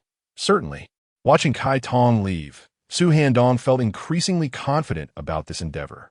He could supply such a vast amount of fish, alleviating the cooperative's pressing needs. Moreover, he had connections with Guo Huaitu to bolster his position. There was no reason for this plan to fail. Teaching the villagers to fish would also enhance his reputation within the community. Although Su Handong was indifferent to public opinion, he knew that even if they were aware of his daily catches, the villagers would not dare speak ill of him openly. However, they would undoubtedly murmur amongst themselves. After all, would they dare challenge the dragon group's young king? And would they not fear ridicule from other villagers? By enabling more people to benefit, he would garner broader support. As for providing them with advantageous terms, it is essential to invest to reap rewards in business. Besides, he stood to gain even more. Soon, the door to Kai Tong's office swung open, and a man in his 50s, sporting a slicked-back hairstyle, thick glasses, and a slightly corpulent figure, entered, with Kai Tong following closely behind. Comrade Su, this is our cooperative's president, Mr. Luo. Upon hearing that you could assist in providing tens of thousands of pounds of fish before the holiday, he expressed a desire to meet you. Kai Tong said with a smile. Su Handong promptly stepped forward, smiling warmly. Hello, President Luo. It is a pleasure to meet you. President Luo shook Su Handong's hand, beaming as he replied, Comrade Su, the pleasure is mine. I just heard from Director Kai about this matter and immediately wanted to meet you. If you could indeed provide our supply and marketing cooperative with 20,000 pounds of fish before the festival, it would be immensely helpful. We are currently troubled by the allocation of quotas for various units during the festive season. The leaders of these units are pressing us, leaving us quite overwhelmed, as everyone desires to secure provisions for their personnel to celebrate a splendid mid-autumn festival. You would truly be akin to a savior descending from the heavens. Su Handong chuckled and shook his head, responding, Director Luo, your words are quite exaggerated. What savior am I? I merely possess a bit of skill in fishing. After exchanging a few pleasantries, Director Luo promptly made a decision, agreeing to Su Handong supplying fish to the cooperative. Following the festival, based on the cooperative's needs, Su Handong would be expected to provide fish regularly. As for the purchase price, it would align with what he charged the county restaurant. He remarked that the fruits of the labor of the common folk are hard-earned, and the prices certainly cannot undervalue them. During their conversation, Director Luo also mentioned Guo Huaitu, stating that he had inquired about Su Handong and was informed by Guo that he regarded Su as a promising younger generation. Whether to purchase Su Handong's fish would depend on the cooperative's demands. Although Guo did not explicitly state it, his sentiments were clear. He valued this younger individual so much that he had even given him his VIP card. Director Luo understood the implications of this. Thus, the agreement was reached, and Kai Tong specifically drafted a fish purchase agreement with Su Handong, which was more formal than just a preliminary agreement. The personnel in the office were quite methodical in their dealings. While chatting with Kai, Su Handong mentioned the presence of Zhou Changkai, and through Kai, he learned that the machinery factory was assisting the cooperative with equipment repairs. He briefly elaborated on his relationship with Zhou Changkai. Since they had crossed paths, he naturally took the opportunity to mention Zhou Changkai, despite their personal differences. However, Sange had a decent rapport with Zhou Yan. After all, the men from northeast China tend to be straightforward, without the complexities that women often bring. Kai was quite surprised to discover that Zhou Changkai was indeed Su Handong's brother-in-law. Comrade Su, should you require any purchases, feel free to inform me, and I will arrange for them to be delivered. As for the payment, we can deduct it from the proceeds when you bring in the fish, Kai offered. Su Handong requested bamboo poles, fishing lines, hooks, nets, monosodium glutamate, liquor, and strong adhesive. All essential for fishing. Kai inquired, the several thousand pounds of fish you delivered to the county restaurant, were they all caught by you in the river? After learning the purpose of these items, he expressed disbelief. Su Handong nodded with a smile. Indeed, I caught them one by one with my fishing rod. In our county, the river is quite winding with swift currents. Aside from fishing, no other methods are feasible. I have loved fishing since childhood, so I have accumulated a bit of expertise in it. Observing the abundance of fish in our river, I pondered for quite some time before devising an effective fishing technique.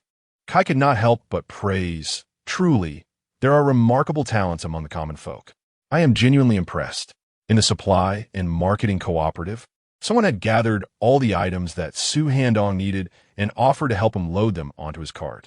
Additionally, Kai Tong presented Su Handong with 2 mid-autumn festival gift boxes and a case of specially supplied wool yanya, suggesting he should enjoy the delicacies as well.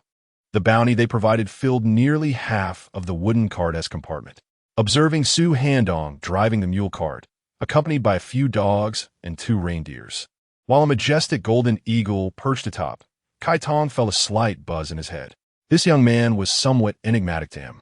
Xiao Zhou, Su Handong is your brother-in-law, isn't he? After bidding farewell to Su Handong, Kai Tong approached Zhou Changkai and got straight to the point. Zhou Changkai, somewhat surprised, nodded yes. He is my brother-in-law.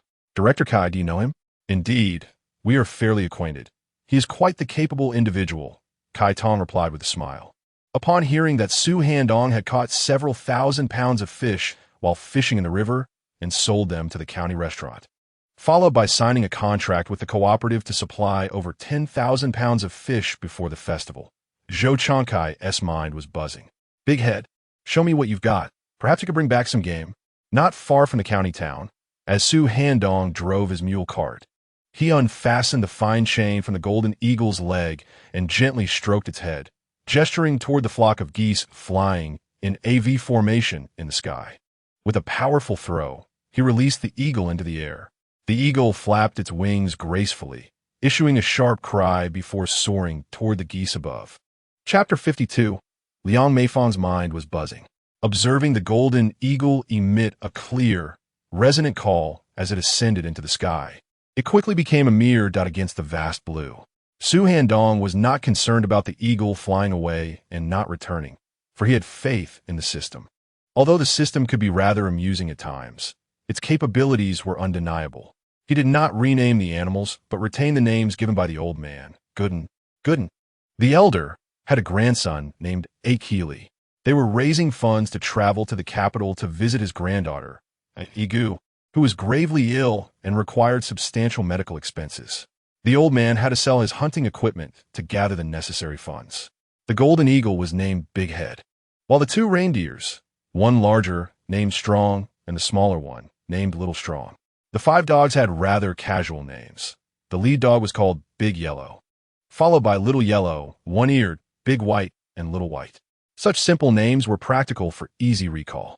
Su Handong tethered Strong and Little Strong to either side of the cart's handlebar, while the dogs' leashes were attached to the cart's side. In truth, they would follow obediently without being tied. Su Handong was merely feigning a process of gradually training them.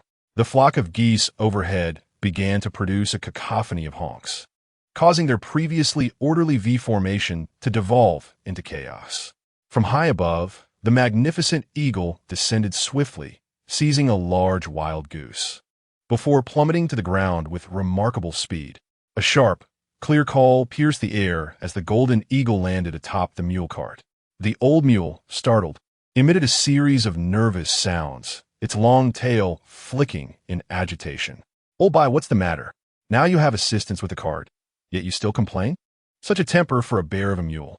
If you continue to be so irritable, perhaps it would be best to turn you into a meal," Su Handong remarked, lightly cracking his whip against the mule's hindquarters. He then restrained the goose that the eagle had brought, pinning its wings down. This goose, a white-fronted variety, locally referred to as the white-headed duck, was quite substantial, measuring approximately 60 to 70 centimeters in length, with a wingspan of about 1.5 meters, and likely weighing over 20 pounds. It was remarkably plump, its flesh soft to the touch. The autumn geese rivaled the beauty of the famed Diaochan. The goose, held firm by Su Handong, struggled and emitted a series of honks.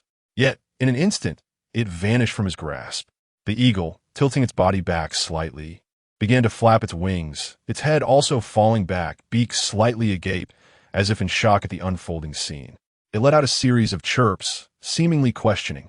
"Where's my goose? Where has it gone?" Meanwhile, 5 hunting dogs, witnessing the spectacle, widened their eyes, ears perked, and shook their heads in search of the goose's whereabouts. 2 reindeer ambled along, swishing their tails and producing soft grunts, intrigued by the commotion. The old mule, still pulling the cart, emitted a series of distressed sounds, large tears streaming down its bulbous eyes. "You newcomers have learned too much. You are doomed." The goose had been safely stowed away in Su Handong's storage space, perfectly fitting within the confines of the system. In contrast, the hunting dogs could not be accommodated within that space, although he could store numerous large fish. Their size was dwarfed by that of the dogs. Su Handong produced a small piece of pork, offering it to the golden eagle. "Well done, my friend." The eagle grasped the meat with its beak, savoring it with a soft chirp. "You 5 also deserve a treat." Su Handong halted the mule cart, producing 5 pieces of pork, which he tossed to the eager dogs. They deftly caught the morsels, devouring them with gusto. The 2 reindeer, stamping their hooves against the ground and shaking their large antlered heads, emitted sounds of yearning, as if expressing their desire for a share. With a smile, Su Handong reassured them, "I haven't forgotten you. You are now esteemed members of the Su clan. Consider this an outing for the elders of our community." He tossed several handfuls of corn at the feet of the 2 reindeer, who eagerly bent down to munch away. With a rhythmic clatter, the great white horse swayed its massive head, its powerful hooves striking the ground with vigor, tears streaming from its large eyes. "Old Bai, do you think the outsiders want to partake as well?" Su Handong remarked with a playful smile at Old Bai. "Very well, since you've contributed to the club, I'll allow you a morsel." He then offered the horse a few pounds of corn kernels. Observing the golden eagle perched serenely on the mule cart, 5 dogs gnawing on meat beside the wooden cart, and 2 reindeer feasting on the scattered corn, Su Handong couldn't help but envision again the scenes of hunting in the mountains to come. The imagery was too beautiful to behold. "Chankai, how do the machine repairs at the supply and marketing cooperative go today?"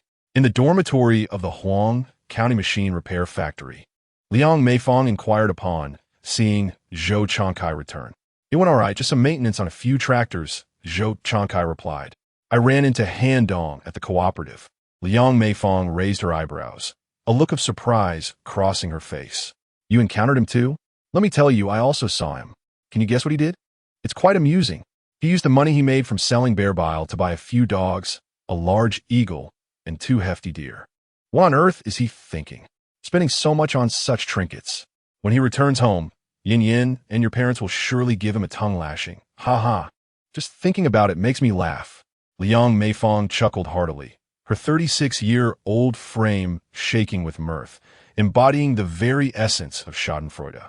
Zhou Chankai, puzzled, questioned, "What does he intend to do with those things? Who knows? It's baffling that he would spend 1,000 yuan on such nonsense. Perhaps he simply seeks amusement.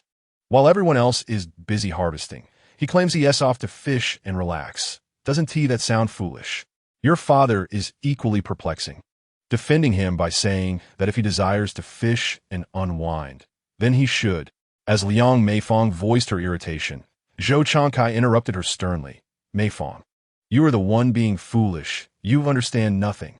Handong has been fishing by the river and has caught several thousand pounds of fish over the past few days, which he just sold to the county restaurant for a profit of 2,000 to 3,000. He even signed a contract with the cooperative to sell over 10,000 pounds of fish soon. Initially reveling in schadenfreude, Liang Meifong's face fell, disbelief washing over her as she shook her head. Changkai, you must be joking. He couldn't have caught thousands of pounds of fish to sell to the county restaurant. Why would I lie to you? The director of the cooperative told me so himself, and I even benefited from Handong's success. The director gifted me some mooncakes and treats. Zhou Changkai retorted, exasperation evident in his tone. Liang Meifong shook her head vigorously, her mind awhirl, rendered speechless for a considerable time. Chapter 53. The Pressure of Marriage. I'm not some tough guy. I can't remain calm. Ding. Task completed. Liang Meifong mocked the aging man for fishing instead of focusing on work, claiming he wouldn't earn much. Task rewards. 10 bottles of quick-acting cold medicine for adults and children. With a task score of 100. Just as Su Handong briskly walked into Woniu village, he was suddenly startled by the system notification. Could it be that the third sister-in-law was aware of the fortune he made from fishing and was so astonished that she awarded him a perfect score? Initially, he had disregarded this task. To his surprise, he ended up receiving rewards after all. Could this be considered an unexpected gain? Su Handong couldn't help but smile. A task he had abandoned was completed with a perfect score. How could he not feel elated? After contemplating, he surmised the likely scenario. He had mentioned his brother-in-law Zhou Chang to Kai Tong, who undoubtedly discussed the matter with Zhou Chang. Subsequently, Zhou Chang must have informed Liang Meifong, which is how she learned about his bountiful catch. Host, Su Handong physical condition, enhanced level 2 skills, fishing technique, master level.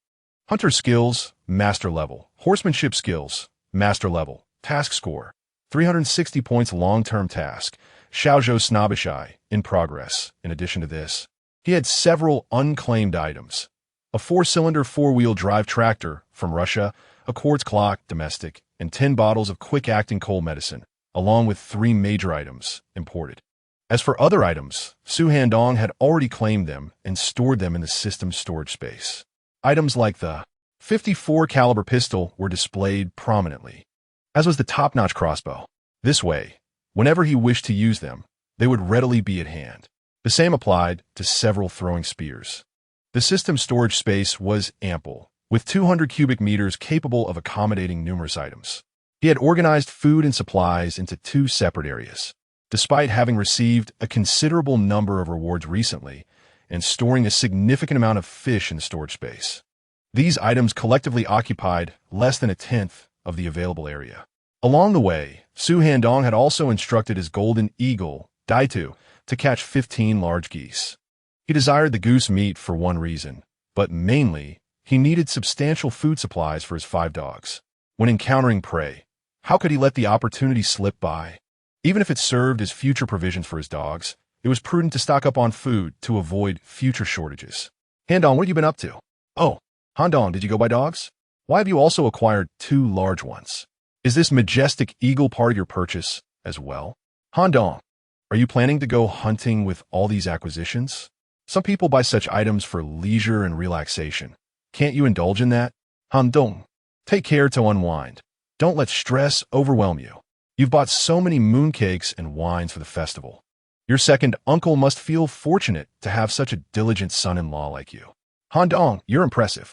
Even the leaders at your workplace have gifted you so many mid-autumn festival gift boxes, along with fine wines for the bigwigs. Upon returning to Woniu village, a group of villagers engaged in their daily labors in the courtyard paused to greet Su Handong, who was returning with a mule cart laden with festive gifts, accompanied by a few dogs and reindeer. Su Handong, not one to withhold information, candidly shared that he had purchased the dogs, reindeer, and golden eagles with the intention of future hunting endeavors. However, the villagers assumed he had made these acquisitions merely for leisure.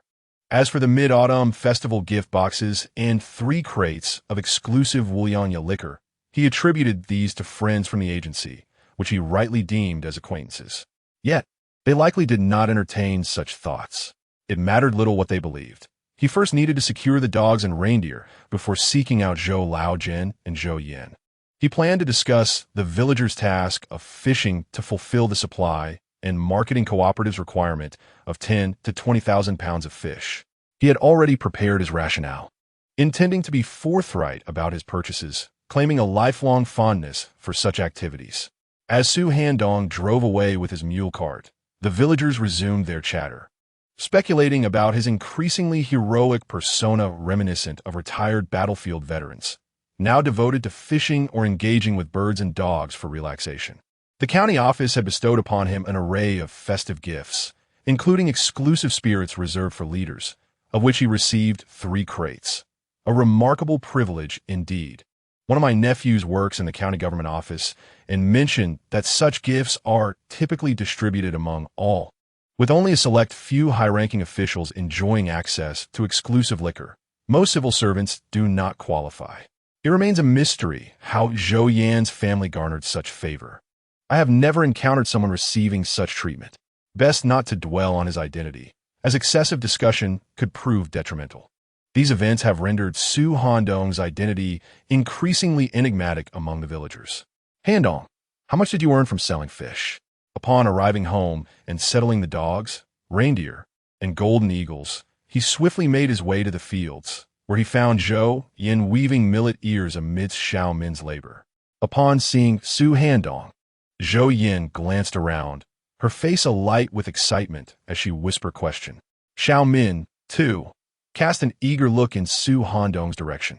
Now, she was part of his life, living together as a family and naturally involved in household matters. Su Handong patted his army green canvas bag and replied, I sold over 1,900 yuan. Once we get home, I'll ensure you get a proper share. 2,000? No way. We struck it rich, haha. Zhou Yin exclaimed, momentarily astonished by his words before rushing to embrace him, her legs wrapping around his waist as she leaned excitedly against him, her body swaying with exuberance. Calm down, my dear, calm down. There are so many people in the fields. They'll only find it amusing. Su Handong playfully patted Zhou Yan's behind, teasing her. This daring woman seemed to enjoy his boldness, as it had become a frequent occurrence lately. It was fortunate that Su Handong had a strong physique. On the other hand, despite her gentle demeanor, Xiao Min was quite assertive. When she heard Su Handong mention that he had earned nearly 2,000 yuan from fishing, her jaw dropped in astonishment. 2,000 yuan. People working in the government only earned around 60 to 70 yuan a month. With over 30 acres of land, even after taxes, her family's harvest would yield barely over 400 yuan. Yet, Su Handong had managed to earn 2,000 yuan in just a few days of fishing. This revelation struck her even more profoundly than their previous encounters. I am your wife. Why should I care what others think? Zhou Yin boldly declared, then mischievously added, Calm down? What do you mean by calm? I'm not a man. I don't possess the means to calm down. Su Handong, you are amazing. We have struck gold. Zhou Yin's excitement grew as she contemplated the sudden windfall. Ultimately, it was Su Handong's playful ambush that slightly tempered her exuberance. Darling, go fetch your father. We need to head home and discuss how to earn even more money. What exactly is this opportunity for greater earnings? Zhou Yin couldn't contain her curiosity upon hearing this. Su Handong replied, First, call your father, and then we can discuss how this could lead to several thousand more. Or even more than that. All right, I will go get him right away, Zhou Yin exclaimed, turning on her heels and sprinting toward her father's location. Filled with excitement at the prospect of making more money, she wholeheartedly believed in Su Handong's words. While Zhou Yin sought out Zhou Laojin, Su Handong approached Xiao Min with a mischievous grin. So, Xiao Min, how do you find your man? Impressive, isn't he? Xiao Min clapped her hands and laughed. Indeed, he is quite remarkable. Su Handong chuckled and said, Since you think I'm so wonderful, let's head home and discuss more of these delightful matters. Chapter 54. Xiao Min, why do I feel so shameless right now? Su Handong walked while Zhou Yin and her companions made their way as well. The mountain path was rugged and uneven, making it impractical to ride a bike. Given the distance from Zhou Laogan's home to Xiao Min's and the time Zhou Yin would take to fetch him, it would certainly take a while. This provided ample opportunity for Su Handong and Xiao Min to indulge in their passions. For Xiao Min, having let go of some inhibitions, her thoughts had also become more liberated, akin to a cat that craved the taste of fish, unable to resist the urge to meow in delight. At this moment, Zhou Yin remained unaware of her relationship with Su Handong and the multiple encounters they had shared. Xiao Min refrained from asking Su Handong whether he intended to discuss this matter with Zhou Yin. In her perspective, perhaps Su Handong relishes the thrill of playing such provocative games under Zhou Yin's watchful gaze. After all, Zhou Yin is his wife, and Xiao Min resides within their household. As for Xiao Min, it matters little. Zhou Yin has acquiesced to this arrangement, showing no aversion to participating in the games that Su Handong finds enjoyable. In fact, at times, Xiao Min contemplates the excitement of it all, pondering whether this could be considered an open form of infidelity. Su Handong delights in such exhilarating pursuits, and she willingly partakes. After all, a man retains his youthful spirit until the very end. Undoubtedly, Xiao Min derives immense pleasure from this sensation. Before long, the pair hastily returned home. Upon encountering 5 dogs, 2 reindeer, and a golden eagle, they were momentarily taken aback. Handong, what on earth did you purchase these for? Xiao Min inquired as she began to undress Su Handong. His hands, not remaining idle, found their way onto her body as he chuckled. You'll understand in due time. These purchases will surely prove useful. He then embraced her, asking, Did you think of me today? Not at all, Xiao Min playfully retorted, giving a gentle push to his chest, which caused him to recline onto the bed. She leaned in closer, proclaiming, Allow me to take the lead. Approximately 20 minutes later, Su Handong patted her gently and exited the room with a sense of contentment. Meanwhile, Xiao Min, her face alight with springtime radiance, busied herself with her attire, taking deep breaths to stabilize her emotions as swiftly as possible. The events of earlier flooded her mind, and she mused, Why do I feel so shameless right now? She could not help but shake her head in contemplation. If he desires something, she willingly provides it, often taking the initiative.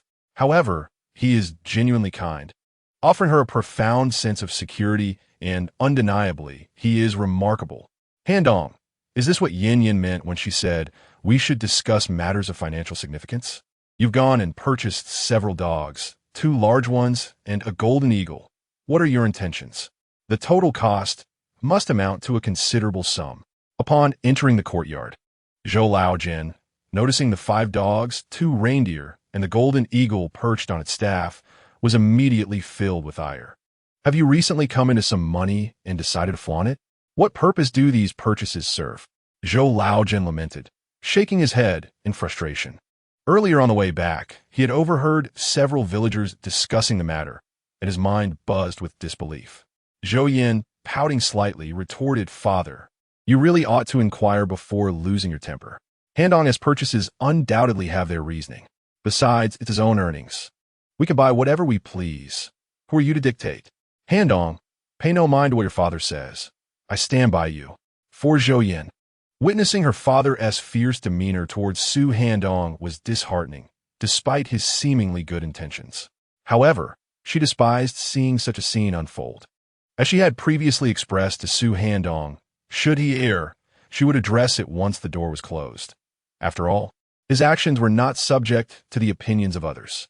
Upon witnessing the fierce and protective demeanor of Zhou Yin, Su Handong felt a surge of emotion within him. He indignantly remarked, Father, Yin Yin speaks the truth. I must also reprimand you. You have no idea why I purchased these items, yet here you are, incessantly complaining. What is it you're droning on about? If it weren't for the fact that you are my father-in-law, I wouldn't even bother explaining myself.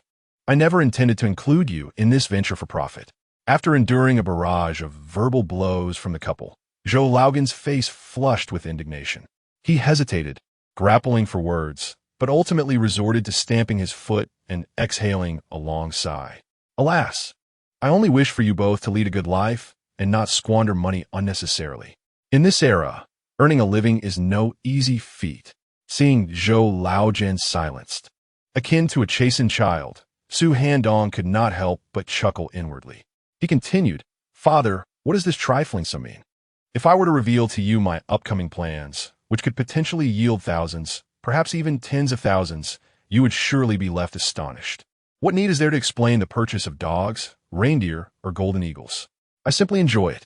I sold them, having been reborn. Why should I continue to live in restraint? Zhou Yin quickly interjected, nudging Su Handong's elbow. Handong, do share what it is you plan to do that could earn such a considerable sum. Su Handong replied, I have entered into an agreement with the county supply and marketing cooperative to deliver at least 10,000 pounds of fish before the Mid-Autumn Festival. Surpassing that amount should yield a tidy profit. After the festival, I will provide several hundred to 1,000 pounds every couple of days. The river will be frozen solid for at least a month, possibly longer, which means there will be ample opportunity to earn. Zhou Yan's eyes widened in disbelief. What? You've committed to supplying over 10,000 pounds of fish before the festival, yet there are only 5 days left. How can you possibly catch that much? Even if you fish day and night, it's impossible. Zhou Laojin, feeling a hint of impatience, chimed in, Handong, this undertaking. Realizing his tone was somewhat brusque, Zhou Laojin softened his approach. Handong, what I mean to say is, take on only as much as you can handle. While the desire to earn is commendable, you cannot overextend yourself. This is a business deal with the cooperative, and failing to meet the quota could lead to repercussions. It's no trivial matter. Su Handong then shared his thoughts with the father and daughter. Zhou Yin was the first to shake her head in disapproval. Handong, you cannot teach the villagers your fishing skills. That is absolutely out of the question. This is our secret to prosperity. If they all learn, it would be akin to robbing us of our livelihood. Zhou Laojin nodded in agreement with Zhou Yin. I believe Yin is correct. Sharing this method with others would mean sharing our own sustenance. Just focus on fishing diligently. Earning a few hundred daily will soon lead to a comfortable life. Su Handong shook his head. My dear wife, father, you are both viewing this from too narrow a perspective. Can one fish for a lifetime? As individuals aspire to ascend, much like water flows downward, my companion Yin and I cannot remain in the countryside, toiling in the fields for a lifetime. Furthermore, in life, one must be willing to sacrifice. Only through relinquishment can one gain. I imparted my fishing skills to the villagers, enabling them to earn a livelihood, while I too reap the benefits. I have entered into an agreement with the leaders of the supply and marketing cooperative, and with the support of a senior official from the county, I have effectively monopolized the fish supply for the cooperative. The fish caught in the village will pass through my hands before reaching the cooperative. I shall take a commission from the villagers, while the cooperative enjoys a favorable price, thus creating a win-win situation. Alone, I could never catch as many fish as dozens, or even more, could collectively haul in. Eventually, I shall amass considerable wealth and gain a reputation. The Zhou family will be spoken of in the village with admiration. Old Zhou nodded in agreement, acknowledging the soundness of my reasoning. Indeed, you resemble the landlords of old, while those who fish alongside you are akin to your laborers. The laborers earn but a modest sum, while it is the landlord who reaps the substantial rewards. This arrangement is splendid, allowing you to attain both fame and fortune. And collaborating with the cooperative alleviates any fears of being accused of opportunism. Zhou Yin contemplated this and concurred with Su Handong's perspective. With her father providing further explanation, she found the logic compelling. Subsequently, Su Handong instructed Old Zhou to summon several village officials and production team leaders to discuss the matter in detail. After Old Zhou departed, Zhou Yin, filled with excitement, leaped into Su Handong's embrace. My love, how is it that you're so capable? If what you say holds true, we won't just be modest earners, but we could soon become wealthy. Come, let us return indoors. Today is a day of joy. Before your father calls upon others, let us celebrate in a more intimate manner. This mischievous woman, in times of happiness, she seeks to celebrate in bed. Even in moments of discontent, she finds reason for such revelry. When asleep, she whispers sweet nothings, and upon awakening, she seeks to engage in more passionate exchanges. The playfulness in her demeanor is undeniable, as she deliberately flaunts affection in front of Xiao Min. Keep an eye on the door for us. If anyone approaches, do give us a heads up. For now, you watch the door, and in the future, I shall return the favor. Zhou Yin, with a playful glint in her eye, embraced Su Handong and Ti Xiaomin. Su Handong playfully chastised Zhou Yin. Wife, you are quite mischievous. This behavior is not fair to Xiao Min. He then turned to Xiao Min with earnestness. Xiao Min, do not take offense at Yin Yan's antics. She simply has that nature. We are all family here. This mischievous woman, at times, she can be quite cunning. To suggest that Xiao Min eavesdrop and play guard is truly audacious. Xiao Min nodded seriously. No, how could I be upset? Yin Yan and I share a close bond. She is simply being playful. She was eager to express that she had gotten ahead of him, while he was merely a fleeting thought. At this moment, Xiao Min felt a surge of secret delight. She began to comprehend why Su Handong had temporarily refrained from disclosing their affair to Zhou Yin. Zhou Yin, with a cheerful smile, remarked, Xiao Min, once 100 days have passed, I shall ensure you and Handong have a splendid time together. As the two entered the bedroom, Su Handong gestured with his fingers, indicating a 3. On another day, he would accompany her for 3 hours. Xiao Min couldn't help but fidget with her legs. While Su Handong embraced Zhou Yin, he simultaneously cast a flirtatious glance at Xiao Min, suggesting a future rendezvous. The thrill was intoxicating. He began to understand the exhilaration experienced by figures like Cao Cao and Shimanqing. The thrill of infidelity was undeniably exhilarating. Cough, cough. The secretary and several village officials have arrived, Xiao Min announced, standing by the window. Shortly after, Su Handong emerged from the room, just in time to see village chief Zhou Guoyang and several other officials entering his courtyard. Upon seeing Su Handong, Zhou Guoyang hurried forward, shaking his hand with barely concealed excitement, exclaiming, Handong, I heard from my brother about your recent endeavors by the river, tirelessly researching fishing methods to benefit our villagers. You have truly worked hard. You must share your fishing techniques with us villagers. Your intellectual pursuits are indeed lofty. You are truly a remarkable individual who has contributed to the nation and its people. The village officials and the production team leader were convening to discuss the arrangements for the collection of grain after the autumn harvest. This was the first year of individual land contracting following the national land distribution, and the county government had issued a special directive regarding it. It was a significant priority for all towns and villages. Zhou Laojin had approached them and shared the news with Zhou Guoyang and the others. Upon learning that Su Handong had spent several days perfecting techniques to catch large fish, now able to reel in hundreds of pounds daily, and that he had sold fish worth 2,000 yuan at the county restaurant, the village officials were utterly astonished. Zhou Laojin earnestly proclaimed that this was indeed true, swearing on it, and suggested that if they doubted, they could visit Su Handong to witness the fishing techniques firsthand. He also informed them that Su Handong had invited their village leaders to discuss teaching the villagers how to fish and earn money. Furthermore, Su Handong had secured a contract with the county supply and marketing cooperative to provide over 10,000 pounds of fish before the Mid-Autumn Festival. Beyond that, he could supply several hundred to 1,000 pounds daily after the festival. Zhou Guoyang urged the production team leaders to ensure that each household in the village sent a man to learn fishing techniques from Su Handong. In truth, Zhou Laogan's oath was entirely unnecessary, for upon hearing this news, despite their shock, Zhou Guoyang and the others chose to believe. After all, the villagers knew that Su Handong was no ordinary person. Consequently, they set aside their tasks and hurried over. Upon hearing the words of Zhou Guoyang, Su Handong shook his hand while smiling. Villager, how is it that you have heard my story? Zhou Guoyang, visibly nervous, quickly shook his head with a smile. Oh, Handong, your face tells 1,000 tales. Su Handong's identity was shrouded in mystery. He was most likely a significant figure within the state. The thought that Zhou Guoyang might discover his true identity and subsequently face charges for leaking sensitive information sent a shiver down the latter's spine. My father-in-law has shared matters with you. Let us first take everyone to the riverside to witness my fishing endeavors. As the saying goes, seeing is believing, while hearing can be misleading. Once you see the fish I catch, I believe you will feel reassured. Then we can discuss the intricacies of fishing and share our experiences. Su Handong stated. He then proceeded to carry his homemade fishing rod, bait, fish net, and other equipment, leading Zhou Guoyang and the others toward the riverbank.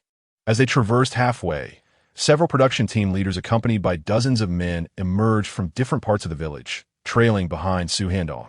During this journey, Su Handong remained relatively silent, while Zhou Guoyang urged everyone to maintain their composure and refrain from speaking, lest they provoke Handong's ire.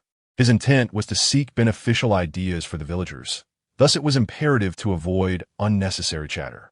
The men followed quietly, a demeanor Su Handong found quite agreeable, as it stood in stark contrast to his previous experiences of being ridiculed as the son-in-law of the village. Although he had missed several system-trigger quests, he could not allow himself to be mocked in this new life. That would be beneath him. Soon, they arrived at the fishing spot, prepare their rods, and Su Handong instructed everyone to remain silent. Wait until I catch a few fish before we delve into the nuances of fishing, Zhou Guoyang emphasized with a serious expression. Did everyone hear that? Maintain your silence. Even if you feel the urge to break wind, hold it in. Anyone who speaks out of turn will not participate in this endeavor. Handong is here to impart methods for prosperity. We cannot afford to squander this opportunity with foolish talk. After 2 or 3 minutes, the fishing float suddenly dipped dramatically. Su Handong gripped the rod tightly, feeling the tension as the rod arched. He had hooked a sizable fish. As he gradually reeled the creature from the water, a hefty pike weighing around 40 to 50 pounds surfaced, thrashing on the surface. The onlookers gasped in astonishment at the spectacle before them. In no time, Su Handong maneuvered the fish closer to the riverbank and, using his net, successfully captured it. Someone lend a hand to bring the fish ashore. The market price for pike is around 3 yuan per pound, and this one could fetch 50 to 60 yuan.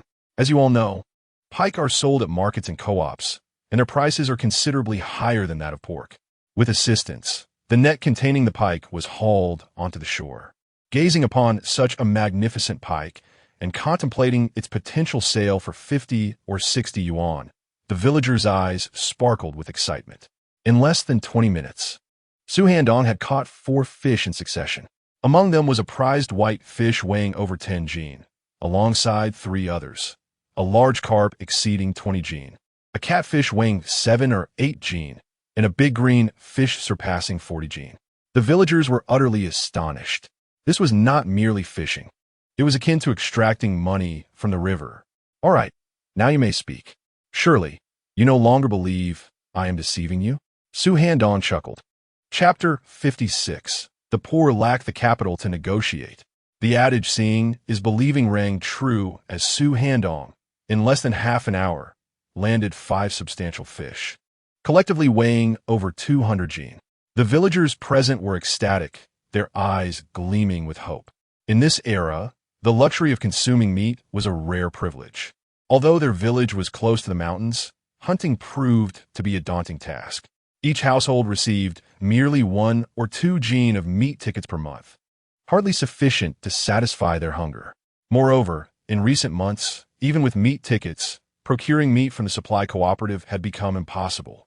Witnessing Su Handong's remarkable fishing speed and imagining the delectable taste of fish, many could not help but salivate. Importantly, Su Handong had promised to impart his fishing techniques to them, suggesting that they too could earn a substantial income from fishing in the future. Handong, you are truly remarkable. Who would have thought you could devise such an exceptional fishing method? If the people of our village master your techniques, it won't be difficult for every household to become affluent. Zhou Guoyang exclaimed, his excitement palpable as he spoke with a sense of grandeur. The other villagers echoed their admiration, praising Su Handong in unison. Handong, it is indeed you who have uncovered this extraordinary fishing method. Our ancestors lived here without discovering such a remarkable technique. Handong, a true intellectual, has devised this method and is willing to teach us, leading our village towards prosperity. I hold Handong in the highest regard. I have no doubts about his capabilities, reflecting on how he selflessly considers the welfare of our village, while many had previously ridiculed him. I felt an urge to reprimand them. Their consciences must have been devoured by dogs. Henceforth, should anyone dare to speak ill of Handong, I shall be the first to confront them. Village chief, considering Handong's immense contribution to our village, we ought to formally recognize him at the county level. Listening to the village officials and fellow villagers shower him with praise, Su Handong merely smiled, dismissing their flattery as inconsequential. The villagers were quite pragmatic. Indeed, Su Handong was also quite realistic, devoid of the lofty ideals they attributed to him. His motive was straightforward. By teaching them to fish, he would benefit financially while also gaining fame and fortune. How could he refuse such a lucrative opportunity? Village chief and esteemed villagers, I am willing to share my fishing techniques with everyone, but we must establish a set of regulations, Su Handong stated earnestly. Zhou Guiyang hastily addressed the crowd. You youngsters, refrain from speaking for a moment. Allow me to converse with Handong and hear what stipulations he has to offer. Turning to Handong, he inquired, what precisely are the terms you speak of? Without hesitation, Su Handong articulated the conditions. He was willing to impart his fishing knowledge. Yet he insisted on receiving a share of the catch for the ensuing month. Moreover, he required them to sell their fish to him, which he would then supply to the cooperative. Should they agree, he would provide the fishing gear and guide them in crafting fishing rods. They would need to sign agreements and affix their fingerprints. The reason for the 1-month profit sharing was due to the impending freeze of the river, which would last approximately 4 to 5 months. By the time the thaw occurred, he did not expect to rely on their small fishing profits any longer. Upon hearing his proposal, a middle-aged man named Lu Shamping, with a somewhat brusque tone, remarked, Handong, while it is undoubtedly beneficial for you to share your fishing techniques, I had anticipated that you would do so without conditions. Lu Shamping was Lu Tao's distant uncle. Following him, another man named Lu Wei chimed in. Indeed, Handong, your demands seem rather excessive. You wish to take a share of our catch, acquire our fish, and deliver them to the cooperative, where you undoubtedly negotiate your own commissions. This amounts to double dipping. Your profits seem rather inflated. Observing the dissent from his kin, Lu Tao, who had previously been reprimanded by Su Handong, spoke with a sarcastic tone. Indeed, Su Handong, your demands seem rather steep. You present this as a generous offer to teach us fishing, yet you stand to profit significantly in the process, essentially making the entire village your benefactor. We must negotiate these conditions carefully, don't you agree? Another villager echoed this sentiment, attempting to rally support to challenge Su Handong's terms. In recent times, the village had been abuzz with whispers about Su Handong's mysterious background, which had tempered some of the gossip directed at him. However, when personal interests were at stake, the villagers grew bold. Their audacity resembled that of the impoverished, emboldened by the prospect of wealth. Additionally, some members of the Lu family bore grudges against Su Handong, particularly after he had confronted several of their kin. When the village distributed pork, Zhou's overseers, recognizing Su Handong as Zhou's son-in-law, had ensured that the Lu family received less meat, favoring their own. This decision had received the tacit approval of old Zhou, thereby engendering further resentment among the Lu clan. Consequently, several of Lu's overseers convened to strategize how to address this matter. The conclusion drawn is to refrain from provoking Su Handong, for if he indeed possesses significant influence, they could later inform a leader from the Lu family, who holds a position in the municipal government, to devise a plan to deal with Su Handong should any issues arise concerning him. The notion of Su Handong resorting to extreme measures or committing murder is deemed highly improbable. Following this, members of the Lu family joined in the commotion, suggesting that Su Handong was negotiating terms. You, Lu family, need not involve yourselves in this matter. I cannot impart my fishing methods to you. I reserve this knowledge for those I trust, Su Handong stated coldly. He continued, I will provide the tools for crafting fishing rods, as well as other fishing gear, and share my fishing expertise. Is it excessive to request a mere 30% of your catch as commission for a month? I would consider it generous, as I could easily demand a share spanning several years. Mastering this skill is a lifelong benefit. You will be able to fish in the river for years to come. Once you grasp my techniques, catching 100 to 200 pounds daily, or even more, will be no issue. Is my request truly unreasonable? Upon hearing Su Handong's words, coupled with the fact that he would not share his fishing methods, the Lu family members became noticeably anxious.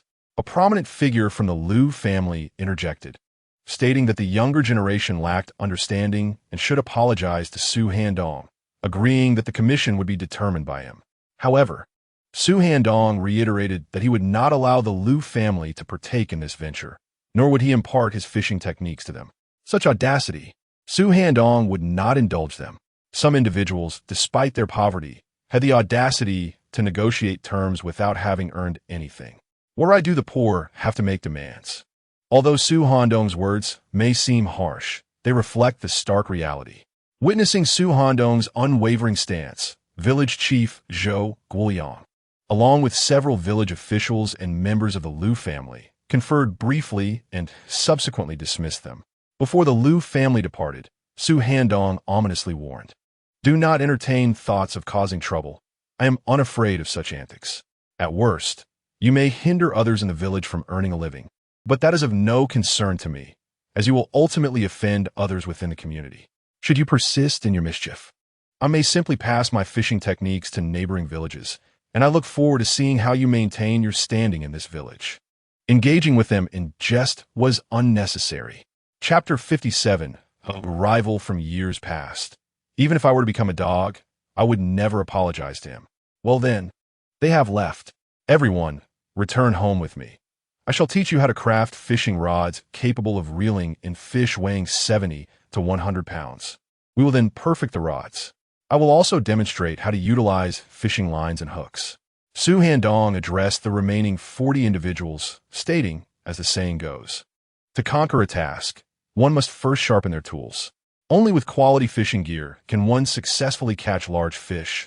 Otherwise, should you manage to hook a big one, your rod may falter under its weight, which would be a regrettable loss." He was too disinterested to engage in further discussions with the Liu family. Their departure was inconsequential. The fishing did not require their involvement. In Woniu village, there are over 100 households, with 300 to 400 strong laborers aged between 20 and 50. Even with the absence of the 20 households of the Liu family, there remain the Zhou and Chun families, comprising around 80 to 90 households. It was evident that they were deliberately seeking conflict. Yet once he presented his reasoning, they all began to recognize the substantial benefits at hand. The river flowed steadfastly, and the fish within it were a treasure not to be neglected. Should they master the art of fishing, it would be a skill that would last a lifetime. As for the 50% commission owed to Su Handong for a month, it hardly seemed significant. "Handong, I must say, the fishing rods you've crafted are exceptional, capable of reeling in such considerable fish." Handong, being an educated individual, was correct in his assertions. Without quality fishing rods, even the largest fish would remain elusive. Do not let their disdain affect you. The Liu family merely feels superior due to their connection with Liu Laowu, who holds a position in the city. If they dare to disrupt our endeavors, we shall not hesitate to stand our ground. You've provided us with rods and imparted invaluable fishing techniques. Merely asking for a month's share, what is there to be concerned about? Even if we were to surrender all our catches this month to you, the river will not disappear, and from then on, the fish we catch will belong to us. The knowledge you have shared is a treasure for a lifetime. Indeed, it is akin to a master teaching an apprentice, where the apprentice must toil for years without recompense. You are merely requesting a modest commission for sharing your fishing expertise. Yet they perceive it as you profiting from them. I cannot fathom their reasoning. Rest assured, Handong, the skills you have imparted to us shall remain confidential. We vow not to share them with anyone else. Upon hearing their words, Su Handong merely smiled. Whether they chose to share their fishing knowledge with others was of little consequence to him, even if they grasped the basics. Achieving his level of mastery was no simple feat. He did not expect them to catch an abundance of fish. The materials he had prepared could yield approximately 100 rods. After accounting for losses during fishing, around 50 rods would be expected to perform reliably. On average, each person could catch 30 to 40 pounds of fish, or perhaps even more, depending on the conditions. It was feasible to consistently reel in over 2,000 pounds in a day. Capturing over 11,000 pounds within 4 days posed little challenge. Su Handong was aware of Liu Laowu, whose real name was Liu Shanhe. He served as a secretary to a leader in the city, a position of considerable esteem in the eyes of the villagers. The presence of such a prominent figure from the Liu family lent them considerable influence in Woniu village. To Su Handong, a mere secretary held no significance. Little did he anticipate that his decision to impart fishing techniques to the villagers would elevate him to a revered status in the Chinese fishing community, where he would be honored as a patriarch. He was unwittingly exacting revenge on the Liu family. Chow. It matters not whether he imparts to us the art of fishing. When the time comes, we shall create chaos, ensuring that they too cannot catch a single fish. He merely exploits us for his own gain, sweet-talking us with promises of a mere month's commission, after which we will be left in the cold. How are we to fish then? Last time, he deliberately sought an opportunity to reprimand Santao and his companions, and he even allowed the Zhou family to deprive us of our fair share during the pork distribution. Indeed, he is insincere. Once the river freezes in a month's time, how will we fish? If he refuses to share his fishing skills with us, we shall disrupt his efforts, preventing him from fulfilling the cooperative's tasks. Uncle, please speak to my fifth uncle and urge him to deal with that scoundrel Sue. He must have some influence, and it won't be easy for us simple farmers to take him down. After departing from the riverbank, the Liu family gathered beneath a large tree, their tempers flaring. Liu Xiaoping, the man with a stern countenance, admonished, "What is wrong with you all? Are you intent on ruining your standing in the village? To meddle with their fishing endeavors? I see you are courting disaster. This is a task assigned to him by the cooperative, akin to a mandate from the state. Do you comprehend the consequences of obstructing governmental duties? This is akin to courting peril. You young fools, fixated solely on immediate gains, if you could truly learn his fishing techniques, the fish caught in the future would belong to you. Skills endure a lifetime. You have witnessed how, with just a brief effort, he has caught such a bounty. Even if our skills do not match his, catching dozens or even hundreds of pounds in a day is certainly feasible. Imagine the wealth. Your vision is as narrow as that of a mouse." As Liu Shanping's tirade escalated, Liu Shanhe, his younger brother, stood as the fifth among their siblings. Liu Shanping's outburst left the Liu family members stunned, grasping the gravity of the situation. If they were to create trouble, it could lead to dire consequences. His assertion that fishing skills last a lifetime sparked thoughts of the plentiful fish in the river. If they mastered the art, they too could reel in substantial catches daily. Anxiety etched their faces. One furrowed his brow and said, "Uncle, can we truly let this matter rest? That scoundrel's actions are clearly a vendetta stemming from Santao's prior affection for Yin, thus targeting our Liu family. If those individuals acquire fishing skills and truly manage to catch dozens or hundreds of pounds daily, we will be missing a grand opportunity for profit. We must devise a strategy to learn fishing alongside him." A sense of reluctance permeated as one voiced his concerns. Another turned to Liu Tao and said, "Santao, we speak on your behalf, which is why we confront Su Handong. You have some grievances with him, but in the interest of profit, why not extend an apology? Perhaps, with your contrition, he might forgive us." Liu Tao's expression darkened as he retorted, "I say, Defei, your words baffle me. What do you mean by standing up for me? Your quarrels with him are your own, so do not place the blame on my shoulders. It is you who has stirred up this trouble. I apologize, but why should I extend an apology to him? Even if I were a dog, I would not deign to apologize. Do I not have any dignity left?" Liu Tao declared with unwavering conviction. In the late afternoon, around 5 o'clock, in the courtyard of Su Handong's residence, he was leading a group of 70 or 80 individuals, instructing them on how to wrap fishing lines and adhesives around bamboo poles to craft homemade fishing rods. At that moment, two individuals entered his yard, Liu Xiaoping, accompanied by Liu Tao. "I offer you my sincerest apologies," Liu Tao stated, his countenance betraying his discomfort as he addressed Su Handong. Chapter 58. Women can hold up half the sky. Su Handong, I acknowledge that we have had our share of grievances in the past. I harbored resentment regarding your relationship with Zhou Yin and, regrettably, acted in ways that targeted you. However, I now earnestly seek your forgiveness. Even if you choose not to forgive me, I implore you not to let our animosities spill over onto the innocent members of my family, the Liu clan. I will bear the weight of this mistake, and I kindly request that you share your fishing techniques with them. I believe you to be a man of integrity, who would not let personal grudges affect others." Liu Tao spoke extensively in one breath. Upon hearing his words, Su Handong could not help but smile. Ding! Mission triggered. Little Lu, who once had a grievance with you, ridicules your age and questions your masculinity. Mission description. Make him aware that one's age does not dictate how one should conduct themselves. Your actions are your own concern. Mission reward. 110 bottles of instant heart resuscitation pills. Mission points. 10, 100 points.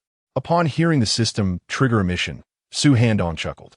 Even without the mission, he would have responded to Lu Tao's remarks. After Lu Tao concluded, Lu Xiaoping smiled broadly and remarked, Handong, there is no need to be so upset over trivial matters. Lu Tao has apologized. I think we can consider this matter settled. We are all neighbors, after all, and there is no reason to create discord. Furthermore, I spoke with Xiao Wu about you a few days ago, and he still holds a favorable impression of you, praising you as a distinguished intellectual. When the two approached to discuss matters with Su Handong, he instructed Zhou Laojin and several elders to refrain from accompanying him, preferring to handle the discussion himself. He understood well that the elders would likely say things he wished to avoid. There was no need to flaunt his demeanor before them or utter words that might cause discomfort. If he could sidestep such scenarios, why involve them? He also wished to avoid offending the villagers. Indeed, Su Handong's assumptions proved accurate. Ha! He chuckled in a peculiar tone before retorting sharply to Lu Tao. Lu Tao, spare me your pretentiousness. Do not flatter yourself into thinking you are someone of significance. Who do you think you are that I should regard you? I have no interest in your presence, do I? Do not provoke me with your insinuations about my masculinity. Whether I act like a man is of no concern to you. Why should I target your family because of you? It is evident that it was your family that first looked upon me with disdain. So, when I retaliated, how am I the one in the wrong? Continuing, Su Handong addressed Lu Xiaoping, saying, What do you mean, Uncle Lu? Are you threatening me by wielding the influence of a high-ranking official from your family? Let me make it clear, I am not afraid. The reason you are here to apologize is because you fear losing your financial gains. His words rendered both Lu Xiaoping and Lu Tao visibly uncomfortable, prompting their hasty exit. The task was complete. Manage the situation as he saw fit. And the reward for his efforts was 10 bottles of instant heart-saving pills, along with 100 task points. The prospect of achieving a perfect score in this endeavor pleasantly surprised Su Handong. When he responded to the Lu family's representatives moments earlier, he had not even contemplated the task at hand. To attain a perfect score was indeed fortuitous. First, he had received cold medicine, and now heart-saving pills. It was quite satisfactory. His task points were quickly approaching 1,000. Ecstatic, he was approached by Zhou Laojin as he entered the courtyard. What did they come to you for, Handong? Zhou inquired. Su Handong replied, They came to apologize, hoping I would teach the Lu family how to fish. However, I declined. If apologies were effective, what purpose would the police serve? Zhou's expression turned uneasy, yet he nodded in agreement. That makes sense. It certainly does. You needn't worry about the Lu family causing trouble. If they dare, I shall wield my shotgun and put an end to them, Zhou declared with conviction. Su Handong chuckled. Old man, at your age, you still have such fiery spirit. You underestimate me. In my youth, I was part of the local resistance and took down several enemies in the mountains. The old man, with a softened cigarette from Jilin dangling from his lips, laughed heartily.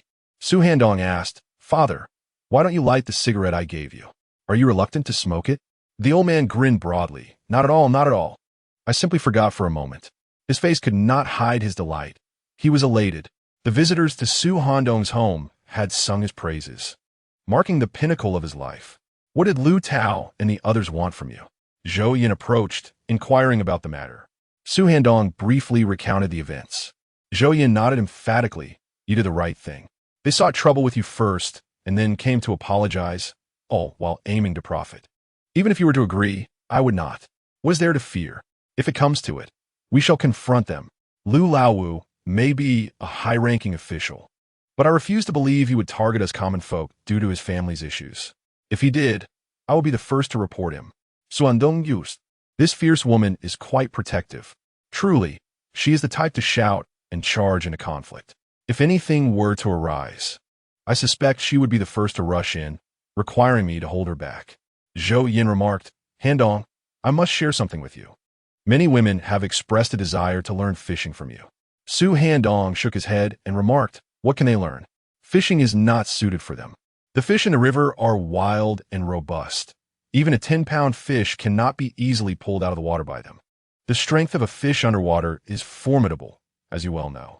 Upon hearing Su Handong's words, Zhou Yin raised her eyebrows and retorted with annoyance. Are you underestimating us women?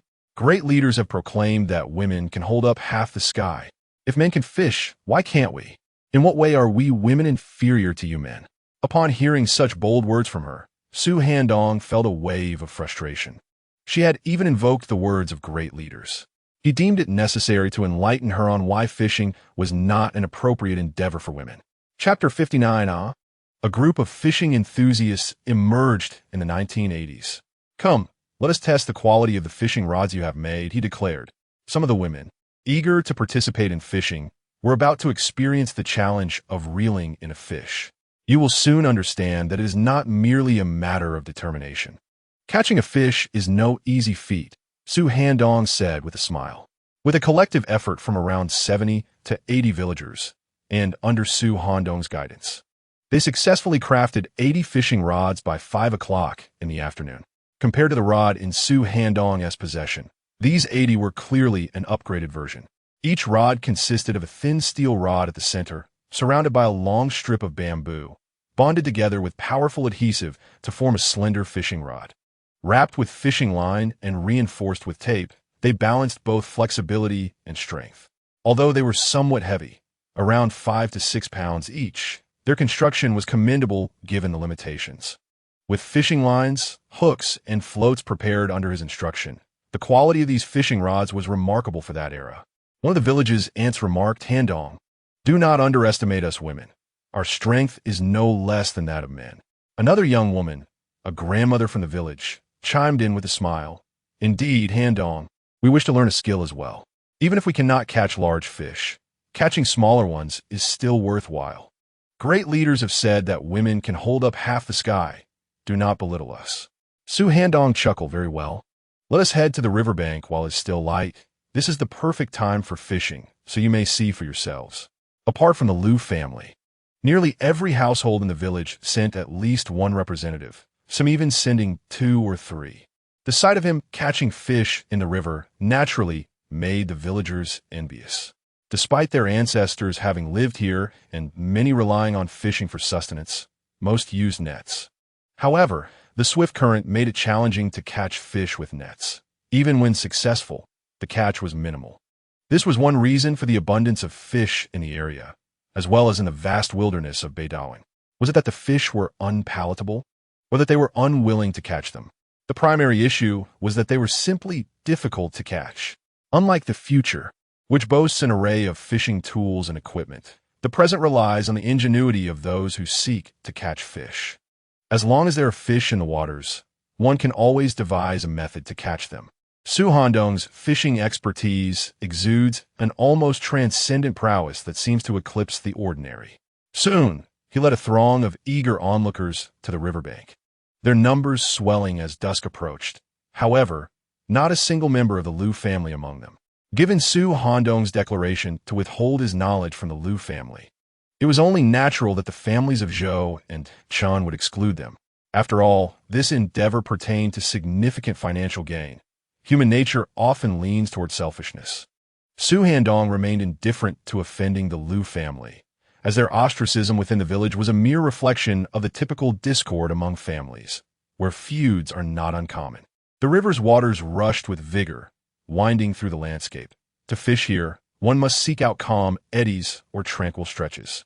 Cold water fish typically favor areas of gentler currents, such as shallow stream beds, backwaters, or rocky niches. Selecting a region with optimal water temperature can greatly enhance the likelihood of a successful catch. These fish are drawn to natural baits, such as insects, small shrimp, and earthworms. Different species inhabit various water layers, and thus fishing with a rod can be categorized into float fishing, bottom fishing, and teasing fishing, each tailored to attract different kinds of fish. The crux of the matter lies in the preparation of bait to entice fish to gather. It is essential to consistently bait a specific spot, conditioning the fish to congregate there. Fishing without baiting often yields meager results. My own bait consists of corn kernels mixed with other ingredients. with daily contributions of 10 to 20 pounds at each fishing location. As Su Handong skillfully wielded his fishing rod, he imparted his knowledge of fishing techniques to the group. Many among them took notes with pencils, treating this as an endeavor of utmost importance. They embody the adage that a poor memory is better than a good one on paper. When Su Handong mentioned the necessity of using 10 to 20 pounds of corn kernels for baiting, incredulous expressions erupted among the crowd. Could it be Handong that we need to use so much corn for bait? They questioned. If we fish for several days, that would amount to 100 or 200 pounds of corn tossed into the river. Isn't that a waste of food? A sense of concern washed over many faces. The village chief, Zhou Guoyang, sternly admonished, "What do you understand? Which is more valuable, fish or grain? Surely you could do the math. One must invest to reap rewards." This is precisely why Handong consistently catches so many fish, while our ancestors, who have lived here for generations, failed to devise such a method. Handong, would you not agree with my reasoning? Zhou Guoyang spoke with a fawning demeanor towards Su Handong. Nodding, Su Handong replied with a smile, "You are close to the truth. In all things, one must sacrifice to gain. Without initial investment, expecting a return is rather unrealistic. Just as one must sow seeds before reaping a harvest in the autumn." As he spoke, a fish was hooked. Su Handong observed the curvature of the fishing rod and realized it was a substantial catch. With both hands firmly gripping the rod, he simultaneously narrated his actions. Once a fish is hooked, it is imperative to immediately elevate the rod, maintaining an angle of approximately 60 to 70 degrees with the water surface. This allows the elasticity of the rod to absorb the fish's vigorous movements. When the fish attempts to escape or struggles, one should not resist forcefully, but instead yield in the direction of the fish's flight, gradually exhausting its energy. When a fish darts to the left, one must pull the rod to the right, and vice versa, guiding the fish to swim in circles or a figure-8 pattern, thereby depleting its stamina. Patience is essential in the art of reeling in a fish. One must not rush the process, but rather slowly wear down the fish until it is utterly fatigued. Throughout this endeavor, excessive force should be avoided to prevent tearing the fish's mouth or snapping the line. When the struggle of the fish begins to wane, one can gently raise its head above the water, allowing it to sputter a few times, further weakening it. By dipping the tip of the rod into the water and employing a strategy of retreating when the fish advances, one can avoid direct confrontation, encouraging the fish to swim under duress and exhaust its energy. Su Handong elaborated on numerous techniques for reeling in fish. Then, under the watchful eyes of the onlookers, he meticulously brought a hefty carp weighing over 20 pounds to the surface. Upon witnessing the large fish breach the water, the crowd's eyes gleamed with excitement. Another fish soon took the bait, and Su Handong invited a woman who believed herself quite strong to attempt to reel it in. However, after just a couple of pulls, her face flushed with exertion, and she struggled to maintain control of the rod. Fortunately, Su Handong quickly intervened, preventing the fish from escaping. A series of determined women stepped forward to try their hand at fishing, but soon they too found themselves outmatched, their faces reddened and their strength nearly depleted. Now, everyone understood why I remarked that women are perhaps less suited for fishing. It is not solely a matter of technique, but also of physical strength. At 7 o'clock that evening, I invited everyone to my home to further discuss the intricacies of fishing and to draw lots for 10 individuals who would receive hands-on instruction on the art of angling. Given my limited energy, it would be impractical to teach each person individually. Once these 10 individuals have grasped the fundamentals, they will then teach the others. Upon hearing Su Handong's words, a man who enjoyed reading martial arts novels joked, "Handong, this is akin to a master of a sect recruiting 10 direct disciples, who will then impart their knowledge to a broader audience. We are all your disciples now, and when others inquire, we shall refer to you as the Grand Master of Fishing." Su Handong replied, "What on earth? 10 direct disciples, Grand Master of Fishing, goodness. Why does that sound rather peculiar?" The next day arrived swiftly, and Su Handong guided the 10 chosen disciples to the riverbank, providing them with hands-on instruction in fishing. After numerous attempts at cutting lines and losing fish, some of them gradually grasped certain techniques and successfully reeled in their catches. This brought great satisfaction to Su Handong, the self-proclaimed grandmaster of fishing. By the end of the day, the 10 aspiring anglers had acquired a fair understanding of fishing techniques, with the remaining focus on practical application. Observing their enthusiastic demeanor, reminiscent of certain anglers in later times, Su Handong found himself pondering whether nurturing a group of fishermen in this era was a boon or a bane. As dusk settled, he was relishing a lavish feast composed of fish delicacies and sipping on the county's exclusive Wuliangya liquor, engaging in lively toasts with several newly minted anglers. When his sister-in-law, Liang Meifong, arrived with her 2 younger brothers, the gravity of the situation quickly dawned on Su Handong. "Please continue your revelry. My sister-in-law has matters to discuss with me," he said, smiling and waving to the 6 individuals at the table before stepping outside the room. These 6 were among the so-called most cherished disciples, all youthful and quick-witted villagers. The previous night, a lottery had determined the selection of 10 individuals, and these 10 were those Su Handong had personally guided in the art of fishing. Having resided in Woniu village for 2 to 3 years, Su Handong had developed a decent understanding of many of the village's younger residents.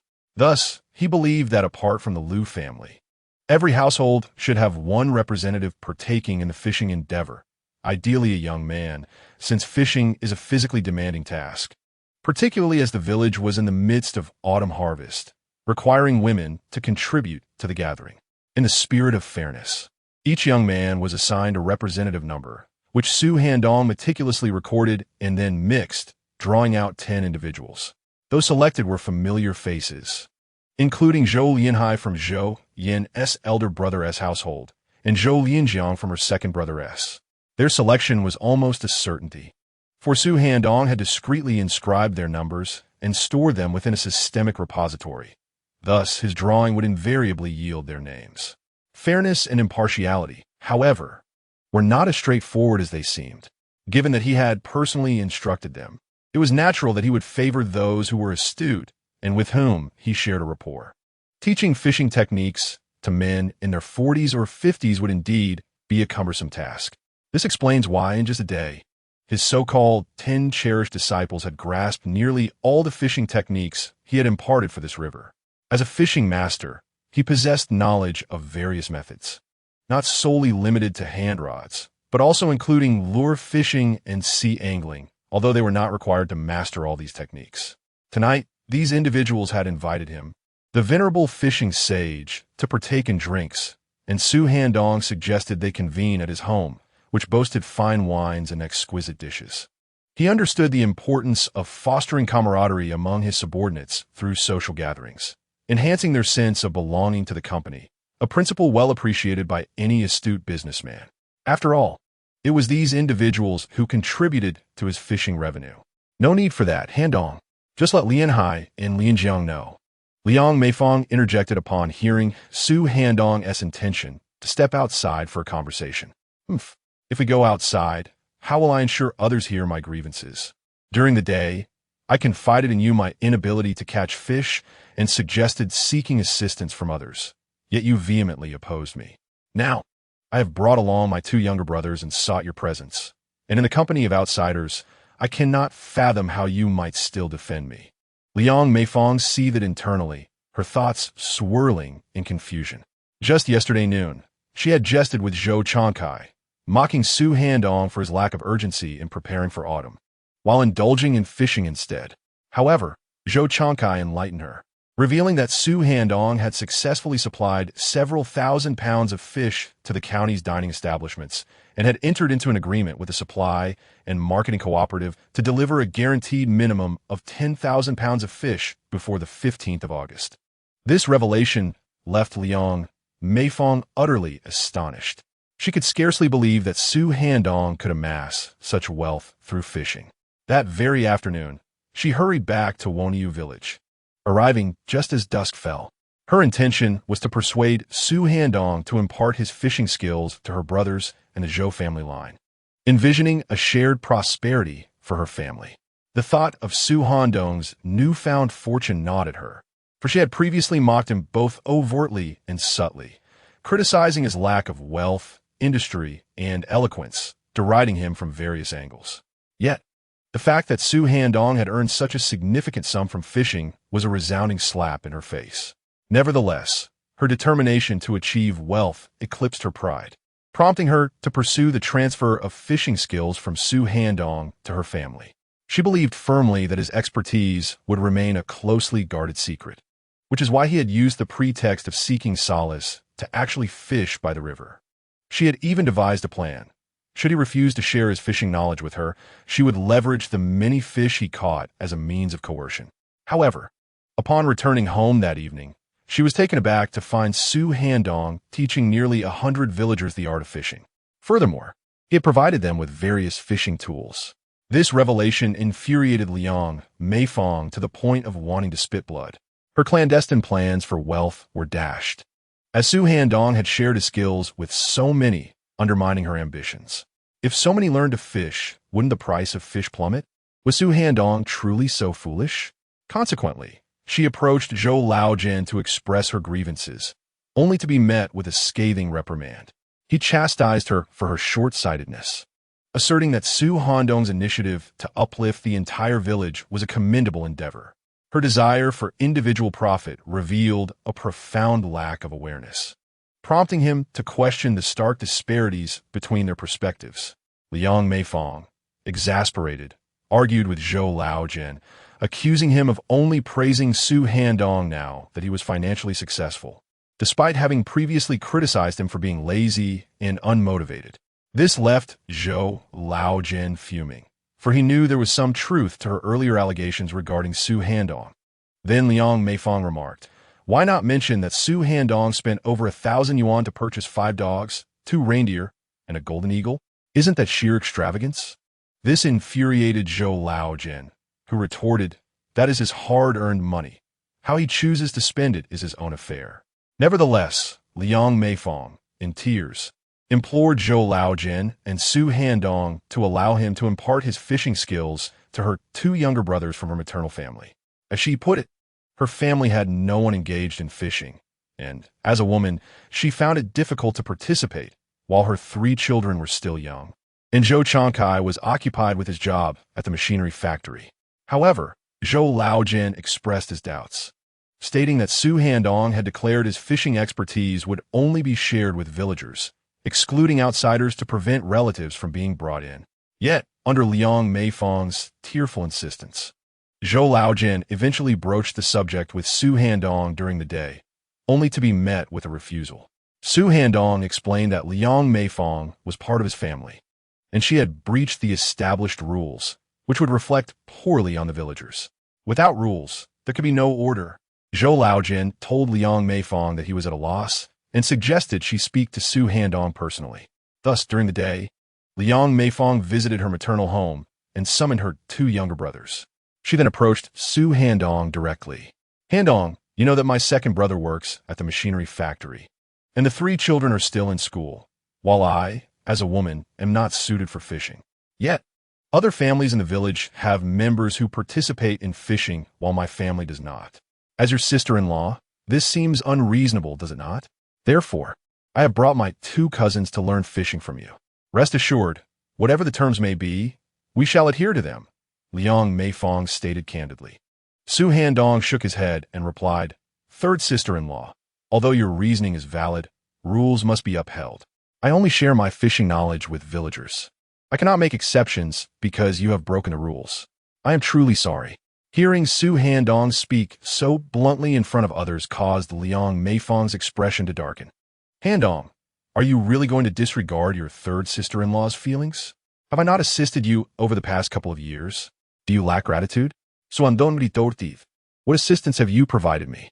Liang Meifong's face flushed with indignation as she struggled to articulate her thoughts, momentarily unable to recall any help she had extended to him. You are something else, Su Handong, this son-in-law of mine." She seethed, her teeth clenched, glaring coldly at him. Her cousin, Liang Zhangwo, interjected with irritation. "You, Su, have gone too far. Is this how you speak to my sister? She is still your sister-in-law." At that moment, Zhou Laojin entered, wearing a stern expression, and scolded, "Meifong, what are you doing? Stop behaving foolishly here." Can't we discuss matters privately? Don't you feel embarrassed to air such grievances in front of so many people? Zhou Laojian intervened to stabilize the situation, while Liang Meifang, along with her two cousins, departed, casting a glance at Su Handong filled with unending resentment. Watching Liang Meifang storm away, Su Handong silently mused, "Sister-in-law, do not blame me for my heartlessness. The system is to blame. You are my perfect stroke of fortune, yet I cannot partake in this blessing at all. Sister-in-law, harbor your resentment towards me. It is far easier to let go of hate than love." Chapter 61. Has the fierce woman become pregnant? Liang Meifang left in a huff, and Zhou Laojian, addressing the few who had accompanied Su Handong in drinking, offered some polite words, suggesting they disregard the incident. The others assured him they bore no ill will, acknowledging that Liang Meifang had a point, being Su Handong's sister-in-law. However, Su Handong's unwavering stance on the matter earned their admiration for his character. "Uncle, I must commend your integrity," exclaimed a young man, his face flushed from the drink. Giving a thumbs up, another young man chimed in, "Brother-in-law, your character is impeccable. Nevertheless, I believe that, considering she's your sister-in-law, a little leniency wouldn't hurt. No one would judge you for it. Your willingness to share your fishing techniques has already garnered our heartfelt gratitude.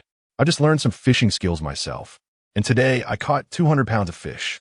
As my skills improve, I shall undoubtedly catch even more." In many workplaces, seasoned craftsmen often withhold their expertise from apprentices.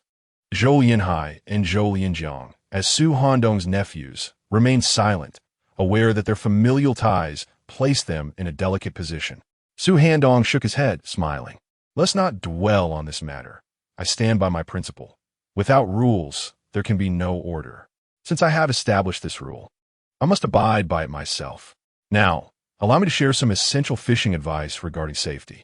Never pursue guiding fish, for they may be the lure of malevolent spirits. If anyone engages in night fishing, remember, do not look back if you catch a dead fish." His expression turned grave as he emphasized the importance of discussing safety measures related to fishing. He then elaborated on the dangers of guiding fish and the implications of encountering a dead fish while night fishing. Given that it was already evening and the northeastern mountains were rife with local folklore, his warnings sent shivers down the spines of his listeners. Remember, when instructing others in the art of fishing, you must convey these safety concerns. Fishing can pose significant risks. I also recommend that every angler carry a length of fine rope to secure themselves while fishing, tying one end to a tree on the shore. Should one accidentally fall into the river, they can use the rope to pull themselves out. If any unfortunate incident were to occur, and someone were to lose their life while fishing, I would undoubtedly be held accountable. Su Handong's demeanor was exceedingly serious as he contemplated this grave issue. "Father, you say my third sister-in-law is truly unreasonable.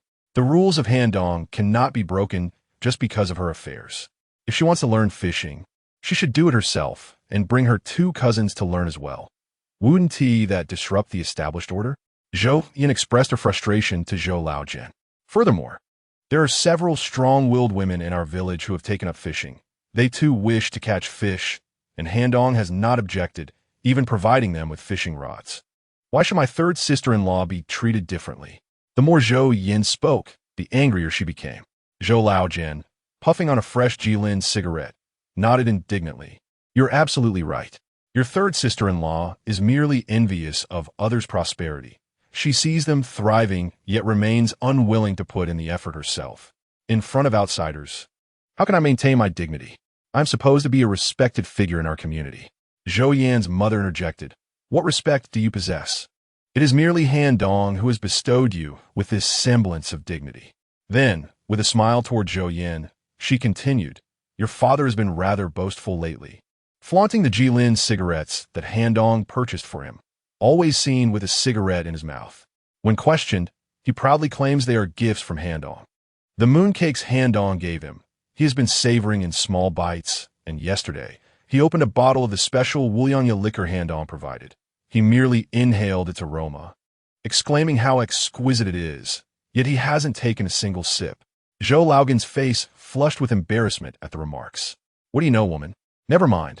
I shall cease this conversation. I have a meeting at the village committee. We must soon deliver our grain quota. And the village head has asked me to take the lead in urging everyone to contribute. After Zhou Laojian departed, Tian Cuihua watched his retreating figure and quietly remarked, "Your father is not even a village official. He is just busying himself unnecessarily." The village head only enlisted him for the grain quota meeting out of respect for Handong. Zhou Yin chimed in with her own complaints. "That's just how my father is.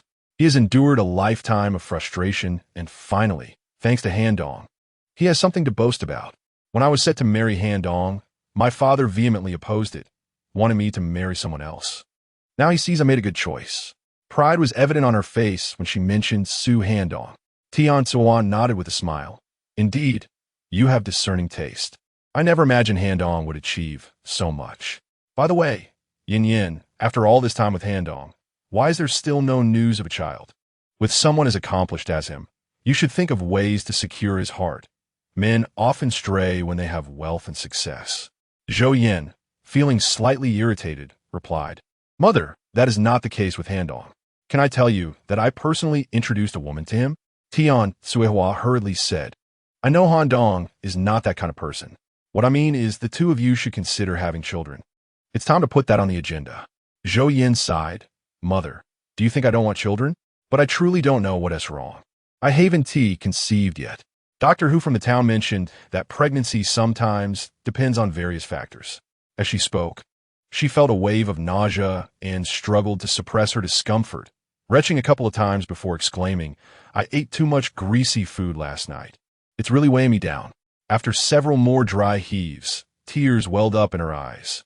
"Next time, I want to indulge in such oily dishes again." Observing her distress, Tian Cuihua cautiously inquired, "Yin Yin, could it be that you are pregnant?" "Pregnant? Impossible. I just have a full stomach. How could I possibly be pregnant?" The defiant young woman shook her head vigorously. Tian Cuihua pressed further. "When does your period usually arrive?" "I'm usually a few days late. It's been about 10 days now," she replied, tilting her head and counting on her fingers. Tian Cuihua took her hand and whispered, "Let us go to your fifth grandfather's house. Let him check your pulse." "Sister, I have an idea. I've learned fishing techniques." In Liang Meifeng's room, her cousin Liang Jianren remarked as he listened to her incessant complaints about Su Handong and Zhou Laojian. Upon hearing this, Liang Meifeng quickly asked Jianren, "What is your idea that could help you learn fishing techniques?" Chapter 62. This fierce woman is already pregnant, yet still so bold. Liang Jianren chuckled and shook his head. "Sister, you are too close to the situation to see clearly. As a resident of Wenyo village, you should be able to learn fishing techniques without issue, right? Even if you need a couple of extra fishing rods, I think that would be fine. Once you master the skill, you can teach us, and then we can discreetly pass it on to a few family members. In that case, we can fish in different locations. There is no need to limit ourselves to this stretch of river." Liang Jiangwo nodded in agreement. "Yes, sister, if you learn the fishing techniques and teach us. Isn't that the same? Besides, others are also being taught how to fish by their 10 relatives.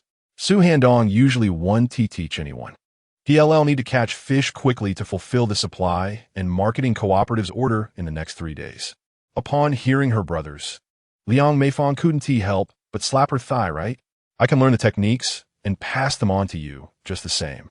As for not being able to share with outsiders, there are too many people wanting to learn, and we can't control that. Once the folks in other villages see Wenyo village fishing, they'll certainly want to learn too. Who knows, someone might even spread the fishing techniques. All right, starting tomorrow, I'll begin learning to fish." With this thought, Liang Meifeng, who had been quite upset, suddenly brightened up and huffed. "Once I master the fishing techniques, I'll teach quite a few of our family members. With our family's connections in the agency, aren't we stronger than that Su Handong brat? At that time, I shall devise a plan to deliver fish to the county government and seize the fish supply business from the supply and marketing cooperative, leaving him in tears. I shall let him revel in his pride." Liang Meifeng declared fiercely. "Handong, you have worked hard these past few days," Zhou Yin said gently, her face unusually tender as she smiled and lifted the covers to invite Su Handong into the bed. Observing her demeanor, Su Handong looked at her with a hint of suspicion and curiously asked, "Wife, why are you speaking in such a delicate manner?" It seems quite unlike your usual style. Zhou Yin was about to retort, but in the next moment, a gentle smile graced her face as she softly replied, "What do you mean? I have always been gentle." Su Handong, bemused, promptly nestled into the bed and playfully scratched her. "Wife, what is going on today? Is there something you wish to discuss with me? Perhaps you want to buy new clothes? Or have you seen me making money and wish to purchase something extravagant?" As Su Handong playfully scratched her, Zhou Yin squirmed slightly, suppressing her laughter, and in a soft, coy voice said, "Please don't scratch me, it tickles. I don't want to buy anything. I'm merely concerned about you. You work so hard for this family, and just thinking of you moves me." Su Handong coughed awkwardly, feeling somewhat unnerved, and replied, "Wife, what are you up to today? I've observed you for quite some time. You've been pacing around the bedroom, claiming you want to sleep early. Yet I saw you tossing and turning in bed like a hen brooding over eggs. Now you're speaking this way. Are you hiding something from me?" Zhou Yin, this tough woman from the Northeast, suddenly adopting the speech of a delicate Southern lady, was overwhelming for Su Handong. Connecting the dots of her peculiar behavior over the past couple of hours, he realized she must be up to something. An affair? That seemed impossible. As for other matters, he couldn't ascertain. Had she been thinking too much after a day without anything happening? With a grin, Su Handong thought to himself that he would take on the role of the golden cudgel against the bone spirit. Rather than trying to persuade her, he decided to win her over in a different way. Zhou Yin hastily pushed his hand away, shaking her head. "Handong, please don't do that. If you do, the child will be frightened away." Su Handong responded in jest. "What child will be frightened away? With me here, what is there to fear?" "What? What did you say? A child? You're pregnant?" Su Handong was momentarily stunned, then became exceedingly serious. Zhou Yin, her face lighting up with a knowing smile, nodded. "Yes, I am with child." However, in the next instant, the gentle demeanor she had maintained vanished as she leaped into Su Handong's arms, wrapping her arms tightly around his neck, and with unrestrained laughter exclaimed in his ear, "I'm going to be a mother. I'm going to be a mother. You are about to become a father. You're about to become a father. Ha ha ha." Su Handong remained silent, instead embracing her gently, his hands softly patting her back. In that moment, he felt an overwhelming sense of remorse. The greatest guilt he harbored from his previous life was for the unborn child of Zhou Yin. At that time, he was unaware of the child's gender, and it had passed away before even taking its first breath. This left him, a man who had no children in his former life, feeling profoundly guilty. For someone of his age, the most fervent desire was to have a child of his own bloodline. He was aware that Zhou Yin would become pregnant, yet amidst the busyness of recent times, he had momentarily forgotten. Calculating the timeline, it was indeed the period where pregnancy symptoms would begin to show. He knew she would conceive, but the actual arrival of this day struck Su Handong with an emotional impact akin to that of his rebirth. "Handong, why aren't you happy that I'm pregnant? Do you not like children?" Zhou Yin, sensing his unusual mood after releasing him, furrowed her brow and inquired. Su Handong quickly shook his head with a smile, saying, "No, how could I not be happy about becoming a father? Of course, I adore children." Zhou Yin, unable to suppress her smile, teased, "I thought you didn't like children." "Hee, why are you crying? Is it because you're so excited about becoming a father?" At her playful remark, Su Handong hastily wiped away the tears from the corners of his eyes, shaking his head with a smile. "It's just a bit of sand that got in my eyes." He then swiftly redirected the conversation, asking with a grin, "So, is that why you're speaking so gently?" "Haha, really?" Zhou Yin nodded, laughing. "Yes, I visited Grandpa Wu last night for a pulse check, and he said I have a pregnancy pulse. I'm expecting. My mother advised me not to reveal my pregnancy for the next 2 months, until the child is securely settled. If I talk about it too much, it might scare the baby away. Furthermore, my mother instructed me to be gentler in my demeanor and speech. I shouldn't be as loud as before, as the baby is watching. If the mother doesn't behave well, the child could feel disdain and leave." Zhou Yin counted off her mother-s advice on her fingers, expressing her exasperation. Why does having a baby come with so many rules? Before she could finish, Su Handong placed his hand over her mouth, saying, "Dear, please be quiet. Goodness, even pregnant. You're still so fierce." Chapter 63. This frustrating task is unworthy of pursuit. Your mother has warned against speaking recklessly, so refrain from doing so. Suandong Blaive, somewhat irritated. As he spoke, his hand instinctively moved to Zhou Yin's abdomen, and he leaned down, pressing his ear against her belly, hoping to hear a sound. Zhou Yin shook her head dismissively. There's not as much to it, as my mother says. Then she reached out and pushed Su Handong's head away, chuckling as she spat lightly. Handong, what are you doing? The child has just begun to bear fruit. How could you possibly discern any sounds? Su Handong quickly covered her mouth, saying, Wife, please refrain from such talk. What does it mean to bear fruit? Moreover, some things ought to be spoken, while others should remain unvoiced. There is nothing superstitious about this. Listening to the wisdom of our elders is never misguided. Although Su Handong did not particularly believe in superstitions, certain matters were best approached with caution. After all, this was his child. He could never jest about something so significant. Referring to pregnancy as bearing fruit was quite absurd, which left Su Handong in a state of disbelief. Zhou Yin, however, retorted, You consider yourself educated. Shouldn't you dismiss these superstitious notions? With a serious expression, Su Handong replied, Wife, please refrain from such remarks. Zhou Yin then placed her hand on her abdomen, speaking in a teasing tone, Child, with your father treating me this way, you must stand by me in the future.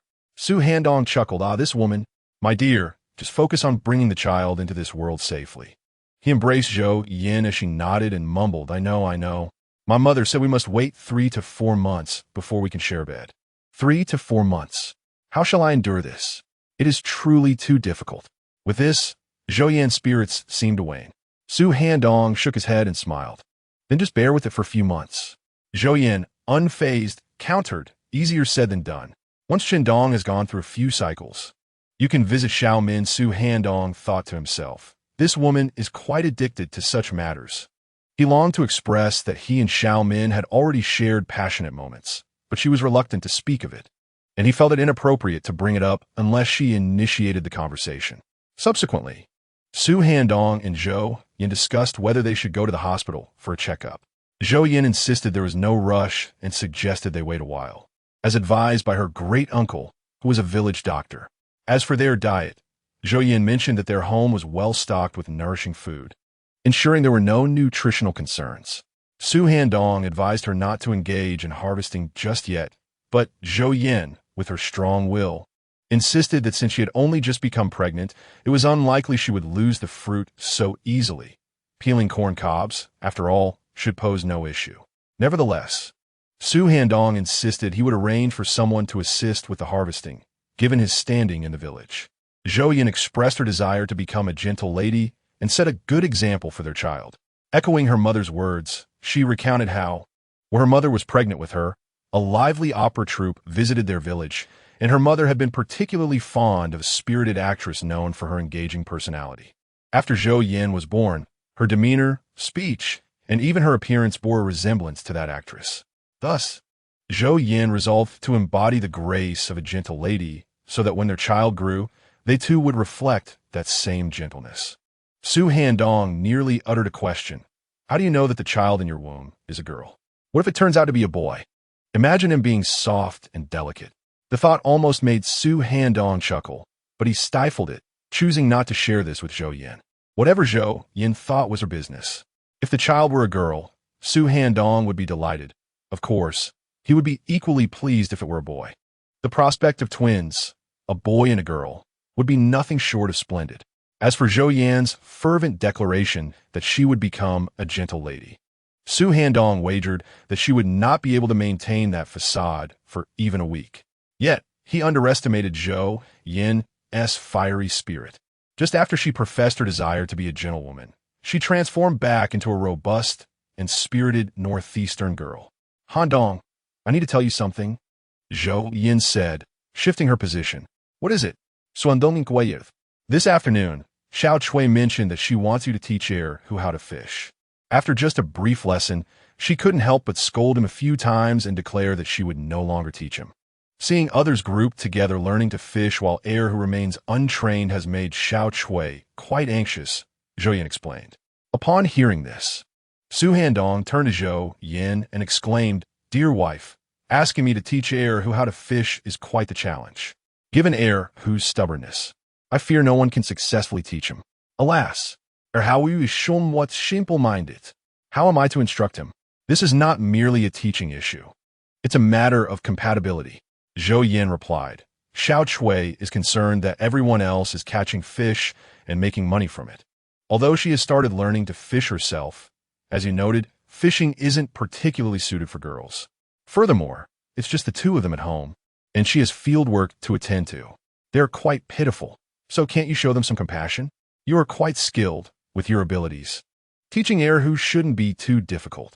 Or are you simply reluctant to take the trouble? I understand that Erhu is a bit simple. But since Xiao Chui has reached out, I felt it necessary to bring it to your attention. Ding. Task activated. The rural girl, Zhou Yin, mocks you for your age, yet your inability to teach others how to fish. Task description. Teach the rural youth Zhou Erhu how to fish, enabling him to master the skill proficiently, thus striking a blow against Zhou Yan's mockery. Task reward. Random amateur skill or random master skill. Task duration, 7 days. Upon hearing this system notification, Su Handong was taken aback. System, are you playing tricks on me? Do you not feel any guilt? Just look at the rewards you offer. Most tasks provide material rewards, yet this one offers only random skills. You know the difficulty of this task is extraordinary. This absurd system can be cast aside. Su Handong shook his head and said, Dear wife, are you not making this difficult for me? I truly cannot teach Erhu, but I do understand Xiao Chui's intentions. This is quite straightforward. Initially, it was arranged for my father to deliver the fish, and having him accompanied by Erhu would suffice. This could also provide him with a reliable source of income. What do you think of this arrangement? This task is utterly pointless. Even a dog would refuse to undertake it. Chapter 64. A dream once had by a fierce woman. Should we arrange for Erhu to accompany my father on his journey to the county to deliver fish? That could work. If we are to establish a stable partnership with the supply and marketing cooperative in the future, it cannot always be you making the deliveries. Given my father's age and physical condition, it would indeed be quite troublesome for him to go alone. Zhou Yin nodded thoughtfully. This arrangement would also provide Erhu with a stable means of earning a living.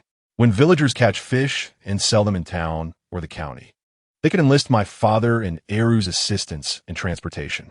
I believe they would certainly show respect to the old master fisherman, wouldn't they? Su Handong cleared his throat, dismissing the notion of old master fisherman. The siblings, Xiao Chui and her brother, are rather pitiful. Xiao Chui, being so beautiful and already 21, has yet to find a partner, primarily out of concern for Erhu's well-being. After several failed matchmaking attempts, she remains single. Zhou Yin sighed and shook her head. She shares a close bond with Zhou Xiaocui, as they are of similar age. Reflecting on Xiao Chui's circumstances evoked a sense of compassion within Zhou Yin. Su Handong chuckled and shook his head. My dear, you are simply too meddlesome. Everyone has their own fate. Why intervene so? It can only be said that her destiny has not yet arrived. This fierce woman possesses a rather carefree disposition at times, yet can also be quite sensitive, speaking bluntly while harboring a tender heart. If Xiao Chui ends up like Xiao Min and marries an unsuitable husband, you'll be there to help her out, right? After all, with your current earnings, supporting the three of us shouldn't pose a problem, Zhou Yin suddenly interjected. Su Handong felt a wave of embarrassment wash over him. Wife, what are you saying? She hasn't even married yet, and you're already wishing ill upon her future husband. Zhou Yin laughed heartily. I'm merely using it as an example. When you first arrived in Daytown, I heard that several young ladies were quite taken with you, including a half-Russian girl. Wasn't there a time you were involved with Lu Xiaojiao from Wangzhuang? Su Handong quickly covered Zhou Yin's mouth. Wife, please stop, don't mention that. The memories Zhou Yin brought up made him feel quite awkward.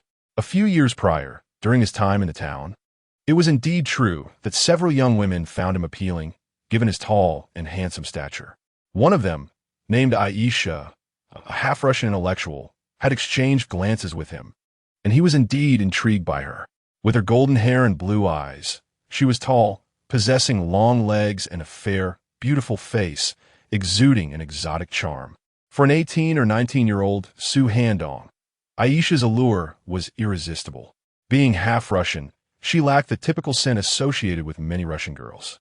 His connection with Aisha was marked by competition with two other male youth, and ultimately, due to her family's objections, they did not end up together. Aisha departed from the youth station early. Aisha was his first love, and the abrupt end of this relationship left Su Handong heartbroken. Subsequently, a rural widow named Lu Lanfang entered his life. She frequently brought him meals, mended his clothes, and engaged him in conversation, soothing his wounded spirit and helping him emerge from the agony of his heartbreak. Eventually, he developed feelings for Lu Lanfang, yet she inexplicably chose to marry a man named Wang Dasheng from Wangzhuang. Su Handong's heart was once again shattered. These two emotional setbacks led him to believe, based on his understanding and deductions, that they had rejected him due to his orphan background, which ultimately resulted in their relationships fizzling out. This was followed by his involvement with Zhou Yan. Although he had experienced two relationships, they were limited to mere hand-holding, with not even a gentle kiss exchanged. The mentality of people in that era was exceedingly conservative. Before marriage, the most one could hope for was to hold hands, and perhaps a bolder act would be a kiss. When Zhou Yan brought up these past events, Su Handong felt an overwhelming sense of embarrassment. His awkwardness elicited laughter from the spirited Zhou Yan.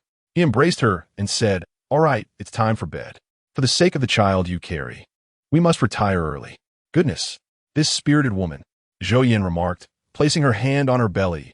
"Ah, if it weren't for you, I would surely be reveling in joy right now." Su Handong thought to himself, this woman is still contemplating such matters. With his gentle urging, Zhou Yan finally settled down to sleep. After a while, she turned over and said, "Handong, I had a dream a while back." Unable to resist, Su Handong playfully pinched her lightly on the rear. "Wife, why are you still awake? They say pregnant women are quite restless, and you certainly seem to embody that."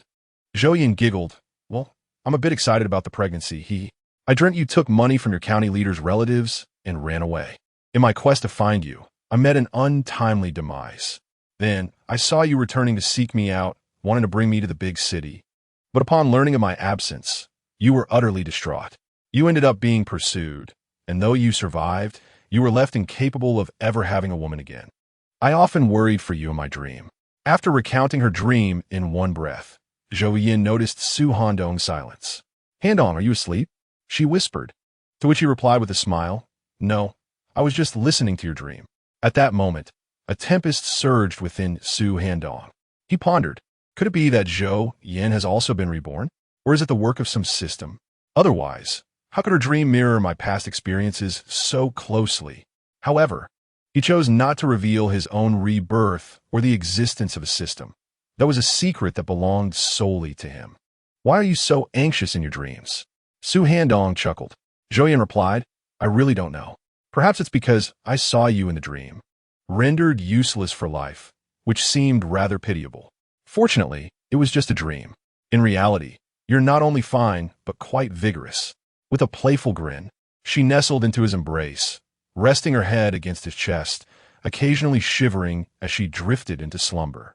However, Zhou Yan's pregnancy, coupled with her dream, kept Su Handong awake, prompting a cascade of thoughts. In the middle of the night, he heard her mumbling in her sleep, "Handong, please don't leave. No matter what you do in the future, just remember this home. Please don't go, okay?" Su Handong gently patted her head, responding tenderly, "My dear, I am right here. I'm not going anywhere." And so, the night passed. Zhou Yan, who had vowed to be a gentle and demure lady, found herself breaking that promise first thing in the morning. Though Su Handong had anticipated it, during the day, he focused intently on fishing, leaving the instruction of the other participants to the 10 individuals he had trained. He needed to concentrate on his task. If he failed to catch over 10,000 pounds of fish by the 15th of August, it would reflect poorly on him, despite the lack of criticism from Kai Tong and President Luo. After all, this was his inaugural collaboration with the County Supply and Marketing Cooperative. He attempted to teach Eru for a while, but the dim-witted fellow struggled even to count to 50, making the technicalities of fishing seem insurmountable. Teaching Eru proved challenging, and he soon realized that the young man lacked any aptitude for the sport. He decided to approach the task casually, hoping to at least achieve the minimum requirements, even if he wouldn't secure the highest rewards. Meanwhile, San Sao, Liang Meifeng, joined her nephew Zhou Lianhai in learning to fish, which elicited a smile from Su Handong. It was evident that upon witnessing others profit, her envy might prick at her conscience. Su Handong was indifferent to her fishing endeavors. If she wished to learn, so be it. Should Liang Meifeng harbor any ulterior motives and share her newfound skills with her cousin, he remained unconcerned. At best, she would acquire a rudimentary level of expertise, and any skills passed on would only result in a diluted understanding. Therefore, he harbored no fear of anyone disseminating fishing techniques, as few could achieve mastery like him. By the end of the day, Su Handong excelled beyond expectations, reeling in approximately 15 to 1,600 pounds of fish, astonishing the villagers who had just begun their fishing lessons. It is worth noting that the 10 individuals he had trained managed to catch an average of around 150 pounds each, which was already quite commendable. Even at the lowest market price, that amounted to over 40 yuan for a day's work, equivalent to nearly a month's salary for an average office worker. However, Su Handong managed to catch over 1,500 pounds of fish in a single day, leaving everyone utterly astonished. This achievement ignited a newfound enthusiasm for fishing among them. While they did not aspire to reach Su Handong's remarkable tally, even catching a few hundred pounds would significantly enhance their lives. Some of them humorously lauded him, calling him the fishing ancestor, which led Su Handong to whimsically believe he had traversed into a realm akin to a fantasy world. Xiao Chui, I need to discuss something with you, Su Handong began, as he carried his fishing rod home in the evening. Upon arriving at Zhou Xiaocui's doorstep, he recalled the plans concerning Zhou Eru and promptly entered the courtyard. Upon seeing Zhou Xiaocui, he spoke up. Chapter 65. Delivering 5,000 pounds of fish to the supply and marketing cooperative Donggo. What is it? Zhou Xiaocui, who had just washed her hair and usually wore her hair in double braids, brushed aside the strands that fell across her forehead and pursed her lips. With her braids undone, her long, lustrous black hair cascaded down to her waist. Her beautiful, oval face bore a slight, sun-kissed hue. If she were to trade her outdated gray plaid coat for the fashionable attire of contemporary stars from the port city, one might easily mistake her for a budding celebrity, if only she refrained from speaking. Her northeastern accent would inevitably give her away. Regarding Eru, Yin mentioned it to me yesterday. He is indeed not cut out for fishing. However, I have made other arrangements for him. He will accompany your second grandfather to deliver fish in the future. This will be a long-term endeavor. Whenever our village collaborates with the supply and marketing cooperative for fish deliveries, I will ensure that Eru accompanies them. He will receive a fair compensation, in line with what everyone earns from fishing. What do you think of this arrangement? Suandong Guayith. He then turned to Eru, saying, Eru, you needn't pursue learning to fish any longer. Clearly, it is not your forte, and today you've faced quite a bit of mockery. I have arranged for you to assist your second great-uncle with fish deliveries instead. This way, there will be no further complaints about your abilities. Xiao Chui, rest assured, I will ensure that your family is not left out. If fishing is not your strength, you can still assist with deliveries or logistical support. You will not be neglected. Su Handong reassured them.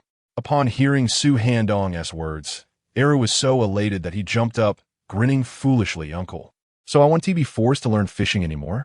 It's far too difficult. He lamented, scratching his head, no matter how much Lin Gu and the others taught me. I just couldn't grasp it.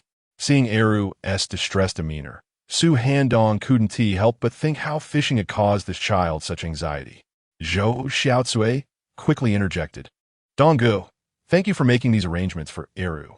I know it would be inappropriate to bring this up with my aunt, but with everyone else catching fish and some already earning money, I've grown a bit anxious. Su Handong smiled. I understand. I truly do. That's why I've made arrangements for Eru. Xiao Chui, if you have any concerns in the future, feel free to speak to me directly. Zhou Xiaocui, in both appearance and temperament, exhibited a certain understated elegance, somewhat distinct from the typical northeastern girl. Unlike Xiao Min, who appeared gentle but possessed a fiery spirit within, Zhou Xiaocui embodied a more refined disposition. Xiao Chui is the kind of woman well suited for domestic life and agricultural labor, a skilled hand who is neither competitive nor ostentatious. Resembling somewhat the character of Zhou Yan's mother, Tian Tsuhua, She embodies the archetypal image of a diligent and self-effacing woman from the bygone era. Zhou Xiaotsui nodded, responding, yes. I understand, Dongge. She then turned to Zhou, Eru, why don't you hurry up and thank your uncle? Uncle is the best, she chuckled. No wonder my sister likes you, Eru. He laughed, scratching his head. Su Handong, Zhou Xiaotsui. Eru's words left Su Handong momentarily speechless. Yet, Zhou Xiaotsui's face instantly flushed bright red. With a stern expression, Zhou Xiaotsui reprimanded, Eru, what nonsense are you spouting? She quickly turned crimson again, addressing Su Handong, Dongge. You know how this brat is. Don't take his words to heart. Su Handong chuckled, all right. Zhou Eru, scratching his head and feeling somewhat aggrieved, exclaimed, Sister, I didn't say anything wrong. You do like your uncle. Just the other day, you dreamed about him. Zhou Xiaotsui, her face aflame, firmly gripped Zhou Eru's ear and scolded, Eru, stop talking nonsense. After Su Handong departed, Zhou Xiaotsui sat alone, tears streaming down her face. Eru approached, scratching his head, Sister, did I say something wrong? If so, just hit me or scold me. Zhou Xiaotsui wiped her tears and gently patted Eru's head, saying, Eru, please, never mention my feelings for your uncle in front of others again. If that gets out, I would be the subject of ridicule. Upon leaving Zhou Xiaotsui's home, Su Handong naturally did not take Eru's words to heart. They were merely remnants of the past. He was not without his own history, and Zhou Yin was aware of it too. Moreover, it was Zhou Xiaotsui who harbored feelings for him, not the other way around. Being liked by a rather attractive young woman was, upon reflection, quite pleasing. A night passed without incident. Early the next morning, Su Handong set off with Zhou Laojin, Eru, and a villager he referred to as fourth uncle, driving 3 mule carts laden with fish. In total, the 3 carts held over 5,400 pounds of fish, all caught over the past 2 days. Su Handong alone accounted for over 2,300 pounds, primarily by retrieving more than 1,000 pounds of fish he had previously stored in the system's storage space. The remaining 3,100 pounds were the collective catch of the villagers over the 2 days. The 10 individuals he had personally taught to fish managed to catch approximately 2,000 pounds, while the remaining fish were caught by an additional 50 or so villagers who were still learning the art of fishing, resulting in a smaller yield. However, some had begun to grasp certain fishing techniques. In truth, the total catch had exceeded 6,000 pounds. However, some fish died after being pulled from the water, and villagers preserved them as salted fish rather than taking them to the supply and marketing cooperative. Should the cooperative require salted fish, they would bring it in the next time. In the village, over 100 residents watched as Su Handong and his companions, along with 3 mule-drawn carts filled with fish, departed. The fish were bound using a traditional fishing technique known as bow fishing, which not only preserved their vitality, but also, as Kai Tong remarked at the time, added a sense of ceremonial elegance. The faces of the onlookers were painted with anticipation and excitement, for upon their return from selling the fish, those who participated in the fishing would receive a share of the earnings. Handong, your skills in taming are remarkable. In just a few days, these dogs, along with the large deer and the golden eagle, have become so obedient. Praised fourth uncle as he observed the 5 hunting dogs and the reindeer joyfully running alongside the cart, with the golden eagle quietly perched beside Su Handong. Indeed, fourth uncle, I was raised in Kyoto and have learned a thing or two about training dogs and eagles, Su Handong replied with a gentle smile, stroking the head of the golden eagle named Daitu. The eagle, eyes closed and beak slightly ajar, emitted soft cooing sounds, thoroughly enjoying the affection. Among the animals, Daitu possessed the highest intelligence. It quickly grasped Su Handong's commands after just 2 or 3 demonstrations, responding promptly whenever instructed. Next in line for intelligence was a hunting dog named One Ear, who, despite having only half an ear, was quite clever. The other 4 dogs also displayed a significant degree of intelligence, far surpassing that of ordinary canines. The 2 reindeer exhibited a noticeable increase in their cognitive abilities, particularly a reindeer named Dolly, whose strength nearly rivaled that of an ox named Laobai, owned by Old Joe. Naturally, the enhancements in these animals' physiques were substantial, a testament to the exceptional quality of the system's rewards. The specially tailored taming cards enabled Su Handong to train these 8 animals effectively.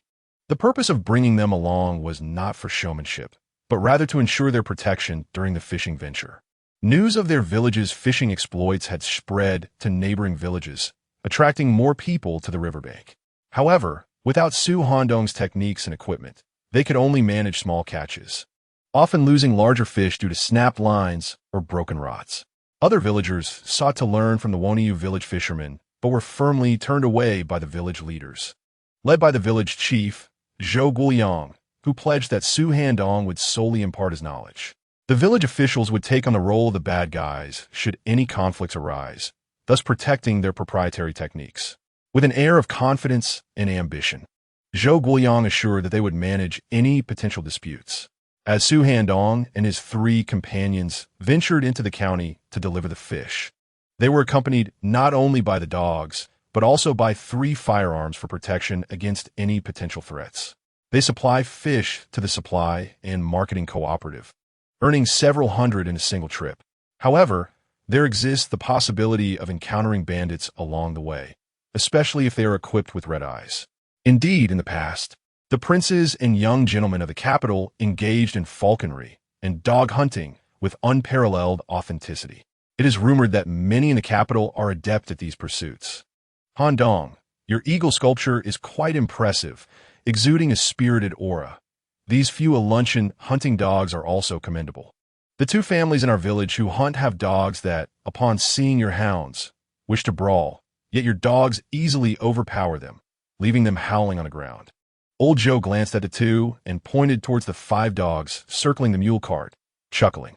In his younger years, he was renowned in the village as a skilled hunter. During the years of famine, he participated in the production team's foray into the mountains, contributing to the capital's meat supply in large-scale production efforts. Over his lifetime, he has hunted numerous game and raised many hunting dogs. A quick glance is sufficient for him to ascertain the quality of a hound. Just days prior, he meticulously observed these dogs and discovered that their conformation and bone structure were quite exceptional, classifying them as first-rate hunting dogs. Paired with this remarkable golden eagle, they would undoubtedly excel in hunting. Investing 1,000 yuan in these creatures is certainly a lucrative venture. For avid hunters, even 2,000 yuan would be a worthy expenditure. Su Handong chuckled. Father, what do you think? Am I not fortunate to have acquired these dogs? Old Joe nodded repeatedly, a somewhat insincere smile gracing his face. Not all a loss. How could it be? I initially had reservations about your purchase, primarily concerned that taming an adult eagle would be challenging, as they can be temperamental and may refuse food, leading to their demise. I did not anticipate your method of training the eagle to be so effective in just a few days. He recognized that Su Handong was deliberately teasing him. In the past, Zhou might have retorted, but now, in his eyes, Su Handong was dearer than his own son. In a mere 2 days, the villagers, including him, had caught such a bounty of fish. As the villagers hone their fishing skills, they are sure to catch even more in the future. Fish not only serve as a source of income, but also for sustenance. The living conditions in Woniu village have significantly improved. Handong, once autumn harvest is complete and the cold sets in, making fishing impossible, you can take these creatures to participate in the forest's encirclement activities. Your marksmanship is commendable. And now, with these excellent hunting dogs, coupled with a keen-eyed eagle, you are bound to achieve remarkable results in the encirclement activities, remarked Fourth Uncle with a smile. Su Handong shook his head, chuckling. Fourth Uncle, I'm merely inclined to enjoy myself nearby. Participating in the forest encirclement is not my intention. The dogs aren't suited for such events. With these dogs, my reindeer, and the formidable golden eagle, coupled with my proficiency in hunting skills, wouldn't it be more delightful to indulge in my own pursuits? If I wish to engage in dog hunting, I shall, and if I desire to practice falconry, I shall do that too. According to tradition over the years, each autumn, before the heavy snow completely seals off the mountains, the Hongxing Forest Farm organizes several encirclement events. This serves a dual purpose: to generate income for the forest farm and to prepare festive goods for various governmental departments during the new year. In the nearby village, a number of hunters would sign up to participate. Upon successfully capturing their prey, they would receive half of the spoils as a reward. The Hongxing Forest Farm spans an extensive area of several hundred miles. Typically, hunters must register before entering the forest to hunt. However, 2/3 of any captured game will be claimed by the farm. Of course, a free hunting zone exists in the outskirts, extending 20 to 30 miles into the surrounding mountains, where local hunters can hunt at their leisure. Traversing the mountainous paths within this range would take nearly an entire day, which is why hunters in this era generally refrain from overnight stays in the mountains. It is important to note that entering the forest without registration and stealthily taking away game could lead to charges of poaching if caught. Engaging in such a circumscribed activity seemed rather pointless. It was far more enjoyable to simply explore the vicinity freely, indulging in whatever one fancied, especially since there was no pressing need for money. Zhou Laojin handed his fourth uncle a Jilin cigarette, pulling one out for himself as well. He produced an iron box and a kerosene lighter, flicking the wheel a few times until it sparked against the flint, igniting the cotton wick with ease. Listening to Zhou Laojin's words, Su Handong could not help but smile. The old comrade Zhou had been rather boastful these past few days. Oh well. Su Handong recognized that he was partly to blame for this situation. Zhou Laogan's demeanor reflected the pride of a father-in-law relishing in his son-in-law's prosperity. Now, whenever villagers encountered Zhou Laojin, they treated him with utmost courtesy.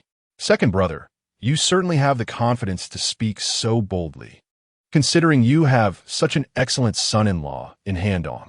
Just from a single day's earnings, Handong must be bringing in 400 to 500 yuan, remarked his fourth uncle as he accepted the burning cigarette from Zhou Laojin, exhaling a plume of smoke and giving a thumbs up with a smile that betrayed his envy. Su Handong chuckled. Fourth uncle, it's not quite that much. The 3 trucks of fish might fetch only a few hundred at most. Zhou Laojin interjected earnestly. That sounds about right. You could indeed earn 300 to 400 yuan. Additionally, I've also brought the processed bear bile and bear skin, which should easily sell for over 2,000.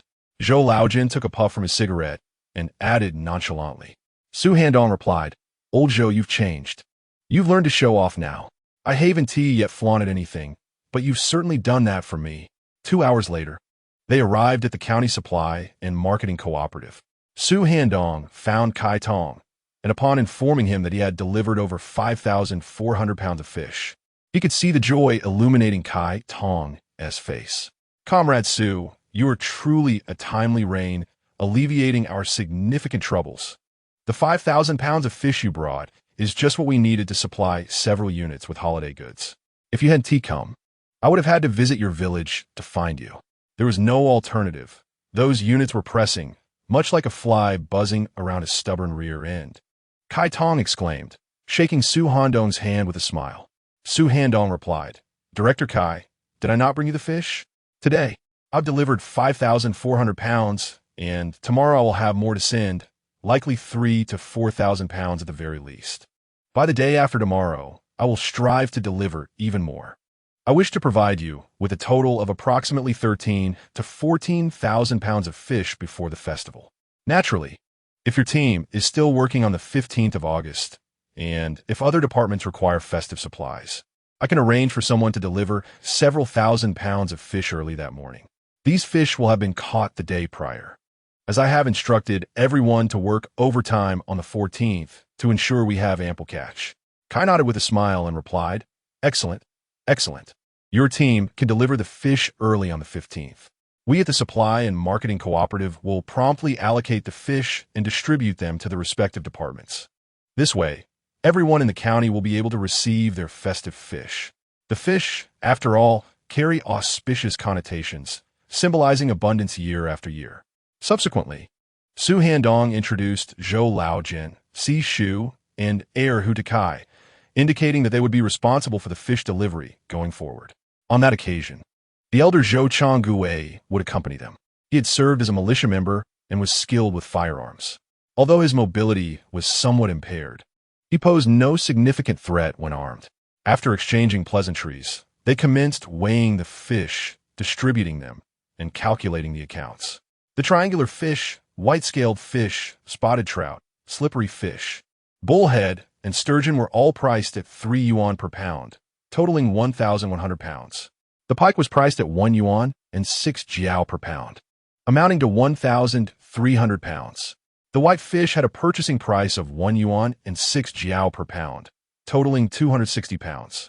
As for the 4 major fish varieties, catfish was priced at 50 cents per pound, with a total weight of 2,825 pounds.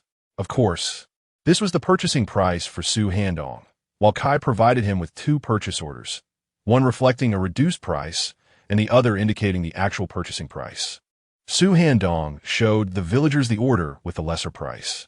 The genuine purchasing price, naturally, would find its way into his own pocket. The overall sum amounted to 7,205 jiao.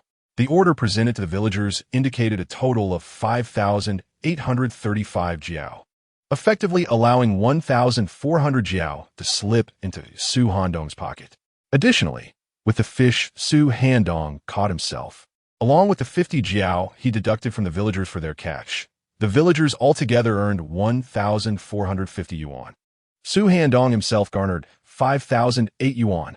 Director Kai, you have worked diligently.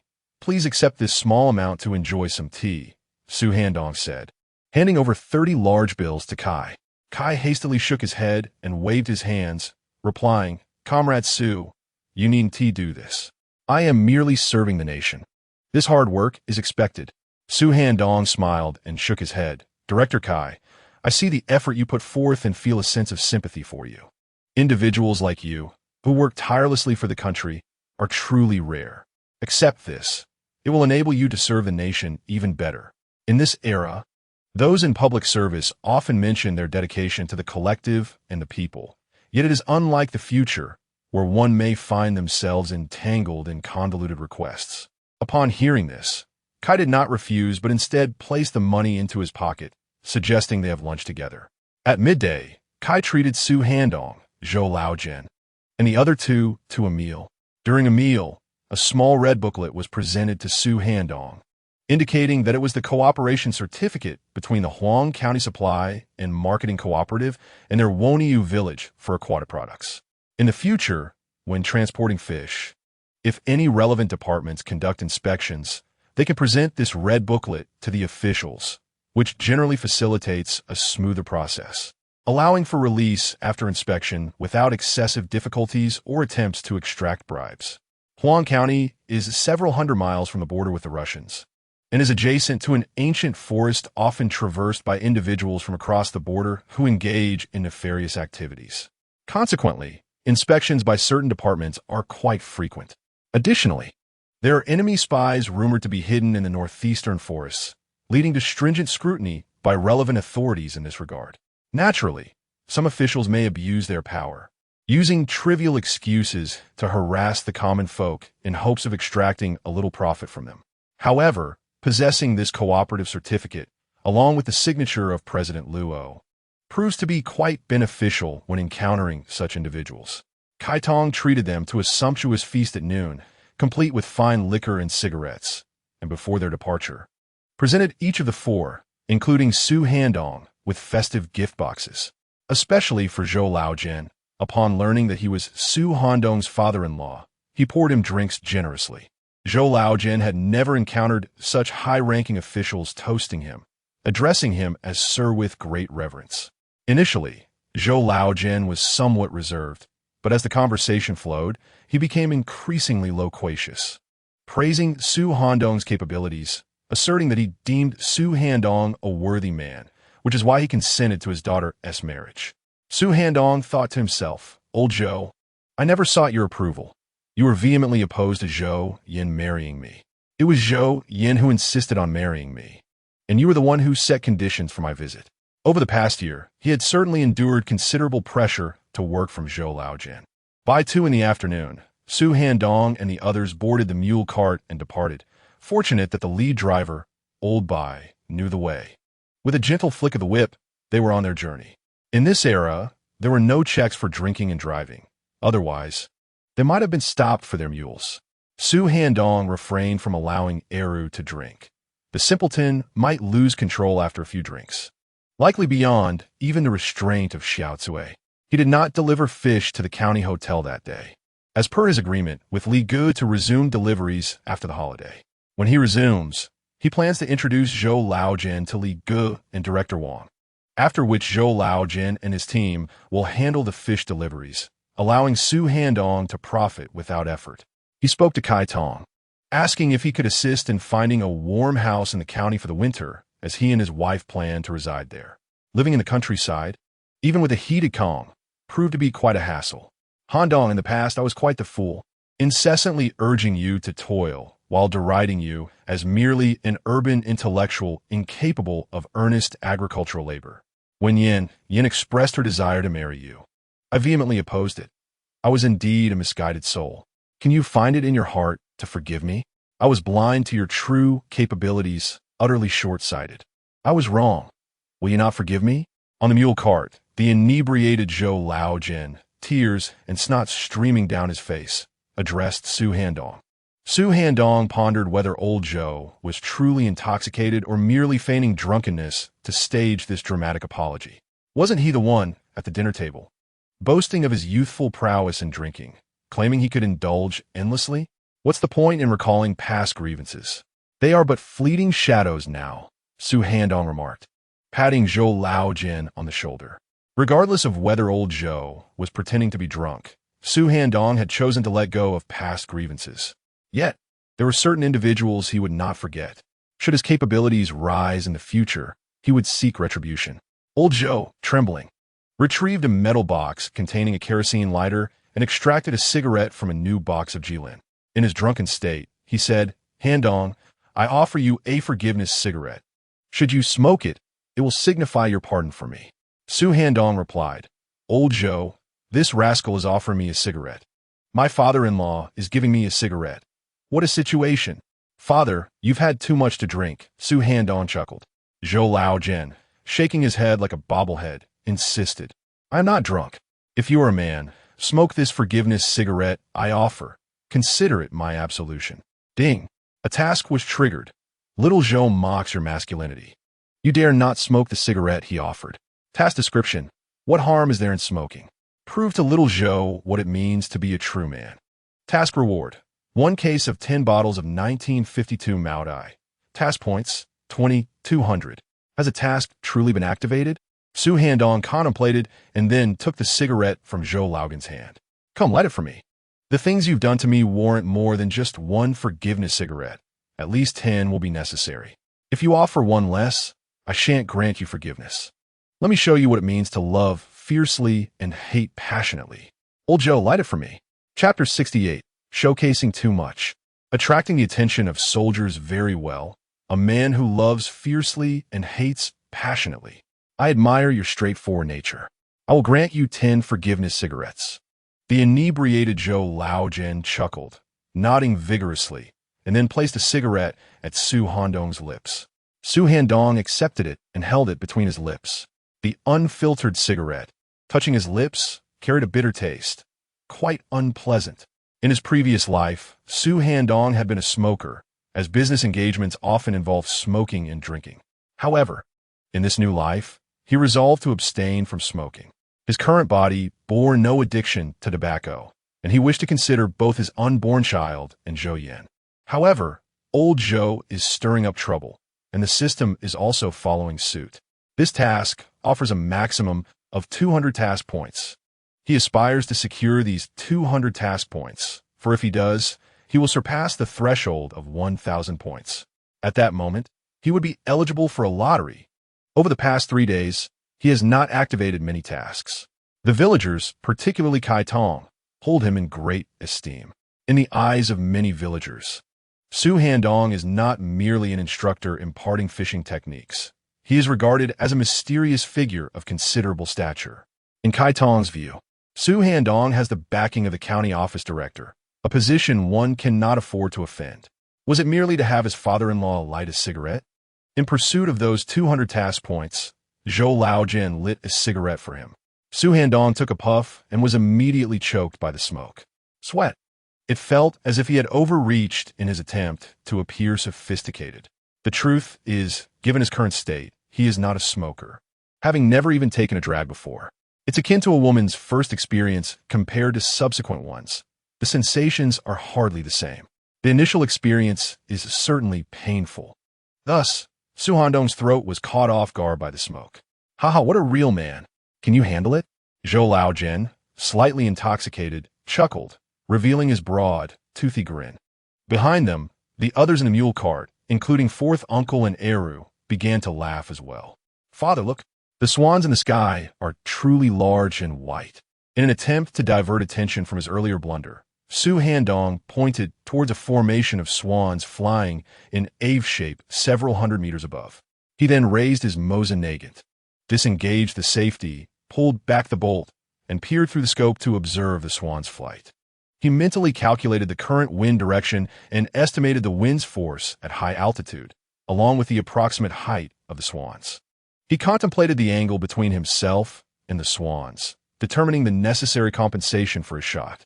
Shooting at aerial targets involves a plethora of factors, far more than shooting at ground game. Even gravitational forces must be taken into account. Handong, can you handle it? If you hit a wild goose up there, I'll call you father. Zhou Laojian, with a reddened face and a stout neck, looked up at the swans and laughed, shaking his head. Ding! Task activated. Little Zhou mocks your age, claiming your shooting skills are lacking.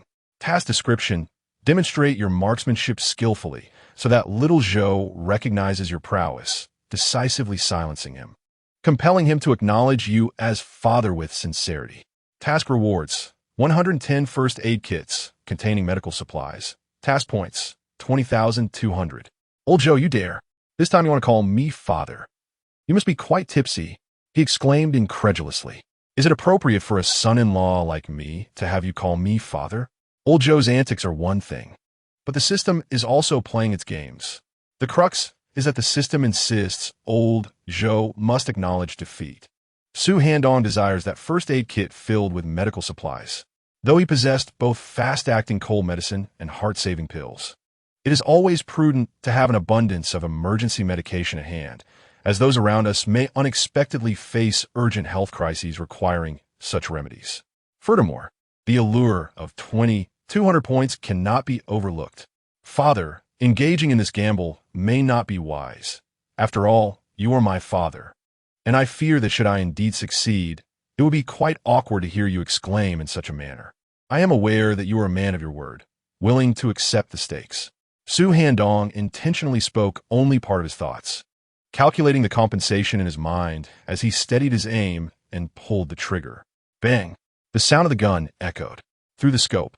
Su Handong observed the bullet grazed past the right side of the target swan. The shot was a miss, yet was anticipated. The purpose of the first shot was merely to test the wind speed, gravitational influences, and the trajectory of the bullet. Ha ha ha, Handong. Aiming for such lofty prey is no easy feat, even among skilled marksmen in the military. Hitting the target is a challenge. If you manage to strike 3 out of 10 shots, that would indeed be impressive, laughed old Zhou, his head swaying as he spoke. Clearly intoxicated and perhaps a bit muddled in thought, yet still retaining some semblance of awareness. Second brother, do not underestimate Handong, the somewhat clear-minded fourth uncle interjected. I have heard that his marksmanship is quite remarkable. Hitting 3 swans out of 10 should pose little difficulty for him. It seems your family does not appreciate his prowess. Fourth uncle had gleaned from others that Su Handong might be a mysterious figure within a special military division, and though his exact status remained unclear, the notion of being associated with a national military secret was impressive enough. If he can indeed hit 3 swans with 10 shots, I shall willingly concede and call him father. Old Zhou, slightly inebriated, appeared to be stirred by fourth uncle's words. Su Handong inwardly applauded fourth uncle's cleverness. Well done, fourth uncle. I was contemplating how to make old Zhou concede, and you have offered me a splendid assist. Today he must call me father. I cannot let you down, fourth uncle. Su Handong pulled back the bolt, ejecting the spent shell from the previous shot, and aimed at a swan soaring above. He pulled the trigger once more. Bang! The shell was ejected. He fired again. Bang! Another shot. In rapid succession, he discharged 4 rounds, causing the originally orderly formation of 4 swans to descend chaotically from the sky. Swiftly, Su Handong loaded 4 bullets into the magazine and chambered another round. Bang! Bang! Bang! Bang! Bang! 5 shots rang out, each bullet striking a swan high in the air with precision. Duyo, take these 4 back, Su Handong directed, indicating the location where the swans had fallen. As Su Handong discharged his firearm, the 5 hunting hounds were already poised with eagerness, and upon hearing his words, they transformed into fleeting shadows, racing towards the direction where the swans descended. Father, I concede. I truly concede. I'm entirely convinced, old Zhou exclaimed, shaking his head in disbelief. Mission accomplished. Xiao Zhou mocks your age. Mission reward. 10 first aid kits. Mission points. 200. A perfect completion of the task. Handong checked heartily. He quickly gestured to old Zhou, saying, Father, why do you address me as such? I am your son-in-law. How could I bear such a title? Well, you still owe me 9 cigarettes. Otherwise, let's forget about it, old Zhou retorted, his face flushed, stubbornly tipsy. You must light them for me. Before long, the 5 dogs returned, each carrying a hefty swan, under the formidable destructive power of the 7.62mm rifle. The 9 swans bore numerous gaping wounds, lifeless and utterly defeated. Under the watchful eyes of 4th uncle and Eru, old Zhou lit 9 cigarettes for Su Handong in succession, leaving both men wide-eyed in astonishment. 4th uncle remarked, Su Handong truly deserves the title of Young Soldier King. Eru added, how does the hierarchy work when the son-in-law first makes the elder call him father and then asks for cigarettes? Mission accomplished. Xiao Zhou mocks your masculinity. Mission reward. 10 boxes of 1952 Mao Tai. Mission points. 200. Another perfect reward. Su Handong was elated once more, just as he was preparing to draw from the lottery. Several men clad in green military uniforms emerged from a nearby hillside, blocking their mule cart. Upon hearing the words of the leading soldier, Su Handong felt somewhat bewildered. It seemed he had inadvertently attracted a squad of soldiers with his ostentation. Chapter 69. An invitation from the Border Defense Force. Greetings, comrades. We are members of the Red Star Force Division of the Black Market Border Defense Force. Here is my border defense identification. The leader, with striking eyebrows and captivating eyes, was an exceptionally handsome soldier in his mid-20s. He retrieved a small red book from his breast pocket and presented it to Su Handong. As Su Handong gazed at the open soldier's identification, he noted not only the soldier's photograph, but also his name, Luo Wanjun, a name imbued with authority. Su Handong saluted. Officer Luo, it is an honor. I am Su Handong, a villager from Woniu village in Da Town, Huang County. These 3 are also villagers from Woniu. Was it you who shot at the swans? Luo Wanjun inquired, glancing at the modified Mosinagant rifle resting upon the mule cart, its position directly correlating to where Su Handong sat. His gaze scrutinized Su Handong with an intensity akin to stars. Such marksmanship. Luo Wanjun could not achieve such skill himself. He was renowned within their division for his sharpshooting prowess, having participated in the Black Market Border Defense shooting competition, where he secured a commendable 5th place. However, Su Handong's marksmanship rivaled even that of the champion. Initially, he had sought to discern the identity of this skilled marksman, only to be taken aback by the youthful visage of Su Handong. Upon hearing Su Handong's words, it became evident that he, a man from the countryside, possessed a marksmanship that seemed rather implausible. Coupled with his demeanor, he did not resemble an ordinary rural dweller, which naturally aroused suspicion in Luo Wanjun. Listening to Luo Wanjun's remarks, Su Handong realized he had overstepped, inadvertently attracting the attention of the border guards. Given his shooting prowess, there was even a possibility he could be mistaken for an enemy agent. Fortunately, Su Handong had reasonable explanations at his disposal. The system had orchestrated justifications for both the rewards and skills he had acquired, subtly altering certain individuals' memories of him. For instance, his master-level hunting skill was honed under the tutelage of an esteemed old hero from the military compound in Kyoto, a man renowned for his hunting and marksmanship, who had since passed away. The system had also provided adequate explanations for his other skills. Without such arrangements, any demonstration of exceptional ability could lead to his being suspected as an enemy operative. In this era, the scrutiny of suspicious individuals in his region was exceedingly rigorous. I was the one who shot the swan, Su Handong replied. You possess quite the marksmanship, Luo Wanjun remarked, scrutinizing Su Handong's expression for any telltale signs. However, Su Handong maintained a calm demeanor, which only deepened Luo Wanjun's suspicions. With a smile, Su Handong responded, "It's passable. I grew up in the military compound in Kyoto, where an old hero with a passion for hunting and exceptional shooting skills often guided me in my practice. Comrade officer, this is my son-in-law, Su Handong. He is a youth from Kyoto who came to the countryside and later married my daughter, settling in our village. His grandparents were once persecuted during the intellectuals movement, but were vindicated in recent years. He grew up in the military compound in Kyoto, so there are no issues with his background," explained Zhou Laojian, who, initially inebriated, was jolted into sobriety upon encountering the border guards and hastily attempted to clarify the situation to Luo Wanjun. However, having sat on the mule cart for too long and perhaps overwhelmed by fear and anxiety, he suddenly felt his legs weaken and collapse to the ground. This prompted Su Handong to rush forward and assist him to his feet. "Father, be careful. Fellow villager, do not be alarmed. We are merely conducting a routine check," Luo Wanjun said with a gentle smile directed at Zhou Laojian before turning to Su Handong. "So, Comrade Su, you hail from the military compound in Kyoto, then?" Su Handong nodded. "My uncle is currently in the Eastern Military District, and my grandfather is a professor in the Chinese department at Fudan University in Shanghai."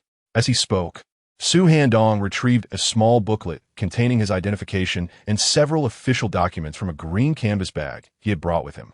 "Officer Luo, these are my work credentials and identification. Please take a look," Su Handong said with a smile.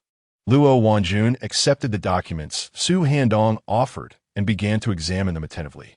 Zhou Laojian, meanwhile, called upon his relatives, urging them to present their identification as well.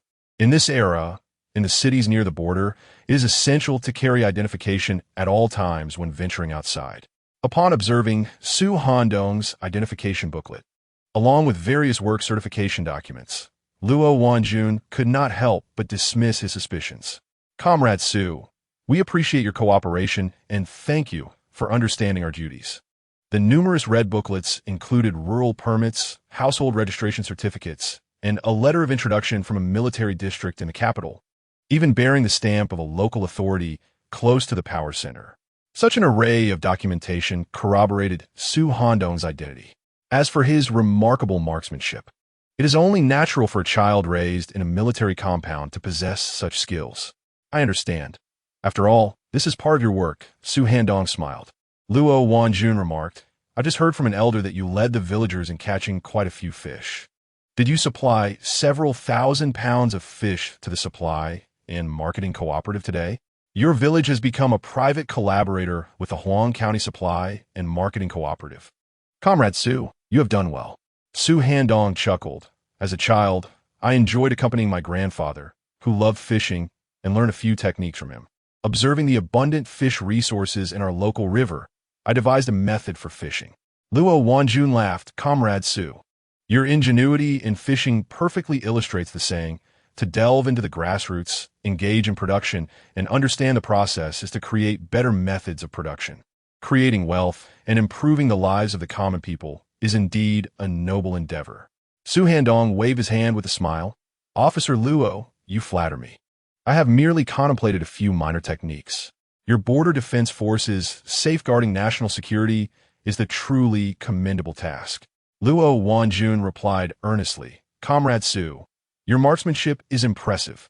I wonder if you would be interested in visiting our division to impart some shooting and hunting techniques to our new recruits?" Chapter 70. Su Handong. Perhaps I am indeed too modest. Hearing Luo Wanjun's proposal, Su Handong shook his head with a smile. "Officer Luo, the military is filled with exceptional talents, and there are countless skilled marksmen. My abilities are merely adequate. I hardly possess the expertise to instruct the soldiers in marksmanship or hunting. To teach the border defense forces such skills? Surely, that is a jest. With so many experts in the military, how could I be called upon to teach?" In Su Handong's view, Luo Wanjun was simply being courteous, and he could not take it seriously. Even if Luo Wanjun's words were sincere, he must remain humble and courteous. "Comrade Su, you are being modest. Your shooting skills undoubtedly qualify you to teach our soldiers. I can see that your dogs and eagles are quite impressive. It is evident you have your own methods in hunting, Luo Wanjun said with a smile. If time permits, I will personally visit your village.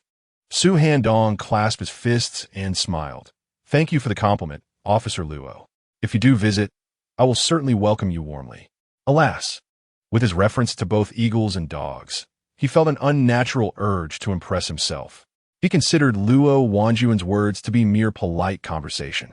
With the border patrol so occupied, and considering they were merely acquaintances, would it truly warrant a visit?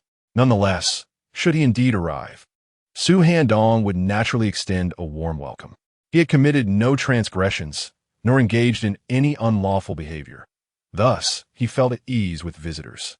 After bidding farewell to Luo Wanjun, Su Handong and his companions hastened back to the village with 3 mule carts. Zhou Lao Jin, wiping the cold sweat from his brow, remarked, Handong, my goodness, your marksmanship has undoubtedly attracted the attention of the border patrol. I was quite frightened, fearing they might mistake you for an enemy agent and arrest you. Reflecting on this, Zhou Lao Jin felt a lingering anxiety as his heart raced uncontrollably. Su Handong chuckled. Father, they don't simply arrest people without cause. Besides, I am not an enemy agent. What are you thinking? His fourth uncle chimed in. Indeed, second brother, how could Handong possibly be an enemy agent? The military personnel are quite reasonable. It is Handong's extraordinary shooting skills that astonish them. Haven't you heard they might even invite Handong to teach them marksmanship and hunting techniques? One must admit, Handong, your marksmanship is truly impressive. Even the border patrol was left in awe. Su Handong shook his head with a smile. Fourth uncle. Officer Luo was merely being polite. Do not take it to heart. Moreover, let us keep this matter to ourselves. There is no need to share it in the village. It's best to remain low-key. His fourth uncle quickly assured him. Understood, understood. Rest easy, Handong, my lips are sealed. Eru, you two must keep quiet. Do not disclose what happened with the border patrol to anyone. This is a matter of national secrecy that cannot be shared. Handong is truly remarkable. After reviewing his credentials, the border patrol treated him with the utmost respect, even seeking his guidance on shooting and hunting techniques. A mysterious expert, without a doubt. Aaron nodded innocently. Fourth grandpa, I won't tell anyone. Second brother, you must also keep your mouth shut. Do not let this information slip, for it could bring trouble to Handong. His fourth uncle insisted sternly. Zhou Laojin retorted. Fourth, Handong is my son-in-law. How could I possibly cause him trouble? The fourth uncle replied. Isn't it because you insisted that Handong shoot at the swans in the sky and placed a bet on it? Su Handong quickly interjected. Fourth uncle, let us not dwell on the past. It's best left unsaid.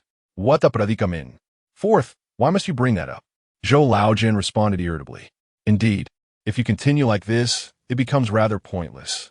After hearing the words of his fourth uncle, Zhou Laojin retorted. Wasn't it you who provoked me into saying that Handong should shoot the swans? Handong, I was a bit dazed earlier and spoke nonsense. Please do not take it to heart. Zhou Laojin felt a wave of embarrassment wash over him as he recalled the incident of having to call Su Handong father due to a bet. Fourth, and Eru, you both must swear to keep this secret. I insist. Zhou Laojin unexpectedly compelled his fourth uncle and Eru to vow secrecy about this matter. Naturally, Su Handong was exempt from such an oath.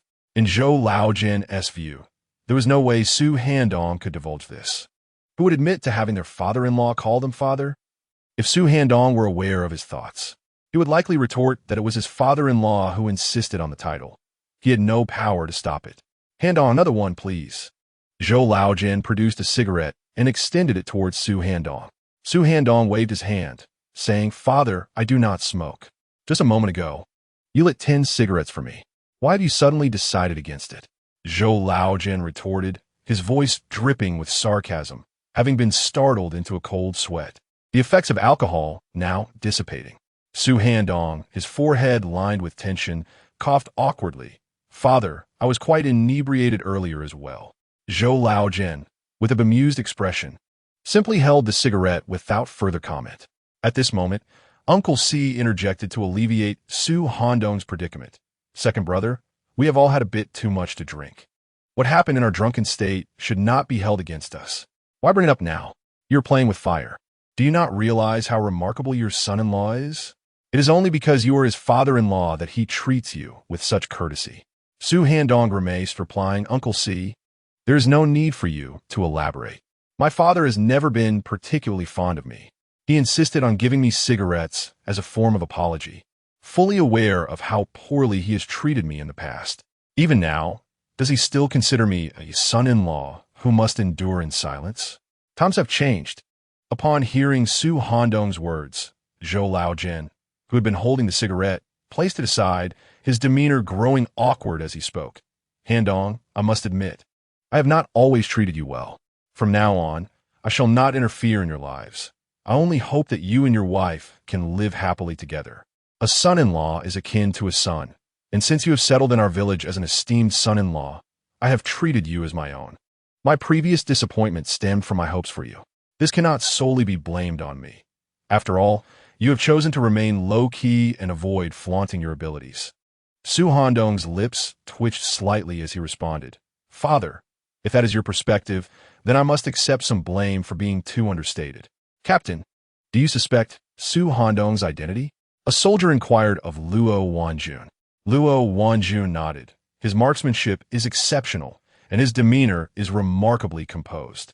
Additionally, the identification information he provided appears to be flawless. Thus, I indeed harbor suspicions. However, for the time being, I cannot reveal my doubts. If he is an enemy operative, I risk alarming him. Conversely, if he is not, expressing my suspicions could cause him considerable trouble. I shall report this matter to the military command for a thorough investigation into his identity. By 4 o'clock in the afternoon, Su Handong and his companions returned to Wonia village via a mule cart. Zhou Laojian, carrying a bag filled with money, headed towards the village committee office. Intending to discuss the distribution of the fish sales proceeds with the village head, with the bag tucked under his arm, he exhibited an air of distinction. Su Handong, uninterested in the matter, preferred to let the village head handle the distribution of funds. He took the mule cart, accompanied by 2 reindeer and 5 dogs, and made his way home. Wife, you are home just in time. See what I have brought you. Upon entering the courtyard, Su Handong spotted Zhou Yintang sitting at the door, skillfully stringing corn cobs with a screwdriver, while a nearby basin already held a generous portion of corn kernels. Chapter 71. Are you trying to raise me like a pig? Wife, what are you doing? Why are you working? Wasn't it suggested that you take a proper rest? Observing Zhou Yin skillfully threading corn kernels with a screwdriver, Su Handong approached her. Zhou Yin, brandishing the screwdriver, exaggeratedly twisted her waist and replied with a smile. Oh, Handong, I am not so delicate. This little task is hardly anything. I'm merely threading some fresh corn kernels. Just a bit of work before I grind them into cornmeal for a delightful porridge. You instructed the 3rd uncle and the others to harvest the corn from the fields and keep an eye on things. So I've been left with nothing to do. I've been wandering around all day and nearly grown idle, so I decided to find something to occupy myself with. The corn has already been harvested, and the ears are neatly arranged in the fields, awaiting the tractor from the production team to bring them home. Once there, they will be piled into granaries. The villagers helped with the arrangement of the corn ears for her family. Zhou Yin even boldly asked those who assisted to arrange the corn ears from Xiaomin's fields as well. The workers, out of respect for Su Handong, complied with Zhou Yan's requests.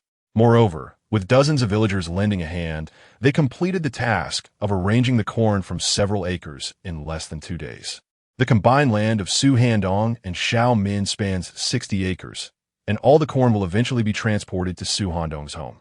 His residence is quite spacious, approximately half an acre in size, and it is expected that his courtyard will be filled with corn granaries. It is essential to keep the corn together for easier management. Xiaomin no longer resides at Handong's home. In this era, even if there are people sleeping at home at night, thieves still steal corn. It is even more concerning to leave the corn unattended in a house without supervision. Within 10 days to half a month, it would likely be entirely stolen. This is no exaggeration. Regarding the public grain contributions, their commune calculates an average of 85 pounds of corn per acre. Su Handong's family, with 60 acres, must contribute a total of 100 pounds of corn. This cannot be substituted with money. It must be delivered as grain. This year, due to the household responsibility system, the state granaries require grain reserves. To contribute corn, farmers must shell the corn ears to extract the kernels. This can be done manually, but it is generally accomplished using tractors and corn threshers. To extract the kernels, the corn must be thoroughly dried. Su Handong stepped in front of Zhou Yan, his expression serious as he said, "Do you understand your current situation? You need to rest and recuperate. Once the baby is stable, everything will be fine. Today, I specifically consulted an experienced doctor at the county hospital, and he mentioned several important considerations for newly pregnant women." However, before Su Handong could finish his statement, Zhou Yan wrapped her arms around his neck and with a swift motion, hooked her legs around his waist. Startled, Su Handong quickly supported her bottom as she wobbled in his embrace. "Handong, you're just too concerned. My mother told me today that during the early stages of pregnancy, aside from avoiding excessive physical exertion and shock, there is little else to worry about. Being overly cautious can often be detrimental. One can eat and drink normally and engage in light work without any issues. Here I am, pregnant, and you seem to embody the role of an expectant mother more than I do." With a playful smack on Zhou Yan's backside, Su Handong replied, "Wife, it is still wise to exercise caution."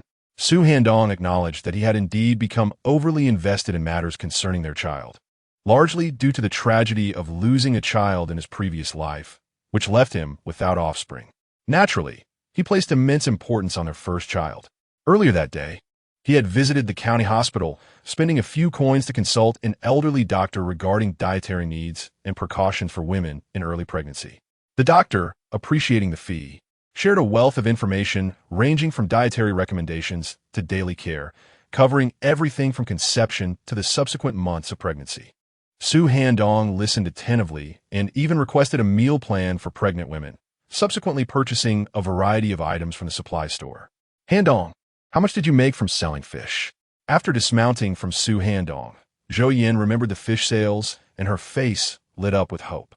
Su Handong shook his head, chuckling, "You truly are a money enthusiast." With that, he produced a thick stack of freshly minted bills from his pocket and handed them to Zhou Yan. "Here is all the money, totaling." Zhou Yan's eyes sparkled at the sight of the substantial sum, quickly snatching the money into her hands, shaking her head with a grin. "Don't tell me the amount. Let me count it myself. I have developed quite a fondness for counting money lately, especially since you have been earning so vigorously, akin to your diligence in other matters." Su Handong placed a hand on his forehead, bemused. "Wasn't it agreed that you would become a gentle lady from now on? Why do you seem to have completely abandoned that notion and embraced a carefree attitude instead? I hope our child does not take after you." However, he mused, perhaps having a child who is lively and cheerful like her wouldn't be so bad. Zhou Yan quickly fetched a stool, sitting cross-legged to begin counting the money. Spitting on her thumb and index finger, she counted with surprising finesse. "Handong, what did you buy? Let me finish counting before you tell me." After a meticulous count, she finally concluded with a triumphant smile, "A total of 4,020. Is this all ours?" Su Handong raised an eyebrow and smiled. "This is indeed ours, totaling 4,365. However, I spent over 300 on purchases and also bought some mooncakes, apples, and candies for the villagers for the festival. The remainder is all for you." A total of 5,835 was sold, from which they received 1,450. "Your father, having taken the money, has already gone to the village committee to discuss distributing the funds to the fishermen. As for the bear bile and bear skins, Director Kai mentioned that in a month or two, the prices would significantly increase. Thus, it would not be too late to sell them then, especially since we are not short of the 2 or 3,000 yuan at the moment." Hearing Su Handong's words, Zhou Yan, holding a thick wad of cash, first nodded in agreement, and then shook her head in disbelief, exclaiming, "Is it possible that our family has actually received so much? Handong, I finally understand how remarkable you are. In just a few days, the money earned from fishing together exceeds what you could have made alone." "Huh, those villagers are essentially helping us carry the load. They're making money for us, so we should buy them some mooncakes and apple for the festival. We are truly on the verge of becoming a household with 10,000 yuan." Excited, Zhou Yan became increasingly joyful, and in her exuberance, she jumped on his Su Handong. She stuffed a bundle of money into his hands, saying that 1,000 was for his expenses while away, while she would keep the rest. The 1,000 yuan had now found its way into Su Handong's little treasury, which now contained over 7,000 yuan, surpassing the amount Zhou Yin held. He patted her back, signaling her to temper her excitement, saying, "It's essential. I must be impressive. If you can earn like this in the future, I might find you 2 more wives," she joked, her words becoming slightly haphazard in her joy. Su Handong felt a bit uneasy and replied, "Wife, don't let father hear you say that. Come here, take a look at what I bought for you." She exclaimed, "If you keep saying that, I might really find 2 more wives." His past experiences of being rendered useless had left him with a profound yearning for women, a deep obsession within him, having fantasized about having many. However, all of it remained merely a dream. Perhaps it was true what they say. The more one cannot have something, the more one desires it. When Zhou Yin saw the cart loaded to the brim with items, and heard Su Handong say that all of it was for her, she couldn't help but curse. "Handong, are you trying to flaunt your wealth? Have you bought so much stuff? Are you planning to turn me into a pig?" Chapter 72. The system upgraded after being criticized. Wife, these items are not meant to be consumed all at once. They're just for variety in our 3 meals a day, Su Handong explained, gesturing towards the goods in the cart. Zhou Yin shook her head. "I can't eat all this. With so much food, it'll spoil. If it spoils, won't that be a waste of the money spent? Keep your money. Even if you have it, you shouldn't spend it so frivolously." Initially, she thought that if they had money, they should save it, considering the new house they needed and other household necessities. But then she recalled that Su Handong had brought home 4,000 yuan from selling fish. Before the festival, if 2 or 3 more gifts were sent, wouldn't that mean his family could save up and celebrate in abundance? Su Handong has become quite adept at earning money. Yet if it were to be over something trivial, it would be rather disappointing, even to Zhou Yin. Having grown accustomed to a life of hardship, she found herself somewhat unaccustomed to the recent indulgence of lavish feasts and a life devoid of want, feeling as though she were caught in a dream. However, gazing at the abundance of food, Zhou Yin could not help but feel her eyes sparkle with excitement. Su Handong chuckled, "This is not just random buying. It's all recommended by the doctors at the county hospital. Furthermore, with the cold weather approaching, these items will not spoil if left outside. If necessary, we can store them in the cellar for the next few days. In the northeastern mountains, it is customary for the locals to prepare for winter before its onset by stockpiling winter provisions such as vegetables, grains, and firewood. When heavy snow blankets the mountains and the cold sets in, families remain indoors. Each household has a cellar for food storage, preventing it from freezing. As spring arrives, they prepare large jars filled with ice to place in the cellar, allowing the temperature to remain cool enough in summer to keep the food fresh. This is imported cereal, cheese, and malt extract. In the morning, you can prepare some cereal with malt extract and enjoy a couple of boiled eggs. The chicken, lamb, beef, and pork can be cooked in various ways.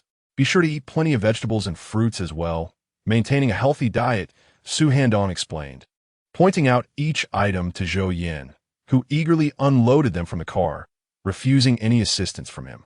Women often find joy in such tasks, reminiscent of contemporary women who delight in online shopping and eagerly anticipate unboxing their deliveries. In truth, only a small portion of these items was purchased from the supply and marketing cooperative. Most of the beef, pork, chicken, lamb, high-quality rice, and flour were rewards from the system, taken out on this occasion. After all, food is essential, and the system's storage space is ample. What about these swans? Were they also bought from the cooperative? Zhou Yin inquired, noticing 5 large swans remaining. Su Handong shook his head with a smile. "No, on my way back, I came across a flock of swans in the sky and managed to shoot a few.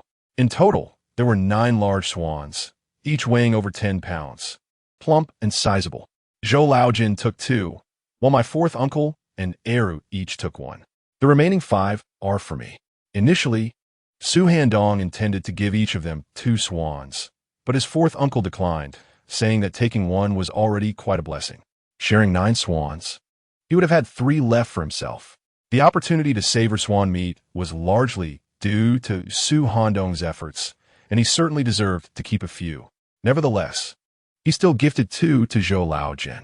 As for how he would distribute the spoils among the three families, that was his concern. You shot them down, didn't you? Surely your marksmanship is exceptional? Swans must fly several hundred meters high. How could you possibly bring them down from such lofty heights? Zhou Yin shook her head in disbelief. Having grown up in the mountains, she had often accompanied the adults to witness their hunting endeavors. Naturally, she understood the immense difficulty of shooting swans soaring in the sky. A task was triggered. Mountain village girl Zhou Yin, at your age, mocks your shooting skills. Task description: prove your marksmanship prowess to her and deliver a blow to her arrogance. Task reward: 10 100 pounds of local goat meat. Task points: 10 100. Su Handong secretly scoffed. Is the system serious? This is what triggers a task. He was reluctant to undertake this challenge. Proving his shooting skills would indeed require him to fire a weapon. After all, she was pregnant, and if he shot, the loud noise might disturb the child within her. Such a futile task seemed meaningless, triggering a task over trivial matters, compelling him to embarrass those around him. Wasn't this forcing him into the role of a villain? The crux of the matter was that the task had been activated, and despite his reluctance, the mere sight of it nagged at his compulsive nature. Observing the task prompt, Su Handong, somewhat afflicted by obsessive tendencies, struggled to suppress his urge to complete the task. Ding! The system detected the host's dissatisfaction with the task trigger mechanism and would undergo its first optimization upgrade in 5 minutes. The mechanical voice of the system echoed in his mind. Upon hearing the system's mechanical tone, Su Handong was taken aback. The system was actually upgrading after his complaints. You can't be serious. I was merely jesting, he thought. You're quite remarkable, and I genuinely appreciate you. Though the tasks often compelled him to retaliate, he felt it bordered on pretentiousness. Yet, indulging in such arrogance, especially when backed by genuine skill, was undeniably gratifying. However, he wondered if the system would retain its current functionalities post-upgrade. Yet, the system offered no response. System, I wish to draw from the lottery. Su Handong recalled that his task points had reached 1,000, enabling him to attempt a draw. Deducting 1,000 task points. Congratulations, host. You have acquired master-level expertise in Northeast cuisine. Images of various Northeast dishes flooded his mind. Chicken stewed with mushrooms, pig-killing stew, guabao roe, disancien, sauerkraut vermicelli, an iron pot stewed goose. Xiaomin, you're just in time. Look at all the things Handong bought for us. Zhou Yin smiled at Xiaomin, who entered the courtyard clad in a military green long-sleeve shirt. I mentioned to him the other day that you seemed rather thin, and he bought all these items to nourish you. Su Handong thought this bold woman, while she can be fierce, she also possesses great attention to detail. Xiaomin approached Su Handong with a smile, saying, Handong, how can I thank you? I didn't expect you to get me so many things. Yin Yin, Handong has informed me of your pregnancy. He mentioned that he will reach out to me more often, so I should prepare myself mentally. Naturally, Zhou Yin could not disregard his kind intentions. After all, whatever Handong purchased, both of them would enjoy equally. Handong chuckled. You two take a look at the goods. I will pluck the feathers from these geese. Tonight, I shall prepare a delightful dish of iron pot braised goose. Having recently acquired master-level skills in Northeast cuisine, he was determined to showcase his talents today. However, while Zhou Yin and Xiaomin, who had just returned from the fields, rushed to assist with boiling water and plucking the goose feathers, the village committee in Woniu village was bustling with excitement. All right, ladies and gentlemen. Please form an orderly queue and refrain from chaos. When I call your name, step forward to collect your share of the fish earnings. Along with the festival gifts from Handong, the village head, Zhou Guoyang, wearing a military green 5-star cap and a black modified Zhongshan suit, with a cigarette tucked behind his ear, held up several sheets of paper and spoke with a serious demeanor. His words sparked a lively discussion among the villagers. Village head, we have no objections. The amount earned is a reflection of our fishing skills, and we are committed to improving our techniques.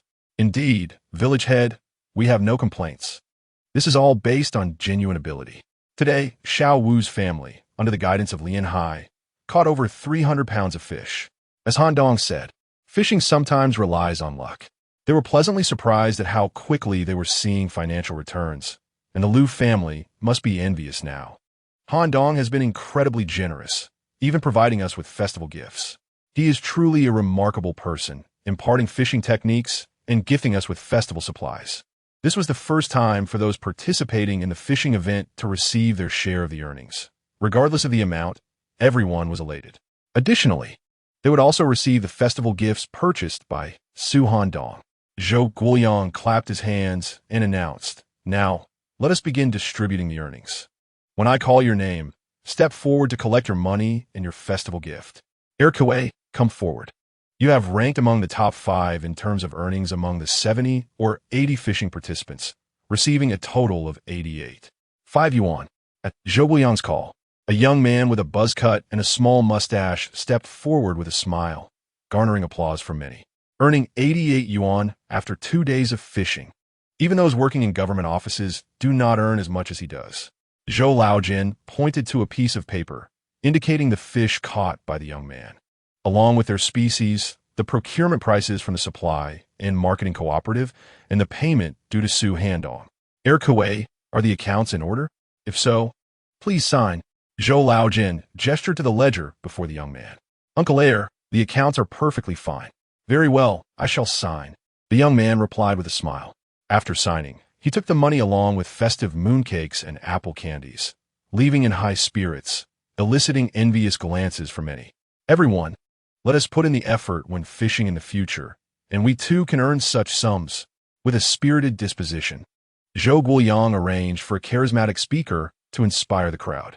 Having experienced the era of mass production and the production teams, even a humble village cadre knew how to mobilize the community effectively.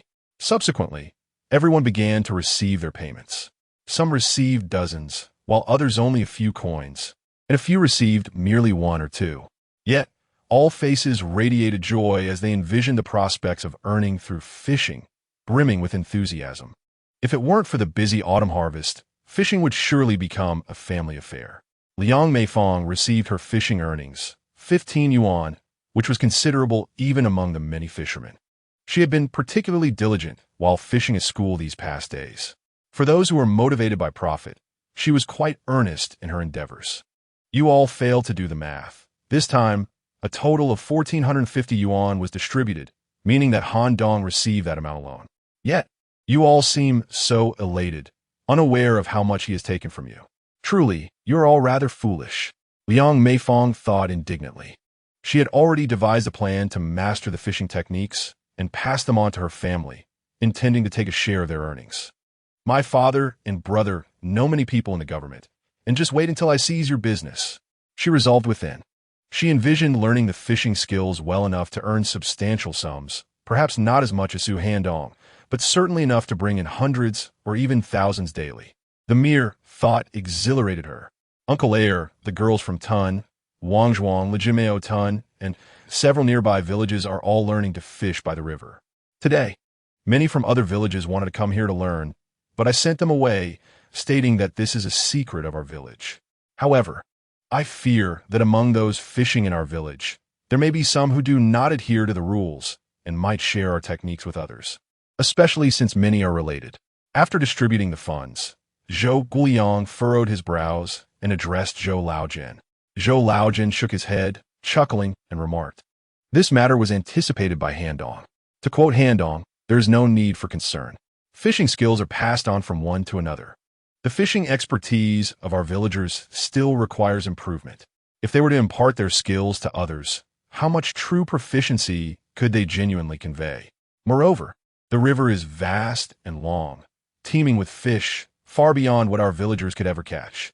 Furthermore, our village has a partnership with the county supply and marketing cooperative. Other villages simply do not share our robust connections." Zhou Guoyang nodded and smiled. Indeed, the supply and marketing cooperative has issued us a partnership book. This alone sets us apart from other villages. He continued, additionally, the investment in fishing is substantial. The purchase of materials to craft fishing rods, the frequent need to replace fishing lines and hooks, and the considerable amount of bait required means those who lack genuine skills will likely only feign learning for a couple of days before lamenting their expenses and abandoning the activity. Just as Su Handong was preparing to dismantle a plump, featherless goose, he heard the familiar voice of the system in his ear. Ding. System upgrade successful.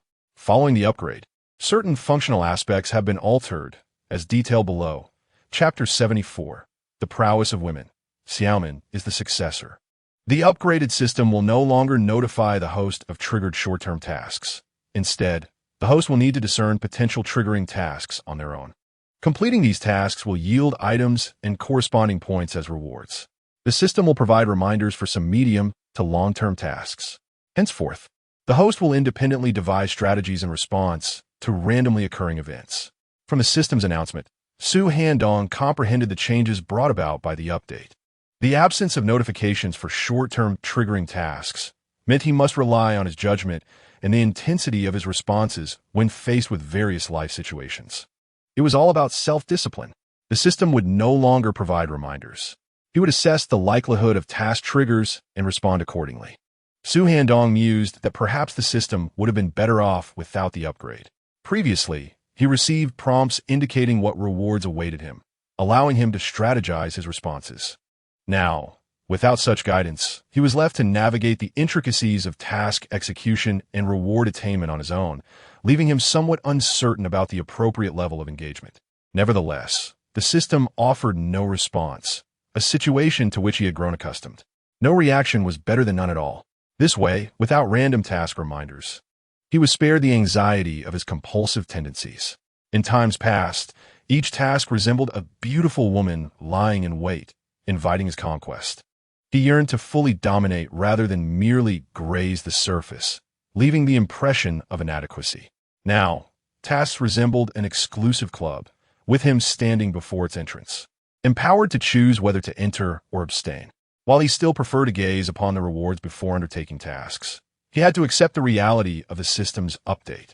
From now on, I shall let him take the reins, adhering to the principle that the system will not allow me to become a victim. For those who look down upon me or mock me, I shall retaliate without hesitation. Host, Handong physical condition, enhanced level 2 skills, master level fishing technique, master level hunting skills, master level equestrian skills, master level northeast cuisine skills task points, 260 long-term task, Xiaozhou snobbishness, in progress, mid-term task, validate my master level fishing skills, in progress, Handong. Can you cook iron pot stewed goose? Or shall I take over? Zhou Yin smiled as she watched Handong chop a 10-pound swan into pieces with a knife. Handong waved his hand dismissively. Don't underestimate me. Once I'm done, the fragrance will leave you all enchanted. You go and help Xiaomin sort and classify those items, and then some can be placed in the cellar. The kitchen is now my domain. In the past, the system would surely have triggered a task, offering prompts about how a rural girl mocked him for his age. Now, he had to prepare a splendid iron pot-stewed goose to impress both of them. All right then, you shall be the chef for this meal. If it doesn't taste good, just wait and see, she teased, raising her hand in a playful gesture. Handong lightly patted her backside. To his surprise, she playfully wiggled her rear towards him, then made a funny face before turning back, lowering her voice. Handong, how much should I give Xiaomin this time? Handong replied, that's up to you. Last time, when he sold fish, he had given Zhou Yin over 1,600 yuan, which was the leftover after buying 5 trained reindeer. Naturally, he had saved more in his private vault. Previously, Zhou Yin had given Xiaomin 100 yuan for her to use as pocket money. Initially, Xiaomin refused, but Zhou Yin insisted that they were family, and there was nothing wrong with her spending it. Eventually, Xiaomin accepted the money. Zhou Yin also told her to feel free to ask for money whenever she needed it. This time, I should give a bit more. I told Xiaomin last time that if she needed money in the future, she should just ask, making it seem as if I were the one in need. While I manage the finances, Xiaomin is also one of the mistresses of this household. I can oversee the larger sums, but I shouldn't let her manage too little. In the afternoon, I inquired with the village chief about how many fish our villagers caught today. He informed me that they had caught over 3,600 pounds. If my father and the others sell the fish at the county supply and marketing cooperative tomorrow, we should at least net over 1,000 yuan. Therefore, I am considering giving Xiaomin a lump sum of 2,000 yuan to manage, while I will handle the future finances. What do you think? Although 2,000 yuan may seem considerable, in comparison to your earning speed, it is hardly substantial. This arrangement allows Xiaomin to feel secure in our home. Furthermore, I am currently with child, and in 2 or 3 months, when Handong has completed his daytime obligations, it will be time for her to step in and keep you company. Involving her in managing household finances will also help her find peace of mind. Zhou Yin counted on her fingers and passionately conveyed her thoughts to Su Handong. Su Handong regarded her with a hint of surprise. Noticing his gaze, Zhou Yin rubbed her nose and inquired, "What is wrong? Is my arrangement unacceptable?" She then playfully nudged his shoulder and said, "Xiaomin is an intellectual who wishes to remain in the village and share our lives. We must not treat her poorly. Besides, I am considering your interests. You wouldn't want disharmony between the two of us, would you? Moreover, since I am pregnant, the energy you have accumulated should be directed towards Xiaomin, not wasted on unsavory women outside. Handong," she insisted, "if you choose those dubious women, I will certainly take drastic measures. I refuse to risk contracting any strange illnesses that would become fodder for gossip in the village." Su Handong's forehead darkened with concern as he hastily shook his head in disbelief. "Wife, what are you talking about? How could I ever consider such women? What I meant to say is that you have been very thoughtful and comprehensive in your considerations. With you managing this household, I feel at ease." He was astonished that this woman, who had only graduated from junior high and attended a literacy class, could manage their home with such thoroughness. Indeed, it is essential. Although I may seem fierce at times, I can still discern matters clearly when they arise. Pleased by Su Handong's praise, Zhou Yin lifted her chin with pride. She then reverted to her assertive demeanor and playfully patted Su Handong's shoulder. "Handong, stop flattering me. You have taken on the task of making iron pot braised goose. If your dish doesn't turn out well, I won't hesitate to reprimand you." With that, the spirited woman joyfully swayed her hips as she entered the house. Su Handong pondered. This fierce woman has always been aware of her assertiveness. He was also curious, considering her earlier words about finding women of questionable repute. Did that imply it was acceptable to seek a respectable partner? Following Zhou Yan's logic, Xiaomin indeed seemed to be the one stepping in. For now, he should focus on perfecting the iron pot braised goose. If he failed, he could only imagine the consequences he would face from Zhou Yan. Chapter 75. Iron pot braised goose bewitches the fierce woman. The chunks of goose meat soaked in water, rinsing away the blood for about 10 to 20 minutes. During this time, he needed to gather all the necessary ingredients. Fortunately, during his last visit to the supply and marketing cooperative, he had procured all the essential seasonings for cooking. With his system storage space at his disposal, he was well prepared and ready for any culinary endeavor. Not only were the ingredients for cooking meticulously assembled, from large pots and bowls to small items like tissues, everything was perfectly arranged. After all, as they were stored in the System S space, one could retrieve them easily when needed. The assortment included scallions, ginger, garlic, star anise, cinnamon, Sichuan peppercorns, dried chili peppers, bay leaves, cooking wine, soy sauce, dark soy sauce, fish sauce, salt, rock sugar, white liquor, potatoes, and vermicelli. In the absence of light soy sauce, he substituted it with fish sauce purchased from a supply cooperative. Lacking beer, he utilized the internal wuyang gifted by Guohuai and others to enhance the flavors. Possessing masterful skills in northeastern cuisine, he demonstrated remarkable flexibility in selecting ingredients and seasonings. These items were neatly arranged on the table of the makeshift kitchen. As the preparation of these ingredients neared completion, the chunks of goose meat soaking in blood water in the large basin were also nearly ready. The sight of the plump, marbled goose pieces, even before the cooking commenced, was already tantalizing. In the room, when Xiaomin saw Zhou Yin present her with a thick wad of cash, she was momentarily taken aback. "Yin, what is this?" Zhou Yin smiled as she pressed the money into her hand, saying, "This is the profit from Handong's fish sales today, over 4,000 yuan. After spending more than 200 to buy holiday gifts for the villagers. He handed me 4,000. I gave him 1,000 for his outings. He said to give you 2,000, letting you manage this sum, while I will oversee the proceeds from the fish sold during this period." Xiao Min hurriedly returned the money, shaking her head. "Yin, how can I take so much? The last time you gave me 100 was already plenty. I can't accept this much." The thought of taking 2,000 yuan was daunting. In this era, the monthly salary of an ordinary worker was merely 60 to 70 yuan. 2,000 yuan was indeed a fortune, despite Su Handong's impressive earnings.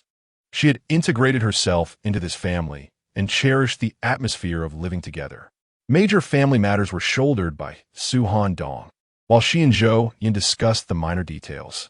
However, to take 2,000 yuan, Xiaomin just accept it. Handong said you should have it. I'll take part of it, and you'll take part of it. I'll be managing the proceeds from selling fish going forward, Zhou Yin insisted. Handong knows you might hesitate to take such a large sum, but he also said that as one of the mistresses of this household, you should be involved in managing the family's finances. Please, just take it. We are good sisters, and as co-mistresses of this home, it is only right for you to have this money. You have no idea how formidable Handong is. I'm pregnant now, and after you finish the 100 days for Chendong, I'll be counting on you to help Handong. Zhou Yin pressed the money into Xiaomin's hand. Feigning surprise, Xiaomin exclaimed, "You're pregnant? Really? That's wonderful. Handong must be overjoyed. I wondered why he suddenly bought so many nutritional products. It turns out they were all for you." Xiaomin feigned a pout, adding, "You really can't keep a secret." In the morning, Su Handong informed her about Zhou Yan's pregnancy, stating that only the couple and her mother were aware of this news, while others remained oblivious. There exists a common belief that one should refrain from announcing a pregnancy until after 3 months, as only then is it considered secure. However, she had already disclosed this to Xiaomin, who was undoubtedly overjoyed. He was so anxious that he wouldn't let her do anything, treating her as delicately as porcelain. What was there to be so nervous about, she wondered. Xiaomin, please keep this matter to yourself. It must remain confidential. There are customs surrounding this, and we shouldn't speak of it carelessly, Zhou Yin warned. Listening to Zhou Yan's admonition, Xiaomin silently thought, "Oh, Yin, I am not nearly as loose-lipped as you." Xiaomin playfully remarked, "You can also partake in these treats I enjoy. Look at you, so slender. By the time you and Handong are truly together, your meager flesh won't be enough for him," Zhou Yin teased, pinching Xiaomin's arm with a grin. Xiaomin retorted, somewhat irritated, "Yin, what are you saying? I don't understand." Zhou Yin reached out and playfully grasped Xiaomin in front of her, exclaiming, "Let me show you." "Oh, Xiaomin, it seems you have grown quite a bit recently." Upon touching Xiaomin, Zhou Yin couldn't help but exclaim in surprise. Xiaomin blushed slightly and smiled. "I've been eating well lately. My living conditions have improved, so I've gained a little weight. It was all thanks to Handong." She wished to convey to Zhou Yin that despite her modest weight gain, she was quite resilient. Regarding her relationship with Su Handong, which she had kept secret from Zhou Yin, she felt no guilt. Their bond was already established, and there was no sense of betrayal involved. Since Su Handong enjoyed this ambience, she would simply play along. If she were to inform Zhou Yin, her friend, with her tendency to gossip, would undoubtedly confront Su Handong, thereby shattering the delicate tension between them. "Shall we go see how Handong's iron pot goose is turning out?" Xiaomin suggested, taking Zhou Yan's hand. 40 minutes later, as Su Handong lifted the pot lid, an enticing aroma wafted through the air. Inside, the rich, reddish-brown goose pieces mingled with vermicelli, accompanied by golden, slightly charred corn cakes clinging to the pot's edges. Zhou Yin was irresistibly tempted. As soon as Su Handong revealed the dish, she reached in with her bare hands for the goose pieces, only to retract her hand in discomfort from the heat, blowing on her fingers. "Wait a moment, dear. Let me serve it up and let cool before you eat." Su Handong chuckled, shaking his head. However, Zhou Yin snatched the spoon from Su Handong's hand, swiftly reaching into the pot to ladle out several pieces. Ignoring the heat, she stuffed a piece of goose meat into her mouth, even as she winced from the burn. Yet her eyes sparkled with delight as she nodded vigorously, giving Su Handong a thumbs up. "Handong, your iron pot goose is absolutely delicious. I never imagined you possessed such culinary skills. It's the best I've ever tasted." Due to the audacity of that fierce woman, Su Handong was certain that his iron pot braised goose had utterly captivated her senses. It was essential to enchant her. After all, he possessed master-level skills in northeastern cuisine. Ding! Upon hearing the system notification and receiving rewards along with task points, Su Handong felt a thrill akin to the surprise of unboxing a mystery gift. Chapter 76. Xiao Min. Handong, don't move, let me take care of it. Task rewards included 500 pounds of donkey meat and 200 task points. Yet again, the reward was a meat-based one. It appeared that the incentives from this fierce woman were inextricably linked to meat. Truly, she was a meaty little princess. Nevertheless, 500 pounds of donkey meat was quite commendable. During the winter, it could be transformed into a delightful donkey meat hot pot. Flying dragons in the sky. Donkey meat on the ground. My dear wife, I have not deceived you.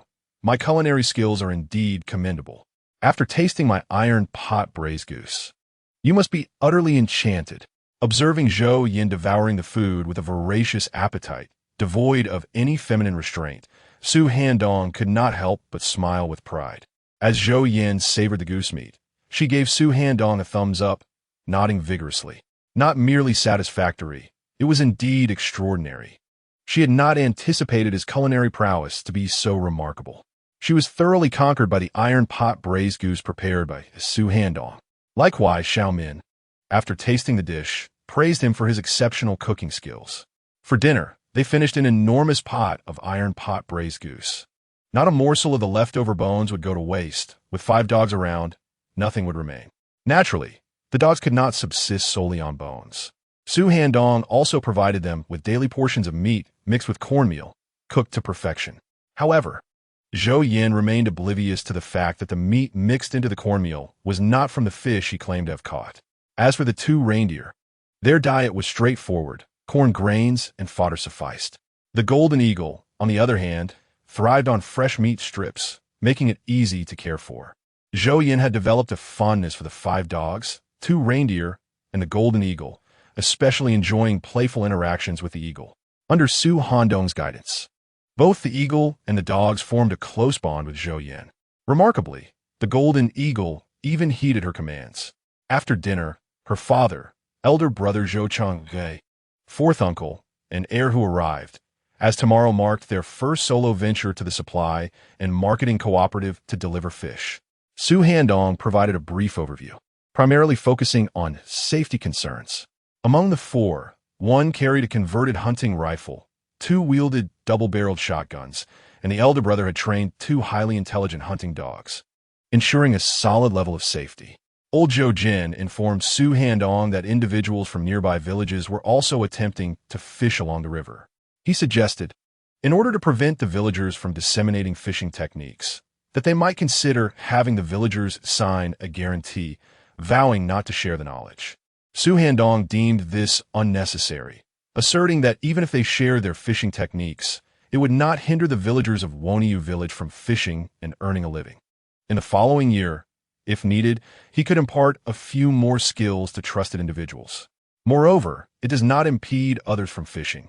And how much the villagers from neighboring settlements can learn from the people of Woniyu village depends solely on their own initiative.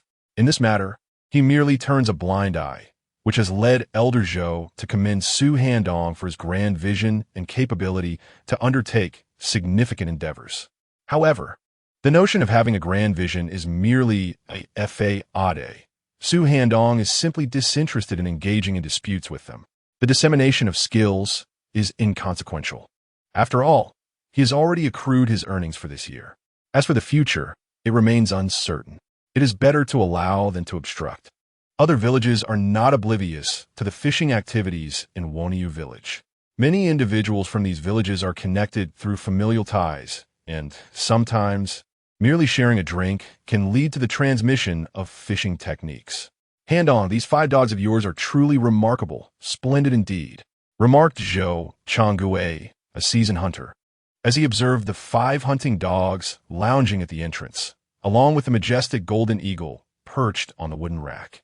Your keen eye for selection and training prowess are quite impressive. I have hunted for many years and have raised numerous hunting dogs, including several renowned foreign breeds. Yet none can compare to your 5.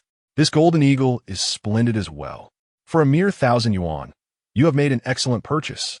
Zhou Changgue, with a cigarette dangling from his lips, couldn't he help but praise. Su Handong chuckled. I primarily seized a bargain. As for training these animals, I had the fortune of learning a few techniques from an elder during my time in Kyoto.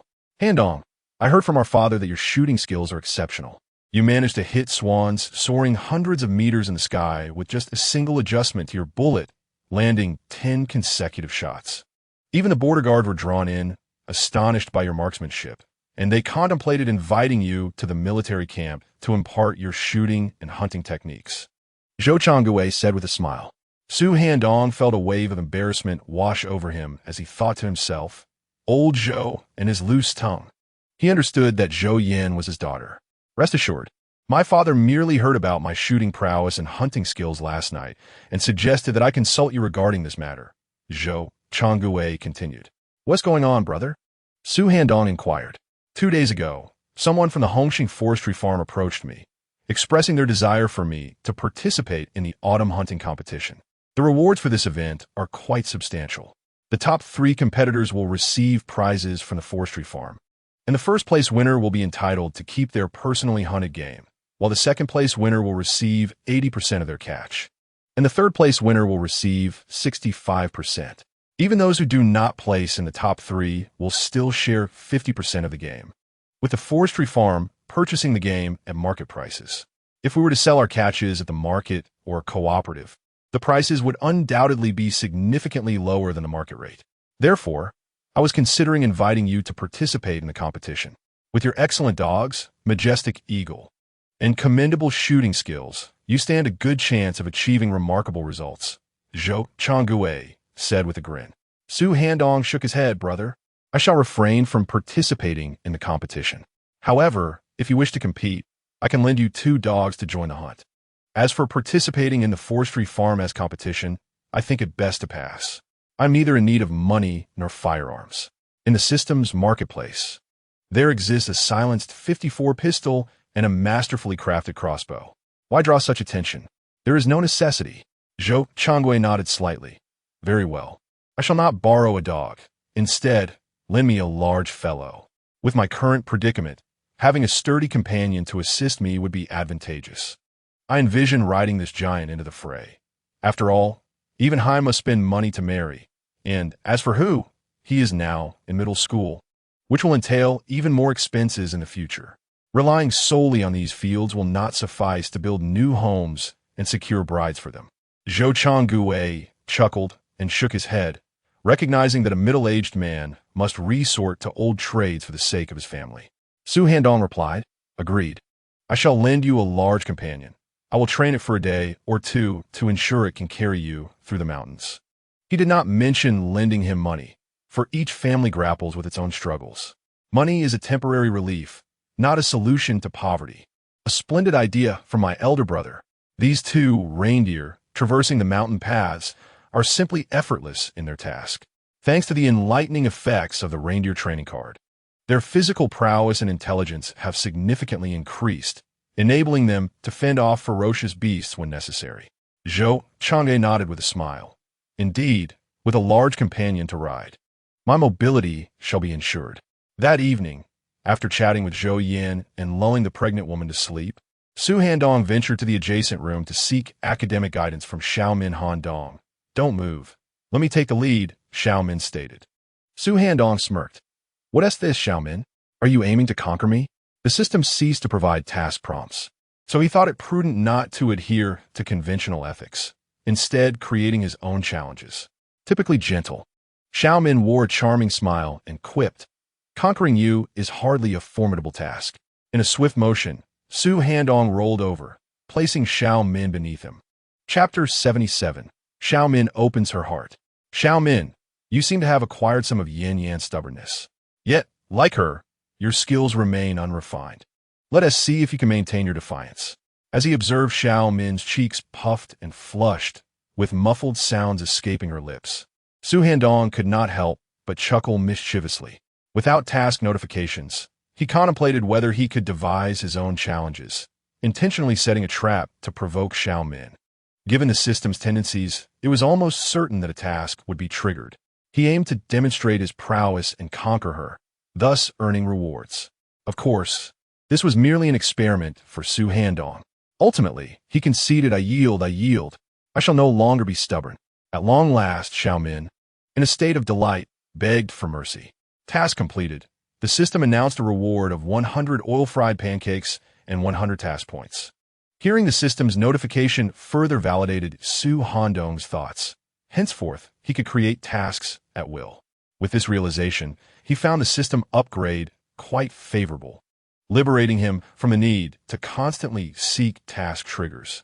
He could now take charge of his own destiny. My task is my own to carry out. Su Handong secretly chuckled. Ding! The system detected that the host has triggered a hidden reward. I am a master of my own system, and the reward is a holographic map spanning 200 meters. Well, this is unexpected. First, a hidden reward in the form of a lucky die, and now a holographic map of 200 meters. From its name, Su Handong knew precisely what it was, a kind of tool akin to a cheat for seeing through the game. Indeed, just as Su Handong imagined.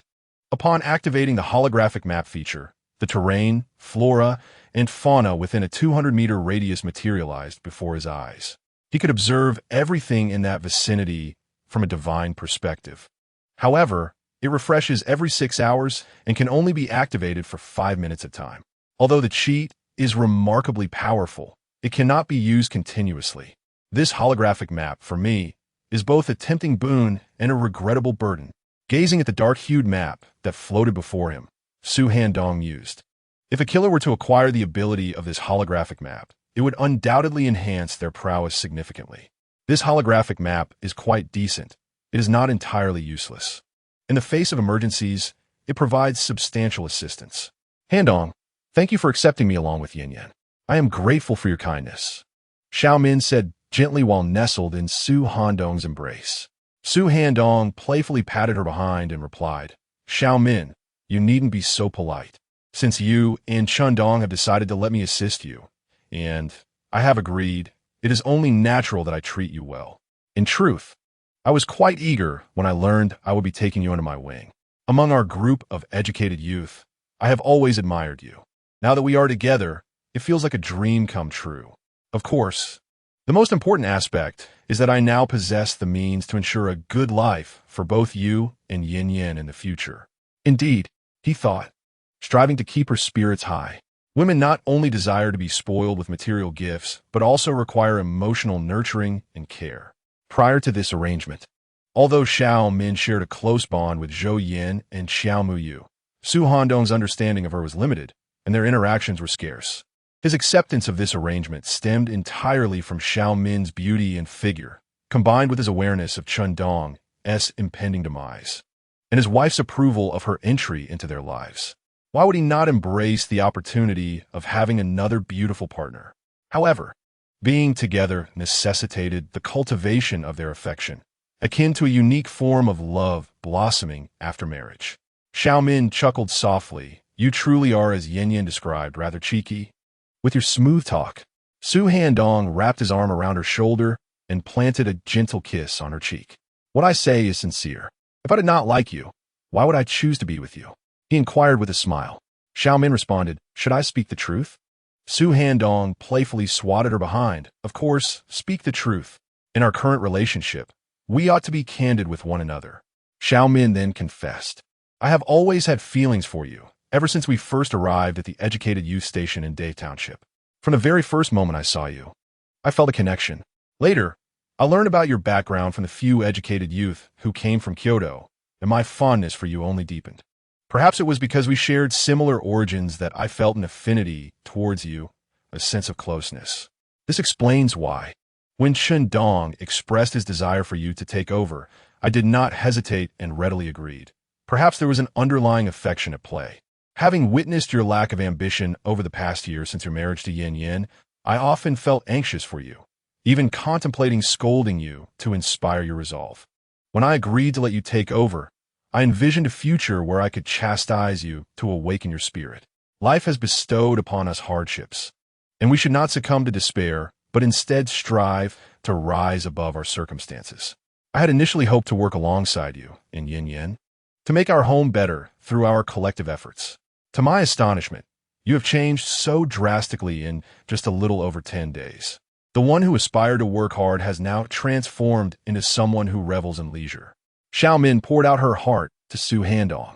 expressing how profoundly impacted she was by Zhou Yan's gesture of giving her 2,000 yuan, which instilled in her a sense of belonging to this family. After hearing her, Su Handong embraced her and smiled, saying, "From now on, you and Yin should manage the household well and enjoy your life. Leave the other matters to me.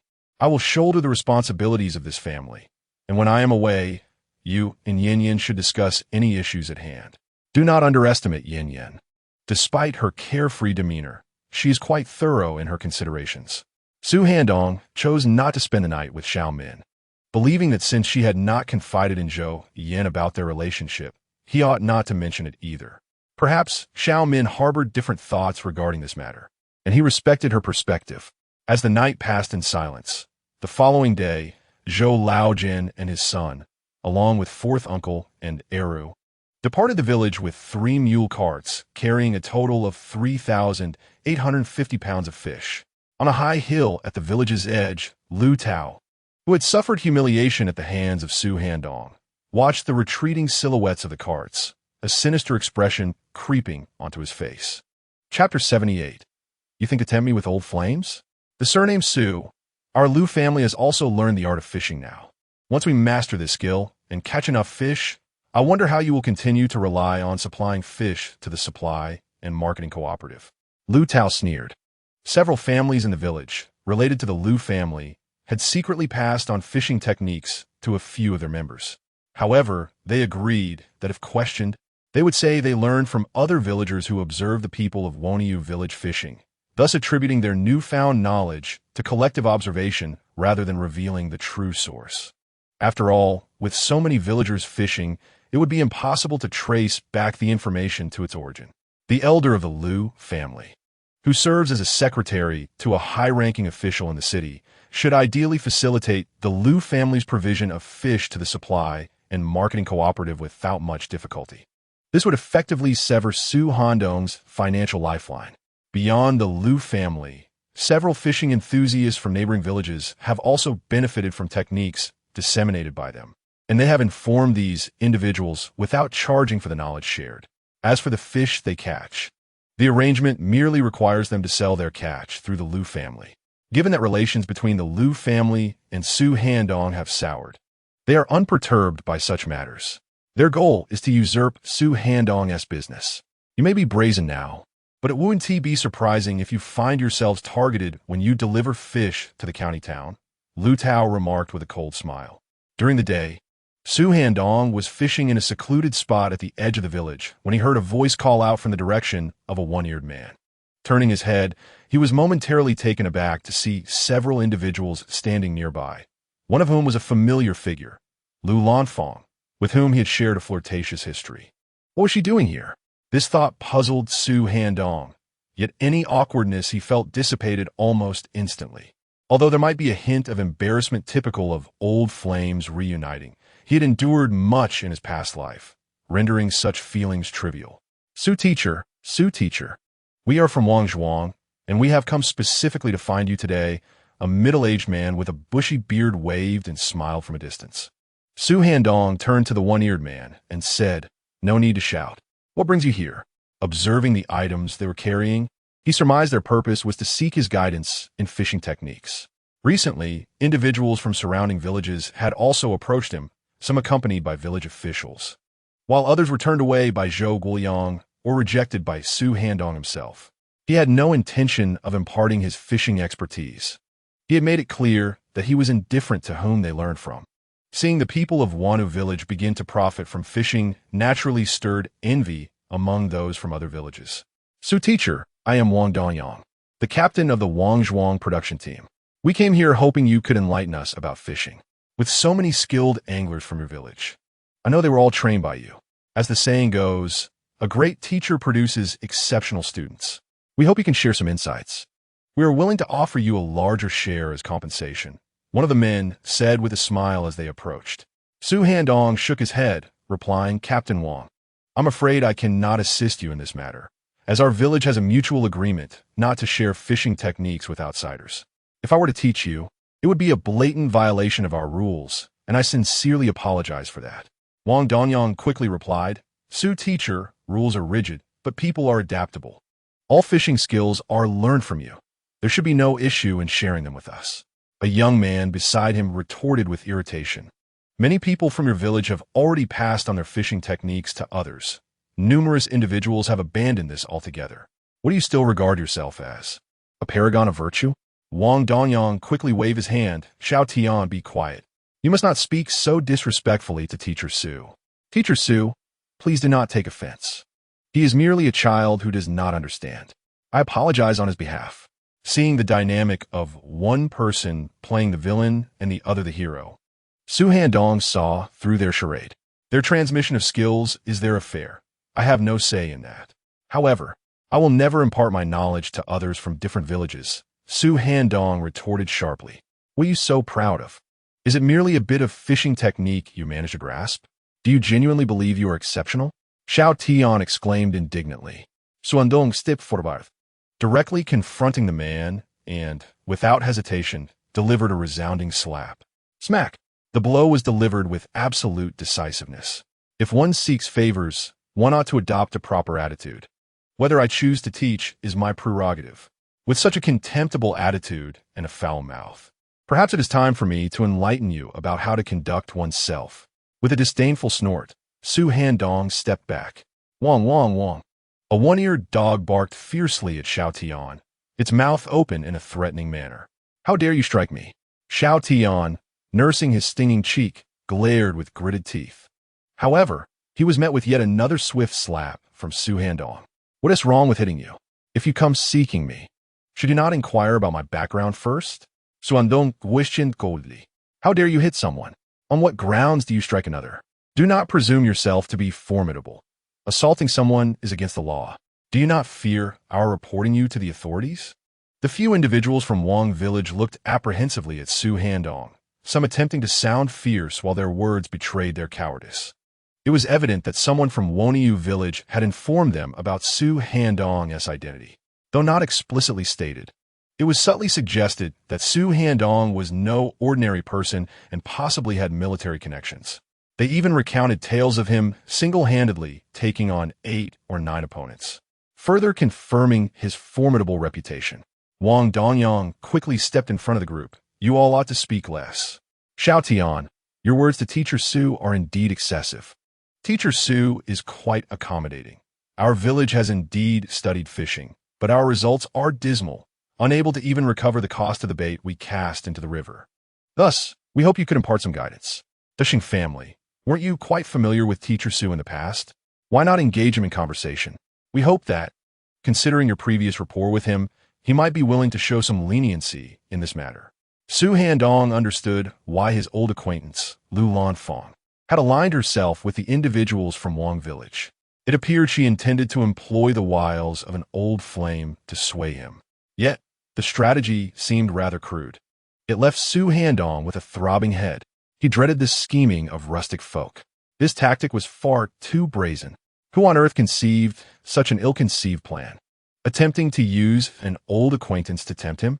I cannot withstand this temptation. As Wang Dongyang spoke, Su Handong glanced at Lu Lanfang, who met his gaze. Her face flushed crimson in an instant. Teacher Su, we shall not disturb your conversation with the Dashing family, Wang Dongyang said with a sly grin. This chuckle was well understood among men. However, Su Handong took an unexpectedly bold action that surprised Wang Zhuang and the others. Chapter 79. The consecutive unveiling of 3 blind box tasks. Su Handong seized his fishing rod, abandoning even the fish basket left in the river, called overdue air. And without uttering a farewell, he dashed away. The urban schemes run deep, and so do the rural ploys. The wild tactics they employed left Su Handong feeling overwhelmed. He could not afford to play this game any longer. He needed to flee. Staying any longer might lead to rumors circulating about him rekindling old affections with Lu Lanfang.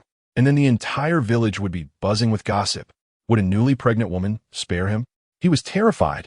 Truly, he was frightened. It must be said, having not seen Lu Lanfang for 2 years, she still exuded charm. Now at 28, her short hair was neatly styled.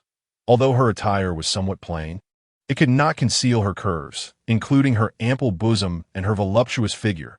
complemented by her beautiful oval face and enchanting peach blossom eyes.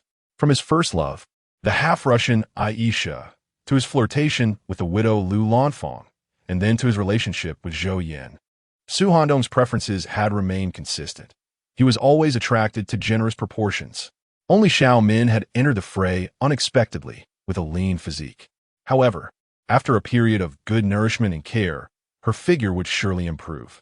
Yet, he had heard that Lu Lanfang's life had not been easy. She married a man named Wang Disheng, who was nothing more than a street thug engaged in petty crimes. On their wedding day, he drunkenly got into a brawl, resulting in a broken leg for himself, and Lu Lanfang endured a difficult life with him, often subjected to his beatings and verbal abuse. Reflecting on this, Su Handong realized that such thoughts were beyond his control. After all, they each had their own lives to lead. He even wished he could express gratitude to Lu Lanfang for not marrying him back then. Had they united, his relationship with Zhou Yan would never have existed, nor would he have experienced all that he did, culminating in his rebirth. Of course, in his previous life, he had faced considerable failures. Perhaps, had he married Lu Lanfang, his life would have taken a different turn. Before leaving Huang County, he had learned from others about Lu Lanfang's fate. 3 years into her marriage with Wang Disheng, unable to endure his abuse any longer, she took his life one stormy night with a pair of scissors as he lay intoxicated. She subsequently took her own life. Contemplating this outcome left Su Handong in deep reflection. Task completed. 200 pounds of diesel acquired. 100 task points earned. Task completed. Superfiber bulletproof suit obtained. 200 task points earned. Task completed. 100 pounds of dragon whisker noodles acquired. 100 task points earned. Listening to the system's triple task completion left Su Handong overjoyed. Remarkable. He was unexpectedly presented with a trifecta of completed tasks. Upon examining the details, he discovered that the little Tian had assigned him 2 tasks. First, he had a verbal spat with the little Tian, completing 1 task, and then he delivered 2 slaps, fulfilling another. Subsequently, he opted to flee, accomplishing a task titled A Man's Refusal of Temptation. The thrill of unboxing was simply exhilarating. No wonder so many people relish the experience of unboxing. 200 pounds of diesel was indeed quite useful. He planned to find an opportunity to retrieve the Russian tractor. As for the bulletproof suit, it was even more invaluable. Not only useful, but it was essentially a life-saving artifact. Although Su Handong had no immediate use for it, one could never tell when it might come in handy. He was astonished to receive such a life-preserving reward. This super fiber bulletproof suit, when worn, provided an additional layer of formidable defense. In Su Handong's eyes, this reward was the best he had received thus far, without exception. As for the 100 pounds of dragon beard noodles, that was also commendable. Food supplies are always welcome. How could he just leave like that? He departed without uttering a word? Goodness, this man is quite lacking. One cannot simply leave as they please. Once the few from Wangzhuang grasped the situation, they began to voice their complaints. Regarding Wang Danyang, who had brought people along, his expression was particularly awkward, for he had learned that Lu Lanfang and Su Handong had once been involved romantically. He had suggested Lu Lanfang accompany him, intending for her to persuade Su Handong to share his fishing techniques. Naturally, this matter had been discussed with Lu Lanfang's husband, Wang Disheng. Upon hearing this, Wang Disheng readily agreed, instructing Lu Lanfang to speak with Su Handong. He even suggested that if necessary, she should flirt with Su Handong, so they could later threaten him with accusations of insulting women. After all, Su Handong was quite affluent. Surely he could be persuaded to part with more money. However, to their astonishment, Su Handong simply walked away. Wang Danyang mockingly remarked, "Disheng family, your charm seems rather average. Even your old flame offers you no regard." Lu Lanfang, her face flushed, retorted, "Second brother, what nonsense are you spouting? He is already married. It is only natural he offers me no consideration. He is living quite well. If he were to converse with me privately, it would spare you from fabricating rumors about him." With that, Lu Lanfang turned to leave, but as she did, tears began to flow uncontrollably. At that moment, her heart was a mix of joy and sorrow. She was glad that Su Handong had dismissed them so readily. Otherwise, These shameless individuals from Wangzhuang would likely have concocted rumors about him. After all, her husband, Wang Dasheng, was certainly capable of such shameless acts. She had come under duress, but she also wished to find an opportunity to subtly warn Su Handong not to engage with these people. Now, the plans of Wang Zhuang's crowd had been thwarted. She was genuinely happy for Su Handong. In the past, she was aware that she had caused him pain. However, she had been compelled to marry Wang Dasheng with the intent of safeguarding Su Handong. Yet, she never conveyed this truth to him. Su Handong's coldness left her feeling somewhat heartbroken. Indeed, she had harmed him deeply. But her intentions had always been for his sake. Damn it, I won't let that Su character off easily. Isn't he quite the fighter? I'll gather a few people and teach him a lesson. Let's see just how tough he really is. Little Tian, who had received a couple of slaps from Su Handong, grimaced while clutching his sore cheek, seething with anger. Handong, why are you back so early? Zhou Yin asked, laughing as she played with the dog and the eagle in the yard. Su Handong replied, I felt out of sorts today, so I decided against fishing and will take a day to rest. Zhou Yin approached him and playfully patted his back, saying, Rest is good. You've been quite tired lately. Money isn't earned in a day. Besides, even if you don't fish today, the villagers can catch plenty for us, and we can still earn a good amount. What could possibly be wrong with him? Was it because he and T spent time in bed these past couple of days? Considering Su Handong's formidable nature and the fact that he and T engaged in such activities recently, Zhou Yin found herself a bit more understanding of his situation. Unfortunately, Xiao Min, the one taking over, had not yet completed her 100 days of mourning. What a dilemma. What? That brat ignored you and just walked away? You must have sent him a message. Wang Dasheng yelled at Lu Lanfang when she returned home, pointing an accusing finger at her. You've been in contact with that scoundrel, Haven Tu? Furious, Lu Lanfang retorted, Wang Dasheng, don't slander me. Since marrying you, I have had no contact with him. How dare you say such things? I, Lu Lanfang, still have my dignity. The more she spoke, the angrier she became. Slap. Instead of a response, Wang Dasheng struck her hard across the face, causing blood to trickle from her lips. You shameless woman, how can you talk about dignity? You, a widow in your mid-20s, had the audacity to seduce a young man barely in his 20s, and now you claim to be virtuous? I'm merely asking you to entice him and set a trap to earn some money from him. Why are you resisting? Stop pretending to be pure, you wretched woman. After receiving the slap, Lu Lanfang remained silent, gazing at him defiantly. I refuse to engage in such immoral acts. Upon hearing her declaration, Wang Dasheng furiously grabbed a thin stick and swung it at her, shouting, What immoral acts! What good is conscience? Can it fill our stomachs? Our home is devoid of rice and salt, and you still dare to speak of conscience? Such an extraordinary opportunity to amass considerable wealth. Yet you claim that you refuse to engage in unscrupulous acts? I perceive that you are merely asking for a beating. Do you wish for me to starve, only to remarry subsequently? Let me assure you, even if I were to perish from hunger, I would drag you down with me. While he berated Lu Lanfang, he struck her with a slender stick. As for Lu Lanfang, she remained silent throughout, enduring Wang Dasheng's blows. Over the past 2 years, she had grown accustomed to his frequent assaults. Her heart had long descended into despair. She no longer wished to live. Were it not for her concern for her 4-year-old daughter from her previous marriage, whom she did not want to grow up without a mother, she would have left long ago. For her, the time spent with Su Handong represented the most beautiful memories of her life. Her ex-husband had been introduced by a matchmaker. After deeming him acceptable, they became engaged and married. However, he proved to be far from a benevolent partner and subjected her to physical and verbal abuse. Ultimately, he met his demise after drunkenly tumbling into a ravine. As for Wang Dasheng, he was no better. Hence, Su Handong remained a luminary in her emotional landscape. Did my brother hit you again? Wang Xianglian, Wang Dasheng's sister, inquired upon seeing the bruises marring Lu Lanfang's face, her brow furrowed in concern.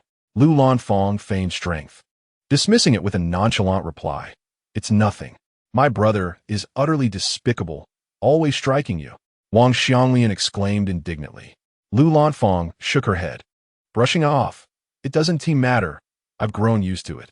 By the way, Didn't Ti Dongyang go with your group to Woniu village to learn fishing techniques from Su Handong? How did your conversation go? Wang Xiaolin asked. Lu Lanfang replied. He wanted to share his knowledge with our village. He has his reasons, after all. He was the one who initially led those from Woniu village to fish. How could he break the established rules? Wang Xiaolin retorted. Surely, Su Handong cannot be so heartless. You treated him so well in the past. He ought to show you some consideration. Besides, rules are rigid, but people are adaptable. The river is vast, brimming with fish. And it's not as if the fishermen from Woniu village could catch them all. When not denying him a share, he would still profit. Wang Xiaolian, who had spoken with Su Handong during their time as sent-down youth, was particularly invested in this matter. Besides the prospect of earning money, she also served as the Women's director in Wangzhuang. Faced with a chance to lead the entire village to prosperity, her interest was piqued. Upon hearing Wang Xiaolian mention her past with Su Handong, Lu Lanfang quickly interjected, Xiaolian, please refrain from saying such things. My connection with him belongs to the past. He is now married, and I have my own family. We cannot entangle ourselves again. If this were to get out, it would tarnish his reputation. Wang Xiaolian retorted, sister-in-law, I find him to be exceedingly cold-hearted. You treated him with such kindness while my brother threatened you with his life. Otherwise, why would you have married him? Yet, despite your protection, he treats you this way. I feel it is utterly unjust on your behalf. In those years, while Lu Lanfang and Su Handong were together, Wang Dishing had also developed feelings for Lu Lanfang. He even arranged for someone to ambush Su Handong at night and beat him severely. Subsequently, he used this incident to coerce Lu Lanfang into marrying him, threatening that if she refused, he would harm Su Handong and her daughter. He also berated her for being a widow, questioning how she could be with a young man like Su Handong without feeling ashamed, suggesting that such a relationship might invite ridicule upon them. Additionally, Wang Dashing offered Lu Lanfang's family a dowry of 100 yuan and persistently urged her to marry him. He pointed out that although Su Handong was youthful and handsome, he was an orphan with no parents. Marrying him would likely lead to a future filled with hardships for her. Faced with these circumstances, she ultimately chose to wed Wang Dashing, despite her reluctance. Lu Lanfang hastily interjected, Xianglian, there is no value in dwelling on such matters. They are in the past and should not be mentioned again. Wang Dashing, however, was audacious enough to attempt to use his wife as bait to entice the son-in-law from Woniu village. Your scheme was clever, yet it seems it has been uncovered. Wang Changhe mocked upon arriving at Wang Dashing's home. Upon hearing Wang Changhe's ridicule, Wang Dashing retorted angrily, Changhe, what nonsense are you spouting? Do not bring up matters better left unspoken. My actions were solely for the benefit of our village, so that we might learn fishing techniques from him, all in the name of village development. What do you know? Wang Changhe, amused by Wang Dashing's justification, replied, enough with your pretense. We both know your true intentions. You are merely trying to extort him, leveraging your wife's past connection with that young man. I've heard he possesses some skills. Otherwise, I would have dealt with him long ago. Wang Changhe continued, I sought you out to discuss how we might confront him and impose a hefty price upon him. Recently, he came to Woniu village, attempting to leverage a loan to Handong to persuade Xiao Min to marry him. However, he was beaten by Su Handong and now bears the stigma of a criminal charge, which has frightened him greatly. Yet, over the past few days, he has come to realize he has fallen into Su Handong's trap and has been wrongfully accused. He intends to retaliate against Su Handong, but has learned from several villagers that Su Handong's background is not as simple as it appears. Although Wang Changhe was somewhat skeptical, the villagers spoke with such conviction that it instilled a sense of apprehension in him, causing him to hesitate in his pursuit of Su Handong. Today, after hearing that Wang Dongyang had returned empty-handed from seeking Su Handong to learn fishing, and discovering that Lu Lanfang had once shared a romantic relationship with him, Wang Changhe was suddenly filled with the resolve to confront Su Handong. Changhe, tell me, how shall we impose a heavy toll upon that young man? Upon hearing the opportunity to confront Su Handong, the impoverished Wang Dashing suddenly found himself intrigued. Subsequently, after listening to Wang Changhe's remarks, Wang Dashing contemplated for a moment before nodding in agreement. Very well, tomorrow I shall give my wife a thorough beating.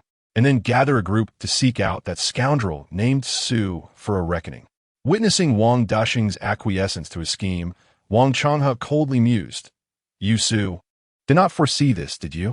You branded me a rogue, and now I shall bestow the same title upon you." Unbeknownst to Su Handong, the collusion between Wang Changhe and Wang Dushing was brewing.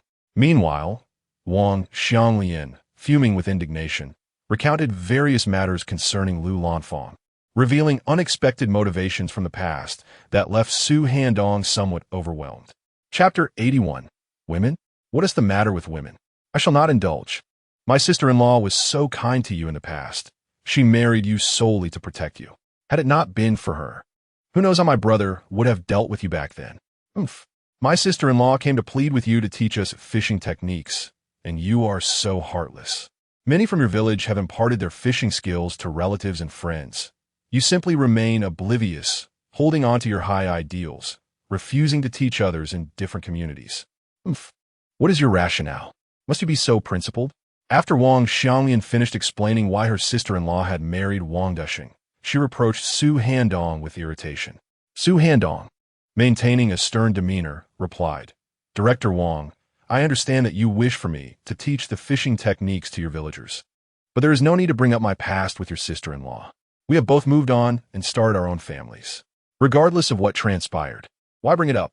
Wouldn't tea that stirred discord between our families? As for your claim that many from our village have shared fishing techniques, I neither concern myself with it nor have the inclination to do so. However, I assure you, my knowledge shall not be disseminated to other communities. I'm simply a man of principles." With that, Su Handong turned to leave, his mind preoccupied with thoughts of Lu Lanfang. He realized that her marriage to Wang Dushing had been out of a desire to protect him. Reflecting on 2 years prior when he had been ambushed and beaten severely, he recalled the events shrouded in darkness, leaving the assailants unidentified and the matter unresolved. Now he knew that the one who had attacked him was none other than Wang Dushing. Ah, Wang Dushing, is it?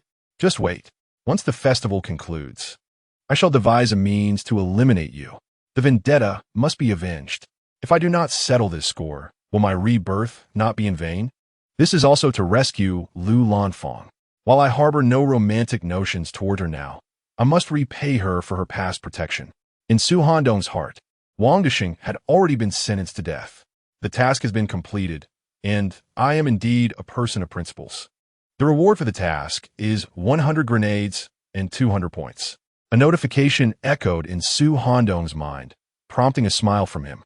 Moments before, he had been boasting, yet unexpectedly, he received a task reward. 100 grenades. Such a powerful item. It is indispensable for survival in the perilous world. Glancing at the task points, he soon realized he was close to 1,000. Another opportunity to draw rewards was imminent. The system ceased to provide task notifications, allowing him to explore his options freely, leading to even more tasks. The system is quite merciless. Su Handong never anticipated that you could be such a heartless individual. How can my sister-in-law treat you so kindly while you remain so ungrateful? She must truly be blind. Witnessing Su Handong walk away, Wang Xianglian could not help but unleash a sharp retort. Su Handong turned his head, irked, and replied, "Comrade Wang Xianglian, please watch your tone when you speak. Do not label me as heartless and ungrateful. Am I truly so devoid of compassion? First, you saw my guidance on fishing techniques with an ulterior motive. Secondly, how dare you bring up your brother's past actions? If you believe your sister-in-law was wronged, why don't you stand up for her? You are the women's director of Wang Village. What kind of director are you? You ignore your sister-in-law being abused by your brother and instead come to accuse me of being heartless. Isn't that a double standard? Furthermore, the things your sister-in-law did back then, I only learned about recently, and I was deeply moved. But who understands the wounds I bore when your brother had people ambush me? The woman I was courting left me without a word and married someone else. Why didn't she confide in me? Now, you come to me, wanting to learn fishing techniques, and accuse me of being ungrateful. How dare you call me heartless? So Handong ritorti fiercely. What kind of leniency? Having endured so much in his past life, he could not allow himself to show any favoritism simply because she was a woman. That was utterly impossible. He had never been particularly indulgent towards women, as some would take advantage of such leniency. After being chastised by Su Handong, Wang Xianglian pouted slightly and then burst into tears. As for Su Handong, he paid her no mind and turned to head home. What he said regarding Lu Lanfang was indeed true. Perhaps Lu Lanfang had good intentions. But why didn't she share those matters with him back then? When he learned of Lu Lanfang's marriage to Wang Desheng, it had caused him great sorrow. Watching Su Handong's retreating figure, Wang Xianglian wiped her tears and lamented, "What kind of person are you? Just because someone spoke of you, you lashed out at me without any gentlemanly demeanor. What kind of person does that?" Though she voiced her grievances, she found herself touched by Su Handong's words. Perhaps she truly was not deserving of the title of Women's Director. "Handong, what does the Women's Director of Wang Village want from you?" Upon the return of Su Handong to his home, Zhou Yin, aware that he had been summoned by Wang Xianglian, inquired with a hint of curiosity. Su Handong chuckled softly, responding, "It's nothing significant. They merely wish for me to impart my fishing knowledge from Wang Village." Zhou Yin couldn't help but laugh, remarking, "The villagers wish to learn fishing from you? Why hasn't their village chief or the other officials come? Instead, they send a female director to seek you out. Could it be that they're taken by Wang Xianglian's beauty and are attempting to seduce you?" Su Handong sighed, exclaiming, "Oh, that audacious woman. Here we go again." He shook his head and playfully pinched Zhou Yan's arm. Naturally, he would not divulge to Zhou Yan the reasons behind Lu Lanfang's marriage to Wang Desheng. There was simply no need. He understood that Zhou Yan would not dwell on such matters or suspect any impropriety between him and Lu Lanfang. In fact, she might even feel sympathy for Lu Lanfang.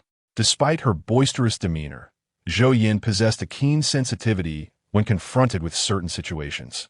Zhou Yan twisted her body and laughed for a moment before snorting. "The Lu family has completely aligned themselves against our Zhou and Chen families." Su Handong, puzzled, asked, "What have the Lu family done to provoke your ire?" Upon hearing Zhou Yan's explanation, Su Handong smiled. "I was wondering what the fuss was about. So it's this matter. Leave it to me. I shall head to the county seat shortly and will certainly return by 3 or 4 this afternoon." Chapter 82. The Audacious Wife. "You are quite the writer. Handong, what business do you have in the county? Are you perhaps borrowing a tractor?" Zhou Yan exclaimed in surprise upon hearing Su Handong's words. Su Handong laughed. "Borrow? Why not simply purchase one outright?" Earlier, Zhou Yan had mentioned that the Lu family, relying on one member's authority to operate a tractor, refused to assist the Zhou and Chun families in transporting their harvested crops. Ordinarily, the farmers of Woniyu village would queue to use the tractor for hauling their produce. However, due to the fishing instruction debacle, a rift had formed between the Zhou, Chun, and Lu families. Naturally, the Zhou and Chen families were displeased and sought out the Lu family member who operated the tractor. Even though they argued that the tractor was collective property of the production team, the Lu family contended, "Just wait, I must finish hauling my family's crops first. Besides, land distribution has occurred. It is no longer collective property. The tractor was purchased by the Lu family with funds provided to the village. They can decide who uses it. If you refuse to teach us fishing techniques, what right do you have to demand the use of the tractor?" The tractor was vital, as each household had 30 to 40 acres of crops. Relying on mules or oxen for transport would surely exhaust them. A tractor could easily haul 200 to 300 acres of crops in a day. Buy one. Handong, that would cost several thousand yuan. We are indeed affluent now. But it did not come about in such a manner. Zhou Yan suddenly grew anxious. In this era, tractors are quite expensive, costing several thousand yuan. Even though their family possesses wealth, it is not amassed in this fashion. At worst, they could hire a tractor from another village to help with the fields. Everyone can find a solution. Su Handong chuckled, saying, "My dear wife, I was contemplating purchasing a second-hand tractor. I am quite familiar with Director Kai. He would offer me a very low price, likely not even exceeding 1,000 yuan. The other villagers have earned us a substantial amount from fishing. It would be reasonable for us to buy a tractor to assist them. After all, the tractor would belong to us and would not vanish. In the future, we could use it to transport other items. It's only because of my connections that I can acquire it at such a low cost. Others would struggle to find such a deal. Finally, the tractor for my storage space is proving useful. Otherwise, It would just take up space there. I cannot simply conjure it out of thin air. I need a proper reason. Moreover, this tractor, gifted by the system, can be repaired using achievement points. If it breaks down, it can be fixed, which means it will essentially last forever. It would be a waste to receive a reward and not utilize it.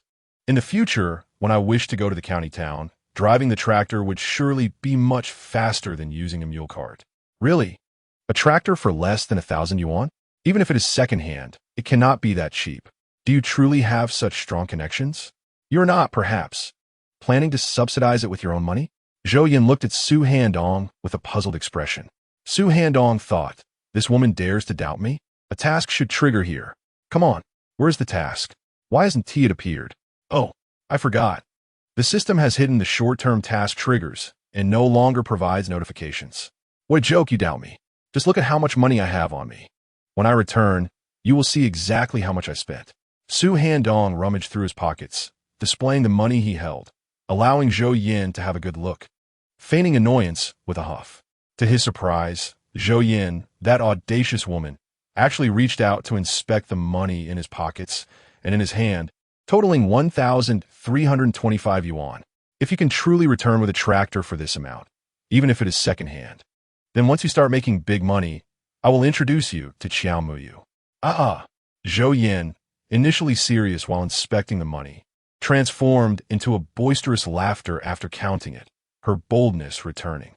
Su Handong felt a vain throb on his forehead. With such a woman at home, how could a man not stray? All right, I am off now. Dolly, One Ear to Huang, let us depart. Su Handong waved at Dolly, who was lying on the ground ruminating. One Ear and Huang were excited, scampering to his side. Neither the reindeer nor the dogs were tethered, allowing them to roam freely in the yard, including the golden eagle. Big head, Dolly rose from the ground and ambled over to Su Handong, gently rubbing his chest with his sizable antlers. Su Handong placed the saddle crafted by his mother, Tian Tsuihua, upon Dolly's back and secured the accompanying straps. Observing Su Handong's efforts to saddle the reindeer and fasten the bridle, Zhou Yin approached, astonished. Handong, are you truly planning to ride that giant into the county town? Even if you can ride a horse, managing a reindeer is no simple feat. Moreover, while Dolly appears robust, I doubt he can endure the trek of 30 to 40 miles to the county town without tiring. What if he becomes exhausted? Zhou Yin expressed